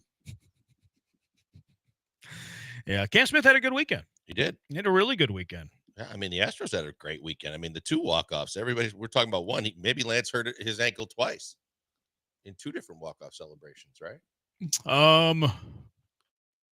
Maybe there was a chance. Maybe Slipped on the wet infield. Maybe somebody slid into my DMs telling me what happened with Lance. I don't know if I can share with you, but it's not bad. I'll just leave it at that. My guess was not that far off, is what I'll say. Which guess was that? That he injured it running around between starts. Oh. Okay. Yeah. It's not a big deal. It's fine. Everything's going to be fine with Lance McCullers. Weak Don't ankles, worry then. about it, people. Jogging around the It's outfield? not an ankle injury. It's a foot injury. There's a difference, okay. I think. In fact, I really don't know, actually. Well, I mean, a foot, you can sprain the top part of your foot or the arch. So I would think it's separate from an ankle. Yeah, I don't think I've ever sprained my foot. I sprained my ankle, dozens upon dozens of times. Is there a difference between a foot sprain and an ankle sprain? A foot sprain involves injury to the ligaments in the foot, while an ankle sprain involves injury to the ligaments in the ankle joint. It feels like that could be very serious. That didn't really help us much. I feel like I've strained muscles or ligaments in my foot when I've sprained my ankle, in fact. I know I have because it's gotten swollen and, black and blue. I think once you either roll it over, or the worst is when you get the high ankle sprain where they roll it inward. But yeah, I would think that the ligaments are sprained not only in the ankle, but across the foot. Google, how long does it take to recover from a foot sprain? The recovery time for a foot sprain can range from a few weeks to several months. Oh, boy. Depending on the severity of the sprain. Mild sprains, grade 1, might heal in 2 to 4 weeks, while more severe sprains, grade 3, could take 6 to 8 weeks or even longer. Here we go. Based on what I've been told in the last 2 seconds, I think this would be more grade 1 than grade 3. I'm not worried about it. I think he's going to be gone 4 to 6 weeks. He'll be back. Grade 1's by the August. milder, correct? Yes. Okay. Yeah. It's grade 1's milder. Just give him the Rice method. Lance, just listen to me. Don't listen to the Astros medical staff. Rest, ice. What's the compression? Compression. And elevation, Lance. That's all you got to do. Listen to Dr. Branham. Dr. Branham's got you. At least, good on you for having people like are in the know. Yeah, it's a bunch of people DM me random stuff. I don't even seek it out, but this is like the world saying you should be a reporter, even when I don't want to be a reporter. Remember that lady DM me last year whenever Jose Abreu was released? And I told you guys. Y'all don't remember me telling you guys that? I don't. I was like, there's about to be Jose Abreu news, and he was released like an hour later. That one I don't. There was some random person who engages with me every now and then. I have no idea if she was a she. I have no idea who she is. She DM'd me on Twitter the morning that Jose Abreu was released, saying that Jose Abreu is about to be off the big league team. She didn't say specifics. She didn't say in fact, it wasn't even the release. It was whenever he got optioned to the minors. To the minors, yeah. Yeah, she said something's about to happen with Jose Abreu where he's not on the big league team today. And then later that afternoon, it happened. Yeah, it wasn't even to the minors. It was to the minor league camp in Florida. And I don't remember. I wonder if I still have that DM. Yeah, because what was the last time? Remember was Beltran's niece or something that was in the middle of the. Well, that was fake. I understand that, but that's the last time I heard of a relative giving out information. Well, I don't know that this is a relative. Oh, okay. Yeah, I never said relative. I have no idea who it was. I'll try to find it, see if like how accurate it was. Yeah, it was her. I'm not going to say her name. I don't want to out her. All right, 713-780-ESPN. Astros, good, bad, ugly. Let's go out to the HRP listener line. Pete, what you got? How's it going, guys? What's up, Pete? Hey, Astros, good, bad, and ugly. I'll start with the good. The pitching, specifically Saturday's game, Hunter Brown was just absolutely dominant. My son took me to the game that day as a Father's Day gift, and he couldn't have picked a better game. The way he started that first inning with 3 consecutive strikeouts, you just knew that he was going to have just a great performance, and he delivered and didn't disappoint. The bad is the offense. I mean, I think everybody knows how much they've been struggling here as of late. Of course, a lot of it's attributed to the injuries, and which then leads me to the ugly. Guillerme and Hummel. I prayed like crazy that those last 2 walk-off wins, we didn't get to those 8 and 9 spots, because otherwise we'd probably be going to extra innings even more. But anyway, great series, great sweep, and just, those guys keep the momentum going. And again, appreciate you guys taking my call. And just one question: does the sponsorship hospital happen to have an Astros wing? Just curious. I'm gone. Later. Thanks, Pete. Look, I don't think he's wrong. I think that from an offensive perspective, that's where you can look at where they could have been better. But at the same time, the fact, to me, one of the encouraging things was it yesterday that they only had 2 hits through 8, and then all of a sudden they just find a way, as they haven't been able to do early. They didn't do early in the season, when normally they went down and I was ready to turn it off, thinking they got no chance. They kept fighting and found a way to get back in basically the last 2 games. And then found a way to execute and win. And I think that was the first extra inning game at home this year. Yeah. But overall, good wins. All right, 713-780-ESPN. Let's get to our good in the Astros, good, bad, and ugly. By the way, I found the DM. She should have deleted it. Abreu's getting optioned into a loophole where he can accept it. He's not going to AAA. He's going to go work on his swing in Florida. Wow. I told you guys this. How do y'all not remember? I just don't remember it. You guys don't listen to anything I say. Maybe true. It's like I'm at home when I'm at work. All right, 713-780-ESPN. Good, bad, and ugly on the other side. Killer Bees, ESPN 97.5, ESPN 92.5.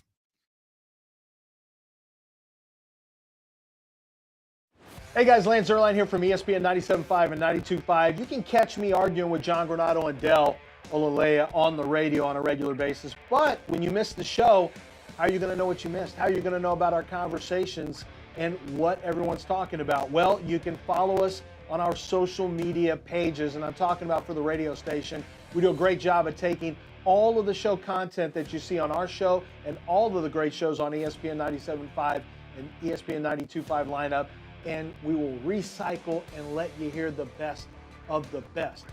Conversations about big wins, the most disappointing losses, who's doing a good job as manager or head coach. We're talking about it all. Do not miss it. Listen to the radio as often as you can. But if you miss it, follow the social media pages, like, subscribe, and never miss a second of the great content right here on the station.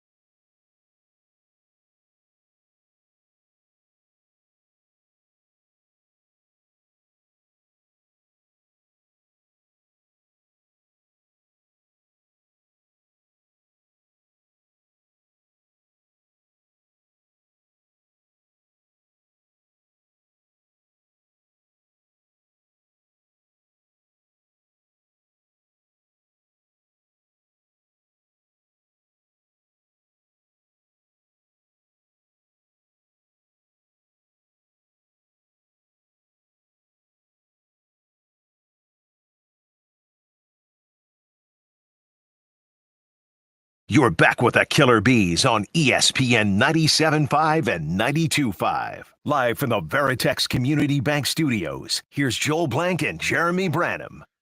Israel was literally on the Astros post-game show trying to act like Cam Smith isn't getting enough fanfare because of his race.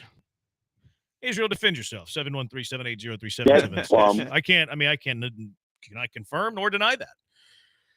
I did hear Espada after the walk-off, though, say that the fans need to embrace him as our right fielder. I thought that was kind of an interesting quote. Yeah, why would he say that? That's weird. Because people like me are bashing the fact that he got called up on opening day would be my only guess. Yeah, that's just kind of random. I think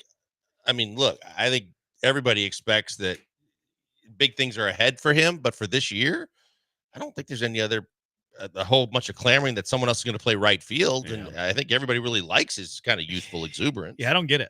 I was mystified by that quote. And like you said, normally when a manager goes out of his way to make a statement like that, there's something behind it. Either they've seen something or someone said something to them. Yeah. Okay.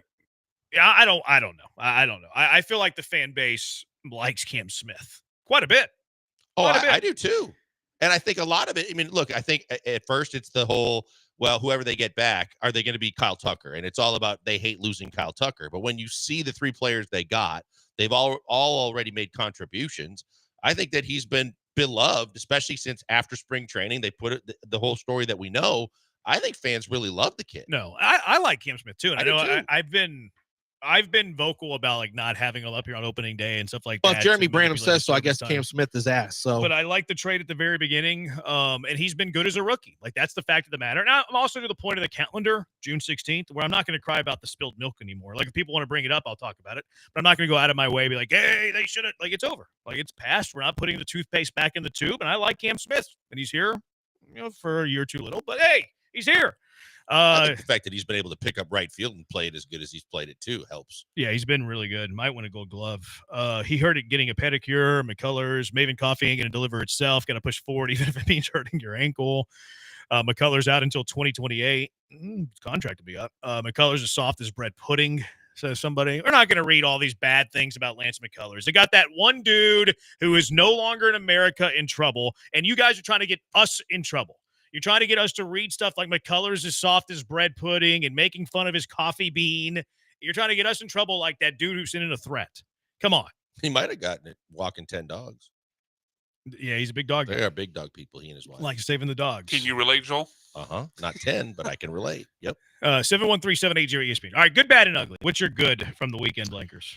For me, goods, it starts with what we already talked about, the fact that they came from behind in 2 of the 3 games. They got the 3-game sweep. They found a way, even when the bats weren't working, to kind of scratch their way back into and win ball games, which was fantastic. And I think it all starts with the starting pitching. When you look at the starts that they got from Walter and Gordon and what you expect every time out from Brown, their starting pitching was fantastic. Yeah, it was. Their starting pitching's fun to watch. Like, it is the strength of this team. Their pitching is the strength of this team. It has been for a while. That's why they want to put good defense behind what is good pitching. Colton Gordon, my guy, continues to do his thing. 2 runs, 6 innings on Friday, punched out 5. You look at the performance. I was a little bummed out that Hunter Brown didn't get the win. I really want Hunter Brown to win a Cy Young, both selfishly and in the best interest of the Astros. Selfishly, I got a little plus 2,500 on it.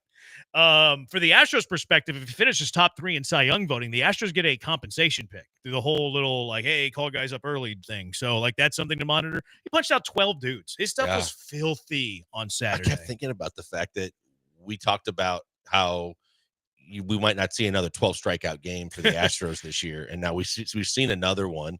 We saw somebody else had 9 or 10. Fromber's been up there in double digits. That's right. Walter had 9 Ks. Yeah, Walter had 9 Ks. And then Walter had 9 Ks. And you look at it, and again, we just mentioned it with the Forest situation. But when you look at it, if you're a pitcher, you want to pitch in this system for these pitching coaches too, because they find a way to get the best out of you. And it's fun to watch when they call someone else up, aside from a blue ball who just basically didn't have anything that when he got called up. But some of these guys that have been called up and the way that they've been able to produce and keep you in ball games and do the things that we saw again this weekend has been fun to watch and impressive. Yeah, he's the pitching's been really, really good. Really, really good. What other good you have? From me, the middle of the bullpen as well. You mentioned it. The pitching is a strength of the entire team, but the bullpen itself, Hader got 2 wins. Abreu did his job, but you continue to get good effort and results out of the middle and the back part, the middle part of your bullpen, not named Hader and Abreu. Pitching kept you in those games. Pitching gave you a chance to win. And so overall, from the starters all the way through the back of the bullpen, couldn't be happier with the way the pitching staff pitched. The only run the bullpen gave up in this series was Okert, and that was on Friday in garbage time. Like, they were up 10-2. Okert gave up a run. Like, okay. On a dinger, right? Yeah. Yeah. Like, cool. I don't care about runs whenever you're up 10-2. Couldn't care less. Could not care less. That was the only run. They went 3 innings, 1 run on Friday. They went 2 innings, no runs on Saturday. And then they went, what is this? This is some math here. Like 3 innings, 3+ innings. They went 3 1/3. They went 3 1/3 yesterday after Walter went 6 2/3. I mean, Jamie Moyer, my bad. Awesome. Like, the bullpen's been really stinking good all year. The starting pitching, bullpen, fantastic. No question about it. I just, you have to tip your cap every single time you keep seeing these performances. And when you look at it, you have to say to yourself, a lot of the time is, where do these guys come from? But the fact is the minute that they get plugged in, they're working, they're getting their job done. They're covering where we thought it was going to be question marks during the season before the season started of who's going to be your middle of the relief guys, who are going to be the guys that pick it up and take it to the next level with guys that you lost. You're not worried about it now. I mean, their pitching staff is strong top to bottom, and they keep doing their job. What else? Pena 4 for 12. I mean, I think you talk about, the guys that performed well offensively. We mentioned Cam had a good weekend. Jake continues to hit the baseball and do un-Jake-like things in my mind, but I'm impressed by him. And then the way that they were able to orchestrate the comebacks, that was impressive to me in terms of those guys that stood out offensively. Yeah. Is that your last one? Or you have a couple more? I'm good. All right. The 713-780 ESPN. Good, bad, ugly. Key from LA. Shohei Ohtani's on the mound. Branham's favorite player. I thought Key from LA. Never mind. I'm not going to say it. I do like Shohei. Shohei Ohtani is one of my favorite players. I don't love the fact that he plays with the Dodgers. Astro pitching coach equals Grim Reaper equals Tommy John. Okay, that's being very selective and nitpicky and negative. Everybody in baseball has injury issues, but the Astros do value velo and spin. Do I think plus velo plus spin equals more TJ? Sure. Probably. Yeah, probably. But I'll also make that trade-off. If you're telling me this is the starting pitching I get and I'm not mediocre, okay, well, I'll deal with more Tommy Johns. Like, I'd rather be really good and have to deal with a few more injuries than the rest of baseball, although this is a Major League Baseball problem, not just an Astro problem, than to be middle of the pack and never be injured. No, I think it's just something as a pitcher, you have to realize that you're signing up for the possibility. And until they figure out something else, from the grip to the baseballs to whatever, and with the pitch clock involved in it, there's a lot of torque on your arm, but you'd rather, while you're playing, be as successful as you can possibly be. And it seems like the Astros pitching coaches are able to get that out of you. Yeah. All right. 713-780 ESPN. We'll get to BMAX and Eyes. Astro good. Yours as well. 713-780 ESPN. Good, bad, ugly from the Astros weekend. Killer Bees, ESPN 97.5 and ESPN 92.5.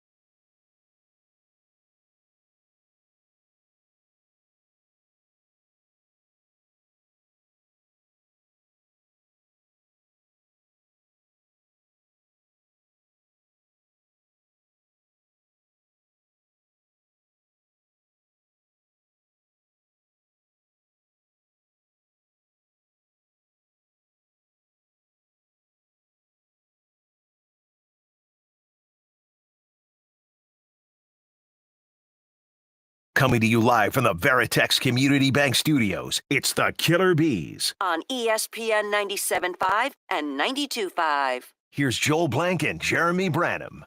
Astros good, bad, ugly. How did McCullers get hurt? Wrong answers only. Lots to get to. Texter, even if the Twins are struggling, a series sweep by roughing up a top 5 closer 2 games in a row is pretty impressive. Pretty sure he only has 2 losses, 2 blown saves in the season. One of those losses was Saturday, and then the blown save was yesterday. Yeah, touching him up is good. Texter, good. 2 walk-offs and a sweep. Bad, more injuries. Ugly, the offense.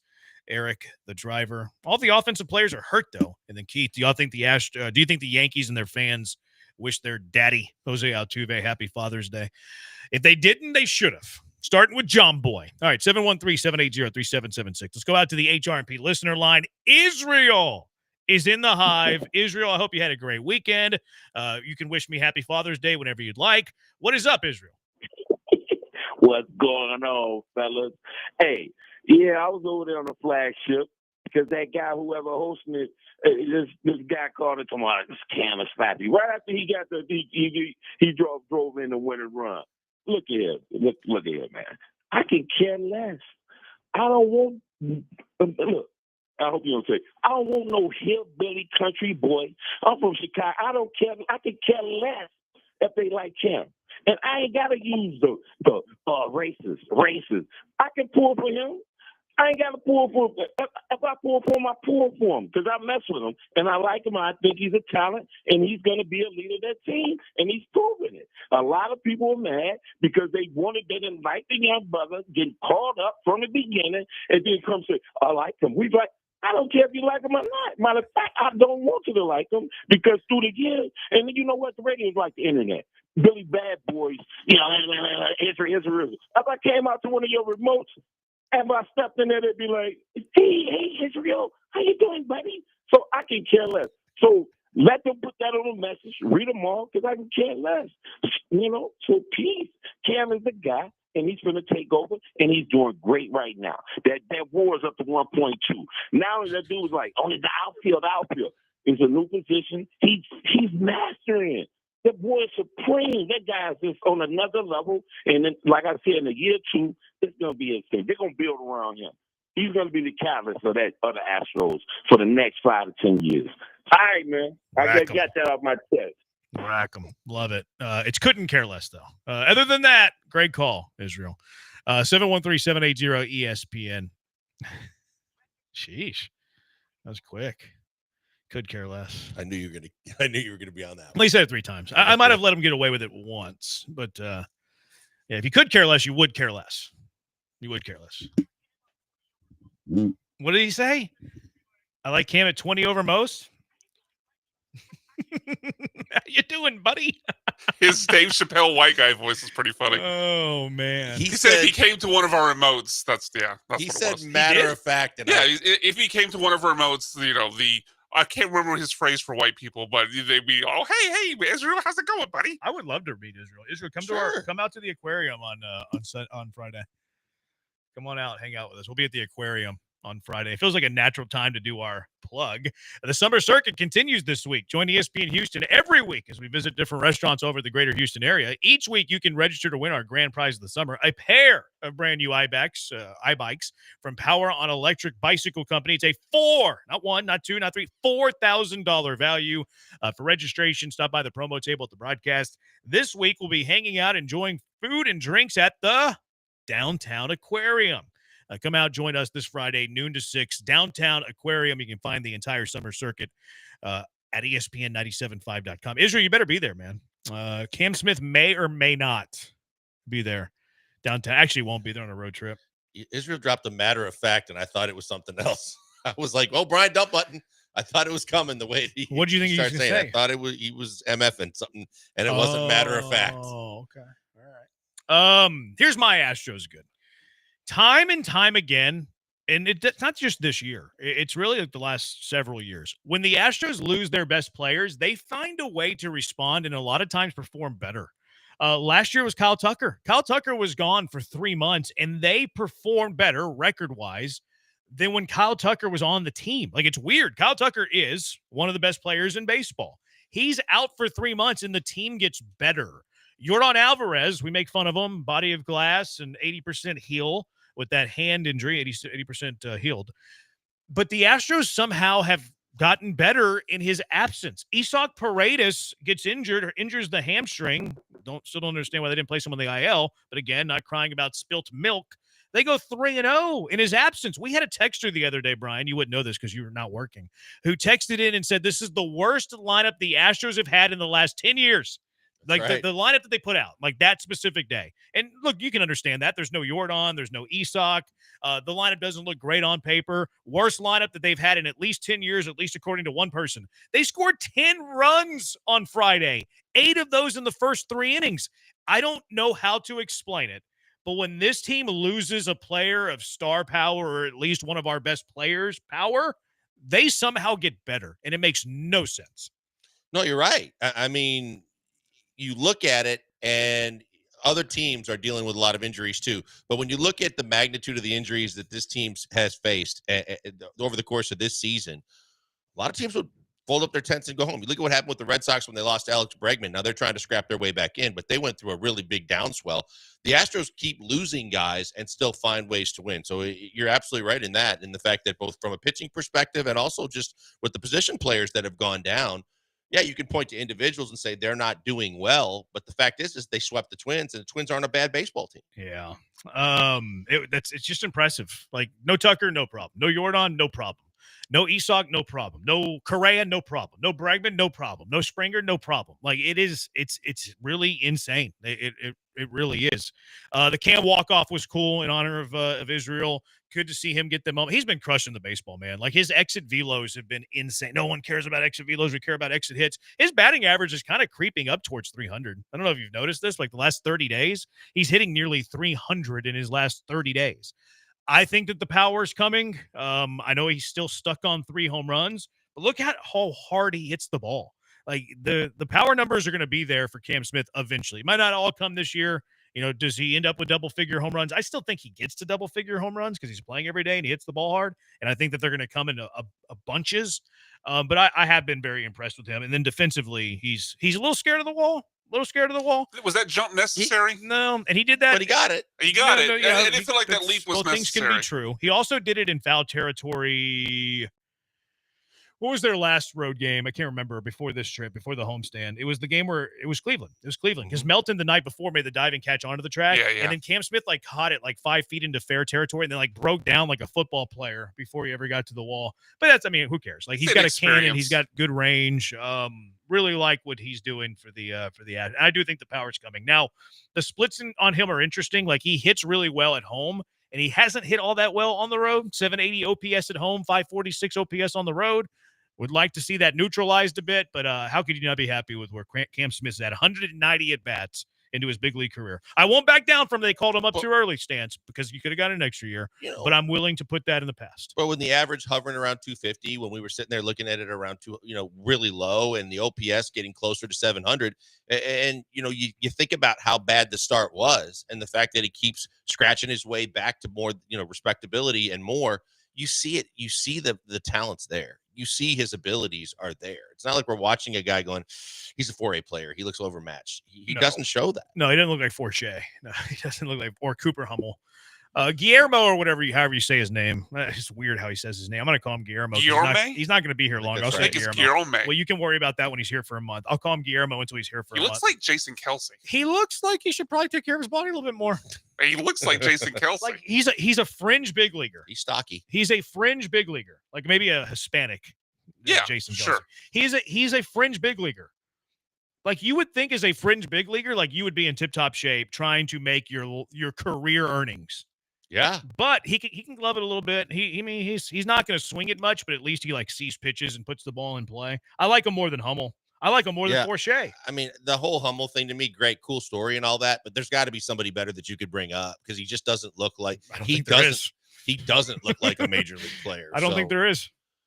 That's a shame because between Sugarland and if someone's out there on the open market, you would hope that there's somebody that you could bring in for the short term that's seen major league pitching enough that can still hit it well enough that you would say I'd feel more comfortable with him than Cooper Hummel. They the Rockies DFA that Kissenhera guy, who I've always been a fan of because I think he can swing it a little bit. Like, I think he'd be better offensively, not better defensively. But anybody at AAA, I mean, it doesn't seem like they want to do the Bryce Matthews thing right now, which Bryce Matthews road numbers out of this world.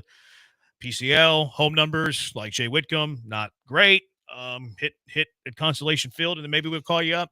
I do wonder though how long Taylor Trammell, how much they need to see of him before they call him up, because I think that Taylor Trammell gives you a better option than Cooper Hummel today. Like, are we arguing the 26 man on the roster? Probably. Is there a significant difference between the two, like what it means in terms of winning? Probably not.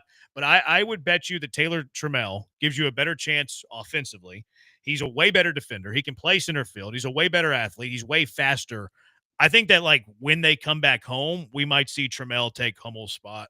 I would hope so, because if you go back and just think about where they were before they started the season, there were a lot of people that thought that Trammell was going to make the roster, that he was a guy that whether he'd be starting right away at left field before the Altuve discussions got real, and or whatever they did to figure out the rest of their outfield, he was in the mix. He was probably going to make the roster. He was going to be a guy that they were going to give a lot of opportunities to, and then he got hurt. Yeah. So if there's a chance that he can be ready, I'll take him and take a chance with him before I'll take another look at Cooper Hummel.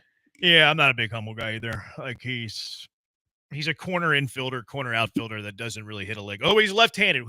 Would you rather have a lefty, or would you rather have a guy who hits righties? Like, the whole, well, he hits from that side of the plate, so we got to have. What if he's 1 for 50 in his career from that side of the plate? How valuable is that actually? Yeah, I just need a guy that can, for a short period of time, that can be a decent hitter, that has good appearances at the plate, that can kind of keep it afloat until you get some guys back. So whether he's a lefty or a righty, just show that he can compete at a major league level. Yeah, if Cam hits over 300, look, he's hitting 250 right now. The last 30 days, he's like 280-ish. Last couple of weeks, he's 300-ish. But if Cam hits over 300, would that put him in the Rookie of the Year race? I really don't think he has a chance to be the Rookie of the Year. Jacob Wilson's been insane. Yep. He would have to go on a tear in the second half of the year, which would be great for the Astros because it means, one, he's on a tear in the second half of the year, and then two, he's also up for that Rookie of the Year, give your team an extra draft pick thing. But he has to win it. He has to win it outright. Jacob Wilson's been so good right now. You're going to see him tonight, right? I haven't seen the lineup, but I would I'm imagine saying, assuming we'll see him in the next Yeah. couple of days. Yeah, the Astros just have the it factor, always rising to the challenge when a starter goes down, that winning culture. Yeah, I would agree with that. The leadership of Jose Altuve is why the Astros get better when guys go down. I hope so. Maybe. I hope that's the case. I think I wouldn't put it on Altuve. I just think the culture in that locker room, and you hear guys. I mean, look, Christian Walker wanted to play here, and he mentioned it. The guys talked about it. He said he heard guys talking about it before he got here, but that's why he had kind of bookmarked this as one of the places he really wanted to play. Whether it's Altuve or not, there's no doubt that denying the fact that there's a good culture in this locker room. It does help that they paid him, I think, top offer. I don't know if Christian Walker had a better offer than what he got. Maybe not. Which I think is But I don't probably think the biggest reason why. I don't think he's the only guy that said that. I think there's a lot of guys that have said, and once they got in, I mean, what's his name? Jason Hayward. Jason Hayward said he didn't know what to expect. He was thinking about retiring and all that. But he said once he got here and got entrenched in the culture, that he really loved the guys and the culture in the locker room on a daily basis. Did they claim him off for waivers or did they sign him? I think they did claimed sign him, didn't they? Internet says they signed him. So that would or he cleared waivers? back up your stance. He would have had to clear waivers because that's right, because he had a pretty significant contract. The last good I have is Yainer Diaz. Yainer Diaz has been low-key hot lately. Last 85 plate appearances for Yainer. He's hitting 282 with an OPS north of 800. Yainer Diaz, last 85 plate appearances, 21 games, is the Yainer Diaz that we expected to see. Yeah, you can see the pop in the bat, and you can see him not flailing and chasing it as much. So that's encouraging. He had a 4-pitch walk the other day. Miracle. That might be the most miraculous thing we see all year. Yainer Diaz with a 4-pitch walk. All right, Brian, what did you have? One of mine was what you just mentioned. Not only Yainer heating up, but going oppo with his home run the other day. That was pretty nice to see. Of course, the starting pitching with Hunter, Gordon, and Walter, especially Hunter and Walter combining for 21 strikeouts. That was pretty nice to see. Dubon's catch in the netting was a pretty nice catch the other day, making the play up against the netting, coming off the third base line. And then you mentioned Guillorme. I mean, that pick he had on Sunday was pretty nice. So was the pick on the other end of the throw from Caratini playing first base. So And part of it just made me laugh because he kind of looks like a lumberjack or Jason Kelsey. But seeing him pick it over there at third base was pretty fun. Yeah, he's Caratini had the big sacrifice fly yesterday. Oh, and Sean Dubin's picking off who was Willie Castro. Fielding the ground ball, which just seeing a pitcher field a ground ball cleanly after what we see sometimes with Fromber is nice. But the way he paused and got Willie Castro and picked off the lead runner was pretty nice. Fromber catching strays, huh?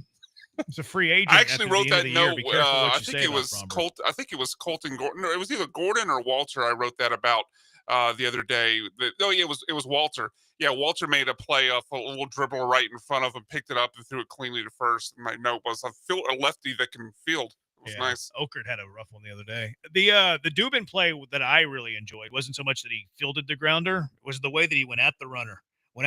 Just ran at him. He paused. He was forcing him to make the first break. And he didn't. And he just, okay, here you go. You're out. Tagged him out. That was really nicely done. He looked like an infielder actually doing that. Yeah, he it didn't was look really like a nice pitcher. play. Pitchers usually freak out and throw to a base when the runner isn't even going. That was nice by Dubin. Rogers kind of quiet. Got a hit in Friday and Saturday night's game. That bum. I mean, yeah, everybody Shouldn't wants be to on the crap team, on him, and he shouldn't be on the team from a lot of people's perspective. But when he's in there, he somehow finds a way to get a hit. I mean, you say he shouldn't be on the team, but they got Guillermo, they got Cooper Hummel, Okay, they fair. got Cesar That's fair. Salazar. There might Yeah. be 3 cuts before Brendan Rodgers. Like their bench is atrocious. Their bench is a AAA bench. It is. Yeah. It is. All right, let's get to the Astros bad. Do not ignore in victory what you win in defeat. Astros bad and ugly from this series sweep against Minnesota. 713-780-ESPN, HRP listener line. Killer Bees, ESPN 97.5 and ESPN 92.5. If you're in the market for a new vehicle, listen to me right now. Monument Chevrolet is the place to do all of your vehicle shopping. Whether you're looking for a new car, whether you're looking for a pre-owned, whatever the case may be, Monument Chevrolet is the dealer that you need to know because they're the dealer that you can trust. They're a transparent dealer. They're a dealer that doesn't hassle you with their no hassle pricing. You're going to get your car shopping done fast too. Monument Chevrolet has been serving the Houston area for 5 decades, and generations of families get into new vehicles, and these families keep coming back because they trust the people at Monument Chevrolet. They're great people. If you're looking for a vehicle for your business as well, Monument Chevrolet has you covered. They're one of the best dealerships in the country in commercial vehicle sales. That's right. A huge selection of work trucks, vans, SUVs. Monument Chevrolet has the perfect vehicle for your business of any size or any inventory. Get a fair deal, a fast deal, easy deal without wasting your time in these aggravating, stressful negotiations. No tricks, no time wasting, no hidden charges. If you've been waiting to upgrade your ride, now is the time to do it. Visit them online at monumentchevrolet.com, monumentchevrolet.com, or better yet, visit them in person at 225 and Beltway 8. You can't miss it at Monument Chevrolet. Chevrolet, together, let's drive.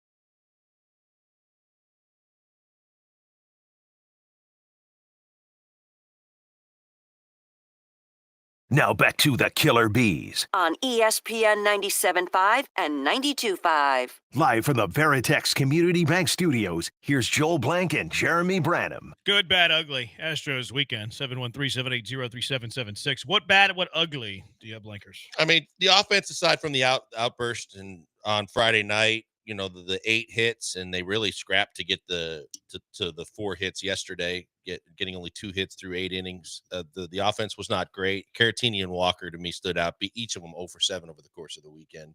That's not great. Yeah, Caratini had the big sack fly, though, in yesterday's game. So, kind of, I guess, cured a lot of evil. Walker scored the game-winning run. Was it the game-winning run or game-tying run? I think it was the game-winning run on Saturday. Drew the leadoff walk. And then Myers reached, which allowed Cam Smith to knock Walker in. But no, you'd like to see more performance there. That's for sure. What else you got? Well, and you just look at some of the guys we've already mentioned, but you just look at the combination of the guys that were 0 for or like it. Whitcomb before he got sent down, and then Walker, and then Melton, and then Guillermo. And you go right up and down the list. Hummel, you mentioned it. The bench and the bottom half of the order ain't giving you a whole lot. Yeah, the 4 Shea Whitcomb truthers were in my bad. Like all these, Shea Whitcomb's going to do great things for the Ash. Well, we're going to literally send him down at the expense of calling up Cooper Hummel and Guillermo. I don't care how you say your name yet. Being here for a month, and then I'll learn how to say your name. So the Astros are telling you what they think of 4 Shea Whitcomb. He's like 27 years old. He doesn't hit at Constellation Field. He only hits on the road. They've given him some opportunity. Like people, he's only got 8 at-bats since they called him up. Okay, his big league numbers are awful. In his entire career, he's had 48 at-bats. You know how many hits he has in 48 at-bats? 6. 9. He's hitting 188 in his big league career. Like, the guy's not a big leaguer. Like, he's not a big leaguer. If the Astros thought he was a big leaguer, you know what would happen? They would be giving him at-bats instead of getting Brendan Rodgers at-bats, instead of getting Cooper Hummel at-bats, instead of calling up Luis Guillermo.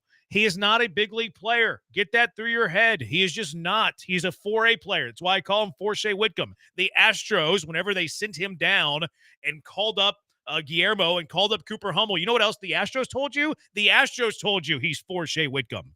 Bad weekend for the Shea Whitcomb truthers. I mean, you kind of hope that he goes back and starts raking again at AAA, just because maybe a team finds value in him that might be interested in him, that maybe you can get something for him. I thought about that, but it's like they're not fools. Like they're not ignorant. They see that Shea Whitcomb's 9 for 48.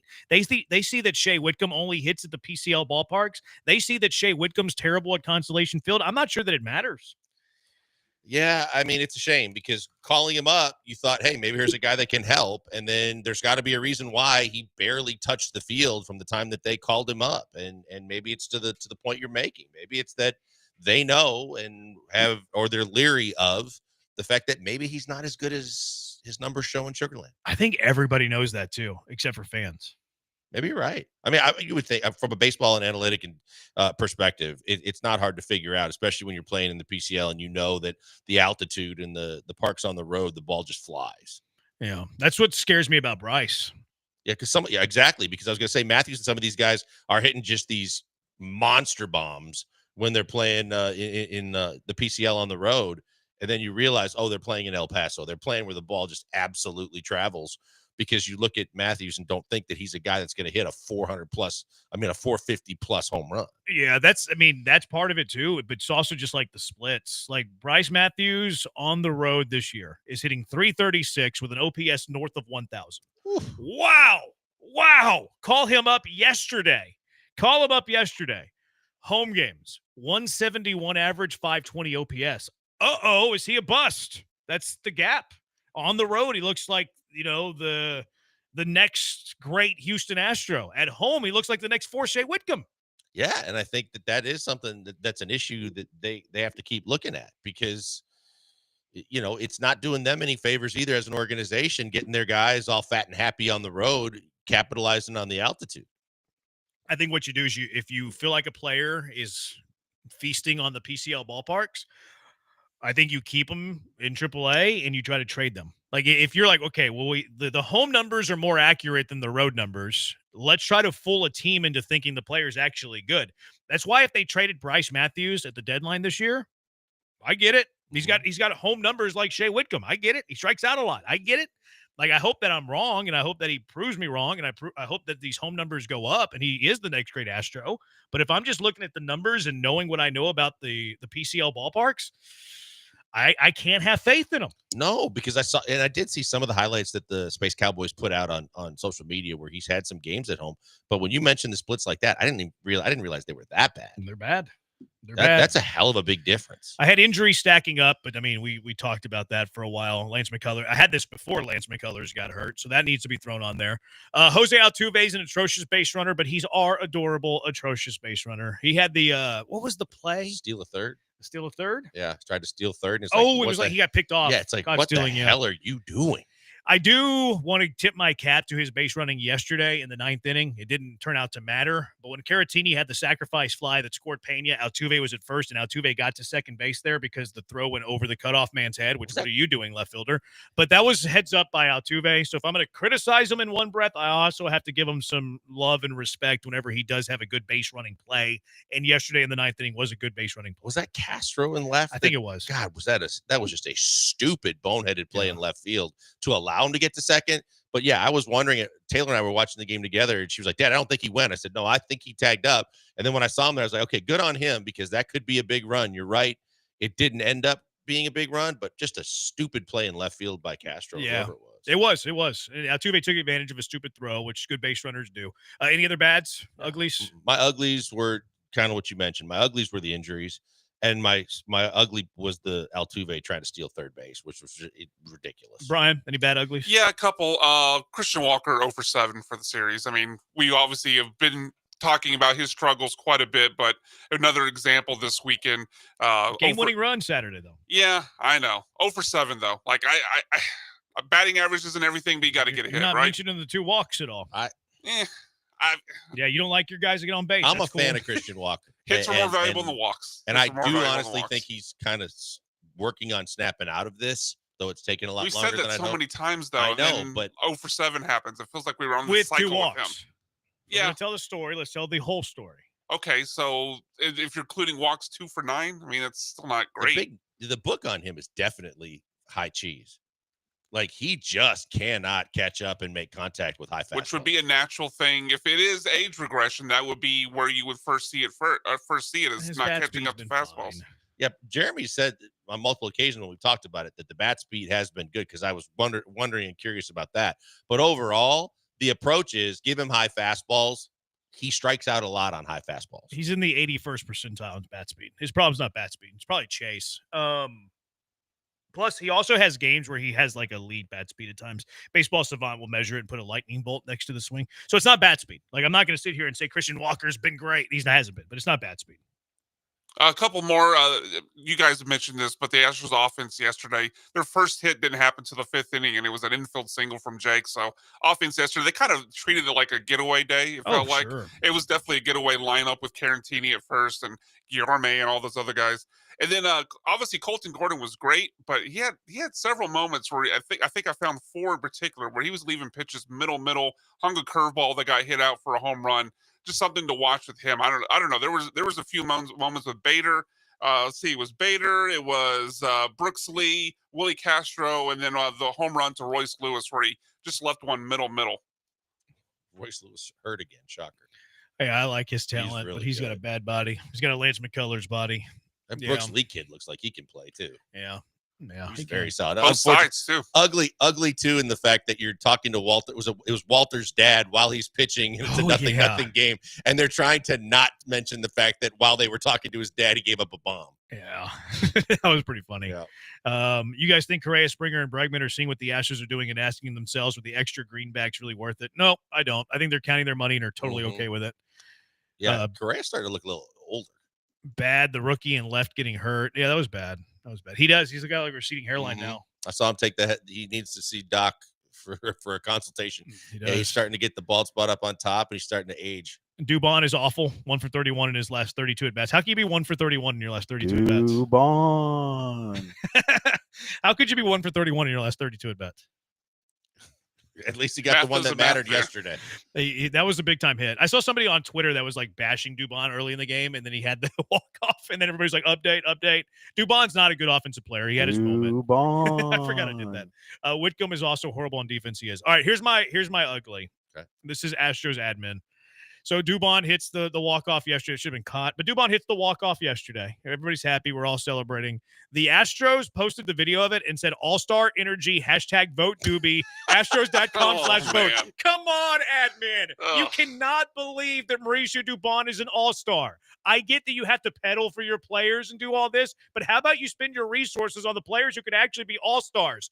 I cannot take you seriously. You are the admin who cries wolf whenever you drop me an @vote Doobie hashtag. You can't be doing that. I can't take you seriously if you're sending out a hashtag with a straight face saying vote Doobie. You see the TV commercial too, where they try and put like everybody in it. Christian Walker's in it. Dubon's in it. It's like, come on, guys. The be commercial realistic. I can get because they probably filmed it a long time ago. I'm sure they did. But real time yesterday, #vote Doobie with the Astros.com/vote. Come on. He's not an all-star. That's pretty weak. It's weak sauce. All right, 713-780-ESPN. Let's get into the Kevin Durant Rocket stuff. Is he going to be a Rocket soon? 713-780-3776. Killer Bees, ESPN 97.5 and ESPN 92.5.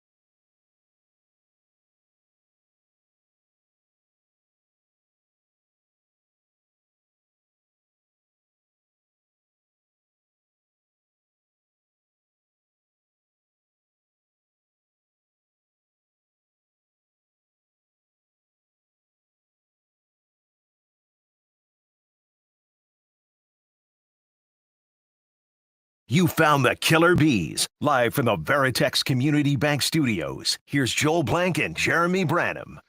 Durant, Rockets, where's Durant going to go? So many questions. 713-780-ESPN.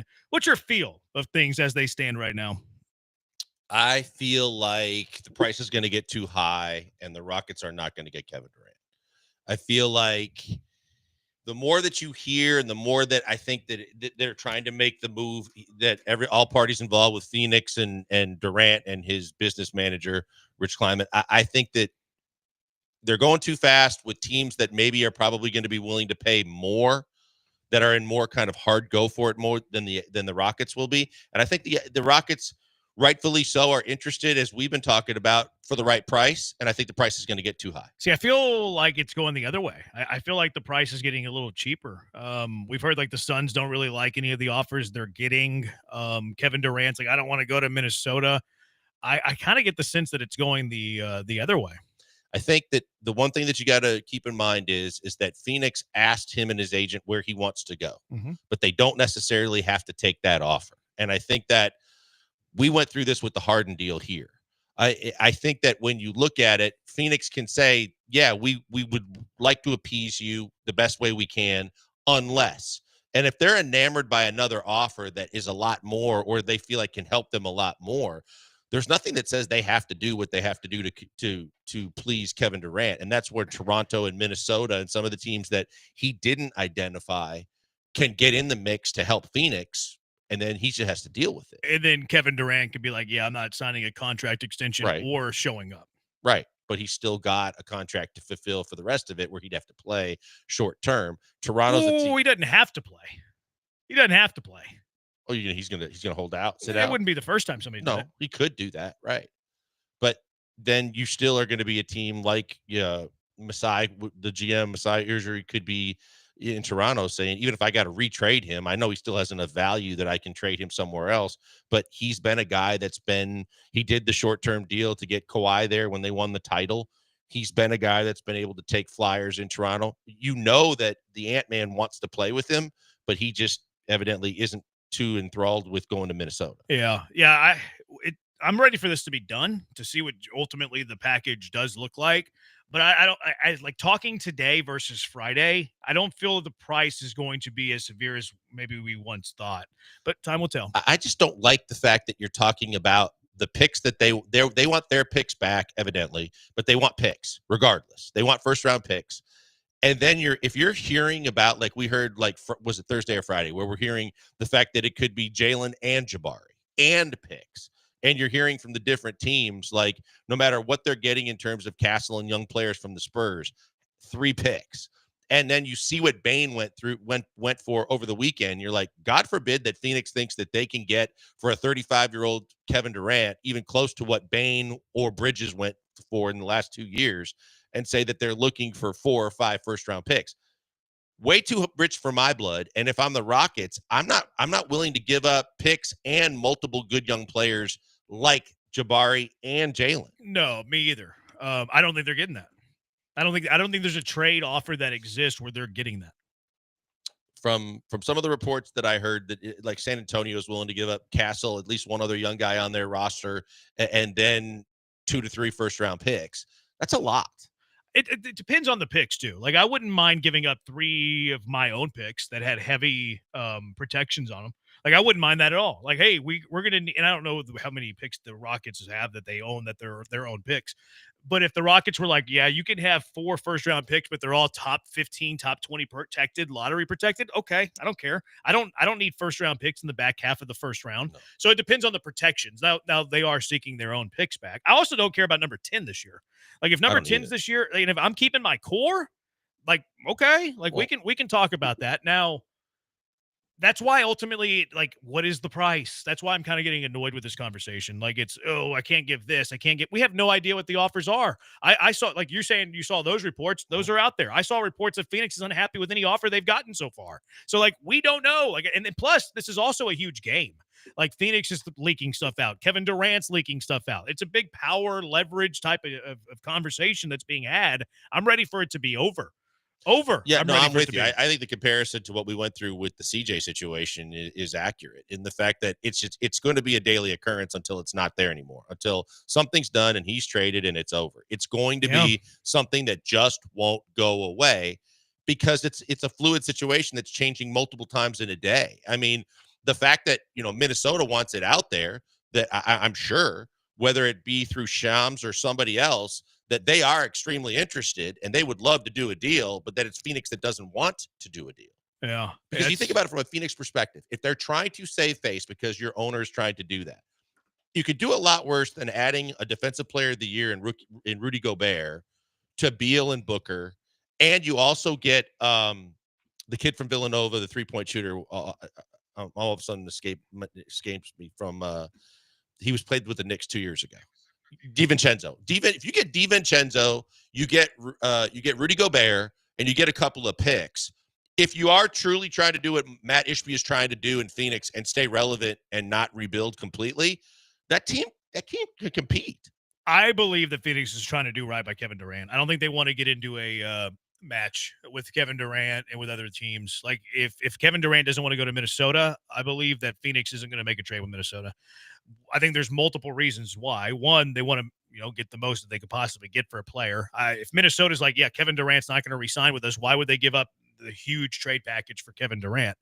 Secondly, like in the NBA, we've seen teams take care of stars because they want stars in the league to know those teams take care of them. I think it's a big reason why the Rockets were willing to comply with James Harden's demands. Okay, well, other stars in the NBA realized that we're willing to work it out with a superstar. I think Phoenix is going to take that same route, which is, again, why I think the price is getting cheaper. Also, if Phoenix got a trade that they loved, why wouldn't they have already agreed to a trade?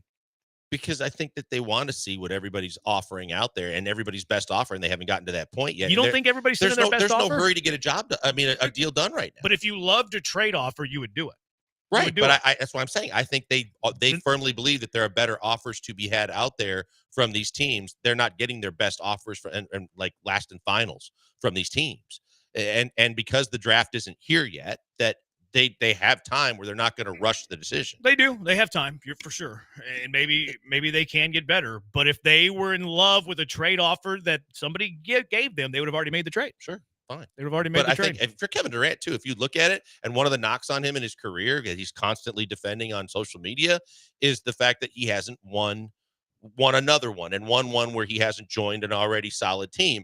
But if you join a Minnesota team that can't get over the hump and you realize that you have a chance to win, and that's one of the big missing cogs he's labeled with, I don't know why he doesn't consider that, the fact that he could make a difference on that team and give them a whole lot more offense and another option to Ant-Man and give Minnesota a potent offense. Well, he'd have to live in Minnesota. For not for the rest of his life. Yeah, that's a year too long. Okay. You can live in Houston or Miami, and you want to go to Minnesota? I mean, San Antonio ain't great. I like the Riverwalk. They have good Tex-Mex. They have good pan dulce as well. Good churros. 713-780-ESPN. Let's go out to the HRP listener line. Philip, you're in the Hive. What's up, Philip? Hey, guys. I've been on the fence on the Durant thing myself, and I've just decided to go full left brain, and here's my logic with it. If Durant's good for, let's say, 3 years, because he's going to want a 2-year extension, then I would not give up any players I think will still be here after those 3 years. So, as an example, Jabari Smith has probably 10, 15 years in the league ahead of him still.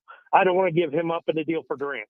But if it's a guy, think like Tar Eason, that is a bench player that I don't think they're going to give an extension to, I think another team will give him starter money at some point in the next 2 years or so when he hits free agency and he's not going to be here 3-4 years from now, then I'm open to moving those. And I think when you start looking at those pieces, Cam could be one of those, Tari could be one of those. I think Jalen could be, at least for salary reasons. You have to give up somebody. I don't see them willing to give up Van Vliet or Dylan Brooks for leadership reasons. And if you look at the salary cap stuff, if you look at the idea of, okay, we're going to trade for Durant, give him 2 years on an extension, which is dicey as it is at his age. If you give Durant a 2-year extension, his deal comes due where you can line his deal up with Brooks' deal and an extension for Fred Van Vliet, where they all drop off in the same offseason, which also coincides with when Amin Thompson's due for an extension. So like the Spurs did with Kawhi, you keep the cap hold on Amin Thompson, and you've got Amin Thompson, you got Reed Shepard, Jabari Smith, and Şengün, and max cap space after 3 years. Appreciate I think that'd be a really attractive situation. Appreciate the call, Philip. Let's react to that on the other side. What'd you think of the Steven Adams contract extension as well? 713-780-3776. Killer Bees, ESPN 97.5, ESPN 92.5. Hey guys, Lance Zierlein here from ESPN 97.5 and 92.5. You can catch me arguing with John Granado and Del Olaleye on the radio on a regular basis. But when you miss the show, how are you going to know what you missed? How are you going to know about our conversations and what everyone's talking about? Well, you can follow us on our social media pages, and I'm talking about for the radio station. We do a great job at taking all of the show content that you see on our show and all of the great shows on ESPN 97.5 and ESPN 92.5 lineup, and we will recycle and let you hear the best of the best. Conversations about big wins, the most disappointing losses, who's doing a good job as manager or head coach. We're talking about it all. Do not miss it. Listen to the radio as often as you can. But if you miss it, follow the social media pages, like, subscribe, and never miss a second of the great content right here on the station.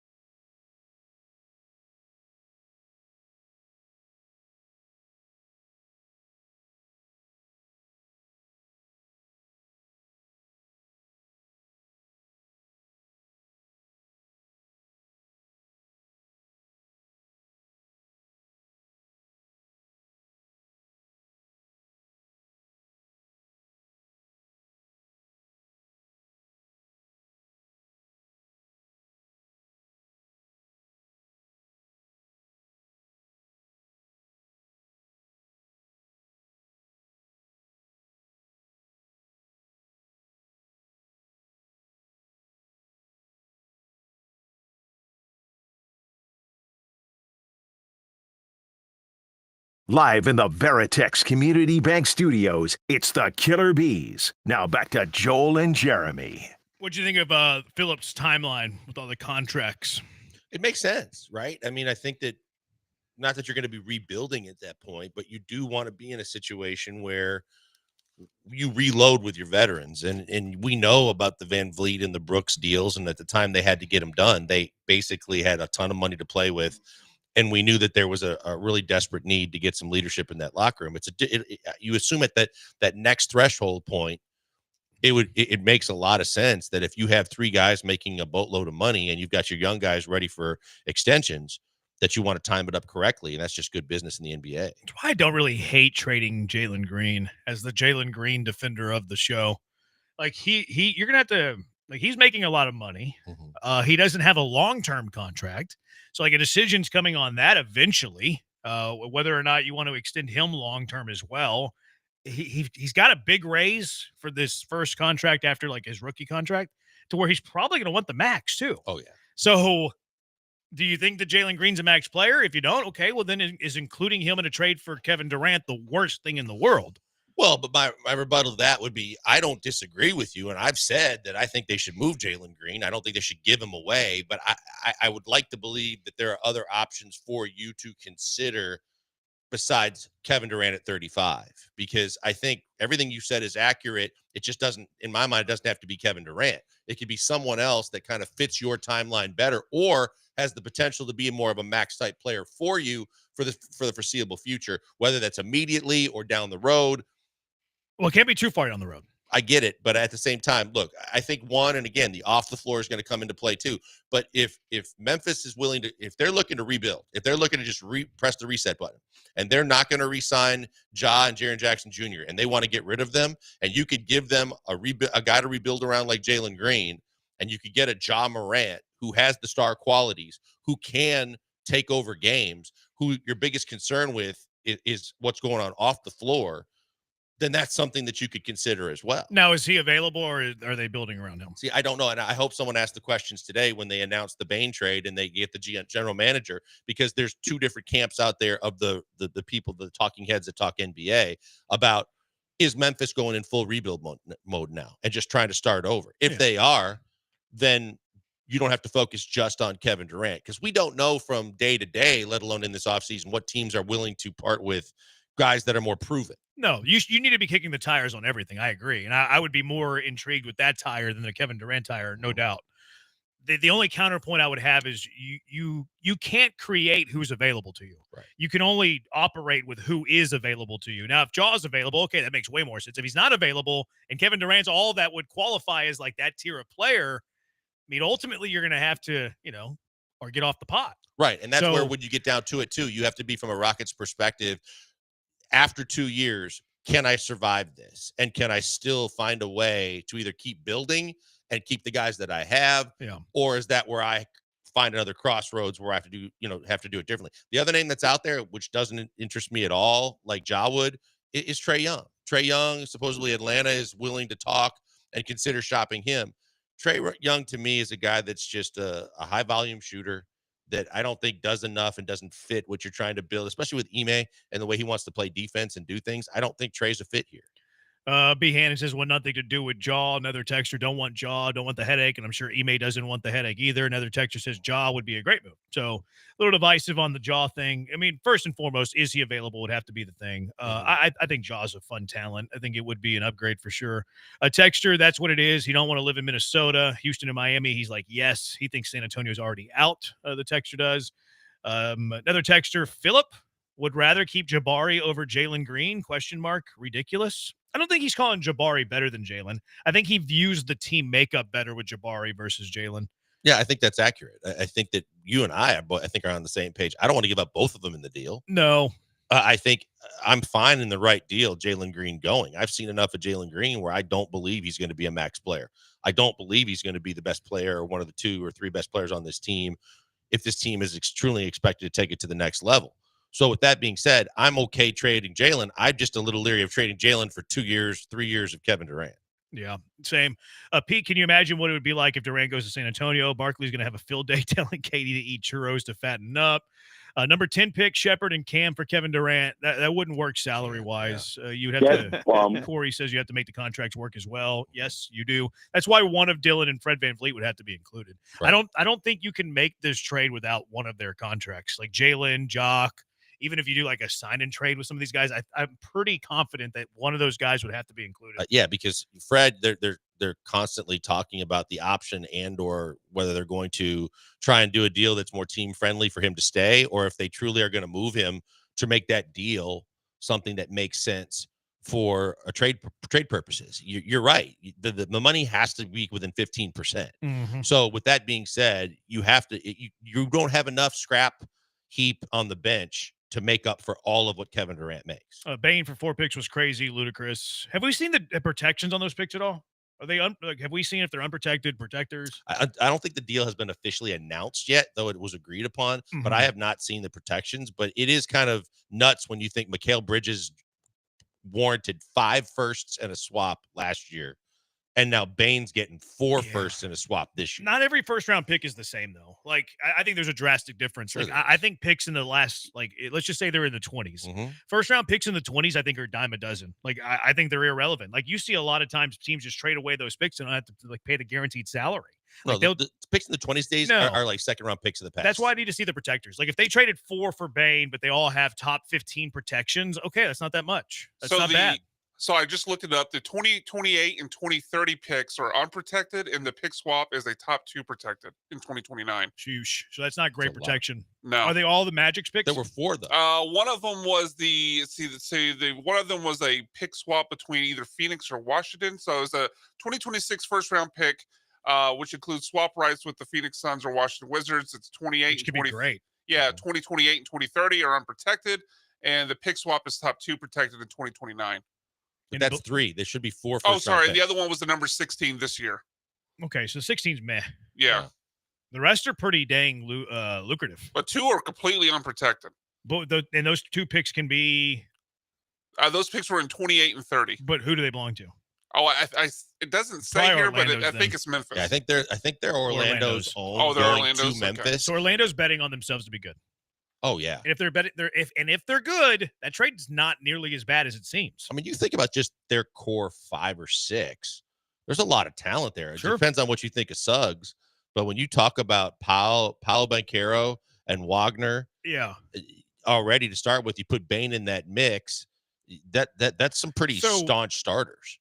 That trade is basically 16, 2 Magic picks. If they're good, they're in the 20s. The only one that's really good is the pick swap with Washington Phoenix. Yeah, Which that's really that the one can only be that one one can that be can really bite good. them. That trade is not as bad as people make it out to seem. Like I think it's more so that I don't think people see the value in Bane being that high. But you're also, if you're Memphis, you're trying to pull the Presti, right? If you're going to go full blown pull the plug or get out of something, you're trying to just stockpile picks and then figure out how to package them and or keep them and use them. Blaine says, I don't think San Antonio's out. Maybe I think Miami and Houston are in play because of no state tax. That's a good point, too. Like Kevin Durant's going to make, what, $55-60 million? Go to a place that doesn't have state tax for half the games you're playing in. Yeah. Saves you a few million, probably. I don't think San Antonio's out by any stretch of the imagination. The one that's kind of curious to me, I get how Kevin Durant would love to play in Miami. What does Miami really have to offer? Because I don't know that they've been pretty lenient in trading away their picks. I'd have to look at what they have of their own picks and what picks the they big thing's possess to Ware, throw in right? there. Like Ware's been the big name that's been mentioned. Like, Miami doesn't want to keep him. Okay, now they're talking about, like, that's the thing. Like this whole Kevin Durant saga has been silly season. It has all been silly season. Yeah, I mean the main cog that they're trying to move is Wiggins. I don't think if I'm Phoenix, I want Wiggins. Well, Phoenix wants Ware. They want Ware, and that's been the big hang up. Oh, the young kid. Yeah. I mean, but again, other than that, according to reports, I shouldn't say that's according to reports, that's the hang up. Yeah, I don't see that. And even if that deal gets done, he goes to Miami. I don't think they're good enough to compete in the East. He might not care about being good though. He might just care about, hey, I'm going to go make $60 million, no state tax. I'm living in Miami. It's not the worst thing in the world. I would love to live in Miami for a year for $55 million. That'd be a lot of fun. Although I wouldn't mind Minnesota for $55 million either. I do a lot of fishing on the lakes. Those Great Lakes, they're as big as oceans. 713-780-ESPN. Let's get to Mailbag Monday. Oh, what'd you think of Adams, by the way? Well, let's do that in Mailbag Monday. Mailbag Monday. What's your question for the Bees? 713-780-3776. Killer Bees, ESPN 97.5, ESPN 92.5.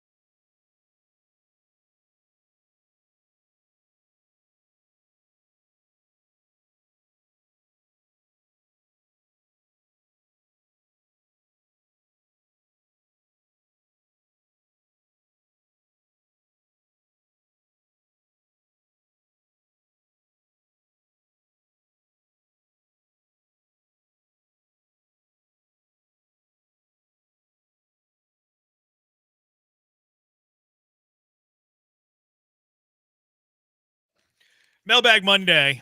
What's your question for the Bees? 713-780-ESPN. What is your question for the Killer Bees? First question, well, it's the one we teased. Steven Adams, what did you think of the $39 million 3-year deal? Yeah, I was really pleased with it. Of the guys that they had to deal with in this offseason, I thought he might be the most important and the guy that I wanted them to go and get him signed. Maybe 3 years. Some people is going to question, is that too many years? But I think for what he meant to this team, regular season, one thing, playoffs, different animal, where he was really big for this team, and they really have a lack of that kind of solid defensive presence and offensive rebounding. I thought it was a big signing for the Rockets. Yeah, I thought he was going to get priced out. So I do think that the Rockets paid the extra year to get a lower AAV. Like, I think Adams gets more than $13 million a year on the open market, but I don't think he gets the third year. So I think that's where the trade-off was. Okay, Steven Adams, we love you, big fella. We want you here. He obviously liked Houston. Or Fellstone kind of challenged him through the media, like it takes two to tango. So it proves that Adams wanted to be here, and Adams surrendered a few more bucks per year to get the third year, which I think is a fair trade-off. I like Adams. The third year, we'll see how that goes, but I like him especially at $13 million a year. Oh, no doubt about it. And I think that from a lot of different ways, a lot we don't see, but when we hear about culture and locker room and veteran, the young guys just can't say enough good things about what he does as like big brother and how much he works behind the scenes with the young guys. But it means something more when he goes out on the floor and he actually proves himself with the way he's played for this team. Yeah, that third year might, and I think you're absolutely right about that. I think that when you looked at the open market this year, the Lakers wanted to pursue him. The Clippers were said to have wanted to pursue him. The Warriors wanted to pursue him. You get a couple teams in a bidding war for him, you're right. He's probably going to get 20. Yeah, I think so too. So yeah, I'll make that trade any day. I get him at 13. I just have to give him the extra year. That's cool with me. It also like aligns when you have to pay like a min and stuff. And then the other thing is Steven Adams, whenever it mattered the most, was easily one of your best 5 players. Yes, easily one of your best 5 players. So I like that. You don't win the Warrior series without Steven Adams. We didn't win it. Oh, that's right. I'm sorry. You don't compete to the level that they competed with when he came in. He made a big difference. I knew what you meant. You almost don't win it. Right. Right. You don't get to a 7th game and do. Yeah, that's what I meant. Texter, how many pillows do you have on your bed? Ooh, I use 3. Is that total? 3 on total your bed, just though? for me. No, Lisa's got. Use 3? 2 or 3. Yeah. We have 6, sometimes 7 pillows on our bed. The 7th one's like the little like a foo-foo pillow. Yeah, you just throw it off immediately. Yeah. We have 3 on each side. I only sleep with 2 though. I get rid of. I use the third pillow whenever I'm watching TV to kind of keep myself in a proper angle to watch television. But I only use 2 to sleep. See, I use 3 because of the fact that I use the bigger like king size pillow, like you said, to anchor between the headboard and the other 2 pillows when you're watching TV and such. But then I rotate the other 2 pillows like middle of the night because they get warm. Oh, really? Yeah. Cooler than the other side of the I pillow. like the cool pillow. 713-780-ESPN. Question for the Bees. How many pillows do you use, Brian? 2 when I'm sleeping. I'll use a third if I'm propping up to watch TV. Does the wife use 2 and 3? She uses 3. So you have 6 on the bed. Yeah. Yep. And you have 6 on the bed. Yeah, we have 6. Every now and then a cosmetic 7th. It's just when the bed's made up and we want it to look nice, which is not very often. Same here. Not very often. I feel like 6 is the proper answer. Like if this was Family Feud, how many beds are on the average American household bed? Yeah. I think 6 would be the number one answer. 6 pillows is, I think, the right answer. Yes. Yeah. 713-780-ESPN. Question for the Bees. Sonic has pepperoni pizza bites. Are you in? No, I'm not in on pizza bites at a Sonic. I'm not in on chicken at a Taco Bell. It just doesn't make any sense to me. If I want something with pizza related, I'm going to primarily a pizza type place. If I want chicken, I'm not going to Taco Bell. I'm going to more of a main serving chicken place. Yeah, I'm not going to kick any out of the bed for crumbs. I mean, I'll try it once. Yeah, I would try it once. I have tried the chicken at Taco Bell. I think it was like throw it into your order and get for like $2. I was like, yeah, I'll give it a shot. It was okay. It wasn't. I'll never get it again, but it was fine. Is it the seasoning they're talking about? No, it's just like a chicken nugget. Huh. It's just a chicken nugget. It's really no different. Yeah, they boast about using real taco chips in the. I didn't even notice that. In the breading. I kind of related to the Sonic chicken bite thing. That's probably what it's most similar to. I think what sets their chicken apart is the dip. At Taco Bell. Yeah. Yeah, the cheese and whatever. Yeah, I forget they added a dip for that. I forget what it's called, but I mean it's okay. I mean it's not awful, but no, I would try the pepperoni pizza bites. I don't think I would like them, but I would try them. So I just think that you have options. So if I have options of where I'm going to go, I'm not going to go get pizza bites at Sonic, just like I'm not going to go get chicken at Taco Bell. Same, yeah. It's more of a throw-in. Oh, you're giving these away for free because you're Or if promoting you're- it. Yeah, if you're good at Sonic for another reason, like, oh, let's try this one too. Which, by the way, I don't know why, but Chick-fil-A is doing a 3-piece chicken strip because of the Astros for some my reason. kids don't like the strips. You said that's so weird. Yeah. I was Yeah, shocked by this because my kids, and said they're like a valley finicky, roll. right? Like one of them likes McDonald's chicken nuggets better than Chick-fil-A. The other one likes Chick-fil-A better, but they'll take either one. And then they kind of what you were talking about. They threw in some chance to try the chicken strips at Chick-fil-A, and unequivocally the entire car said no. So they like the nuggets, but not the strips. There is something to that. I never get the strips. No, there is something to it. They taste different. The nuggets are far superior. I never get strips at Chick-fil-A. Now, if they're free, give me 3, and that's how many they give you in this 3 count. Thanks to the Astros. So we'll be trying this soon. Is it a foul pole thing? No, I don't think so. It says summer calls for chicken. Enjoy this reward from your Houston operators. It has something to do with the Astros, I think. 3 in a row? I don't know what it is. I have no idea. It might not be from the Astros thing, because usually, like when I saw the Astros tweet about it, though, I think. Well, that might just because they're a sponsor, though. But I don't know. Like usually, it says in the reward, it says something about the Astros if it's Astros related. See, maybe it's the Astros earlier. We have a special offer just for you. Start your day with free Chick-fil-A from the 16th to the 20th. Claim your free 3-piece Chick-fil-A chicken strips. But it doesn't say why. But it's the Astros promotion. I think the Rockets did something like that too. Maybe they're just doing it to like be like, hey, maybe it's part of their contract. Yeah, it could be. I've seen it in our Facebook page where it says the Rockets did you a favor. Go get your 3 strips from. Like, I know what you're talking about with the foul pole. Like, you hit the foul Yeah. pole, you get like a free 4-piece or 5-piece or whatever. But no, this one's just like a random 3-piece chicken strip. Yeah, because the foul pole's got Chick-fil-A advertising. Yeah, they spell foul wrong. Actually, Well, they spell it correctly for the purposes. Yeah. Yeah. But why I said wrong is because there are other Chick-fil-A sponsors to the foul pole where they spell it Foul and not really? F-O. Yeah. There's inconsistencies with the foul pole Normally around Major League Baseball. Normally it's the billboard with the uneducated cows spelling. I want to say it might be Globe Life. I have to double check. I'll double check later. It's kind of important. What's your favorite carb? Ooh. Tortilla. We're gonna have that wise guy that says sugar. Mine would be probably French fries. I was gonna say potato based. Yeah, something potato based. So it would definitely be French fries. French fries for me. How many beds are on the bed? Did I say that? Yeah, you did. Joel and I both looked at each other, but we let it go. Yeah. My bad. It's great. Does McCullers really have a foot, or is his arm broken again? I think it's his foot. I hope it is. Who has the worst nuggets? Asked 409 Josh. Ooh, worst nuggets. This is he gave what he thinks it is, but I don't want to. I don't know how many nuggets. Spoil the Burger conversation. King? I've never tried their nuggets. See, I used to like the chicken fingers, and I think they got rid of them. Didn't they have nuggets too, though, at Burger King? No, they do, yeah. Yeah, I never have liked the Burger King nuggets. I used to like the chicken fingers. I wish they would bring those back. I kind of like them. I think I went through a Burger King recently and saw their chicken nuggets for something like 10 for $1.99. I was like, it can't possibly be that inexpensive, and I passed. I picked up some Burger King this weekend. What's your Burger King order? Well, I mean, I've always been the Whopper's great. I go the Texas Double Whopper. I go double cheeseburger. Texas Double Whopper with the jalapenos and the bacon. Oh yeah. I love the flame grilled. Yeah, taste the of Burger smoke King they get on their burger is better than a lot of fast food places. 409 Josh says McDonald's the worst nuggets. Another texter opined Wendy's and Burger King. I think McDonald's. See, are we eliminating the dip? I think you have to eliminate the dip for this conversation. I'm not a big. We had this conversation a week ago. I'm not a big dip for the nuggets guy if the nuggets taste good. No, But McDonald's you have to use. McDonald's is like You an have acquired to, taste because especially when you look at it, you know it. You're not eating like real chicken nugget bites. Well, I mean, none of them are except for Chick-fil-A, probably. Yeah, Chick-fil-A is.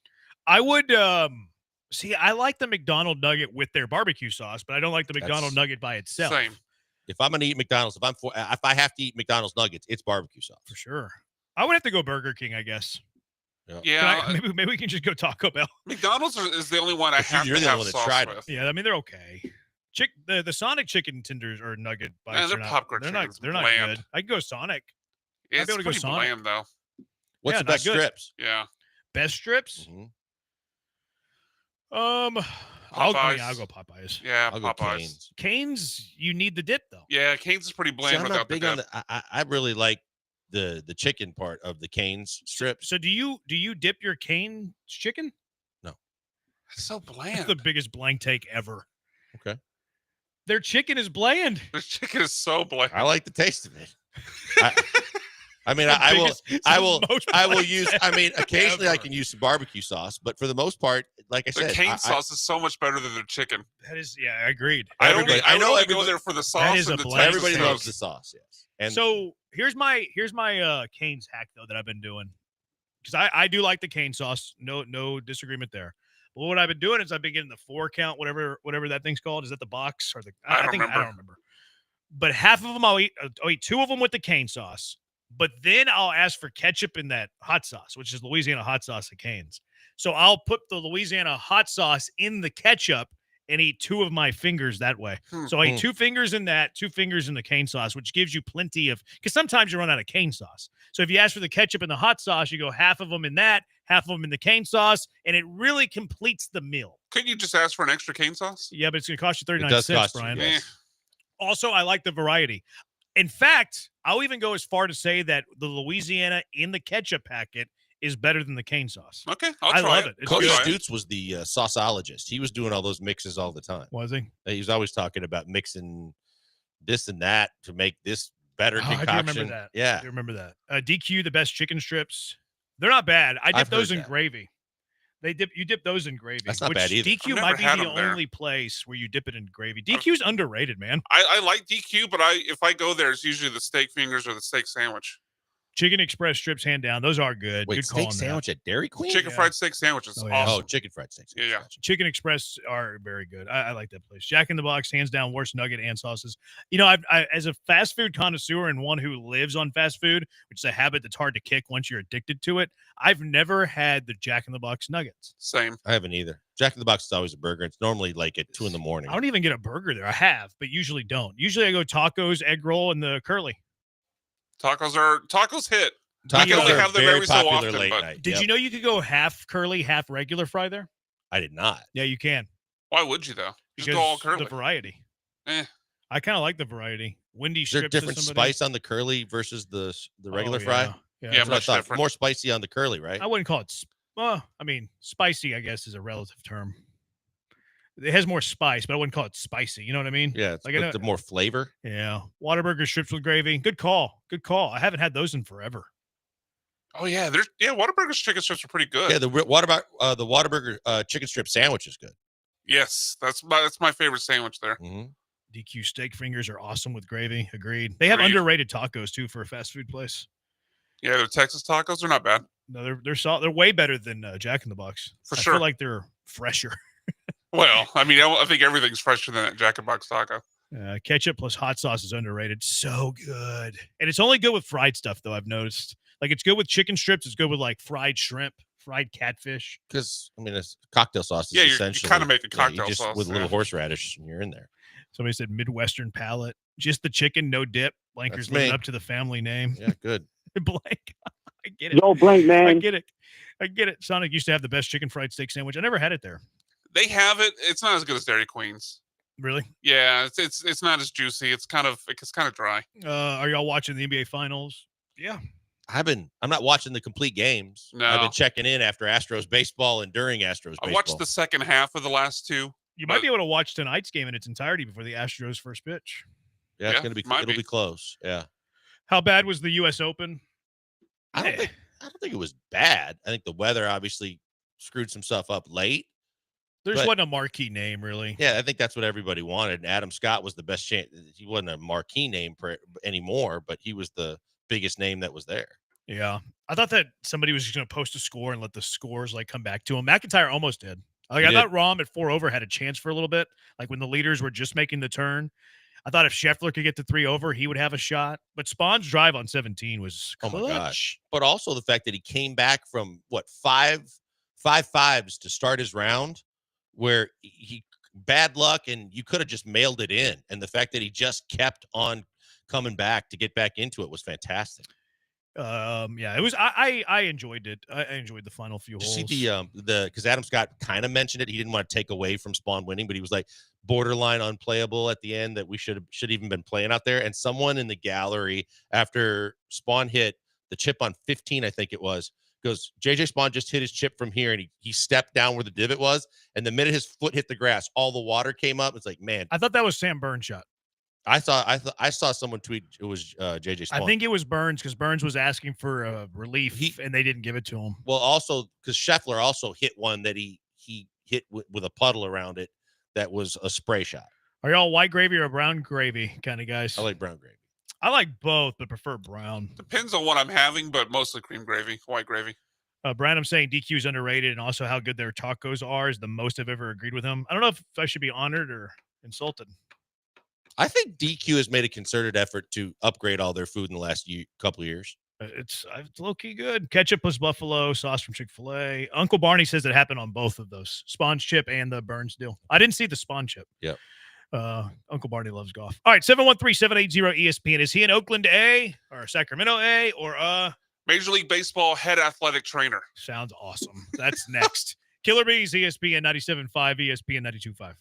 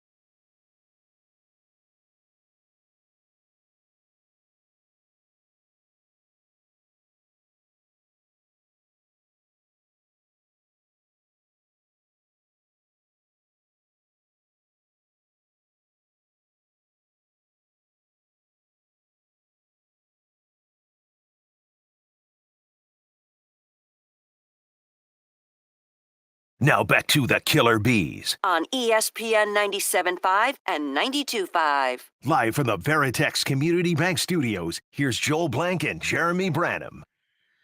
Is he a Sacramento Athletic or a head athletic trainer in baseball. It's just riveting radio here. That's what you get with the Killer Breaking new Bees. ground. I have a buddy who's going to the Sacramento A's Astros game tonight. He lived here forever. Peter is his name. Peter Wynn. Cheap? And what? Cheap ticket prices? Yeah. He got like front row about like parallel with the first base bag, maybe a little deeper than the first base bag, but right where the fence angles out towards the foul line, front row for $35. Oh, that's great. Holy, He's yeah, like, do you that's think I can get a awesome. foul ball here? I was like, yeah, you got a shot. Like a bounding ball that comes For that way. sure. I mean, only if he has your $35. hands. That's true. Yeah. What's the Tampa the Steinbrenner Field only seats like 10. I thought it was like 8, but maybe 10. I thought it was like 10. Or 8, 10. Is this one same? I don't know. What ballpark do they play in? The Sacramento Bees? Yes, Sutter Circle. Health Park. Reinventing health. Let's see. Sutter Health Park capacity. Apparently it plays like 14,000. Okay. It's not too shabby for minor league. But I don't think they're drawing well. Oh no. So it's still going to look like the Well, Coliseum where there's yeah, nobody there. I wonder if they had the drum bangers in right. I hope not. That sounded terrible on TV. Yeah, they annoyed Remember the that? hell out of me. And even when the game was basically out of reach, they were still banging the drums. I'd put it on mute a lot of times. Like It it was would annoying. start to grind my gears. All right. Sacramento A or athletic trainers around Head baseball. athletic trainer around Major League Baseball. All right, number 1, Jeremiah Randall. Is he an athletics player or a head athletic trainer for a Major League Baseball team? Age before beauty. He is the head of athletic trainer for your Houston Astros. No, Jeremiah Randall's like a co-owner of some health gym spot in the Woodlands. And also the Houston Astros athletic trainer. You are both correct. He is indeed the Astros head athletic trainer. I was hoping I could sneak one by No, he you. but- owns something in the Woodlands. Oh, does Some he? Health and fitness thing. All right. Yeah. Yeah. All right, second one up, Jeff Collins. Athletic trainer or Oakland or Sacramento A? Jeff Collins. Never Jeremy? heard of Jeff Collins. I'll go head athletic trainer. I'm going athletic trainer. You are both correct. He is the athletic trainer. They had one for the Sacramento.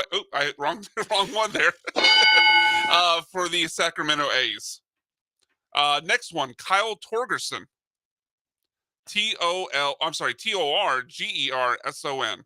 Torgerson. That sounds like a Sacramento athletic. I think he's trying to confuse him with Spencer Torkelson. I'm going to go athletic trainer. He is an athletic trainer for the Seattle Mariners. Let's go. So Jeremy is up 3-2. Guy number 4, Willie McIver. MACIVER. Wasn't there a TV show about this guy? He could make chewing gum and chocolate turn into glue. You said MCKIVER? MACIVER. McIver. MacIver. I know it runs I think together. we're in his It head. runs together. What position does he play? That's for you to determine. I'm going to go athletic trainer. I'm going to go athletic. Joel ties it up. He is a catcher for the Sacramento A's. Where's So- Shailene Galier's up? Actually, she's on the IL. Yeah, 3-3 after 4. All right, number 5, Matt Lucero. Athletic trainer or Sacramento A? Athletic trainer. I want to say he's a relief pitcher. I'm going to go Sacramento A. Joel is correct and pulls ahead. He's the head athletic trainer for the Rangers. All right, 2 more to go. Joel up 1. Grant Holman. It's you, right? Yeah. I'll go athletic. I know I should just go along with what you say, but to make it interesting, I will say athletic trainer. Jeremy has tied it up. Or actually, no, pulled ahead. He tied no, it up. you're right. I was Sorry, up my one. bad. I think it's tie. He is a relief pitcher, though, for the Sacramento A's. This last one? Last one Game for all 7. the marbles. Rafael Freitas. Freitas. Athletic trainer. I don't think that's how you say it. Freitas. I'm just messing with you. I don't say anything right. And I'm Mexican. I'm going to go with a member of the Sacramento Athletics. Joel, was your answer? I said athletic trainer. He is the athletic trainer for the Pittsburgh Pirates. There's a Joel Freitas Blank. that lives in Pittsburgh? I don't believe it.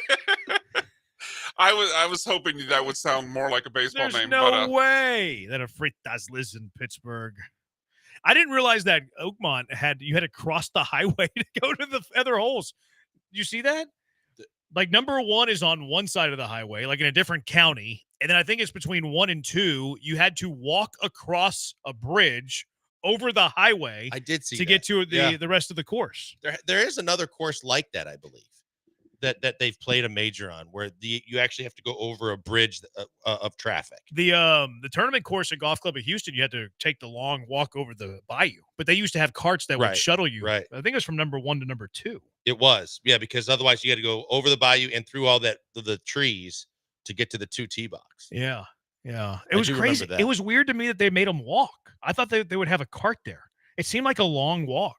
I guess that's part of pro golf, that you have to walk every part once you start the actual. I don't think that's part of pro golf, because again, at Golf Course of Houston, Golf Club of Houston, they would cart the players. They shuttled the players? Yes. Oh, I thought they still had to walk. Maybe it's a USGA thing. Maybe. It's a USGA thing. Let us know. 713-780-ESPN. Let's get to the car wreck of the day. What is your car wreck of the day? 713-780-3776. Texture says, thanks for reminding me of Carl Ravitch with the music. Great point. He is the worst. He is the worst. All right, car wrecks of the day next. It's Killer Bees on ESPN 97.5 and ESPN 92.5.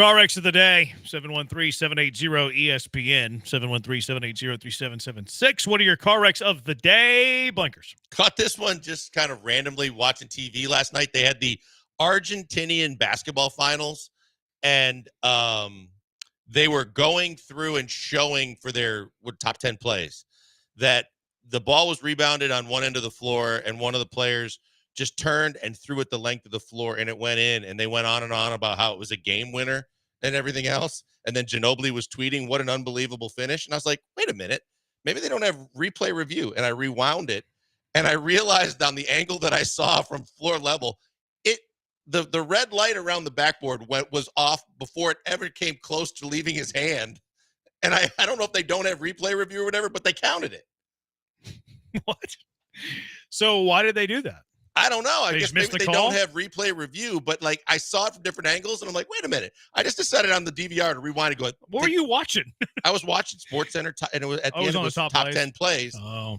And when I rewound it, I'm like, here's the dude winding up with the ball in his hand, the red lights on the backboard behind him. I'm like, that shouldn't have counted. That's crazy. Yeah, it was nuts. It's weird they don't have a review. Was there audio on it, Brian? Yeah, you want to hear the call? Oh, sure. De Piñero. Otra vez largos problemas, pelota colgada, alcanzó a quedarse con ella y hasta tirar. ¡No! Señores, un lanzamiento para la historia. They're not de la there. Liga Nacional. Doesn't sound like it. Oh, you can tell They're calling from a studio or Yeah. something.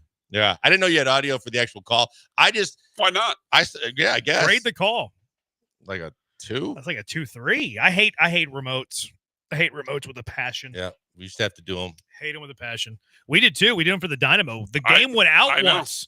Yeah, you had I forget who your color guy was then. Garrett Heinrich, maybe, or Michael No, it was Chabala? before that. Yeah, it was before Garrett. But I remember because you guys would normally call it from the TV in that studio, but it went out, and you guys were both huddled around one computer, like desktop screen, trying to call the game off of that same desktop screen. It happened with Garrett before too. We did it Rockets trip to the second go around to China. And so Craig and I were doing it from the bowels of the Toyota Center, and we're like, what if it goes out? Like, what are we going to do? People are listening to the radio call, and thankfully it didn't, but we had a couple delays too where we're like, oh God, if this thing goes out, how are we going to get it to go to the computer and try and do the running score? I mean, I forgot about COVID. We did almost all the road games on COVID from remotes. Elvin Hayes and I, like in a small room watching the game. Where'd you do it from? It depended on it. Like sometimes Elvin didn't do the game when they were on the road, and I there were times I did it at home. But then whenever he was there, we did it from TD-ECU Stadium, like in one of the small booths.